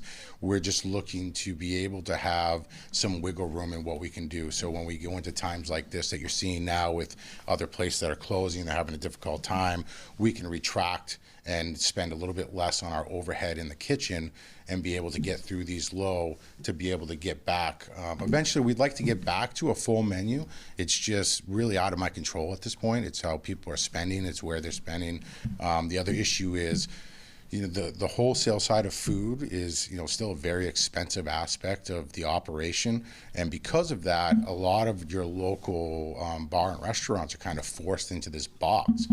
You'll see that if you go to my place or any other places in Wyndham, similar items, maybe a small variation, but the problem is that we're boxed into that because of the amount that it costs to run a commercial kitchen. Behind just the labor that it costs, the wholesale food supply, there's a lot of just random things that have to go into a commercial kitchen to make it viable, and we're just finding it just increasingly tougher day by day to keep up with a high quality standard that you need to have the income from that kitchen, and then staffing and just trying to keep up with what's going on with the economy. We've seen less spending across the board, and again, you can't go a day without opening up a media outlet and seeing that another place is closing, and it's a tough time for the industry as a whole right now. So what we're trying to do, long and short, is this will still allow us to serve food. Chris and I had a conversation, Chris Hansen, about kind of the wording, the way it was. There was concern, is this allowed? In the state of Maine, you can run a restaurant without possessing a liquor license, but you cannot have a liquor license without having a restaurant license. So the wording within the code and the land use ordinance, there was some confusion there. But by default, everybody that has a liquor license is a restaurant first. you have to have that restaurant license, you have to have the commercial kitchen, you have to have that in place before we could even apply for a liquor license. So we would still be a restaurant, we're still licensed as a restaurant, we'll still be serving food. The one thing that, or a couple things that change with the classification with the state of Maine is that it allows us to keep a little bit less stock on hand as far as what we have in our freezers and our coolers. And then it allows us to, right now we're currently only serve food till 9 p.m. but we're allowed to be open till 1 a.m. That goes away, so we'll be serving food the whole time that we're open. So if there's any concerns about, food availability with the consumption of alcohol, that risk actually goes down and the availability of food actually goes up. So that's the main component about seeking the classification change. It's not that we haven't tried. I mean, 4.5 years, we have thrown a lot of money into that operation. We have tried different angles. We've adjusted our menu to try to meet up with what our income and what our sales are saying. And we're just having a very difficult time keeping a full menu, keeping a full staff in the kitchen, and still being able to make ends meet on a monthly basis. So that's really what's pushing this, is that it's not that we're just trying to, serve alcohol and get rid of food, because that's not what happens here. We're just trying to make a decision as a business to be able to deal with the new economic kind of landscape that we're in as a whole in the industry. Yeah, I hear you on that. Everybody's getting hit on that. I guess what you just said, though, I have a question on, because you're going from a Class A restaurant / lounge, taking out the restaurant and going to a Class A lounge. I think that's what I saw on the paperwork. Yes. So what technically then is different between a bar and a lounge? So the big difference is instead of coming in and seeing a steak on the menu, seeing some, what we consider like a full sit-down meal, you're going to find hot dogs, chicken wings, onion rings, more of just a fast or casual type offering on our menu. So that's really the big difference. The difference is more or less on the state side and how they classify the license. One, the cost, and then the couple stipulations that I have told you, we can keep a little bit less stock on hand per seat. And then the requirements are a little bit less for the overall food sales. But essentially, we're the same operation. We're still going to be able to serve food much later than we have in the past. You're still going to be able to come in and enjoy a social atmosphere. So from like walking in standpoint, the only thing that'll be different is, the menu will be a little bit more on the lighter side, pub style, versus, a steak and potato type dinner or a chicken and, with some sides and stuff like that. Mayor, I read the literature. I don't know who provided it, whether the town manager did or Chris or you, but it was very good reading. And I thought the key that I picked up on was that minors wouldn't be allowed in there without supervision. In other words, a restaurant, a minor could go in and get a soda or fries or whatever. So that was a big change that I thought was important. And I, for one, don't want to see any business forced out. There's enough of them going out of business in restaurant work everywhere. So I liked the change. But as I was reading it, I was wondering if the town had say in this as far as the business goes, or whether the state would decide that. And so that's the only clarification I would want. Yeah, I've talked to the Bureau of Alcohol, and they went as soon as, and I'm not quite sure the exact sequence of events, so if I get it wrong, Kyle, please correct me. But he brought his liquor license renewal in here. You folks considered it, approved it, contingent upon the fire inspection probably. Yes. And then that was complete, and then you sent it up to the state. And sometime just shortly after that, you requested of the state to change from a restaurant to a restaurant lounge to a lounge. So, and the state had said that because the select board approved that license renewal, that they should also approve the change to the license. Okay. There isn't another form there. There wasn't any application for you to see, but for them to make that change, it has to come back to the select board. Chris, from the ordinance standpoint, at what point do we go, or where does it, how close does it get us to just a bar, which is not allowed under the ordinance? Well, that's a great question, Rolf. We do not have a definition of a restaurant or a lounge in our ordinance. So I had a long conversation with the state. I think that because we don't define it, that it's still an allowed use as long as they serve food, as Kyle described. The big difference to me is right now, if it was a Class A restaurant, they could, with a liquor license, a family can go in there and get served and go in there anytime.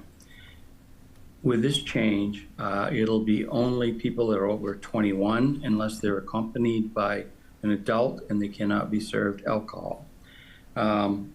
So it is a difference, but I think it's an allowed use. I don't see anything that would disqualify it, and that's what the state wanted to know, is if it was allowed by our ordinance. In the future, if we want to clarify this, then we've got to put some definitions into the ordinance that describe a lounge or a restaurant. The materials that you were provided by Sue from the state gave the definitions according to the state. That's not in our ordinance. We have in our ordinance that you can have a restaurant is a permitted use, but it doesn't say lounge. So that's why I think it's a good discussion, but in my opinion, there's nothing that would disqualify Kyle from having this license as far as codes and zoning goes. I guess hearing that, I would make a motion. Yeah. And What do you guys serve right now? Right now, we serve some burgers, hot dogs, chicken tenders, fried foods essentially, and that's what we're looking to kind of transition to, is just ease the staffing in the kitchen. Right now, I have it so one person can run the front and back, and that's what we're trying to get to, is just look at our staffing and our overhead and what we're paying out, because it's a slow time within the sector. So you're already doing it. I mean, to a certain extent, yes. But I mean, we're also meeting with, like I said, we have burgers, we have hot dogs. We're meeting that right now, but we'd like to, change up a few things. One of the things was it's a fork and knife type deal, is what they describe within the state. We want to try to get away from that. So you have one person on the bar and cooking hamburgers in the back while the bar is still going? Yeah. We have to do what we have to do. We're a small operation, and that's what we're just fighting to be able to get through this lull. We know that this isn't going to last forever, and that this isn't, an end all be all. But at this time, we're just forced into, making decisions. How can we bring this organization down to a lower overhead and then weather the storm? I think that this winter is going to bring a lot more closures, and we've seen the writing on the wall for a little while now. This summer was not a blockbuster summer for us or across the board. I mean, I speak with a lot of people within the industry, and then my bartenders that, have different jobs elsewhere, and it's been tough. It wasn't what people hoped it was going to be for the summer, and then we're not even in the winter. I mean, we've had a really mild fall, and we're still seeing a lot of trouble across the board. So yeah, we're running it with one person. I'm there. If it increases, I'm 1.2 miles away most of the time. So I run down and I fill the voids wherever I can. But yeah, we're running a skeleton crew down there to try to just maintain and keep pushing on to greener pastures. Will this require you have to do any signage changes or? No, we're going to maintain the same name. The only difference, like I said, is it's in the state. It's how we're classified with our license. That really is the. Well, I'm just thinking from the standpoint of someone driving by thinking it's a restaurant now, and it wouldn't. Well, we had gone through that, and that's why we went with the name and rebranded about a year ago, East Shore Tavern. So it doesn't kind of, the cafe would be into, food, and that's what it's always, what I mean, like more of a just restaurant and not the other side, the social, the stuff that we bring in, the karaoke. So no, I don't think so. I think we maintain the same name, same brand, and just kind of weather the storm. I know Dennis did a motion, but. Please get a motion. It hasn't been seconded yet. Right, I guess I just discuss a little bit more. Okay. I thought we discussed. But I mean, you can discuss once the motion's on the table anyway. Well, right. I have no problem with keeping discussion because I found it very interesting reading, trying to find the fine line. Well, here's where I'm at on it, and unfortunately, every time somebody brings us something new, it's that person that's there. So we did the same thing with the solar panels. We did the same thing with the recreational marijuana thing. And now the latest on the agenda is the Airbnbs. So who's to say, since we don't have it in our ordinances now about bars, lounges, and whatever, what's to stop you from changing it to a bar, I guess? So, and what do we do as a board to say, what do we want in our town about allowing that and not, is where I'm getting Well, at. that makes sense, except, it doesn't the state check with food? He does, percentage yes, of and food? there's a food requirement. So by default, and that's what the problem is, that with the way that it's written in your land use is restaurant, and that's why I brought up, is that before I'm allowed, or anybody in the state of Maine is allowed to apply for a liquor license, we need to be licensed as a restaurant. So first and foremost, we're a restaurant. And then from there, you can apply for a liquor license to be able to serve that. It's an add-on to the restaurant. So at the end of the day, regardless if we serve alcohol or not, we're licensed as a restaurant. So that's where I think that, me being on the planning board even, I think that it covers everything. If you wanted to question, it's more or less two separate issues. It's how the state classifies the license and then the fee for it, and then how you have in your land use. But I think from my standpoint, in the way that it reads and the way I understand it, is that restaurant will cover anything, and then you can have your debate. If you want to switch, obviously that's up to the planning board to add some more, but we are technically a restaurant first before, and there's no such thing as a bar in the state of Maine. You cannot get a license to serve alcohol without a restaurant license. It's forbidden. So those bars down on Commercial Street and whatever else in Old Port are The not way you can bars? circumvent that is if you run underneath my license, which is a Class A restaurant, Class A lounge, you can pay extra to just serve food until 9 p.m. So you just open at 9 p.m. Now down in the Old Port, that's not a problem. So you go 9 p.m. to 1 a.m. If you want to just serve alcohol, you've now circumvented that. So that's how you get it. But otherwise, no. There is no other way to be licensed for alcohol in the state of Maine without having a restaurant license first. It's Right. impossible. So again, but with that being the case, is there something that we would want to discuss more on about that? We're going to review the license in a year, aren't we? His? Yes. Are always, Isn't it an annual review? Yeah. And we're not extending it. We're just going to allow the change until, were you in here 2 months ago?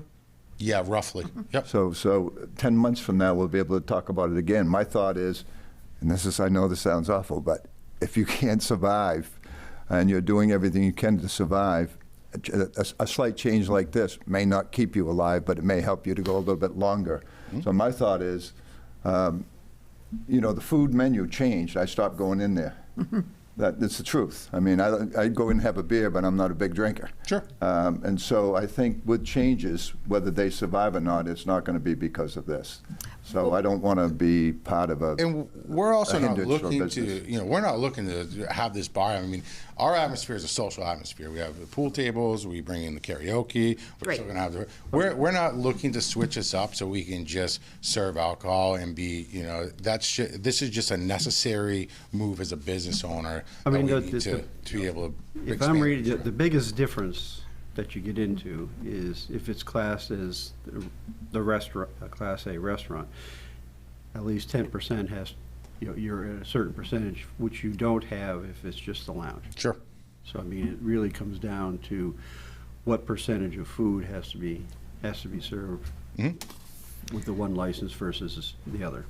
And what does DHHS have to do with this? They're licensed through the restaurant. Yeah. So when I license for a restaurant, that's who inspects my facility.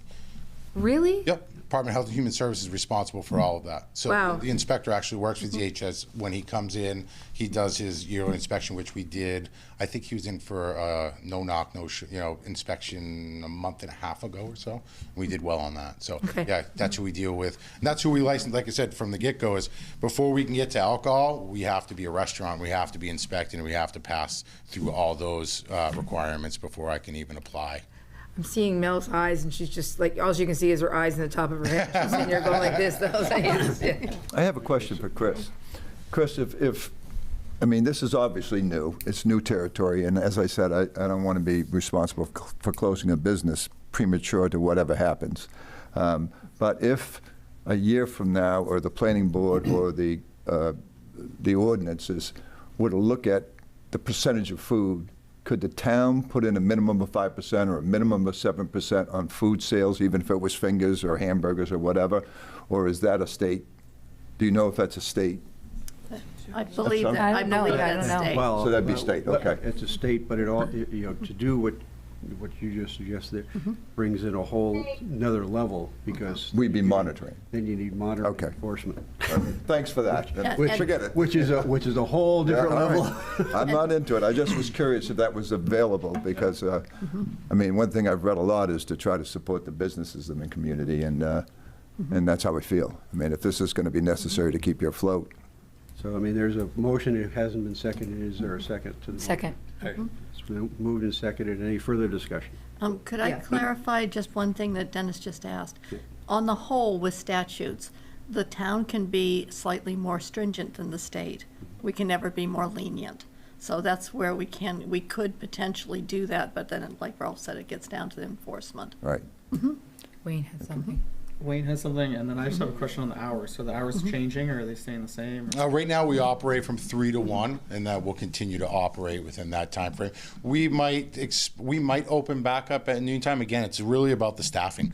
Staffing's just tough right now. So if we can do that, what I was doing was I was running 2. You're not looking to do 9 to 1? No, I mean, we were running 12 to 1, and what it did was it broke up. No, I mean 9 p.m. 1. Yeah, no, we can't, because we get a lot of the locals. I mean, they're coming in after work, they're unwinding, they're seeing their friends, they're playing pool. It's that social environment, even at that time of day. So we were running from 12 to 1, but what we did was we had to split the shifts with staff. So we'd have somebody work 12 to 5, and then 5 to 1, because that's a very long shift. So with our shortage, we said, how do we bring this down to one single shift that makes sense? And it's still a 10-hour shift for our, whoever's working, but I need one person per day versus 2, or I'm not trying to get that one person to work 13 hours in a day, which is, impossible, and I wouldn't want to do it either,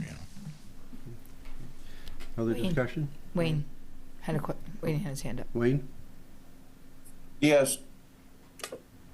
Yes, to the board. I just wanted to make a point of clarification. When we were before the board previously, there were some items that needed to be corrected, and since that time, those items have been corrected, and I just wanted to make sure you had that on the record for fire and life safety.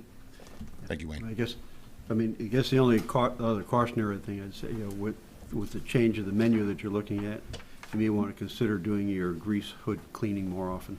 Yeah. Oh. Well, we're honestly, we got a new company that has done very well. I mean, the trouble that we had in the past. This company has been good, so we're hoping to maintain that relationship with them and just keep it on par, so Mr. Jones keeps happy and it keeps the rest of you guys happy. Because the thing that's always in the back of my mind was Hala Mexicana. Yeah. I think Wayne probably thinks about that a lot, too. Yeah. Okay, so it's been moved and seconded, and no further discussion. All those in favor?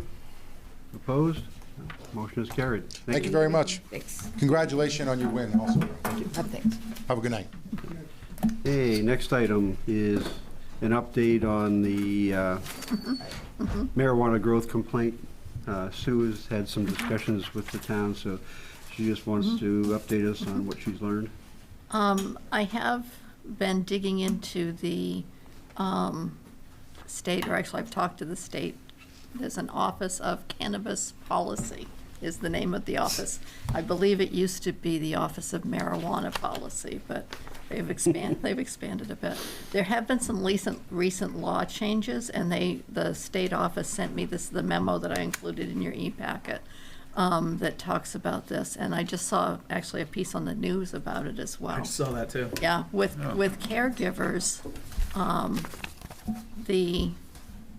there is a lot of confidentiality around what they're doing and how many plants and all that sort of thing. There's a lot of their data is confidential. So we do have to be very careful about that, and I think that was outlined in the memo as well. And there isn't a lot of regulation around that.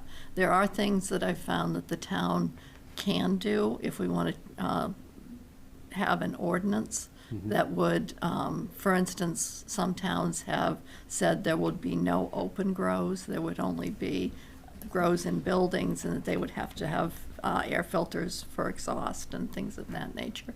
So there's things like that that the town could potentially look into. And I'm still gathering information, so I haven't, this is a beginning, but I did want to give an update because the gentleman came last meeting to chat. Biangle. But if we were to make some ordinance changes and do that, would the people that already have them, would they be grandfathered? Yeah. Well, I think that's, Pretty sure that it would be. legal would have to weigh in on things like that. Yes. because, Well, It's- don't they get licensed every? They have to get they have to Well, renew their license, correct? I mean, you know, that's a and good these point. are also questions that, you know, I mean, we're still trying to get someone from the state to come in Yes. to They a didn't- meeting they so we can, haven't you know, come so, back to I mean, these are questions that are best posed to them because they're in the position to look at it from, because if they were to impose some rules that flowed down, then that different. carries a little different They're looking rating. too after that big fire. It looks like the state's trying to So, I change the mean, rules. You know, if you try and do something retroactively, that opens up all kinds of issues. Yes, it And does. that is very problematic. But the state has more leeway on some of the things that they can do than we mere mortals do. Yes. Well, this was interesting reading, and obviously I'd love to have someone come in for the state to clarify some of it. One thing that I found interesting is it said that in this new change, August 9th of this year, says this new definition encompasses more kinds of retail locations than the previous definitions, includes offices used by registered caregivers. And they put that in parentheses, so I assume they're calling people's offices in their home where they come in and they give the marijuana or sell the marijuana. And then they go down a little bit further and it talks about the only exception to this local authorization requirement is grandfather provision for registered caregivers who were operating a retail store.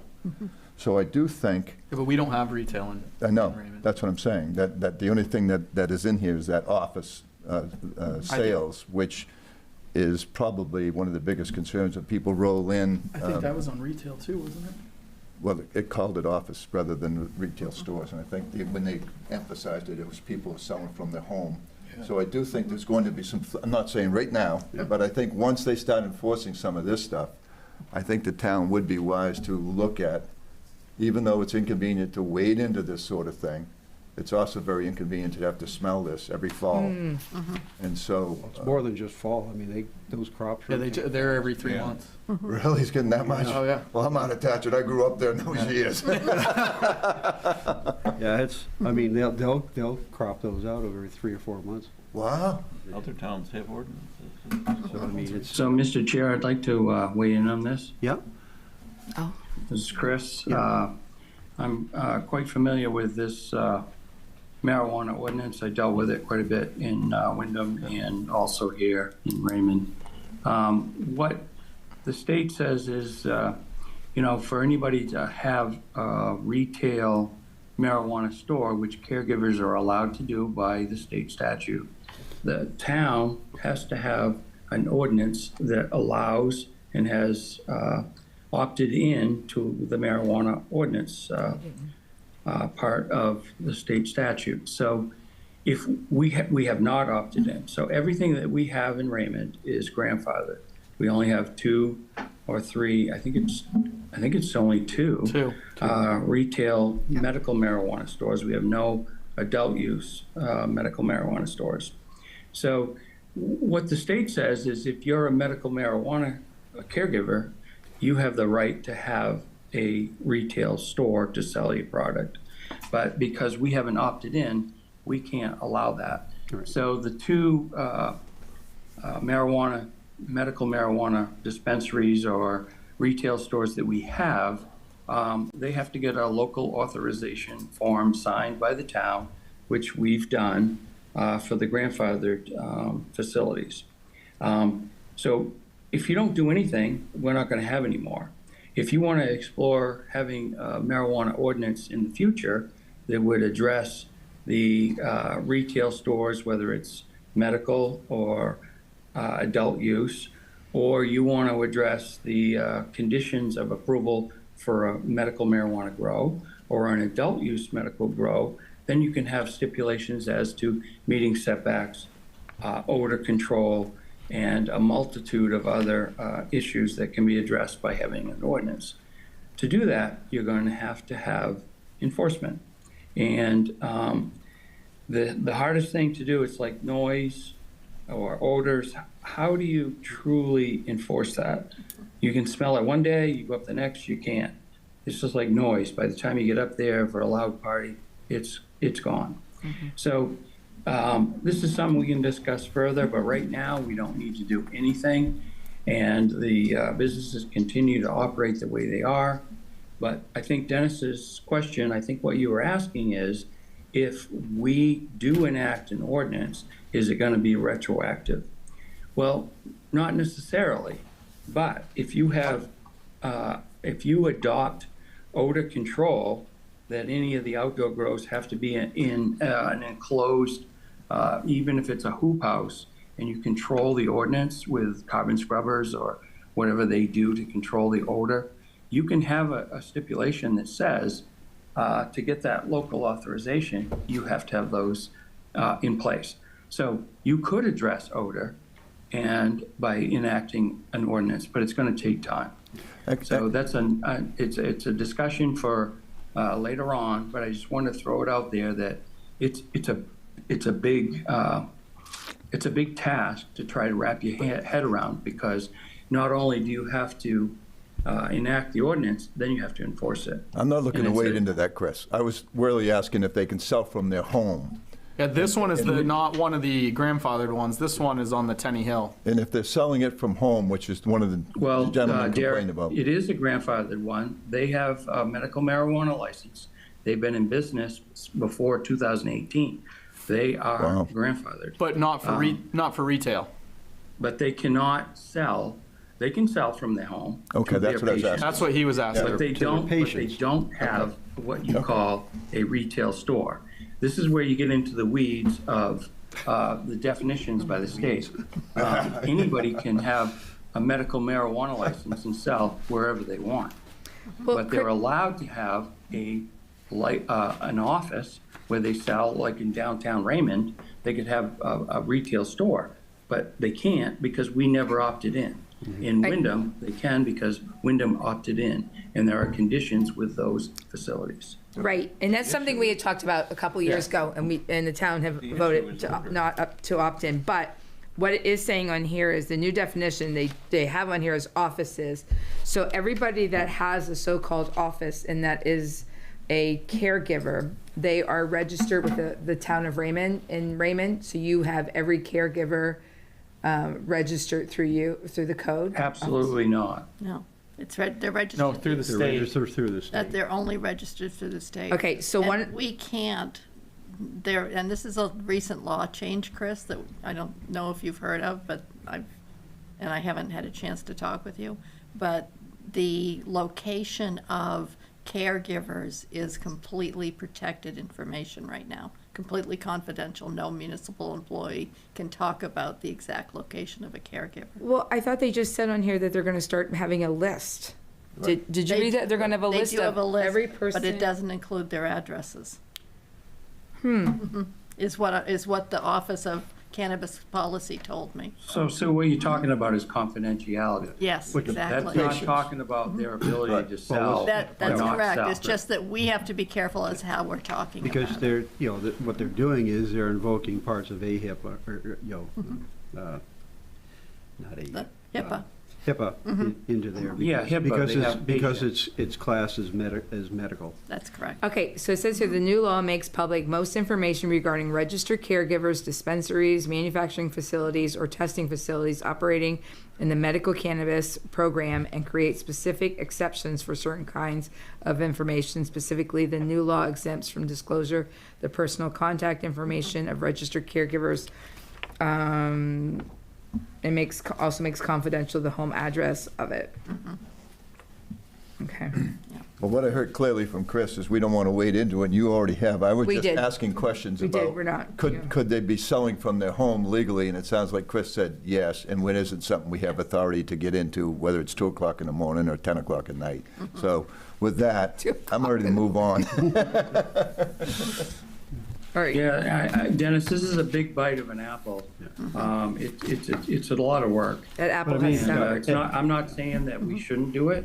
It's just tread lightly until you decide you want to. But I mean, at the end of the day, we're trying to get to, we're still trying to get someone from the state that can come in here so we can Help this put these gentleman or whoever questions else, out yeah. there so that people can get a better idea of what's allowable, what's not allowable, and make sure, so that people have a better idea of what's going on. Okay. Next item, public comment. Peter. DJ.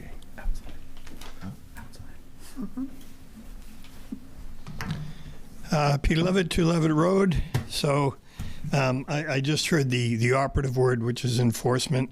So what I'll do is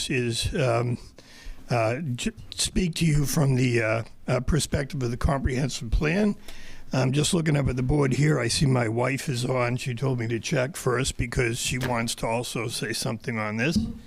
But I'm going to, talk on the perspective of the comprehensive plan. It was identified early on, over 2 years of data collection, that one of the top 4 concerns of the community is some sort of traffic calming efforts. I know everyone must be aware of the tragedy that took place on October 30th. There were 2 Raymond residents, an elderly couple, that were killed in a head-on collision on Egypt Road. What I'm speaking basically of as far as traffic calming is concerned is this.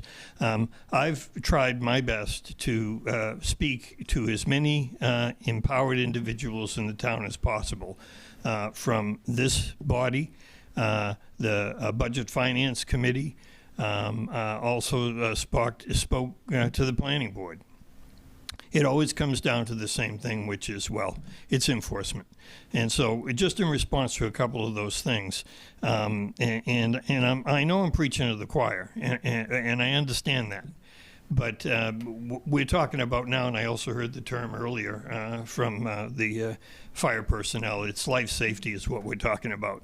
So yeah, we need to be careful about not getting into a situation where there are bars open 24/7 and casinos and all that other sort of stuff in town. And the fact that that there could be an automobile accident associated with that. But the bottom line is what we do know from the community is that it's grown more and more intolerable.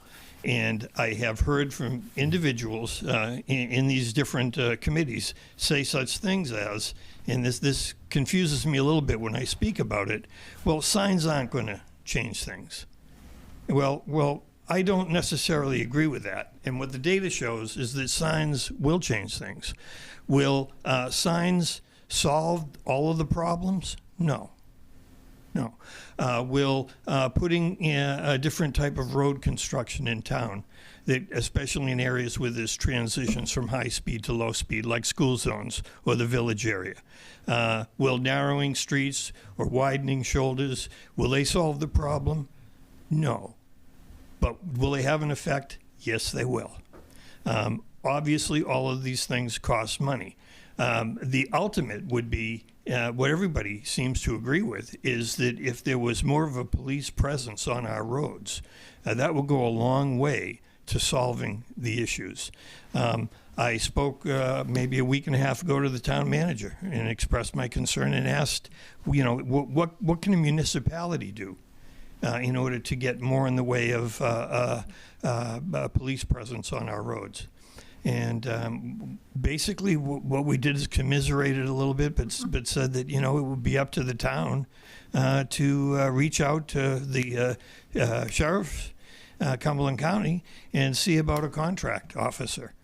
Some communities have already done that. Knowing full well that there are limited resources through the sheriff's office to provide those contract deputies. What I have knowledge of is several surrounding communities that have done that, so it's not impossible. Obviously, that's going to cost money.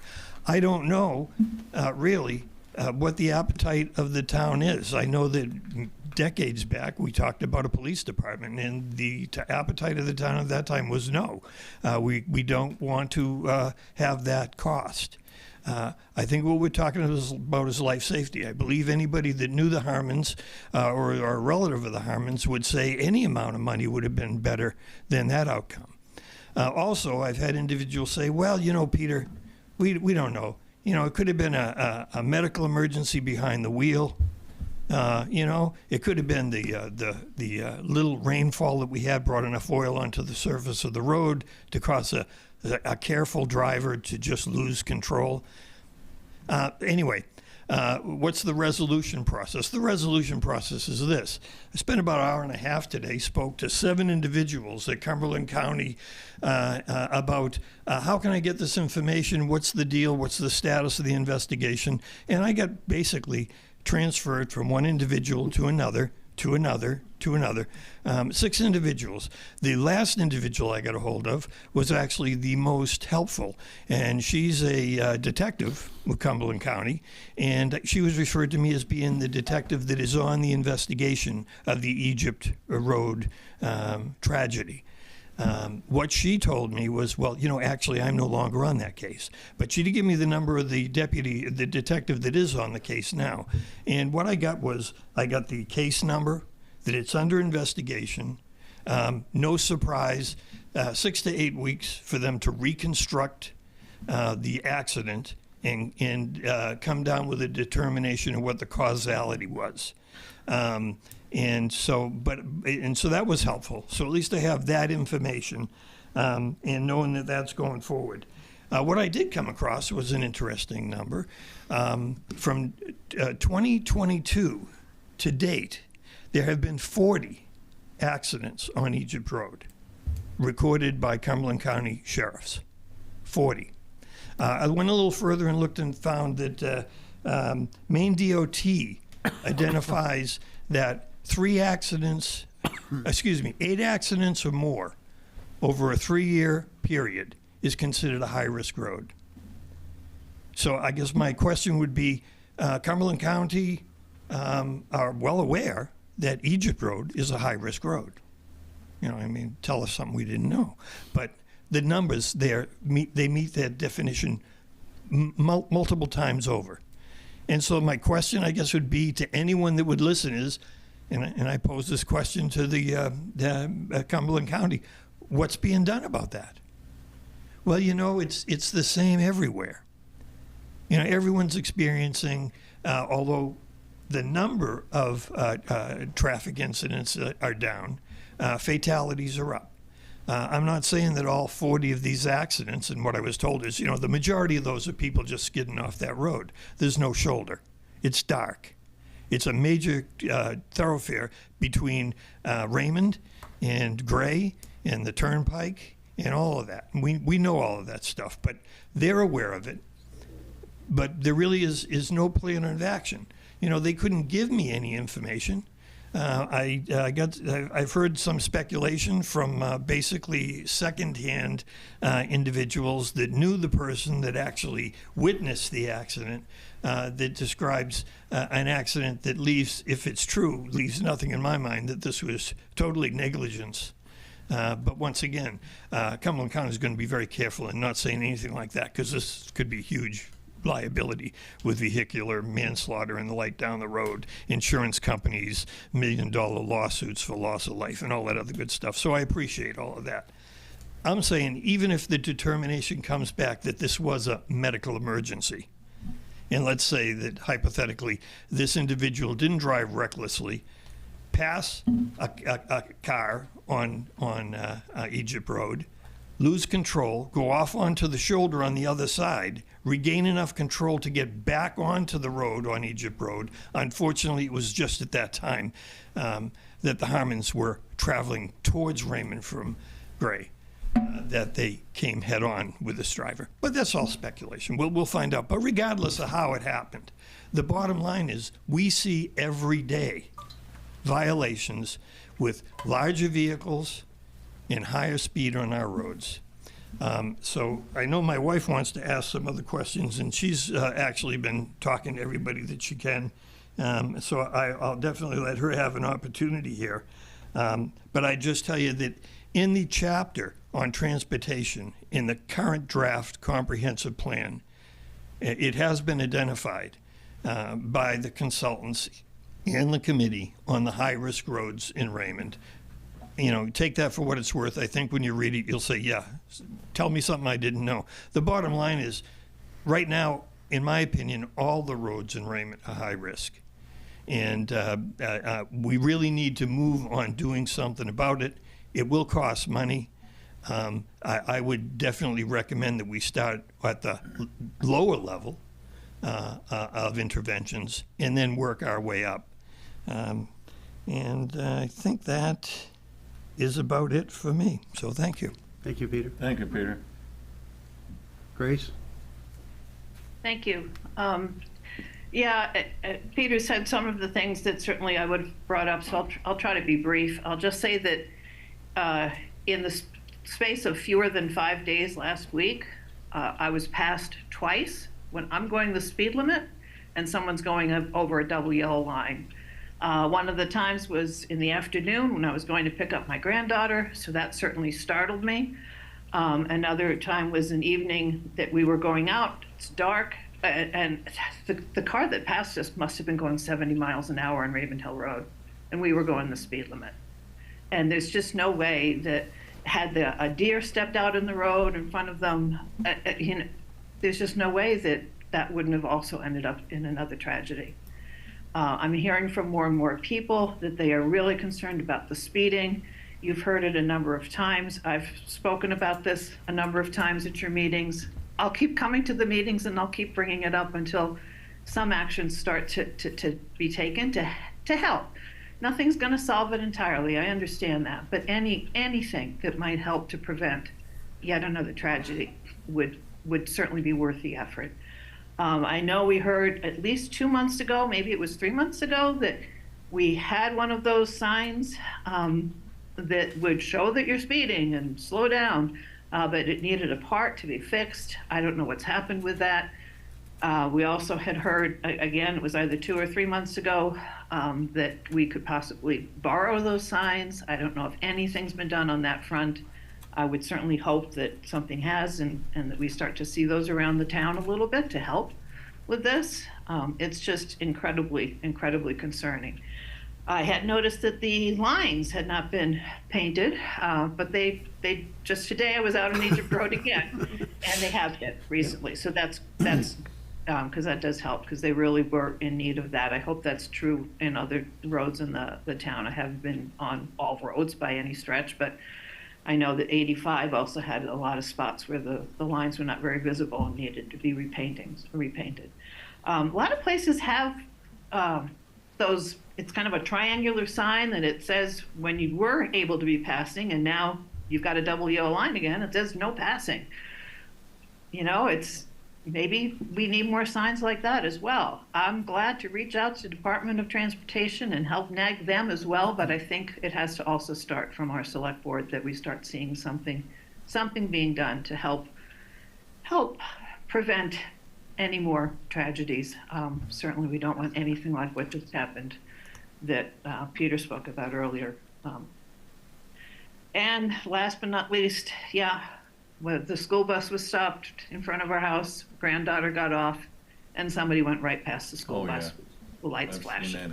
So they have the camera, but again, if they were going slow enough to begin with, notice the flashing lights, maybe they would have stopped. And fortunately, nothing horrific happened, but it just seems like it's a matter of time before we're talking about children being hurt, other drivers being hurt, and it's just so unnecessary. Hopefully we can start to really increase awareness about how this is really become a problem, and we can start seeing the problem reduced. So again, I hope that those signs that we could either borrow or get repaired start showing up around the town and help to just remind people to obey the speed limits, to be careful, to watch out for school buses, certainly. And we can start enjoying the town again. It's a beautiful town. You want to be able to go out where there's enough space on the shoulder to maybe even take a walk. That'd be great. I know a lot of people have stopped doing that because they are so concerned with the traffic. But again, the fact that I was passed twice in less than a week,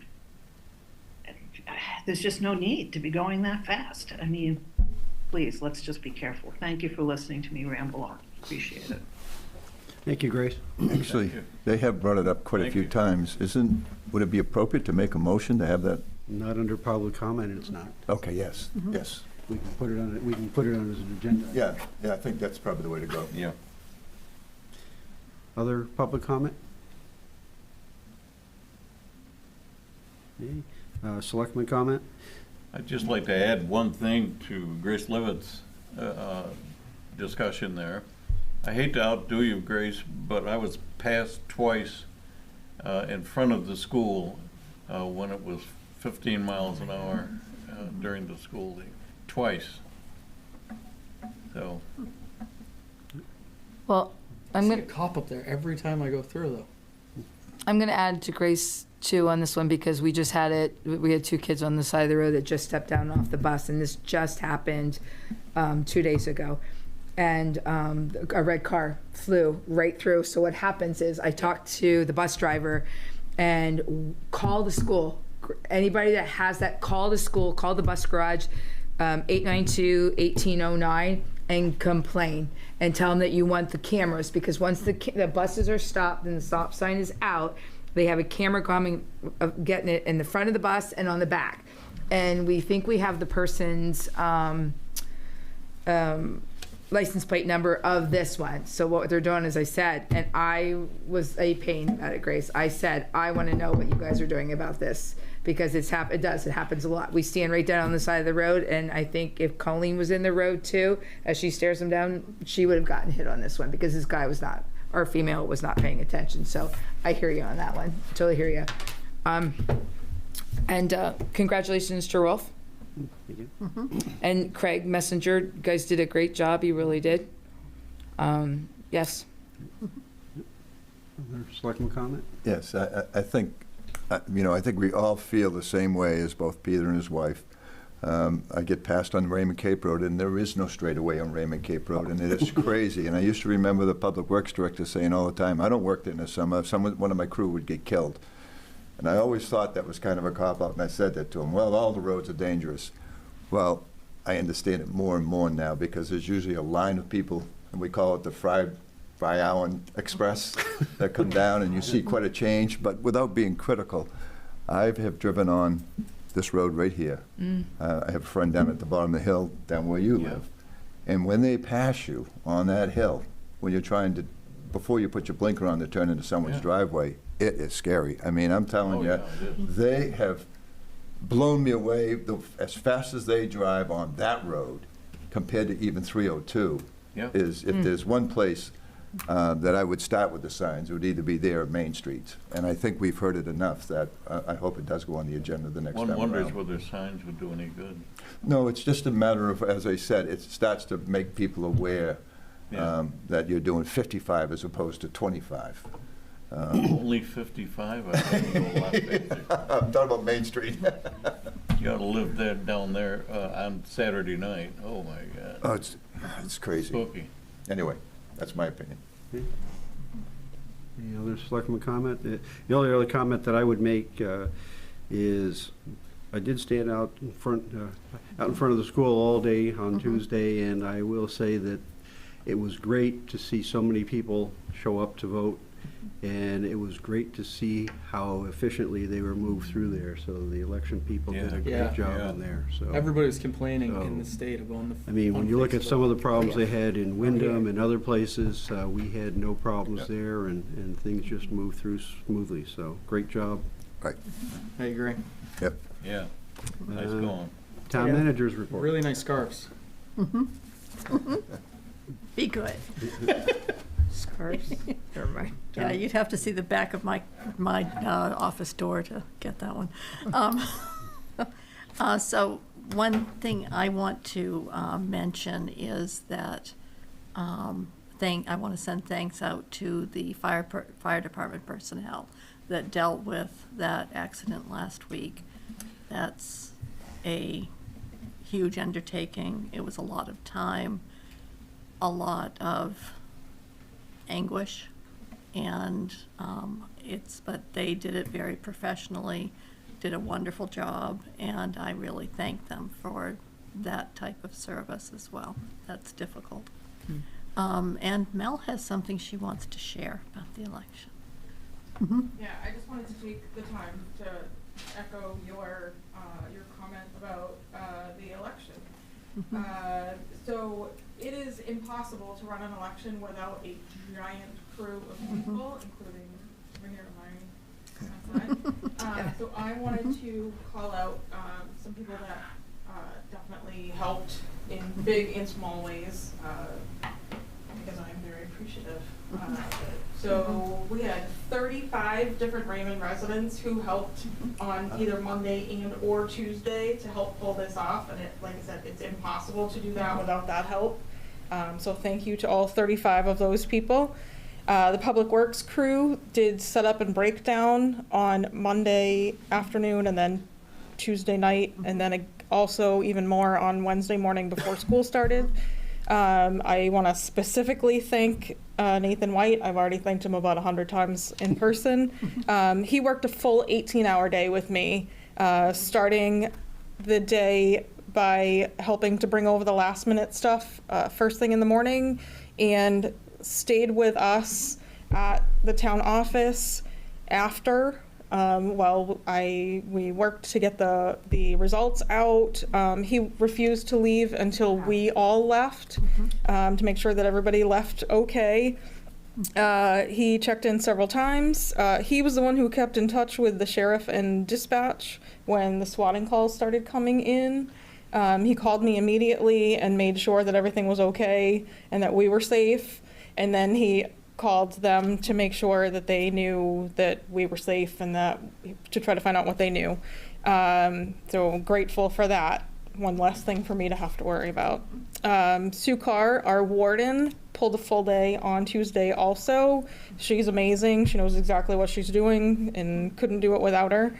The IT crew set up and took down all the tech that I needed for the day. The fire chief and the deputy chief, between the two of them, they were there on site the entire day as kind of some added security, so to speak. They answered the call literally at the last minute. Some election workers had expressed their concern about safety for the day, because it's just worldwide threats or nationwide threats to the system on election day, and they, like I said, stepped up last minute, and between the two of them were there all day. Sue Look, thank you, providing moral support through the whole process, and guidance for my very tired brain at the end of the night to help keep me on track. Teresa, thank you. Yeah, you. For what? You checked in with me several times throughout the day, making sure that everything was running smoothly. You offered to jump in and help if needed. Very much appreciated. Melissa, Jason, and Joe, they offered and or physically did deliver things back and forth, because it's really hard to leave once I'm set up over there. Jenny and Cindy held down the fort at the town office for the entire day without any support from myself and Sue Carr, because we were tied up at the election. They spent the entire day sending voters to the right place. People kept trying to go there to register, and they said that was the most that they did all day, was send people up the street. And like I said, I literally cannot run an election without all of that kind of help, and I am eternally grateful. It was a record high for turnout. There were actually exactly 100 more voters that showed up for this election between absentee and in person than voted in the 2020 presidential election here in town. We did 200 at least new voter registrations on the day of. Wow. I helped with that. And in addition to holding down the fort at the town office, the clerk's office staff issued 1,338 absentee ballots. Wow. Most of those were done in person, and it was bananas. And they handled it very well, and I am impressed and grateful and very tired. Wow. Wow. Thanks, Excellent. seriously, thanks for Thank all you. the work. Thank you. Oh, my goodness. And I will say Mel did leave one person out. Mel did a fantastic yourself, yes. job. She's been involved with elections, and she's been a clerk for a long time, or deputy clerk for a long time. To go in to, you're the first time you are completely responsible for everything for a presidential election is huge. And Mel did it with a smile on her face. Sometimes it was one of these smiles, but still, she did it with a smile on her face. She's met every deadline that the state has had. She has a lot more to do. She is nowhere near done. It takes about 2 months after the election for a clerk to finish with all of the statutory requirements after an election. So Mel will still be very, very busy, and that's one of the reasons you didn't have minutes to approve on your agenda. I told her, no, don't do those yet. You've got more than enough to do with the presidential election. So, but she did a bang-up job and jumped right in. She didn't know any of the people here. She didn't know any of it, and she has done fantastic, and I thank her for that. You look very, very held together when I saw you afterwards. I mean, you were kind of like ducking underneath, and then you grab the tape, and then you grab another box, and at one moment you're like, okay, back under the wires, yes. So you looked very, very held together, so yes, thank you. Oh, other than that, you have meetings coming up. Oh, right. December 10th is the next, and then January 14th, 2025. We're almost there. December what? December 10th December 10th. would be the normal second Do we have Tuesday. anything big going on that would maybe take a month off? We'll see. We'll see. Okay. I might not be. And we will be closed for Thanksgiving. That's also on your agenda. And the day after. Actually, no, I'll be here for that. And that's all I have. Thank you. Motion to adjourn. Second. All those in favor? Meeting is adjourned. Thank you.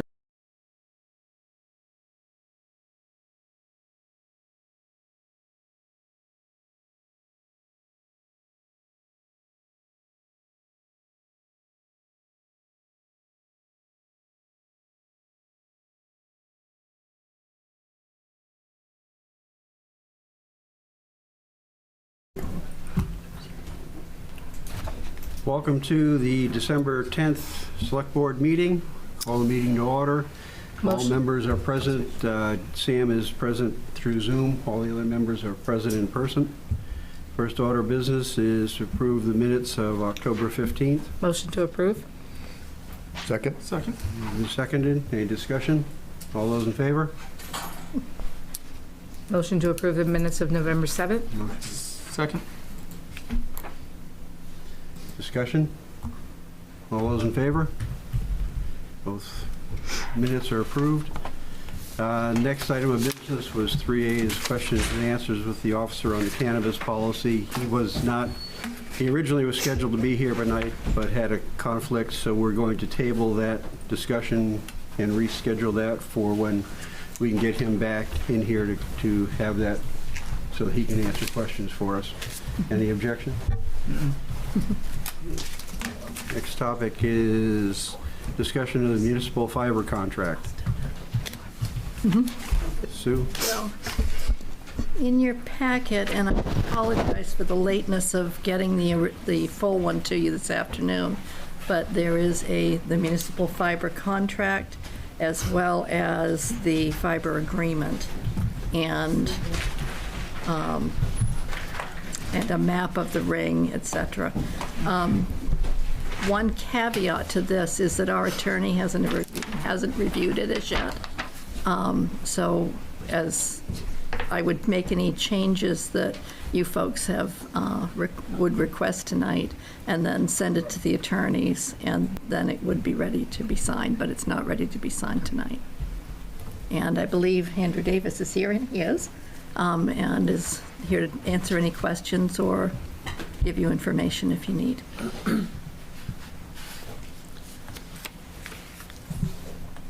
Questions? I wouldn't mind having an explanation of the layout off in Main Street on, you have solar panels there, and Sure. so just there wasn't a whole lot to Yep. describe what was going Why on. don't I give you guys a quick update on the site plan? Thank you for the opportunity to present this evening. 1 second to hit share so you guys can see the screen and the public can see the screen.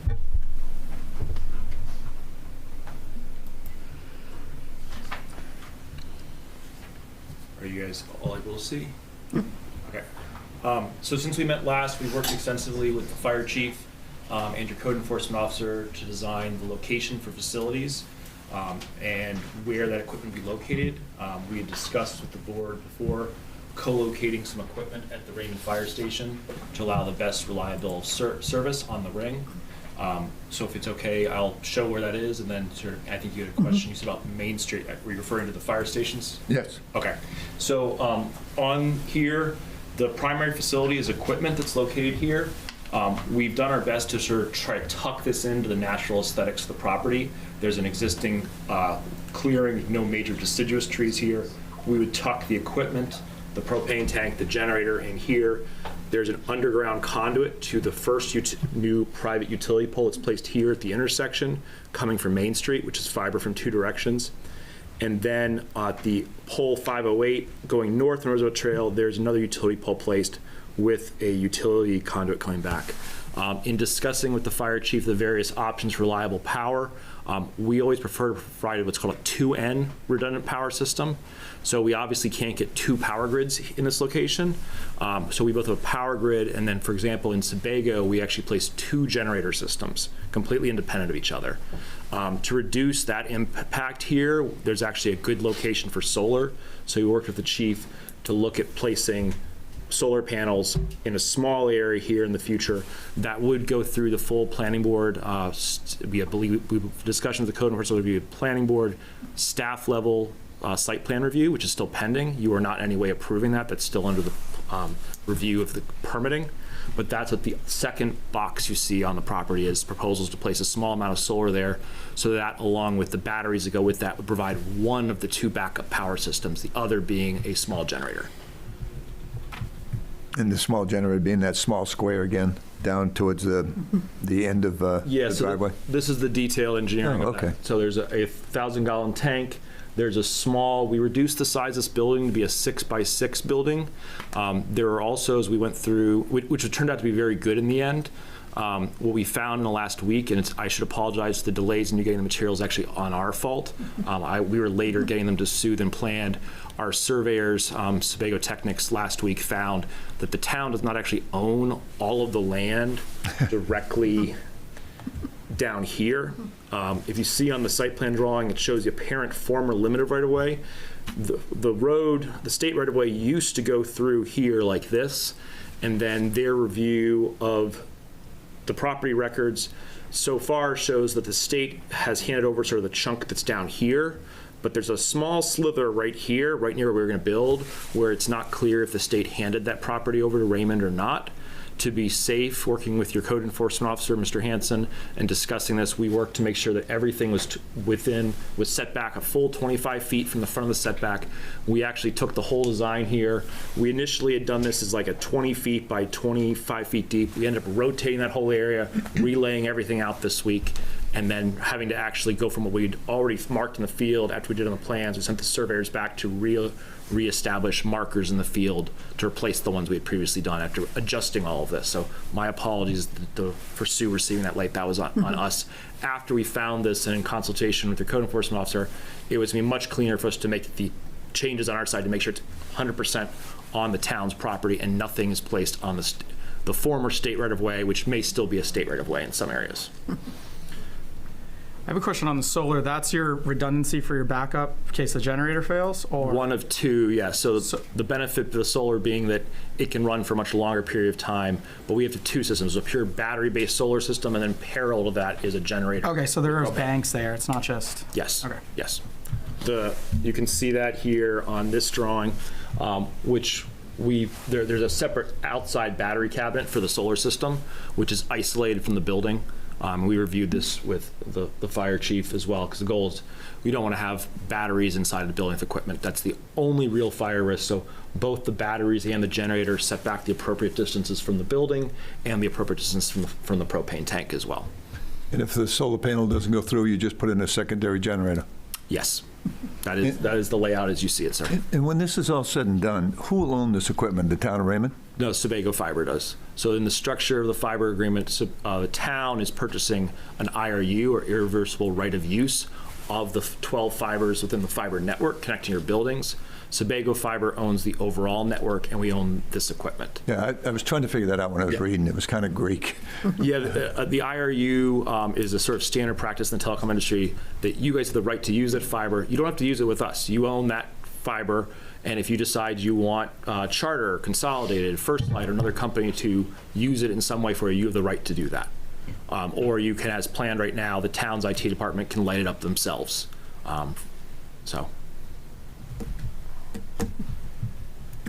One more question. I'm really intrigued by the whole circuit. I listened to Kevin present it a couple times. Is this going to be enough if you start to tie in neighborhoods and you actually start to expand it within our town? Yes. Or will you have to add to it? Nope. So the core. So this is the ring that we're refused to down the streets. Yes. Yeah. So the core ring here. This is one of the fiber cables we put in this area. The town will own about 12 fibers in this bundle. This cable we put in will probably actually be much larger, at least 144 to 216. And as we've done the high-level design for the whole town, as we build this portion, it's sized for support the whole town. And then we'll plan to build it in the phases. We've seen continued interest in Raymond. We'll give you an update at a future meeting as to where our phase plan looks like. But right now, the phase one is definitive we'd be building. And then we've been looking, based on the responses, we'd be accelerating the phase two pretty aggressively. We are actually ahead. We've moved very quickly in building in Sebago. That project was going to go till July. We've accelerated that build up and are hoping to finish it, the main construction, in February. So then we'd like to move into here very quickly. And I really wasn't referring to the cables. I was talking about these buildings and solar panels or generators. Yeah, so that'll be enough for whatever you do in our community. Yes, it's sized to support Raymond and Casco, and a portion down to the south of you, and a portion extending outside your community. So yeah. So it's the building is smaller than we placed in the town of Sebago, but there's enough space in the racks there to support what we need to support for basically the 12 mile radius around here, where we'll be serving for GPON and further. That's the questions I had after looking at it. Thank you. Yep. Other questions? So what I would suggest is we authorize Sue to finalize the contract and sign the contract. Make a motion to do just that. After the attorney review. Yep.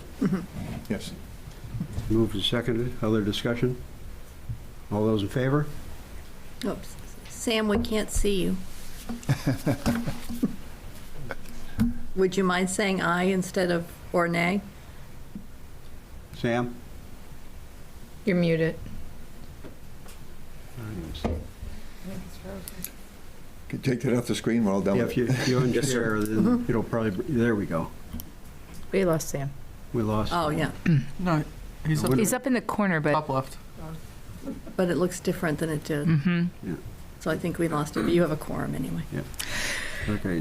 there he is. The motion is carried.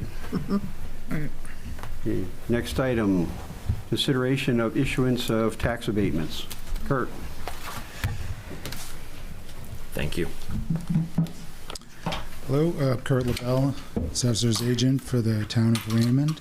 I have a couple of administrative items I'm asking the board to act on to correct some errors that were made by us involving a couple of tax assessments. First tax abatement is personal property account to Elevon Incorporated in the amount of $6.88. The company had reported to us that their assets were disposed of prior to the assessment date, and we made a mistake and didn't deactivate the account and made the assessment anyway. And they followed up and let me know that that had happened, and I told them that we would take care of that. The second abatement is an abatement to Orbit Properties LLC. This involves the property that's down on 302. It's the muffler shop and the brake. The two commercial auto repair shops. Tire warehouse. And, tire warehouse. And in behind that, there's a residential home. And the owner of the property, Flanagan Properties, divided the lot, divided out the residential home from the commercial properties by conveying it to another LLC that he's involved in called Orbit Properties.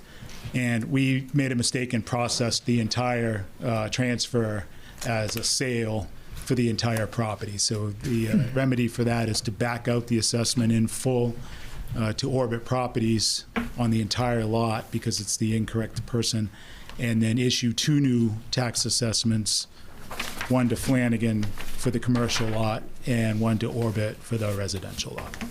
Do you want two separate Well, motions? there'll be, so the first motion is going to be on Evelyn. Right. For $6.88. So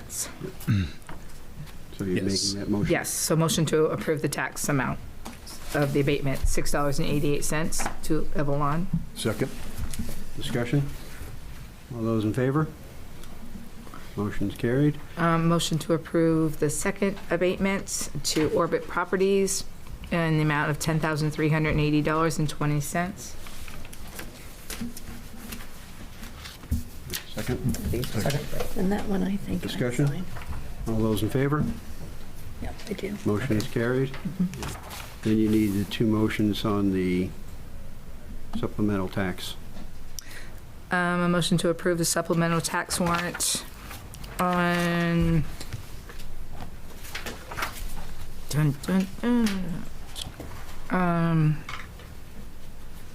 it's $10,536.72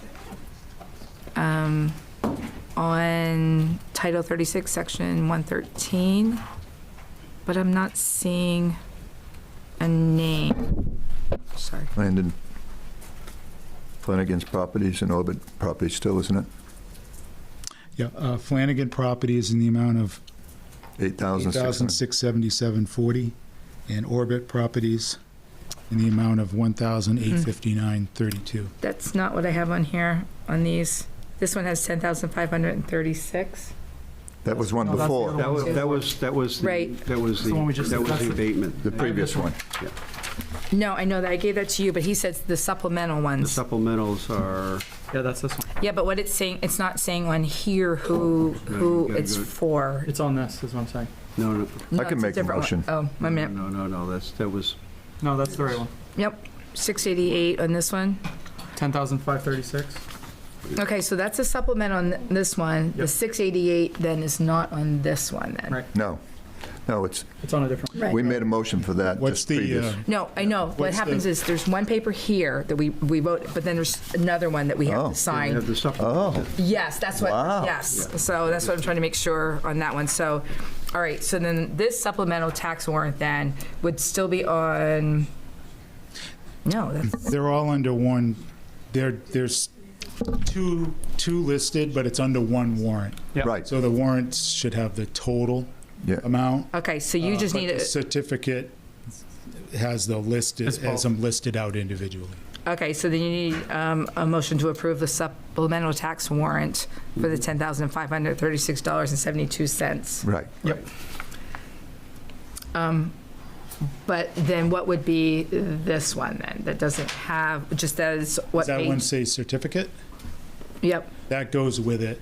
So the warrant is a warrant to the collector to go get the tax, and the certificate is an amendment to the valuation book which Okay. says that on X page, which is the third page, that those are ones that are to be added to the book. So you get two forms. Okay, so I've already got a motion, so I need a second on that. Second. Okay. Discussion? We have it. All those in favor? Yeah, we're figuring that one out. Sorry.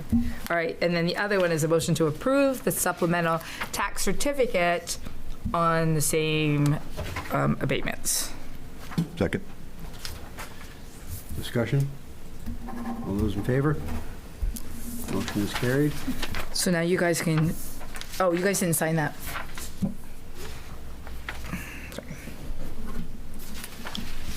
Next, All right, that's yours. That one's done. next item is consideration of Parks and Recs renting of the Raymond Village Community Church. Did you want to skip the update on the? Oh, no, I'm sorry, sorry. Update on the revaluation project. Kurt. Just put it until the end, it'll be fine. So KRT, the company that we've contracted with to conduct the revaluation, they're ready to begin the project. Most of the next 6 months will be data collection. It'll be fairly steady and slow through the winter months, and then I expect it will pick up. They'll add staff in the spring. So they're going to be starting up, I would say, sometime this month. They haven't told me where they plan to start, but in my discussions with them, what I'm expecting is they'll probably start in the north end of town and save the waterfront and more seasonal areas for summertime, when they're more likely to actually see the people when they're there. Prior to moving into a particular area of town, residents will receive a postcard in the mail from KRT letting them know that some point in the next month or so they will be coming to their property. Because there are so many properties to be visited, they're not able to schedule advance appointments on this first pass, so they'll be going right down the street, going to every home. If someone is home, they will, knock on the door and they will identify themselves, and they'll have an identification from KRT and from the town. They'll ask to do an interior inspection. We ask that, homeowners allow them to do that if it's reasonable at that time for them. It'll allow the data to be collected to be more accurate. They'll get a more accurate appraisal in the end. If there is no one home, they'll remeasure all the exterior buildings, make note that there was no one home, and later on in the project, in likely the spring of next year, those folks will get a letter asking them to make an appointment, and they will conduct appointments on, they'll do it on an appointment basis. We are going to have a press release for the Roadrunner this month, which will let people know. We're going to activate a revaluation page on our own website that will also link to KRT's site. We have already we have information on the 3 data collectors that KRT will likely have here initially. So we have their photo and their vehicle information, which will be available on the website. We've also provided that to the sheriff's office. And we're going to let residents know that if they have any doubt when someone arrives that, they are who they say they are, they're welcome to call Town Hall or the sheriff's office, and they can validate that information. But they will be starting. One of the things I've noticed quite a bit in other towns is most towns have a Facebook community, an informal Facebook community page. A lot of people have cameras around their homes, and they're not necessarily used to somebody driving in and kind of poking around their house when they're not there. And so I've seen in other towns there's been a lot of traffic on those Facebook sites where people, who is this? Who's going around my house? So, we'll do our best to get the word out. We'll put something out on our Facebook page. This part of the process will go on for several months.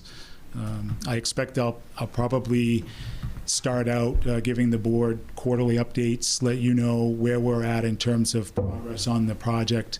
When we reach milestones, such as finishing data collection, starting to look at valuation modeling, or the field appraisals, we'll have meetings where we'll bring a KRT in who can give better updates on that and where we're at. I think that is pretty much it. How are they handling no trespassing properties? If a property's marked no trespassing, they won't enter the property. They will mark that down and follow up with a letter later on in the process. So some people, I believe, have, when you get your postcard, there'll be phone number on there to contact KRT. They won't make an appointment, but if you're someone who's adamant that you do not even want anybody on the property, the residents are welcome to contact KRT directly. They'll make note of that, so that they will do their best not to go into a situation where they're definitely not wanted. Yeah. I'm thinking of their safety too. So. Yeah. Yep. Is there a provision at all that they have as a fallback to drone in? Oh, that's a good point. We haven't addressed droning. We do have, they're going to be using the data that we already have, so they're not going in blind. Right. If they aren't able to access a property initially, and then in the spring of 26, they're unable to gain an appointment, the appraisal will be done based on the best information that they have, whether they derive that information from the internet or however they derive it. I don't think droning is something that we're going to be looking to do. There's probably some privacy concerns there as well in terms of flying over people's properties and things like that. Ultimately, the third thing that could happen is we make an estimate. There will be a hearing period, and if someone still, for whatever reason, has not had their property inspected, looks at their property card and realizes that there's errors, they will have an opportunity before taxes are issued to get those remedied with KRT. So there'll be multiple points along the way where property owners can make sure that the information that KRT has is correct. Questions?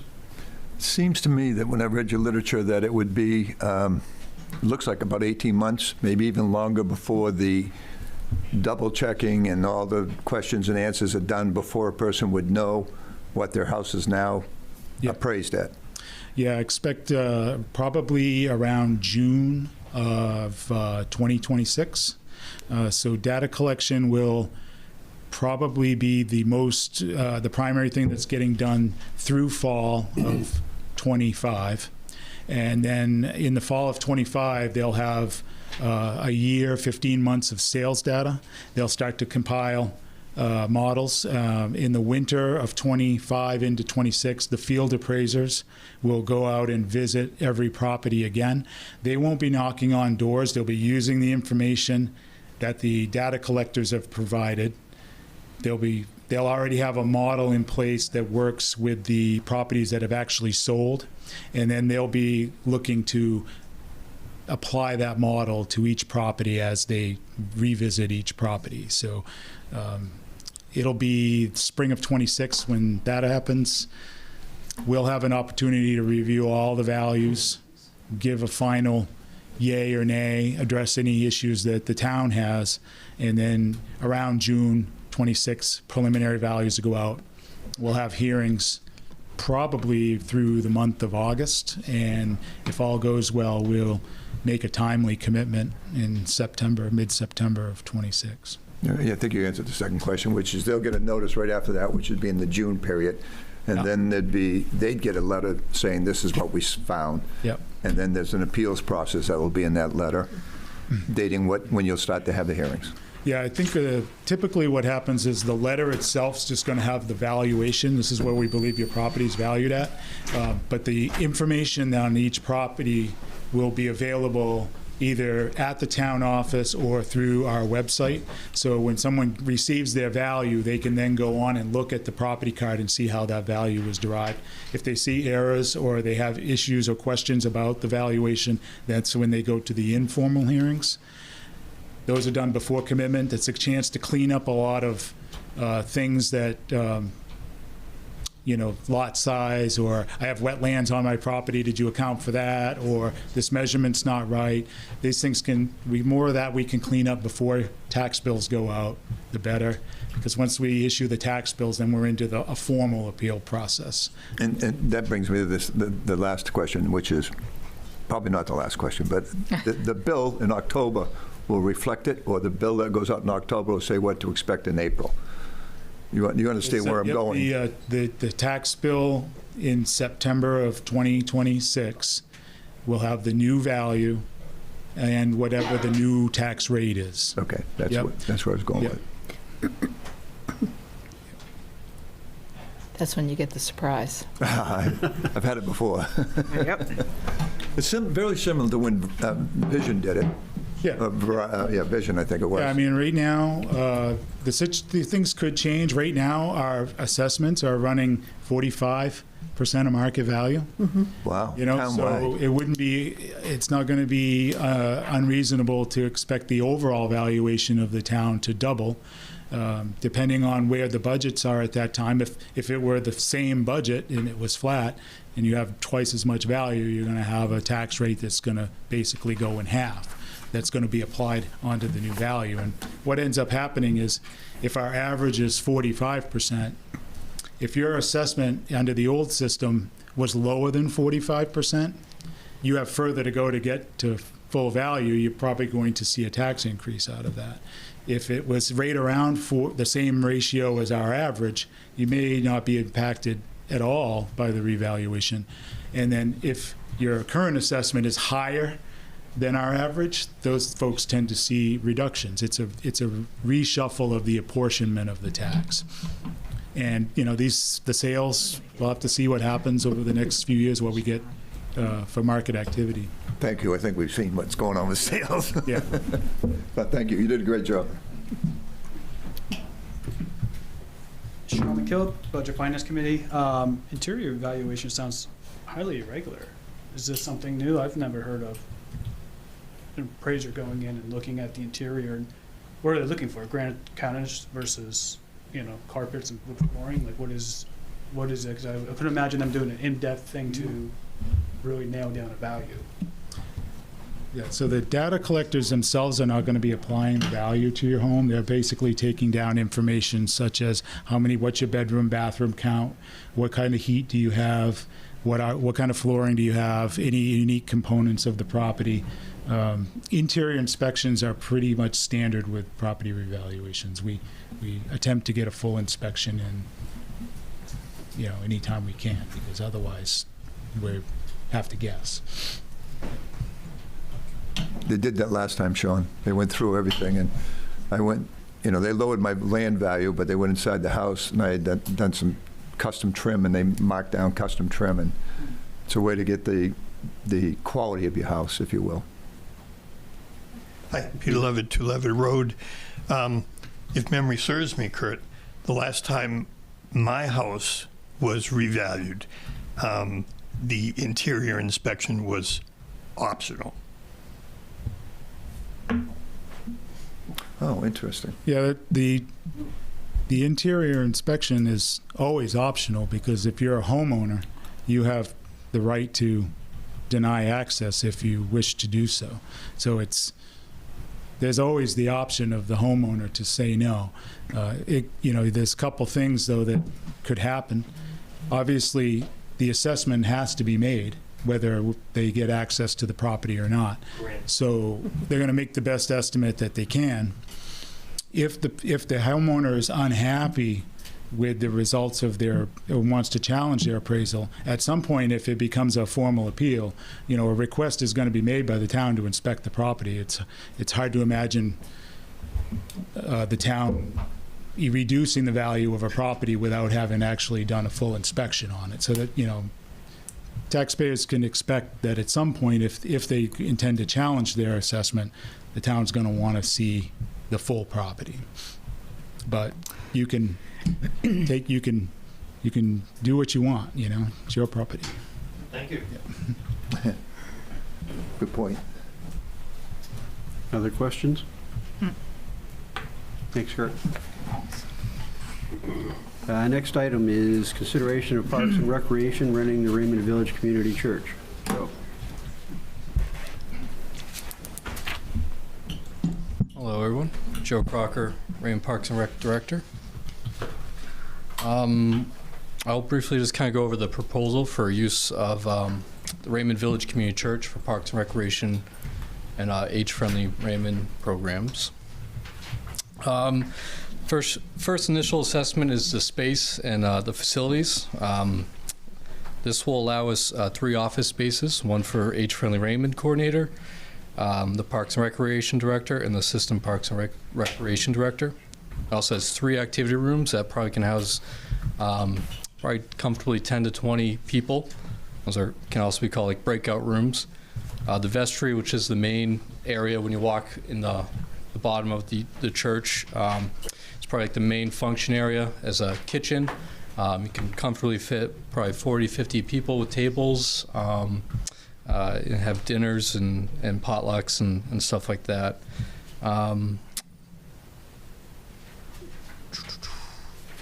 A few of the things with the assessment is probably some compliance needs. Right now it's under the church, so they don't have to allow for ADA standards right now, but a couple of the bathrooms are pretty small. You would not be able to get a walker in there. Definitely, if this ever changes hands, we would have to address that issue right away for Parks and Recreation use. This is our soft timeline as of right now, December, January. We've launched a few programs already. We've done an age-friendly event where we have all-age bingo, so grandparents can bring their children, their grandchildren. Parents and children also have gone. Huge success. We had probably about 30 the first time and 20, 25 the second time. We also are going to, we're launching currently some special events for winter. Kids Night Out, an elf workshop, and gingerbread making.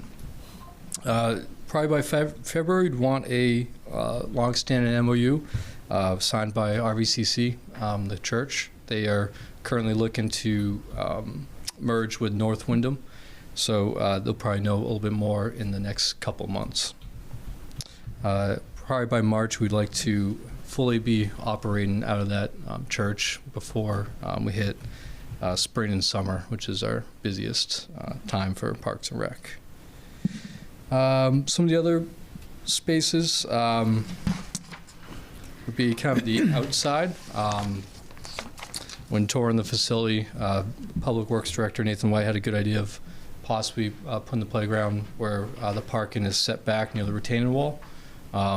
If we move that back, we could probably get a playground in there, with some wood chips and a nice little breakout space for outdoor. That could also be used for after-school programming, or in the summer maybe a teen camp or another home base. So definitely a lot of potential for that building. I would say kind of run through the budget of this. This is just ideas flowing. This isn't necessarily what I need right away, but some of the costs that could be associated with this move into this location. Right now, I think we have some Wi-Fi access.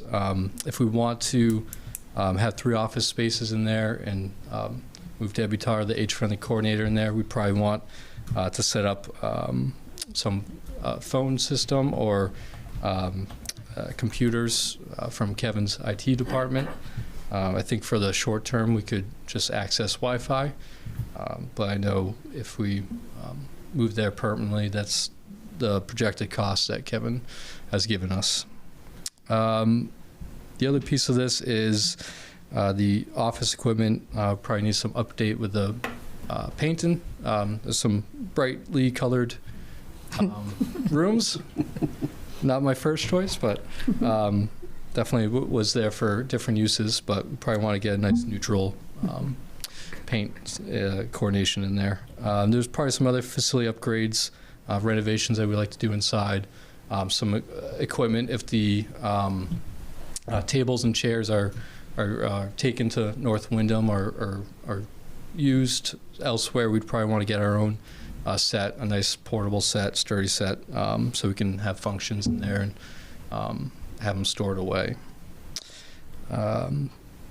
So roughly the annual operating cost, this is negotiable, but originally probably want to cover utilities there. It's really takes a lot of heating to heat that building, so we definitely want to pay rent while RVCC is letting us rent out this place to help with the cost of it.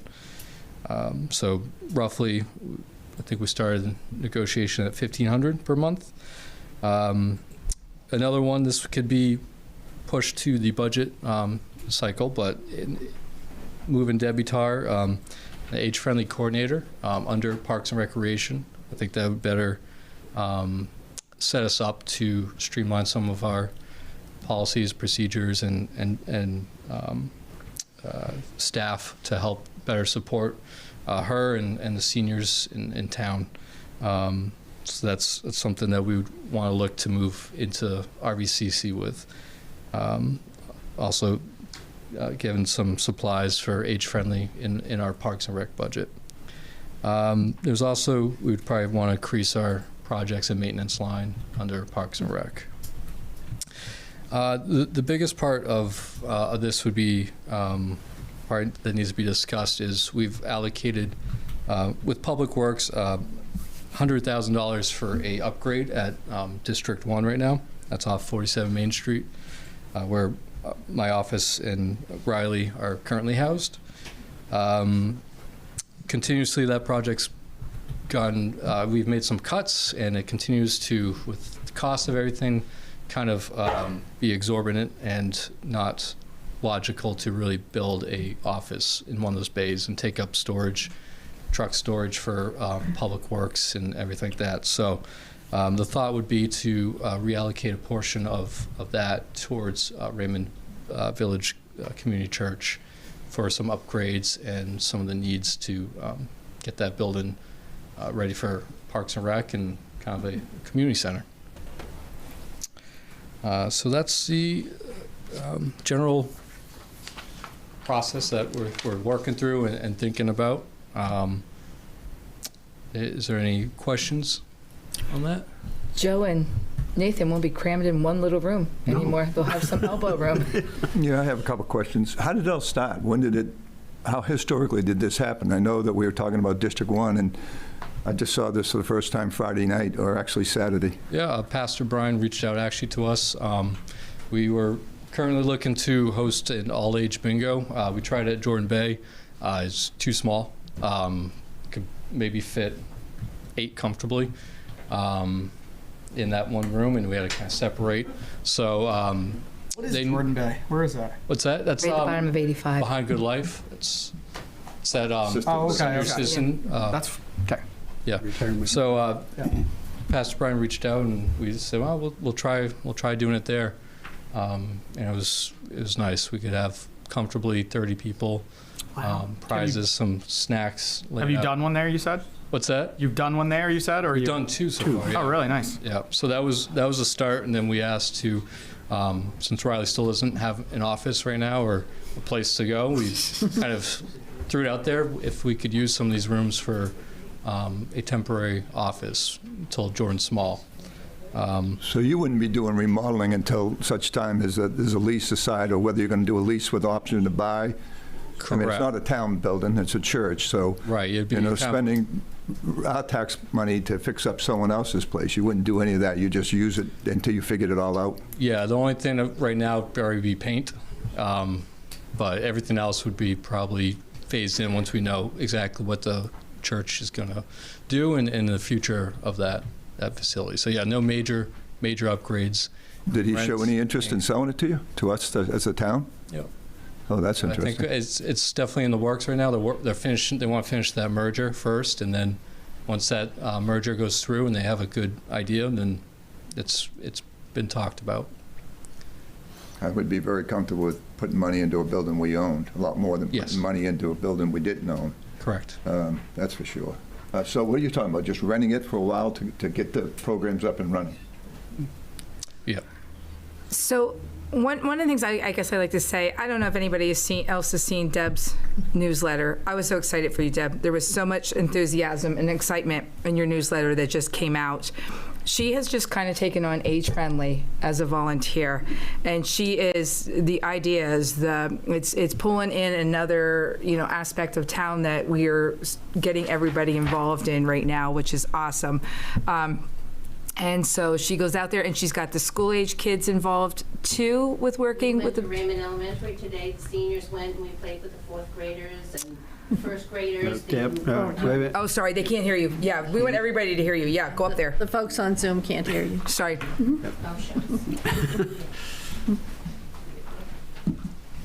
Yes, today we took the Raymond van up to Raymond Elementary School with the seniors, and we met with Mrs. Brackett's class, and they played games, and they had made Christmas bookmarks, gave them to them. And then next week we're going to meet with Mrs. Doyle's class because we had so many people that wanted to write letters that we adopted the other fourth grade class. So we'll do that next, and then the Raymond van will take us up to that one. And I was able to contact the first grade teachers who have been making pictures, and I just put up paper chains around the senior housing. So they came in, they sang a couple songs and kind of walked through and waved to them. They just loved it. So. And this is huge, especially through the winter. You know what I mean? When there's not a lot for these guys to do and not meeting different people, and it gets people out. And yeah, thank you, Deb, for. So is it just Jordan Bay though? No. Oh. This is the church. They're going to do all the work in it. Yeah. Yeah, it's just that place you're saying?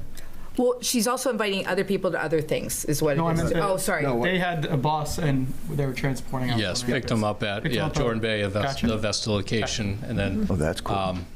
We shuttle them to RES and then pick them back up, shuttle them back. Well, and the other thing that Deb's done too is she's getting that. The issue we had with the bus before is, certain people couldn't get down to the bus stop.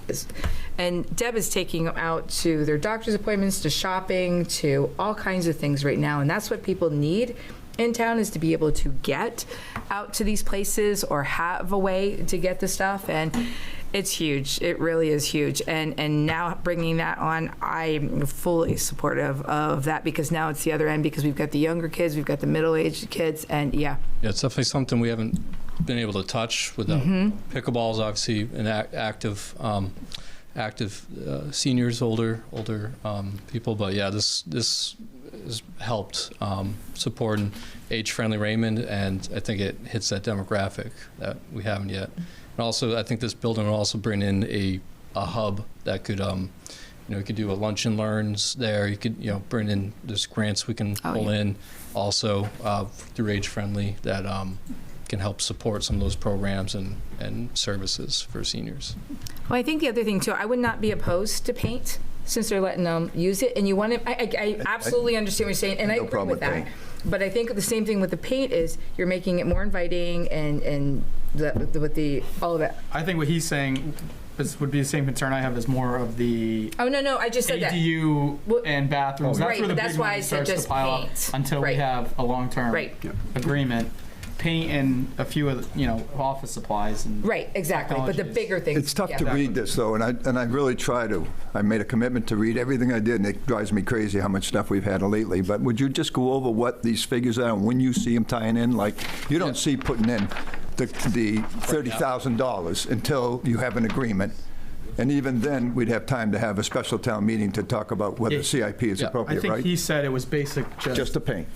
like Yeah. But it said throwing start up. darts. He's just trying We're to. trying to roll in something that's not, we're trying to, it's softly enter in this agreement. It says startup, that's why I was concerned. Yeah, These so I are mean, your quotes. You're not. These aren't subs quotes, basically, right? no, this is, I mean, I got, Yeah. I did yeah, miss. I got one from technology from Kevin. Okay. Just said, hey, this what's roughly a cost if we want it set up like a town. That doesn't need to be right away. I'd say office equipment's probably something needed. I can bring my desk over. Riley needs a desk. She needs a home. And then rent would be the other one that would be probably immediate that we need to figure out. So those are the month 1 to 4 that I think we need to hit. After that, once the church kind of has a better understanding of what direction they're going in, then I think we can open the discussion of, age-friendly coordinator, age-friendly supplies, stuff like that we need to move in. And this $100,000 you already have sort of allocated for the other upgrade. Has that already been approved, or was that a? It's already been approved, yeah. That's was in our budget last underneath year. budget, so. So you would just take some of that and move it, since you're not doing that anyway. It would technically save. I think that's what I was asking. It says at the bottom, basically, you have this Yes. $100,000 sitting there, and we can use it for the stuff up above. Then you wouldn't have to use it at the other one. But I'm opposed to that. Without us having a lease to buy that, we'd be putting taxpayers' money into a rental property that unless they give us the money back if we don't buy it or something like that, to take CIP money that the citizens have voted for, to go to a town building for renovation and move it to a church or any other building before we have a option to buy or whatever agreement, I would think you'd have to go in front of the citizens and ask if we could use money that was allocated to remodel District 1 Well, for rent. are you opposed to the paint? No. Okay, no, because what I'm thinking is too is at least get it to where like that soft run that they're doing to look at it to see what the kind of people. That's not what I'm saying. sorry, no. No. I'm not opposed. I'm not arguing with you. I guess what I'm saying is. I think it's cool. Yeah. I mean, So, if you could paint get it and start inviting. using it, the rent would come out of your budget, right? Yeah, rent would come out operational. So yeah, general fund, it would have to. So that would be fine. I mean, It wouldn't come out CIP. I have absolutely no problem with taking care of both the young and the old. I'm getting up there, and I like the idea of having this program. And that's a great location, so I'm not opposed to Yeah. the concept. I just am uncomfortable moving CIP money until a special town meeting, which we could do easily. And I'm not arguing with you on Okay. that. I was just saying what we can do is kind of slowly work in and make it inviting for people to come in. Paint's nothing. I'll go down and help you paint. There you go. Appreciate it. Sean? Sean McKillop, Budget Finance. Can you give us a little history? I'm kind of like Dennis said, is this church going away, or what's the story with that? Yeah, so my understanding of this is the congregation is merging with North Wyndham, the North Wyndham side. So they are essentially leaving that building. So they've already kind of started moving that direction. Pastor Brian's moved over to the North Wyndham chapter located there. So it's essentially, right now they have some light use being used, but they're not using it for services right now or an office space as currently. So I'm not sure about tax. I'm going to ask you a tax question. Right now, it's a nonprofit, the church. Correct. So it would then become a for-profit at that point. Oh. Technically, right? Because they're charging rent. They're going to be using it. Technically, They're- you'd you're gonna rent it. you'd have a percentage that would, because it's still used. We got an expert. Glad to hear. So the church right now gets its tax exemption from a specific statute for houses of religious worship. So when they discontinue that use and they're no longer using it for that purpose, the church is going to become a taxable property. Usually when churches kind of go empty, we don't like to rub salt in the wound of, so we kind of, sometimes we'll let it ride for a little while, but I mean, at some point, especially if the property is being rented out, the church probably should plan on potentially including tax payments. Let me ask you this, Kurt. If we said, and this is just trying to make it work, if we said that the $1,500 was to offset expensive heat, electricity, whatever it happened to be, in other words, it paid for their expense, they're not making profit then, right?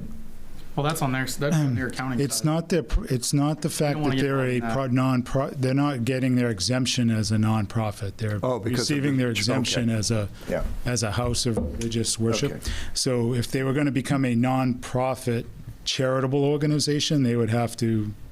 That would be a different avenue. But that's their books. We don't want to get involved in any of that. We can pay. No, but it's that's- something that they should be thinking about. Right, You know, but that's their issue and you know, their if thinking on it. their intent is to sell this, you know, they're probably not thinking about it too much. If they're going to rent it long term and hold the property and not use it for religious purposes, then the town would have to apply a tax to it under the statute. Well, I think, like you just said, though, too, is what's happening is they're trying to sum up on it and get it finalized, and meanwhile we can do a soft run of it. So I'm looking at, I guess, like you said, a couple months, and we'll know more. Does anyone know if the church is still going to be using it for anything, or is the town with this $1,500 have the sole possession of what goes on inside that building? 2 floors. I know, but I don't know if anyone. Yes. No, it would be, the sanctuary still would be, the church would still be using the sanctuary. So it still would be, it'll still be used as religious at that point. Oh, so for temporarily, it'd just be the basement? And 3 offices, Okay. I think it is, right? Yeah, 3 offices. 3 offices and, so it's not the whole thing. I have had scenarios where Because they the use the church lease for has other stuff. rented out a portion of their facility, but still maintained the bulk of it, Right. and they've been able to preserve their exemption. I was envisioning a scenario where they were gone. You know? No, not yet. So there's something for them to be aware of down the road.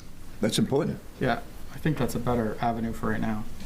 Yeah, thank you. House of Worship, I should have said not nonprofit. And then lastly, like insurance, have we looked into insurances? Like, what are we looking at for that? 'Cause I don't think I saw that on I there. think we'd have to add it to our insurance.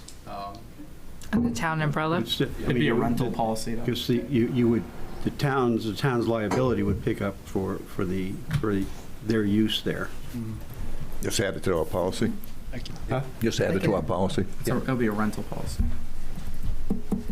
Boy, there's a lot of things to this. You can't give anything away for free. Hang out. Snowball. Grace Levitt, 2 Levitt Road. I just want to ask a question that doesn't have an answer yet, and that is the future use of the Jordan Small School, and trying to be sure that we're thinking really carefully about all of the facilities that will become available to the town shortly, and be sure we're thinking that through and planning before doing something like having a community center in one place where it might be better placed elsewhere, or better suited to it. I know there's been a lot of talk about multiple uses, future uses of the Jordan Small School once that comes back to the town. So I just I'm hoping that before anything like purchasing the church would go forward in any way, that we're really looking at the overall plan for the town in terms of what buildings become available when things move around. Again, not to speak negatively about what's needed right now, very desperately, and certainly I agree with all the positive comments about the great programs that have been started and ongoing, and it is fantastic. So I'm not trying to put, speak negatively about that. I'm just thinking ahead. That's coming pretty soon, and I'm glad to see that the discussion about that is on the agenda for later tonight. That's partly why I'm here, to kind of hear that discussion too. Just want to be sure we're thinking really carefully overall about the plan going forward for us. I wouldn't want to have something that we do this year or in the next few months impact negatively on the best use of that facility for the town going forward, because there will be costs associated with renovating the building for various uses. Just wanted to make that point. Thank you. Peter Levitt, 2 Levitt Road.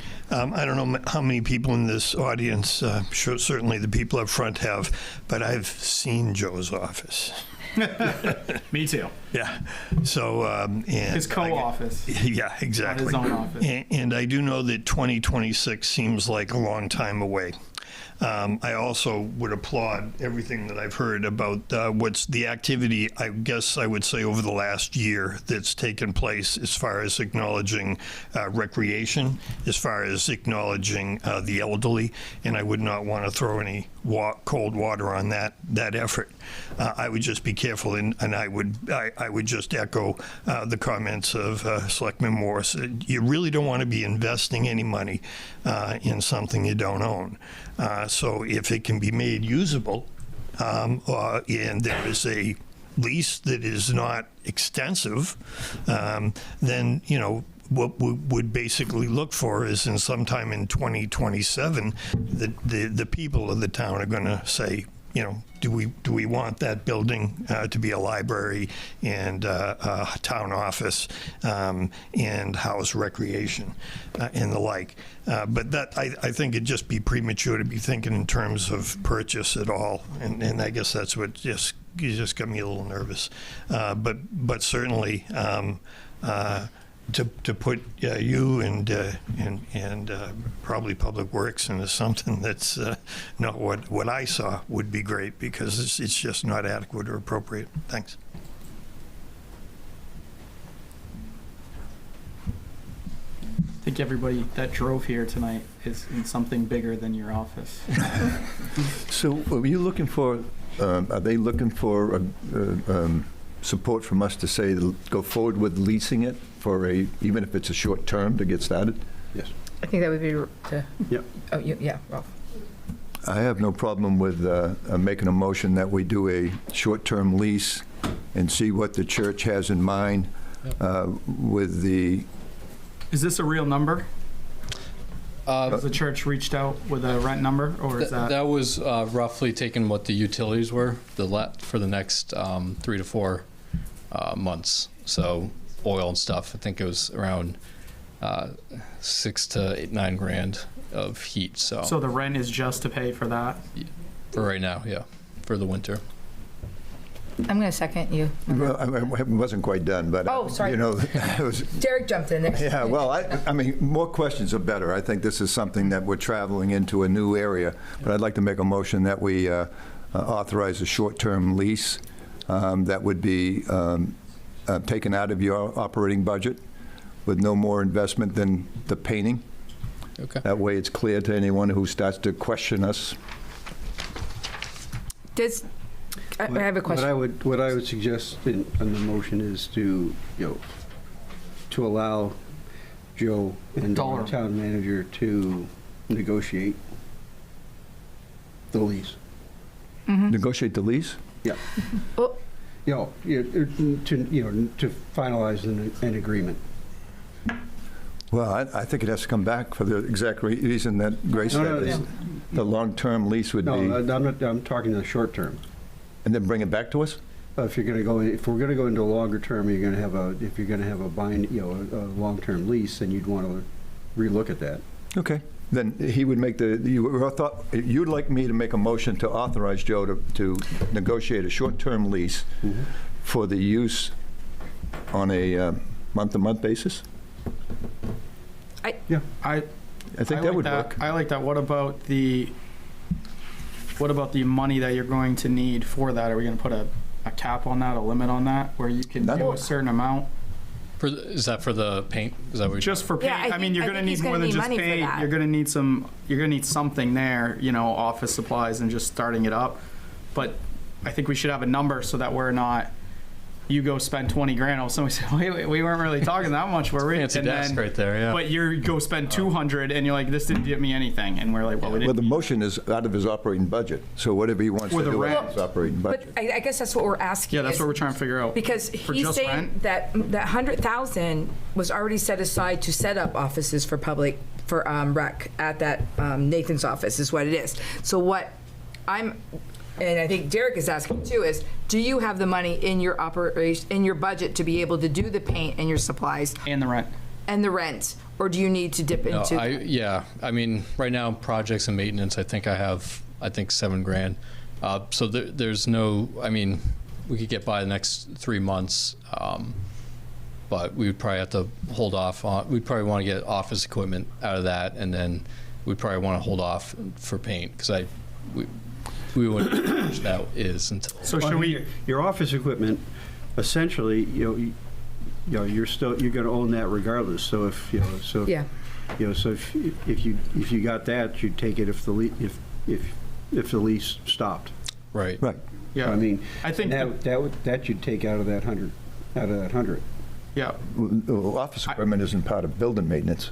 No. Startup costs. No. No, he was going to build. That 100,000 that's in the CIP. Right, for building maintenance. For the maintenance, that was renovation, which would include equipment. And that was specifically towards making them an office down there out of that Main Street. Right. So I don't. That'll cool off that question. There's no paper towels in the back either. No, I know. I got jeans. Well, I won't question that. I think what I'm looking to do is to be clean of the CIP funds, which is capital improvement plan funds.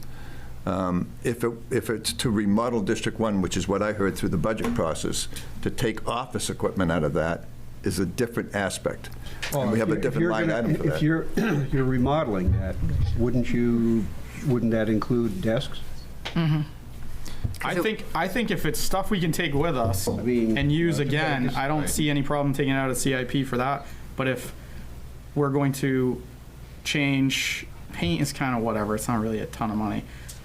But changing bathrooms, putting down floors, something that we don't. If you were doing that to District 1, sweet, we own it. It's improving it. Yep. This church we don't own. Right. But buying desks, stuff, whatever, putting it there while we're there for 3 months, 6 months, 100 months, however long we're there, that can be used if we do move or if we stay there. Paint can't be. Bathroom remodels can't be. Correct. That's where I think the head butting is gonna come into play. I mean, I'm fine with just off desks, that office equipment right there. We can hold off until we know, on paint and stuff like that, until we know what the. And I don't think anybody up here has a problem with it, as long as we come up, as long as it's like clear and open that everybody knows. Correct. Hey, you got X amount of. You can spend $5,000 and do paint and do some cool stuff if you want. Right. Whatever, but don't blow $200,000 on a building we don't own. Well, no, and I do think too is the whole point of that money was set aside for the upgrade for rec, because you were going to have offices in there, correct? That's right. So meanwhile, that's kind of the money that was set aside. So to be able to dip into that and use that and paint, again, that can be just an upgrade and inviting to people and stuff like that. And the furniture is movable. So I would have no problem with them taking it out of that 100,000. I actually have no problem with them buying furniture and equipment if it's in the budget somewhere for furniture and equipment as opposed to capital improvement. But when they did for remodeling a building.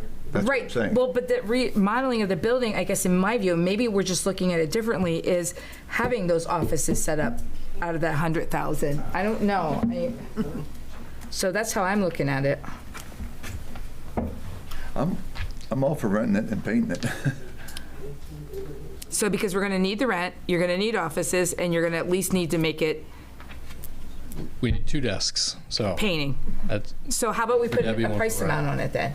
That's what I'm saying. Yes. So we're not doing anything illegal or wrong or hiding or anything like that if we take it out of that money there, correct?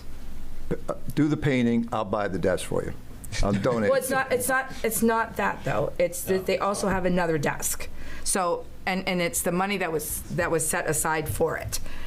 So, all right, there's a motion. Well, actually, you kind of have 2 motions there. Yeah, I think I'm going to have to withdraw it so that we have it clearly. But do we want to finish everyone, I guess, with conversation before I make a motion? Oh, I think I might want to do Karen a motion. Lockwood, Budget Finance Committee, and I have a question. Can you please clarify a short-term lease? How many months is that? He just mentioned it's only like a couple. They're going to do a soft run, so like 2-3 months. Maybe? Typically, a short-term lease is anywhere from 3 to 12 months. Long-term leases typically exceed a year. A short-term lease is generally less than a year.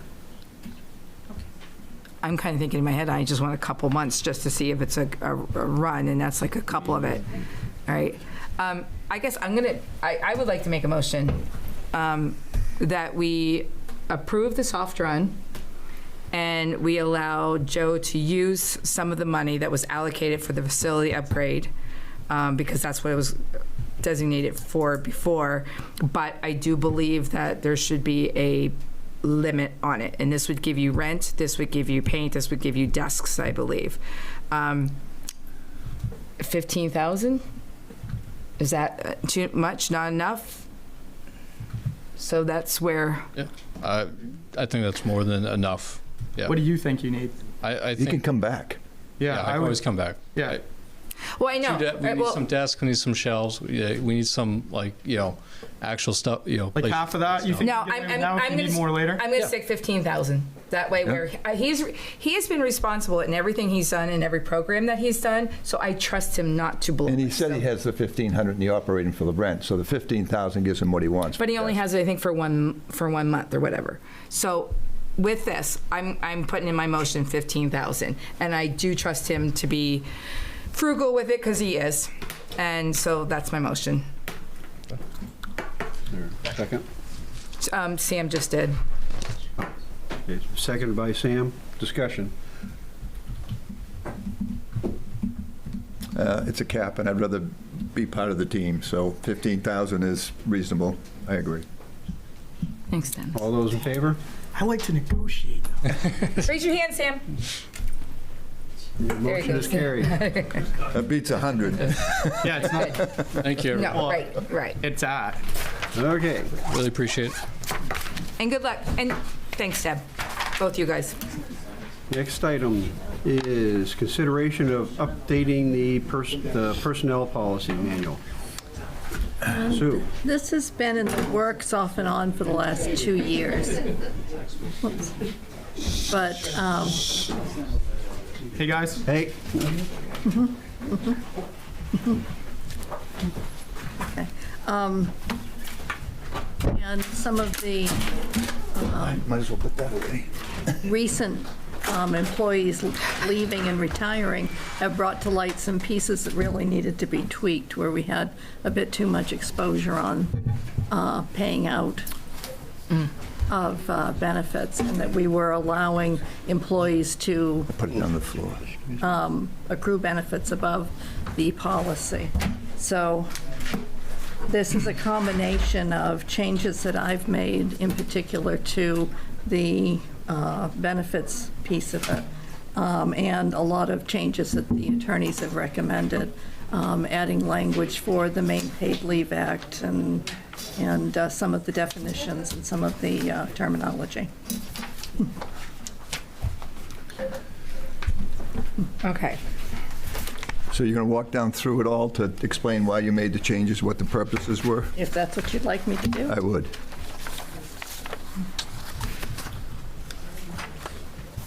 And one thing in your document, I didn't change, I kind of gave up changing all of the indexing pieces, the ABCD 1, 2, 3. Those will be correct before it's, or it is correct on the document to sign. It isn't correct on your document. The first one on page 4, number D, or letter D rather, that is a statement that the attorney wanted to put in, that the information contained in this applies to all employees of Raymond, et cetera. Thank you. Can I ask something on that? Because I do have a question on that part. So as a town, our bargaining unit should be well aware of what, whatever, well aware of what the town policies are and try to, I guess, stick close to it? I would think so. Okay. I haven't been involved in the bargaining piece of that as yet. Well, because what happens is if we're way out from what our policy and what our manual is and everything else, it throws things out. Okay. The next two definitions were kind of buried in the wording later on, and I was constantly looking for them, so I made a definition section and stuck that there.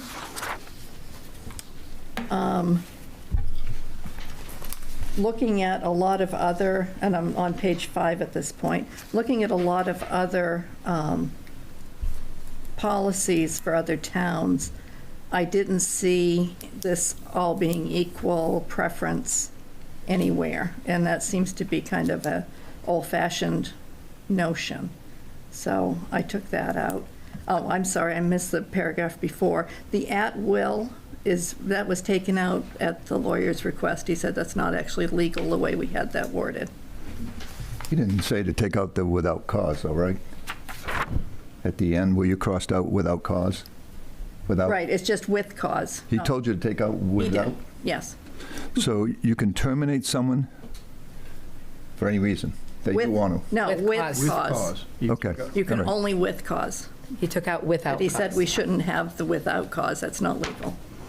Yeah, okay, that's, Yeah, so it's taking out the negative, which makes it a little funky. Peace, you're out. We're not going to give you a reason. At the top of page 6, added pregnancy and familial status, and that was by the attorney. Under article for types of appointments, letter A, I changed expected to work between 35 to 32 because we've considered for quite some time 32-hour employees to be full-time. So that's just catching up with what we're doing. Also, it's in C anyway. Yes, so it wasn't consistent. Yeah. And D. And then on page 9, this was catching things up to what we're actually doing. We do pay biweekly now. We haven't paid weekly in a number of years. And for doing a electronic timesheet, Public Works, Public Safety, and seasonal employees have a different process that they do, so we don't require it of them. and just a question of interest. Have we ever used a time clock? Just curious, a punch card, clock? Are they now No. out of, We trust people to put their time in. yeah. It's good to trust people, that's a good They, one. they do that in a computer program. Oh, It's that's the actually same thing, web-based. yeah. On page 10, I added the acronym for Fair Labor Standards Act because it's referenced elsewhere. Public Works is not Public Works and Maintenance. We don't have floating holidays per se. That has been a thing in the past, but we don't have those. For compensatory time, this was because of the attorney again.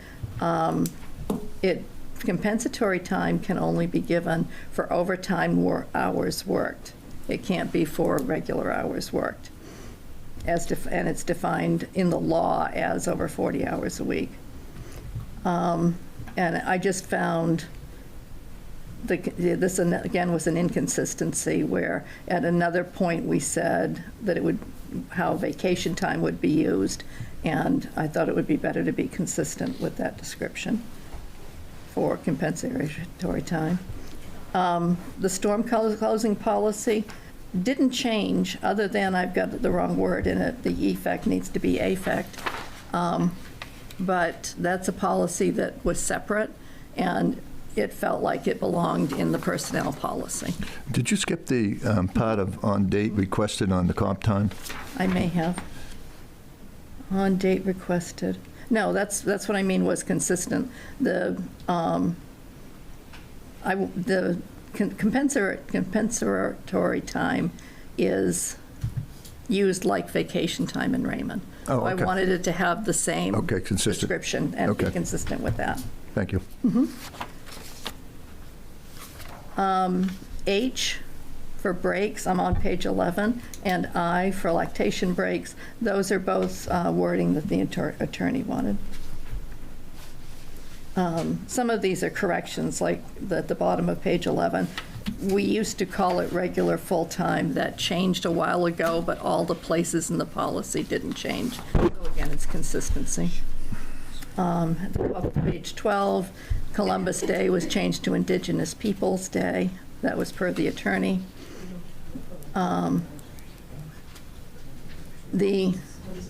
The statement, if a regular holiday falls on a Sunday, the following Monday is considered a holiday, wasn't complete enough, so I put a little more explanation around that we followed the Maine state of Maine's posted holiday schedule. Sue? Yes. We have Juneteenth. Am I missing that one? Also. I am missing that one, thank you. What do you do,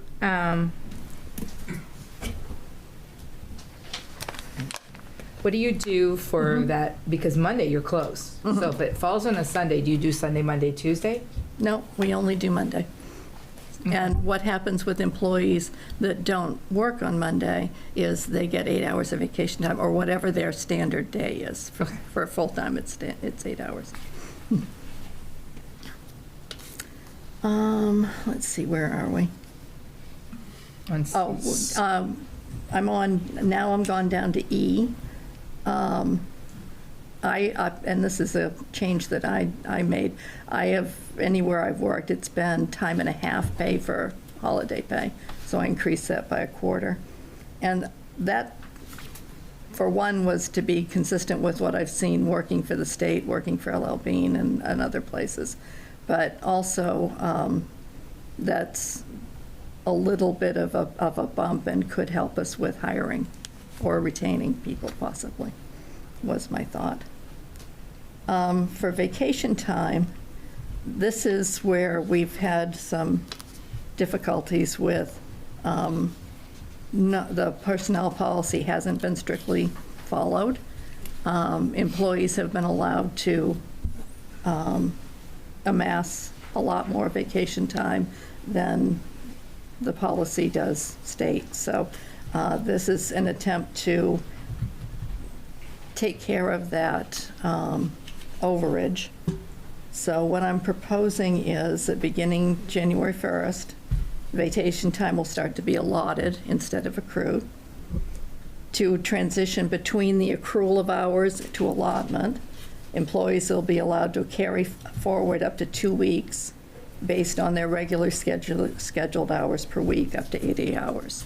So if they work 32 hours a week, they could take forward 64. Employees with more accrued hours than the total of their new allotment plus 2 weeks will receive a check for half the difference. And my reasoning there is, for half of it, is that it's partially the employee's fault for not taking the holiday, and it's partially the town's fault for letting them accrue that much. So if it wasn't the town's fault, would you just eliminate it? Because they didn't take vacation time for whatever reason? That's part of, yeah, a lot of places do that. So how many people would this affect? I mean, No. you're talking about people that are working, It affects 9, 9 people? yes. And what's the maximum time that someone would lose? If you must have those numbers, or you wouldn't be bringing this forward. The maximum hours That they lose. that they would lose Yeah. is 380. What's the 380 hours a person would lose because they worked instead of took a vacation? Yes. Can we grandfather that? Maybe put it into a long-term disability so it's not lost? It's something that they could actually have in a kind of a hidden account, not a hidden account, but an account. But, I mean, employees who worked instead of took vacation. Hidden account, that would be like. Well, I mean, say. I'm just trying to find, well, it's something you can only use if you had a car accident or something that would, disable you as opposed to losing the money. This was something that's supposed to be monitored, and it was not over time. So I think what you said, you're trying to figure out a way to do it. Well, this, Yeah, and it can go any way you want. This is your policy. Well, let's go forward, grandfather the people there and go forward and find a creative way to make them use it up or something. But something's wrong when someone works instead of takes a vacation, and now we're going to take half of it away from them. That we allowed to happen. I mean, I know once Public Works Director had so much time that we bought it out, and we paid for it. We didn't say half of it. That's something we've done in the past. I mean, I'm not looking to spend money, but at the same time, you just said we're going to change a little bit up here and give them half pay instead of quarterly to keep people, and now we're talking about taking away 300-something hours? I'm asking. Yeah, that's what I'm, Well, that's but, what yeah, I'm but you're proposing. doing a buyout of, Yeah. For half of it? Yeah. of half of it, yeah. Because the other thing to consider there is when they accrued that time, they were at a lower rate. That's interesting. That would be an interesting thing to look at. I didn't give that a thought, and I read this over 3 times trying to figure out the fair answer for it. So, I mean, if you look at that and say, okay, they accrued that back then, doing it at half says that it probably puts them about where they would have been if they'd used it when they had it. Does this help retain them? I don't know. No, but it doesn't help. It doesn't help for retention. What it's doing is putting your policy in where it should be so that people know what it is. And what was happening is it wasn't adhered to. Right. And so now you've got, essentially you have this liability that's sitting out there.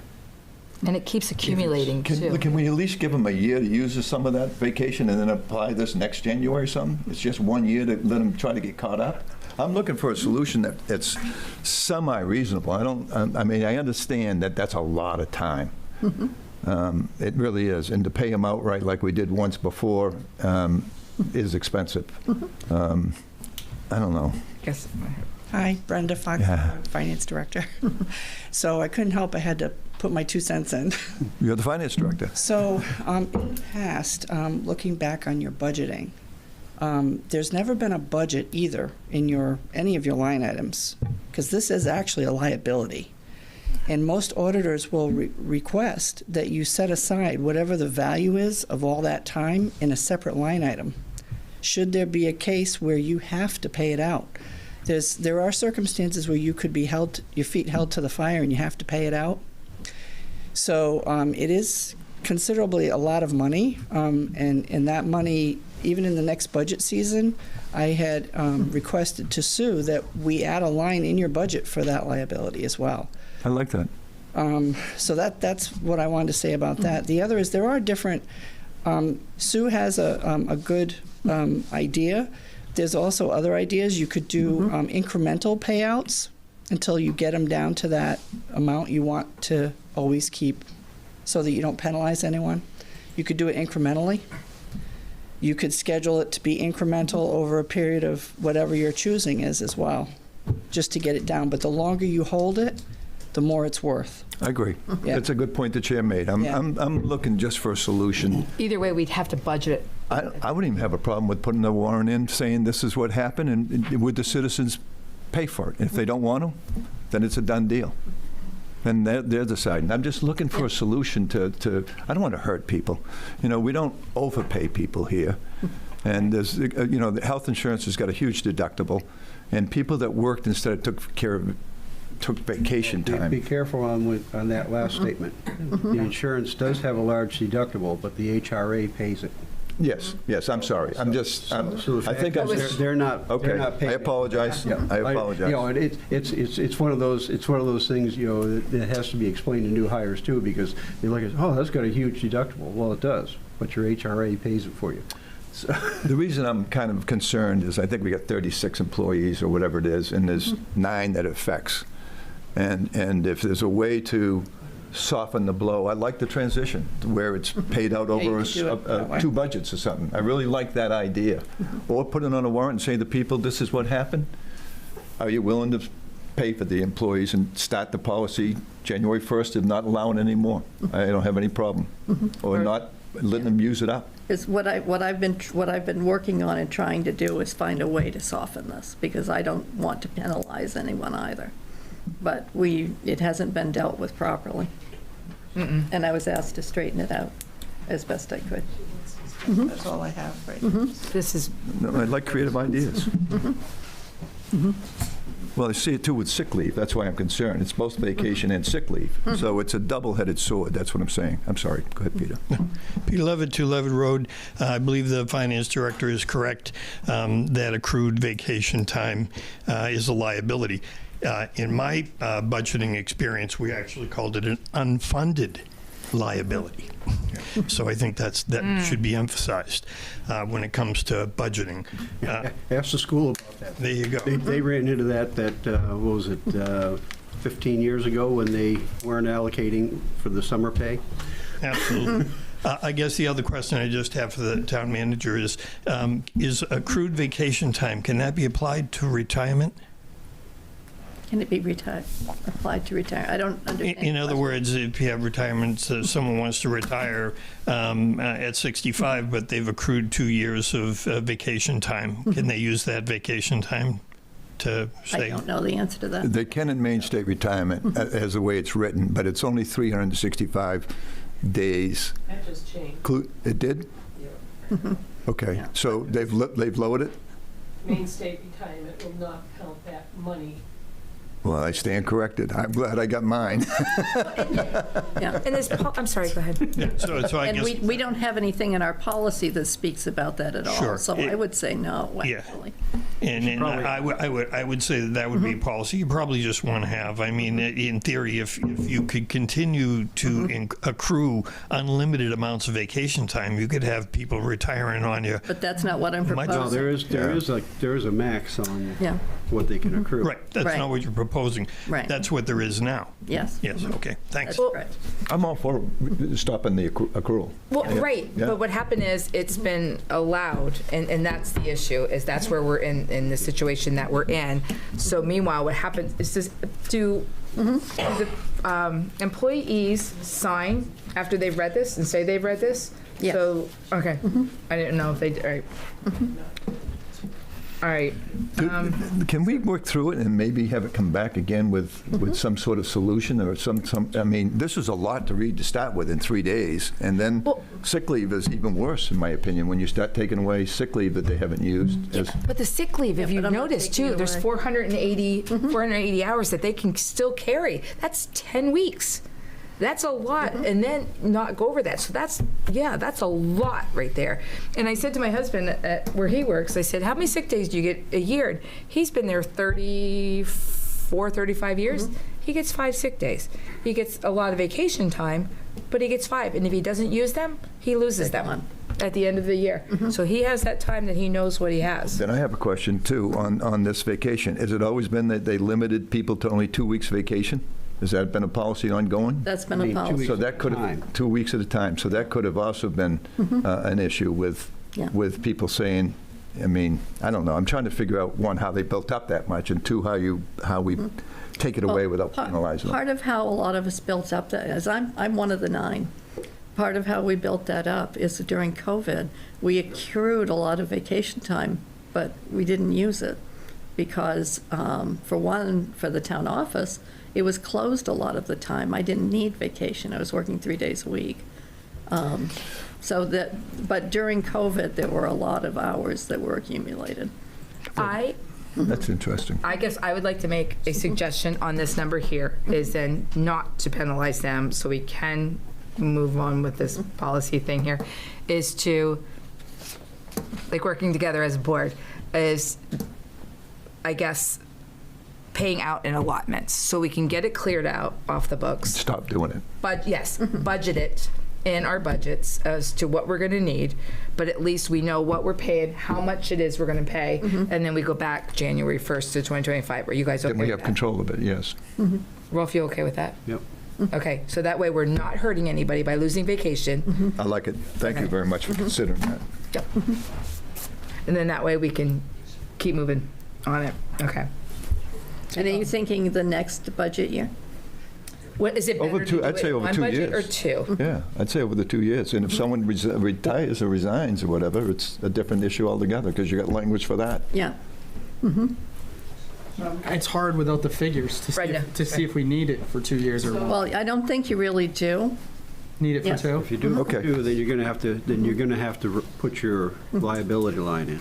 No, it's Right. You could also create another budget line to do this. Yeah. Like you could just call it, historical earned time. And then that Just way be- it'd be good for Yeah, bookkeeping you as just, well. you would put it as a one-time line, but then you would carry, then you'd have it as one of the carry forwards. Does it, is it So you're not because it's only a one-time allocation. Right, exactly. is it so large though that it needs 2 years? That's what I was just going to say. No. Yeah. Right. So That's let's just totally up to Okay. what Yeah. you folks want to do. If we went I don't technically with know the number. So paying out what I was suggesting, that's half. So if we paid the whole out, it would be about 42,000. Oh, let's just I say do it in So one it's not, budget. it's add it not on there. huge. Yeah. Oh, okay. But- Thank you. And that was as of a couple of weeks ago. So if we let this go through the end of the year, it'll be a little. And then it becomes effective January 1st, and we don't have to talk about it again. Yes. And it doesn't have to come up on. Paid, the it's agenda. done, they don't lose it. So it's not massive. We can Okay. take, Okay, this is another question. I do, And you can tell me if I'm wrong on using this the way that we're using it. In order, and I know we're only supposed to use the selectmen's thing for emergencies or whatever, but if we had to pay it off to clean the books by whatever, the end of the year, so they can start, can we use it out of our selectmen contingency? Essentially, what would happen is you'd end up overspending the salary budget. Okay, So and you then, would- you'd square, so it would come out of, it would come either out, at the end of the day, it would come out of surplus. Yeah. Because, Okay. what would happen, you'd overspend the salary budget, which means when you go to close the books at the end of the year, it comes out, so, we usually call it have one or call yeah, it the other. Exactly. So- Usually you have lines that are over too, so, all right. Can Okay. I ask for a clarification? Sue, on A, the allocated at the beginning of the year, date initially hired 2 weeks. Is that if you're hired? We aren't there yet. yeah, that's the next one. Okay, but is that prorated to your hire date? Because it doesn't say that. I had that question, too. So if I read it, I could took say, it well, from if me, I didn't get you? Yeah. November 1st, I get 2 weeks. And then at that January, I get 3 weeks more. Or is that date initially hired 2 weeks up to 80 hours? Are you assuming it's prorated to when you're hired in that first year? I hadn't thought about that. Yeah, I had that Because question. if somebody's hired in January, they get 2 weeks for the year, but if they're hired in November, November, they get 2 weeks also. Right. I just think that we need to add. But if they get hired in July, it's 1 week. should they have 2 weeks? So Yeah. I guess I don't understand And why. again, I was looking at this more from a trying to hire people and incentivize and things. Well, each person would be different. Yes. So, and usually in somebody's first year, well, a lot of times, you got to work a year. Yeah, exactly. And We there's- have, Yeah. and everybody we've hired recently has there's a probation period of, Yes. just. And then you have that 6 months or whatever, but Yeah, people, I think people it need to says- work a year in order to get the vacation I'm time. quite we sure have it's 6 months. 6 months, yeah, Yeah, I'm quite sure that's it's fine. 6 months. Yeah, I was, Find where it is. I Oh, was- there it is. A, It's G. It's G. Well, but you can't, Right. you can't do it on that 6 month either because you would be able to get, I say, a week in that 6 months, but then after a year, you get the 2 weeks or Yeah. whatever. Yeah, why wouldn't you do it that way? So the first 6 months to a year, you get, you get Well, that. what you could do is you could say for point one is date initially hired, 2 weeks, prorated, Prorated up to 80 hours. yeah. No, wait a second. Because You if prorated someone's it. hired halfway through the year, Yeah. they get half. right. Yeah, but they're- everybody's different. If they're hired 3/4 of the way through the year, then they get 3/4 of the 80 hours. Yeah, even if you get 3 days, it's relative. No, that's not what I'm saying. Like, if I got January 1st, you got January 2nd, my anniversary's on January 1st, yours is on January 2nd. So it's based on when you are hired, not It's on your the month- yearly it's- thing. It's the month hired. It's based on the month you're hired. If you're hired, Yep. if you're hired January 1st or January 30th, Right. you're hired in January. I've never heard month ever. What would you suggest, Teresa? Well, no, I'm just saying, I mean, you get hired, you have to prove yourself. You have to put in agree. your work. I agree. Yeah, That's why your we have 6 probation. weeks. Well, right. That's something entirely So different. if you work up to 6 months, after that 6 month day, you get a week. And then when your yearly, No. because you get, wait a second, let me finish. When you get your review, that's when you also get your more vacation time. No. What happens is you're hired, you're on probation, but your actual hire date is, so you're hired January 1st. Okay? You have a 6-month, probation period. Yep.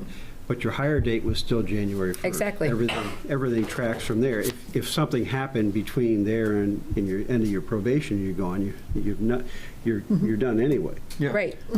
So your date of anchor is still the date. January 1st. January 1st. That's what I'm saying. So what I'm saying is you have made it to the 6 months. You're doing great. You get a week's vacation. You get a week vacation, and then when January 1st comes around for You me get again, 2. I get 2, but I Right. have to use that week. is what I have to do within that 6 months. And then when your anniversary comes around again, that's how Ryder does it, where your anniversary comes, that's when everything gets renewed, I think not the month. You're close, Yeah, Teresa, if- but I think she's allowing them to actually carry over some vacation Yes, time. carry over 2 weeks and get cashed out one, actually. Well, right, and I don't have any issues with that. I'm just saying when they get their vacation time. But one thing I want to mention You with mean what when they you're can use it, or saying when is did they if accrue? everyone, What, Yeah. did they accrue 2 weeks, or can they use 2 weeks? Is that what you're asking?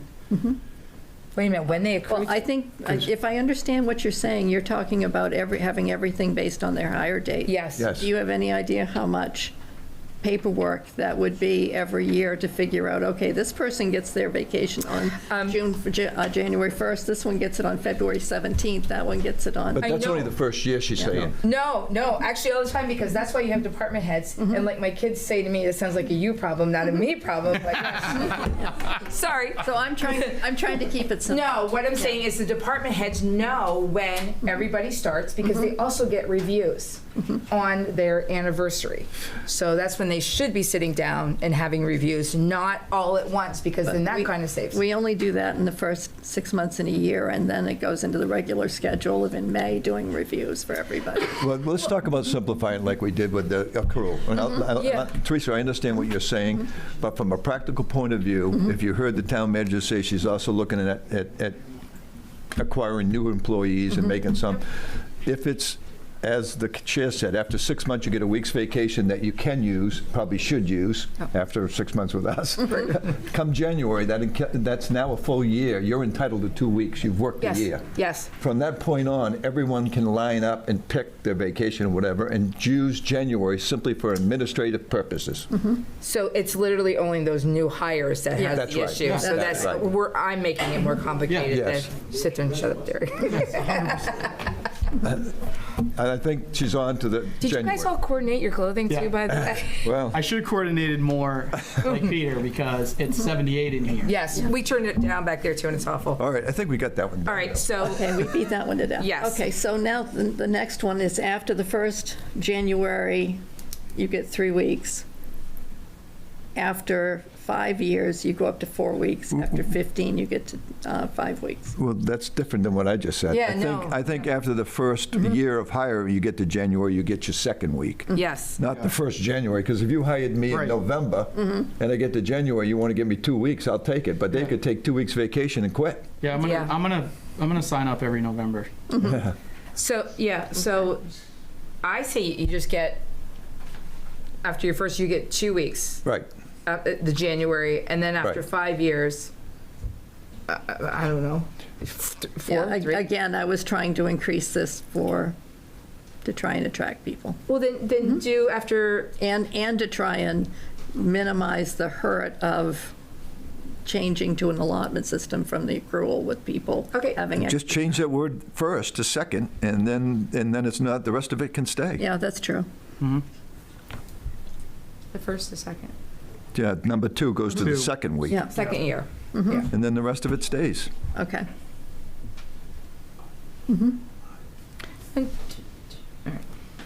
All right, are we? We're moving right through this. Yep, B, right on the B. We've gotten through 3 pages. It's great. This is the tough stuff here. It's really. The notes get very, very vague after this. And we're the only one who can see it. These 4 guys. Are like, all right, what, G, F? All right, let's move off that before we have any more questions. So each regular part-time employee will be allotted vacation pay on the same basis as full-time, but with their hours prorated. I took out earned vacation benefits will be based on a normal day's hours because they're not earning them. And I believe I put that up above where it would be regularly scheduled hours. E. Does taking out the word earn when you get ready to get rid of them and not give them anything at the end here, if you want to fire someone? Wait a minute, what was that? Well, the earn, did the lawyer recommend taking that out and not calling it earn for? The lawyer has looked at all of this and has approved it.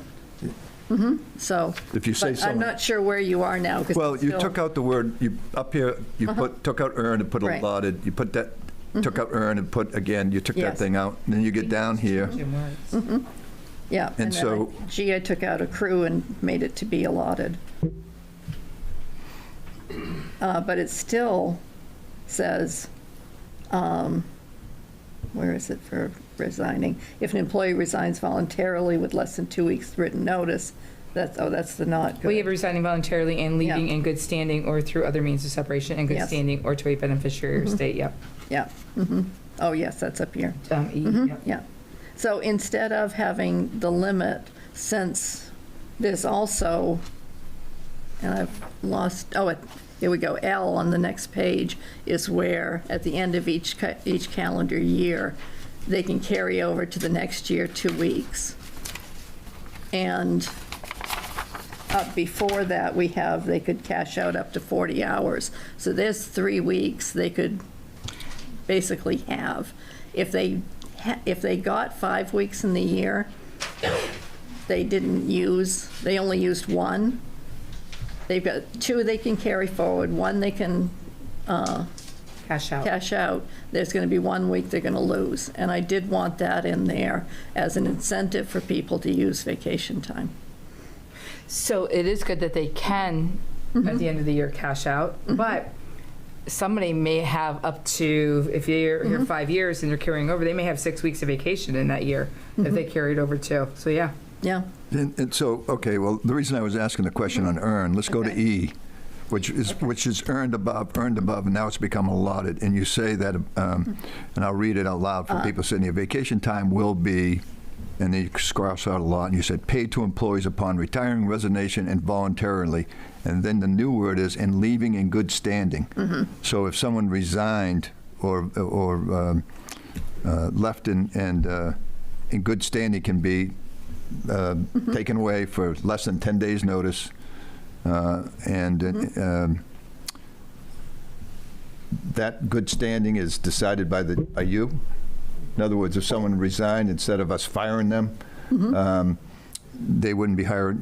That would be the only time you'd see that used, I guess. Well, the only time it would fall into play is with J, so it really isn't my discretion. It's if an employee resigns voluntarily with less than 2 weeks written notice to the town, he or she will be regarded as not leaving in good standing. And all accrued, I didn't change that accrued. Just take that out. All vacation leave will be forfeited as a result of the failure to give notice. Somebody can come in and literally just say, hey, I'm done, and pack their stuff up and just walk out and leave high and dry. So that isn't in good standing. But then there is a caveat in there. If there are extenuating circumstances for the resignation without notice or by a mutual agreement, the forfeiture will be waived at the discretion of the town. Right, the town manager. Yeah, the town manager. So you would have sole discretion on that, and there's no appeal. All right, can we go back? There's always appeal to the document to court. Because they're her employees and not our employees. So on F, it sounds to me like when you're talking about vacation approval, you've gone from the department heads doing it to you wanting to be in the middle of that as busy as you are. Is that correct, that it has to be? No, this is vacation time will not be approved for periods of more than 2 weeks, correct. Yeah, so if someone wants to take a month vacation, then they would have to go to the department head, and the department head would tell me they have got an employee that wants to do this, and we'd have a chat about how does that fit with your schedule, and Okay. Yeah, that makes sense. That makes sense. I was it thinking wouldn't they be would. they'd just wander into my office and I want to take a 4-week vacation, and I'd say, okay. It almost sounded like they had to apply to you for the vacation, not go through the department. No, That's- just Only that the it, large ones. Okay. Only Yeah. Okay. Over 2 weeks. I don't have a problem with that. It's just all new language. yeah, It's and kinda well, and tricky. a lot of that wasn't there. It just, I took out the in an emergency situation, not of the employees making. Because there are times when people need or want to take longer vacation. Dennis, the other thing we have to remember as a board, anything that happens underneath her watch is on her. Do you know what I Yes. mean? Oh, yeah, I understand that. So that way, where she's the one that will have to answer. I was just surprised that she was looking to take on that issue with everything else going on. That's all. Well, that part's always been there by the town manager. So I just reworded it a bit. So then K, we've already touched on that if they request in the beginning of November to cash out 40 hours of vacation time, as long as they have that much, they could cash out that in time for Christmas, is my thought, or before Christmas. And then L, we talked about as well somewhat, that if they have a lot of vacation time, didn't take it, they can move forward 2 weeks, they can cash out 1, but anything above that, they would lose. And then they'd get their new allotment January 1st. So you're talking about B now? I'm talking about L. Still on vacation time. I'm sorry, I drove. So I had it's that. just kind of recapping, because we hit on it a little bit later, or earlier, rather. So then sick leave. And I added up to 480 hours. It said or 480 hours, which really is a limit. That limit's been ignored for a number of years. So this is what I was talking about when I saw the vacation and this. So how do you see this happening, and how many people does it affect? Are you talking about 2 people or 10 people? This, I'm not quite sure how many it affects. This 4? So there's less people. And I'm not suggesting that they lose any of it. By suggesting everyone that has 480 hours don't accrue anymore. Once you get to 480, that's all you're going to accrue. So if you, and anyone that has much over that will be grandfathered and will not continue to accrue more sick time until their total is less than 480. So if they had 600 hours, they would start on the 600 to get it all the way down to 480. Yeah. Or 400, then, or whatever the number is. So from that point on, as long as they used up what they have, they would always have 480 hours. Yes. Yeah, I think that's a good way to solve it. Yeah. Then they're not That losing way, it. they're not losing anything. And this has got to be long-term employees to even build up that high. Yeah. So we don't want to hurt them. Yeah. No, we don't. Okay. Well, see, that was really easy. It's too easy. Something's Well, up. Something's up. I may have missed something. The next one, I just wanted Getting fishy. Derek under the table. the next one, I just wanted it very clear that it's 30 calendar days, not working days. That's because I've done too much with the state statutes. And the attorney suggested that we add, unless there is a known illness that requires more time off, following CDC recommendations on E. So the employee must work 13 or more full day work days in that month to earn sick leave for that month. So I didn't notice that one. Yes. No, and I you didn't change anything. I didn't change. No, I know that. She didn't change anything in it. I'm just wondering, and I think there's something else in here too. If they're out on leave, sick leave or something like that, where did I see somewhere that it was 15 days that they had to work? So, never mind. I'm going to take that. But, Essentially what that's saying is you don't accrue sick time when you're out on sick leave. yeah. Yeah. Well, people may think they do, so I don't know. So, yeah. Let's see. Yeah, that's a policy. Oh, in Portland. the absence of a part of a day that are chargeable to sick leave shall be charged proportionately, amount not smaller than half a day. We have a lot of folks that have local doctor's appointments and they're gone for an hour. I don't want them to have to use half a day of sick leave for a 1-hour appointment, so that's why I took that out.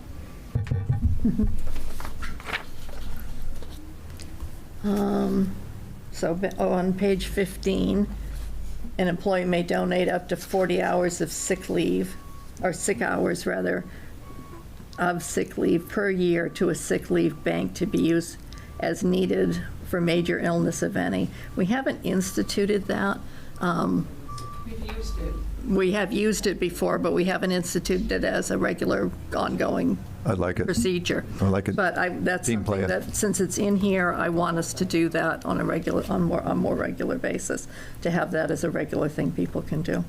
Could I just ask you to add a little clause on K2? It says employees shall be expected to call on each day of absence. Failure to report shall justify disallowing sick leave for that day, with the exception of hospitalization or with exceptions noted for disability or some. In other words, before we start cutting off people's pay or whatever, I'm just looking for some reason that a person could be hospitalized for a car accident or something. And back a ways, I hadn't noticed that one, thank you. Back a ways, there was another place where we said unless it doesn't make sense. Yeah, I like that too. Yeah, or unless there's a good reason for it. I guess I'm looking at it as Sue using her judgment calls. Yeah, I'm not opposed to that. It just Yeah. says this is just black and white, no exception.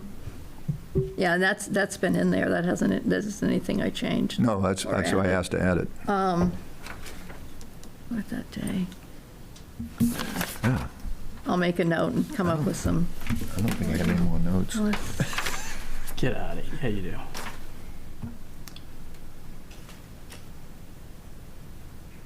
Yeah, if someone's in a coma, I really don't expect them to call in each day. So unless they're extenuating. Right, there you go. That's.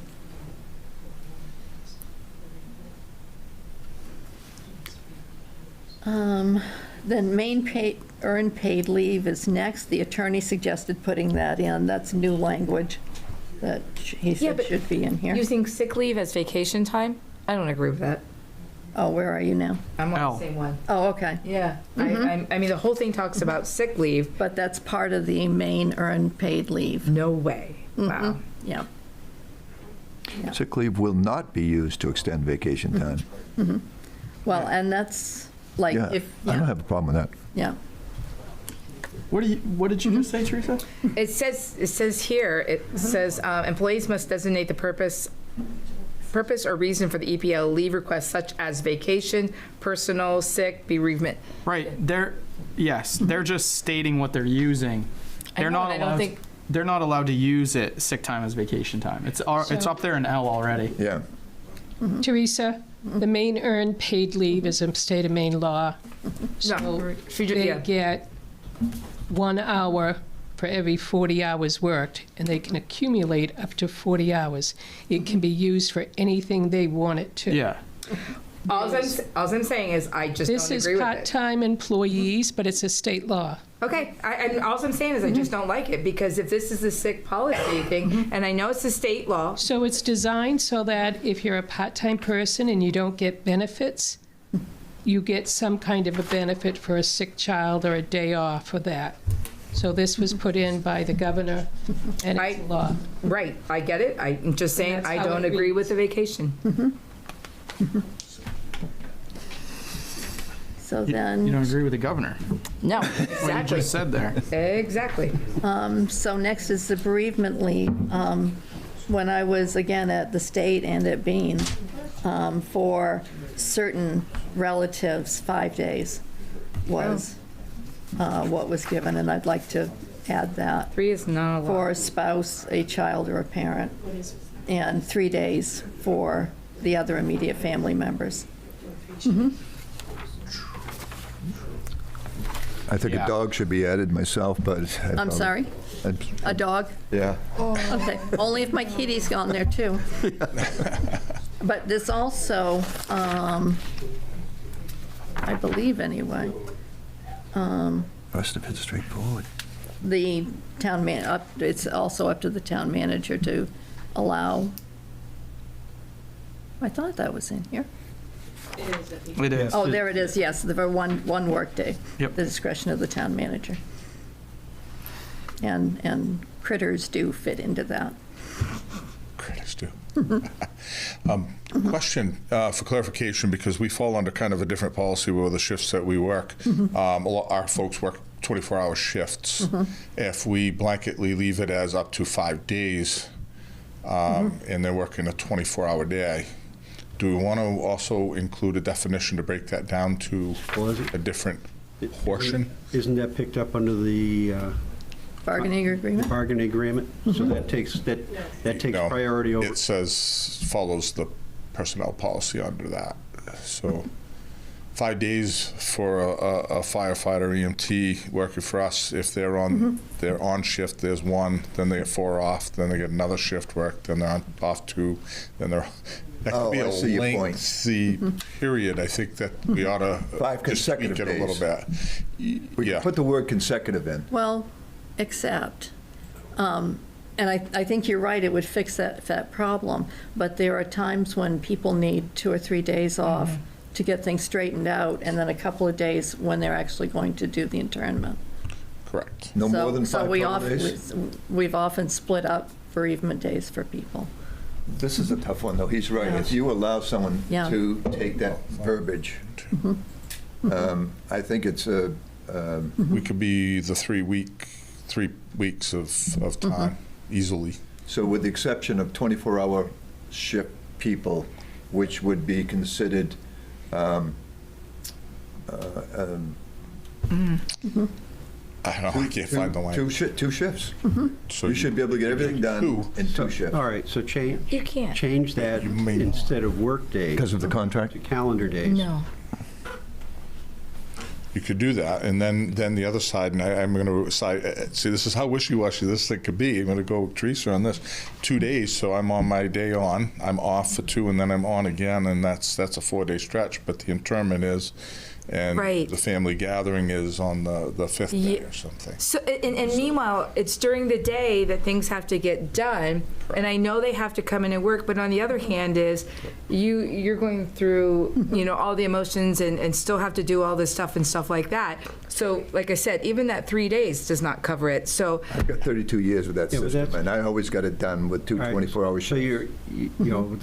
the issue you're doing now, you're dealing with the exception instead of the rule. Right. Yes. So if you change it to work days to calendar days, then that defines that. The supervisor has the authority to grant special circumstances. Right. Yeah, that works too. So what this does is it gives you, it takes care of your 98%. That's a good point. That works. Yep. That works. Perfect. Yeah, he just said it was a you problem on that one. We had to That's a find good one point. somewhere. It has Yeah. to be. No, thanks for bringing it up. But Well- yeah. Because you don't want them to come in and work at night while they're dealing with stuff during the day, because it's not getting, absolutely not. No, I I don't feel obligated that they have to work that evening shift, the 12-hour evenings or what have you. Meeting of the minds. That wouldn't be good. Right. Okay. Okay, so page 16, moving right along. Family Medical Leave Act. This was all added by the attorney, and it was actually moved up from later on in the document, but there was nothing in the wording that was changed from the previous one.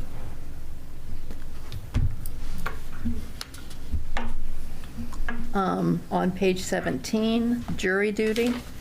This again was added by the attorney for a definition of how we're going to pay for jury duty. And the same with what's under armed forces. The only thing I changed there was taking out regular for full-time because we just simply call them full-time. Then we get to retirement.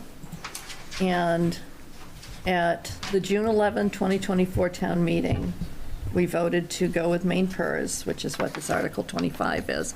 And rather than have to look it up, it made sense to me anyway to put an excerpt in the policy, at least for now. Eventually, we can take that out and just reference it.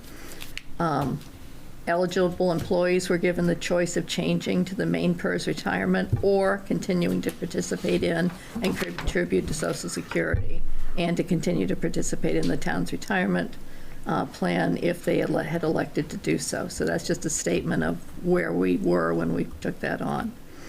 I did get rid of all town employees will participate in Social Security because that's no longer true since some have gone with Maine PERS.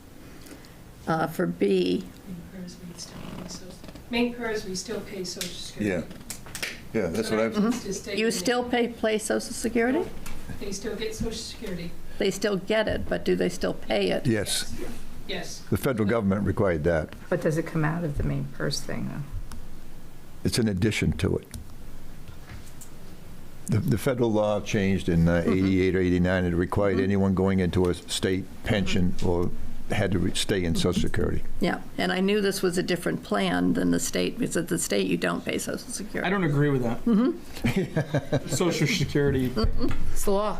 I just don't agree with it. Just saying. Well, I didn't agree with the last one, so yeah. Yeah. Something just had against to be Mills here? Should not be paid. Okay, so I'm going to take out or continuing. You don't have a I'm going to take out the Social Security thing there. Okay. So, all employees who do not choose to participate in Maine PERS will participate in Social Security. Well, if it's for all, we don't need that statement in there either. All employees who do not choose to participate in Maine PERS will be eligible to participate in the town's matching 457K retirement plan. Full-time employees' contributions will be matched, and I changed the matching schedule to tighten it up a bit. 0 to 6 months, 0% match. So for the 6-month probation, basically. 6 months to 4 years will be 5%. After 5 years, it will go up to 7%, the maximum rate. Beginning January 1st, 2025, all newly hired employees will have a one-time choice whether or not to participate in Maine PERS. Any who choose not to participate in Maine PERS will be eligible to jump into the town's matching 457K. Any employees who do participate in Maine PERS may request to have some of their automatic deposit added to the town's 457 plan with no matching funds from the town of Raymond. This last one I know has been debated before. It has been requested by a lot of employees. And I do know the select board have said no in the past, but I did want to bring it forth again. It doesn't cost the town anything except for the time it takes to set it up initially for the employees' pay stubs to put it in there. And I feel like it's a inexpensive benefit that the town could give to the employees that go with Maine PERS. The ability to make contributions in the 457? If they want to make extra contributions to that, rather than open up a new Roth account somewhere else and have multiple retirement accounts out once they retire. What was the point before of not updating? The original idea was to phase out the 457. Okay. But you can't because a lot of people. But there are people that are hired that it wouldn't benefit to join the Maine PERS. How many roughly a piece is it? We have what? How many employees? Did you say 36? Yeah. 30 something, 40. Yeah. What's the breakdown? Yeah. Do you know the breakdown roughly? I thought it was 36. I don't know who took Maine PERS and who didn't. Well, the reality is if they're paying Maine PERS and Social Security, not many of them are going to be putting in with this anyway. You're already contributing to that big hit. So there's going to be very few people. Everyone eligible at the fire safety took it. At the town hall, out of the 13, we had 5 that chose not to go into Maine PERS. Wow. That's interesting. That's impressive. Well, actually. Because the buy-in would have been too much. Yeah. But the comment says that they want to have Maine PERS end. So there's 5 that cannot do both because they're not in the Maine PERS. It's all the other ones that are wondering on it. I just can't imagine it. But Well, it's not a benefit from us. Right. It's just like a savings account or whatever. But yeah. if the town manager wants to take that administrative duty on, I don't see why we'd say no anyway. It's actually the town manager's not taking on. No. But she has to It's do a the payroll administrative. function. Oh, yeah, okay. That's a payroll okay. function. Well said. Payroll, I'm sorry. She's in the house. Doesn't cost us anything. I mean, my personal opinion is they can do better if they went off and got a financial planner. I agree. Definitely. Work with them. They do a lot better than what the returns they get on the 450. I agree. And I was in it for quite a while. And, So I would, I think we do better to encourage them to investigate those by either having some financial planners come in and do some seminars for them and things like that, because that would be cool. I mean, I think like they could do. The 457. It's got some good things in there, but it's also got some dogs. Cost me a fortune. And, if they're not getting some other advice, I think they're losing it. They're cutting themselves short.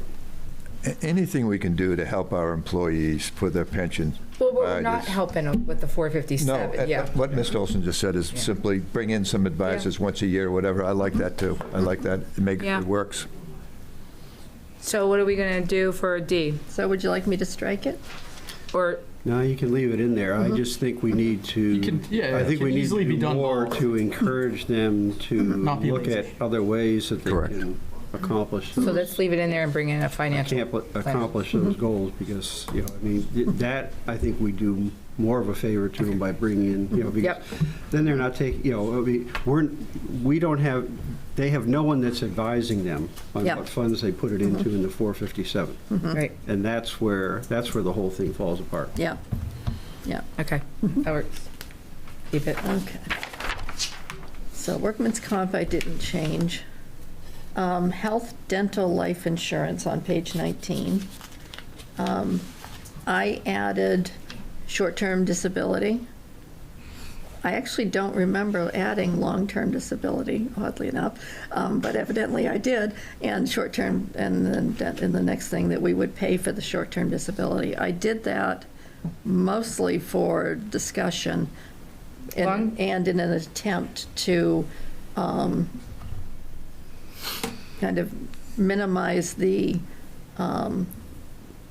cutting off of vacation time and the extra accrual and the extra sick time, since that won't be building up anymore. Well, long-term disability, you got to pay into. I know that. Short-term is covered almost by a lot of employees. Long-term is not. Like, I know my husband pays the extra. We could, we could see, we could look into what the costs are on STD, on STD Yeah, it's calls, low. but, then you'd balance that against just self-funding it. Yeah, I'm wondering where we're going to get the funds. I'm all for it. I just didn't know if you had it in your treasury. Essentially, if you self-fund it, we've already accrued. If you look at it from one standpoint, we've already accrued for it, because we've already budgeted for that time. And your health insurance? No. Oh, just with sick leave and On the short-term disability, because essentially, you've already budgeted for those hours. You've already budgeted that money. So if you self-fund it, which just says you're going to continue, you're going to pay them for their short-term disability, it hasn't cost you anymore. And we can decide that later anyway, right? So take out Well, I mean, long-term the other disability? employees are picking up the slack of. Yeah, but you still, I mean, they still have to, Fund-wise, it's still, it's the same. a short-term disability, you still have to certify, it still has to be certified. So we take out long-term disability then? Well, long-term, no, they can participate in it, but they don't, it's not, town doesn't pay the long-term disability. Right. It says participate, not supply. They can participate in it. Okay. All right, good. And the one thing I did find out, another reason I did put short-term disability in here was thinking that would take us out of needing to do the paid family leave that's coming up from Maine. It won't. But it won't. Still, no. It isn't enough. It doesn't cover all of the pieces that they require. No, it But does they haven't published their rules for that as yet? They have now? Yep. Oh, good. The rules are out. And the rules, But I called them and they haven't gotten back to the me. rules essentially say too, that we don't have the option of paying the full amount. The rules say that it will, if you're over 15 employees, it'll be half and half. So the employee will pay that 0.5%. Well, that's interesting. I was at a managers meeting today, and I won't name names of some of our neighbors, but they're paying 100%. Well, according to the rulemaking, it's Yeah. not. I wonder if they haven't seen those rules as yet. It depends on how many employees. If you're under 15, then you can pay 100%. If you're over 15, it's 50-50. I believe these were all over 15. So that was another reason that I put that in there. Let's see. Health insurance. I took out the Cap. up to a dollar value of $3,400 and $2,400 for two-person. It's So what would it be doing it your way right now? What would that go to? employees eligible to receive it. And how many people does that even apply to? Well, I don't know how relevant that number is. I think it should be just receive up to 1/2 of cash value. That'll be calculated each year. It really depends on how much our insurance is each year. So those dollar amounts were correct when it was put in the policy, but it didn't continue to be correct. And whenever we have dollar amounts like that, they need to be in a separate schedule generally. But I think that covers it, just to receive 1/2 of the cash value Do you of the want the difference. numbers? Yeah, I do, please. We have 8 employees who receive this benefit. Right now, they get $24.12 a year, so it's just under that.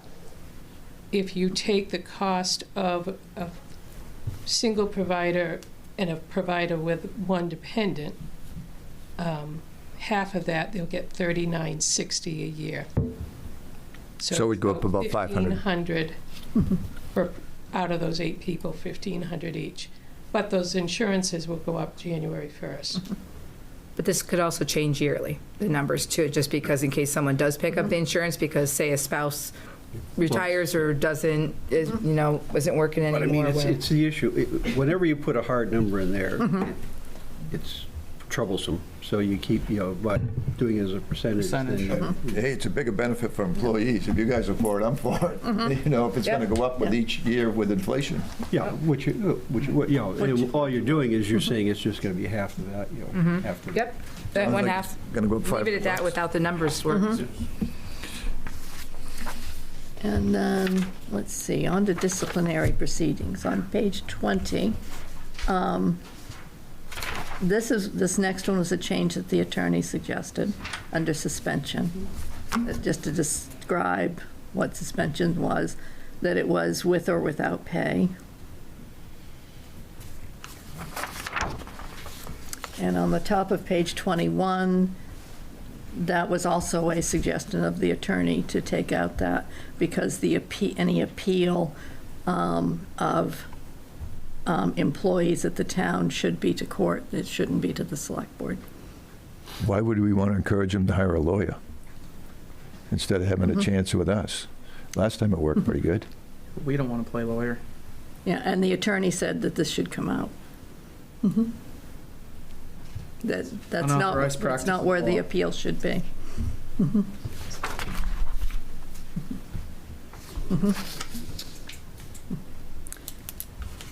And then on page 22, social media, that was all wording that the attorney said we should put in there pertaining to social media.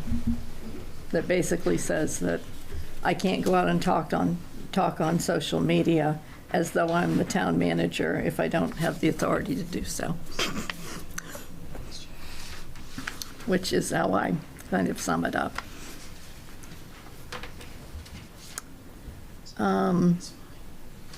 Then on page 23, under resignation. I'm sorry, can we go back? I was trying to look at my notes and stay with you two at the same time. Under political activity, Okay. I'd like to add that no employee should be involved with removing political signs. I learned over this last process that it's a crime, and so we've been doing that historically, taking up signs in intersection and throwing them behind the shed, and whatnot. Unless they're authorized, what they're saying, and I just again was talking to someone about it this year, is you call the people who put the sign in the wrong place and give them a chance, rather than have I just don't want to be in. Correct me if I'm wrong, Craig. You ran, isn't it? There's a state law that governs that whole process. I don't know why you guys would need to reinvent that, but yeah, we shouldn't be involved. Well, essentially, what's happening, what the state law authorizes the road department or the road department to remove right. I believe that's what Mr. Morse is talking about. Yeah. Public ways. I don't think you're talking about private. That's no, I'm not talking about private. No, it's in public ways, and the road departments are authorized to remove those, and so all that's doing is flowing it down to the public works. Yeah, if you pull up to a stop sign and can't see, and we wait to call the person who's on the sign for them to get the representative to move it, and we have an accident, it's not really. Oh, okay. I was talking to one of the representatives on the process. I had a couple signs moved. I didn't care, but it wasn't behind I couldn't pick them up behind the shed. So I asked, and they said that there's only authorization of those signs to call the person on the sign and tell them come remove the sign, and then you can remove them. Just a point of interest, we probably had hundreds of signs this past year that were destroyed or removed. Yeah, well, we don't have to add it in here. I just think it would be a good policy not to get involved with it, what they said.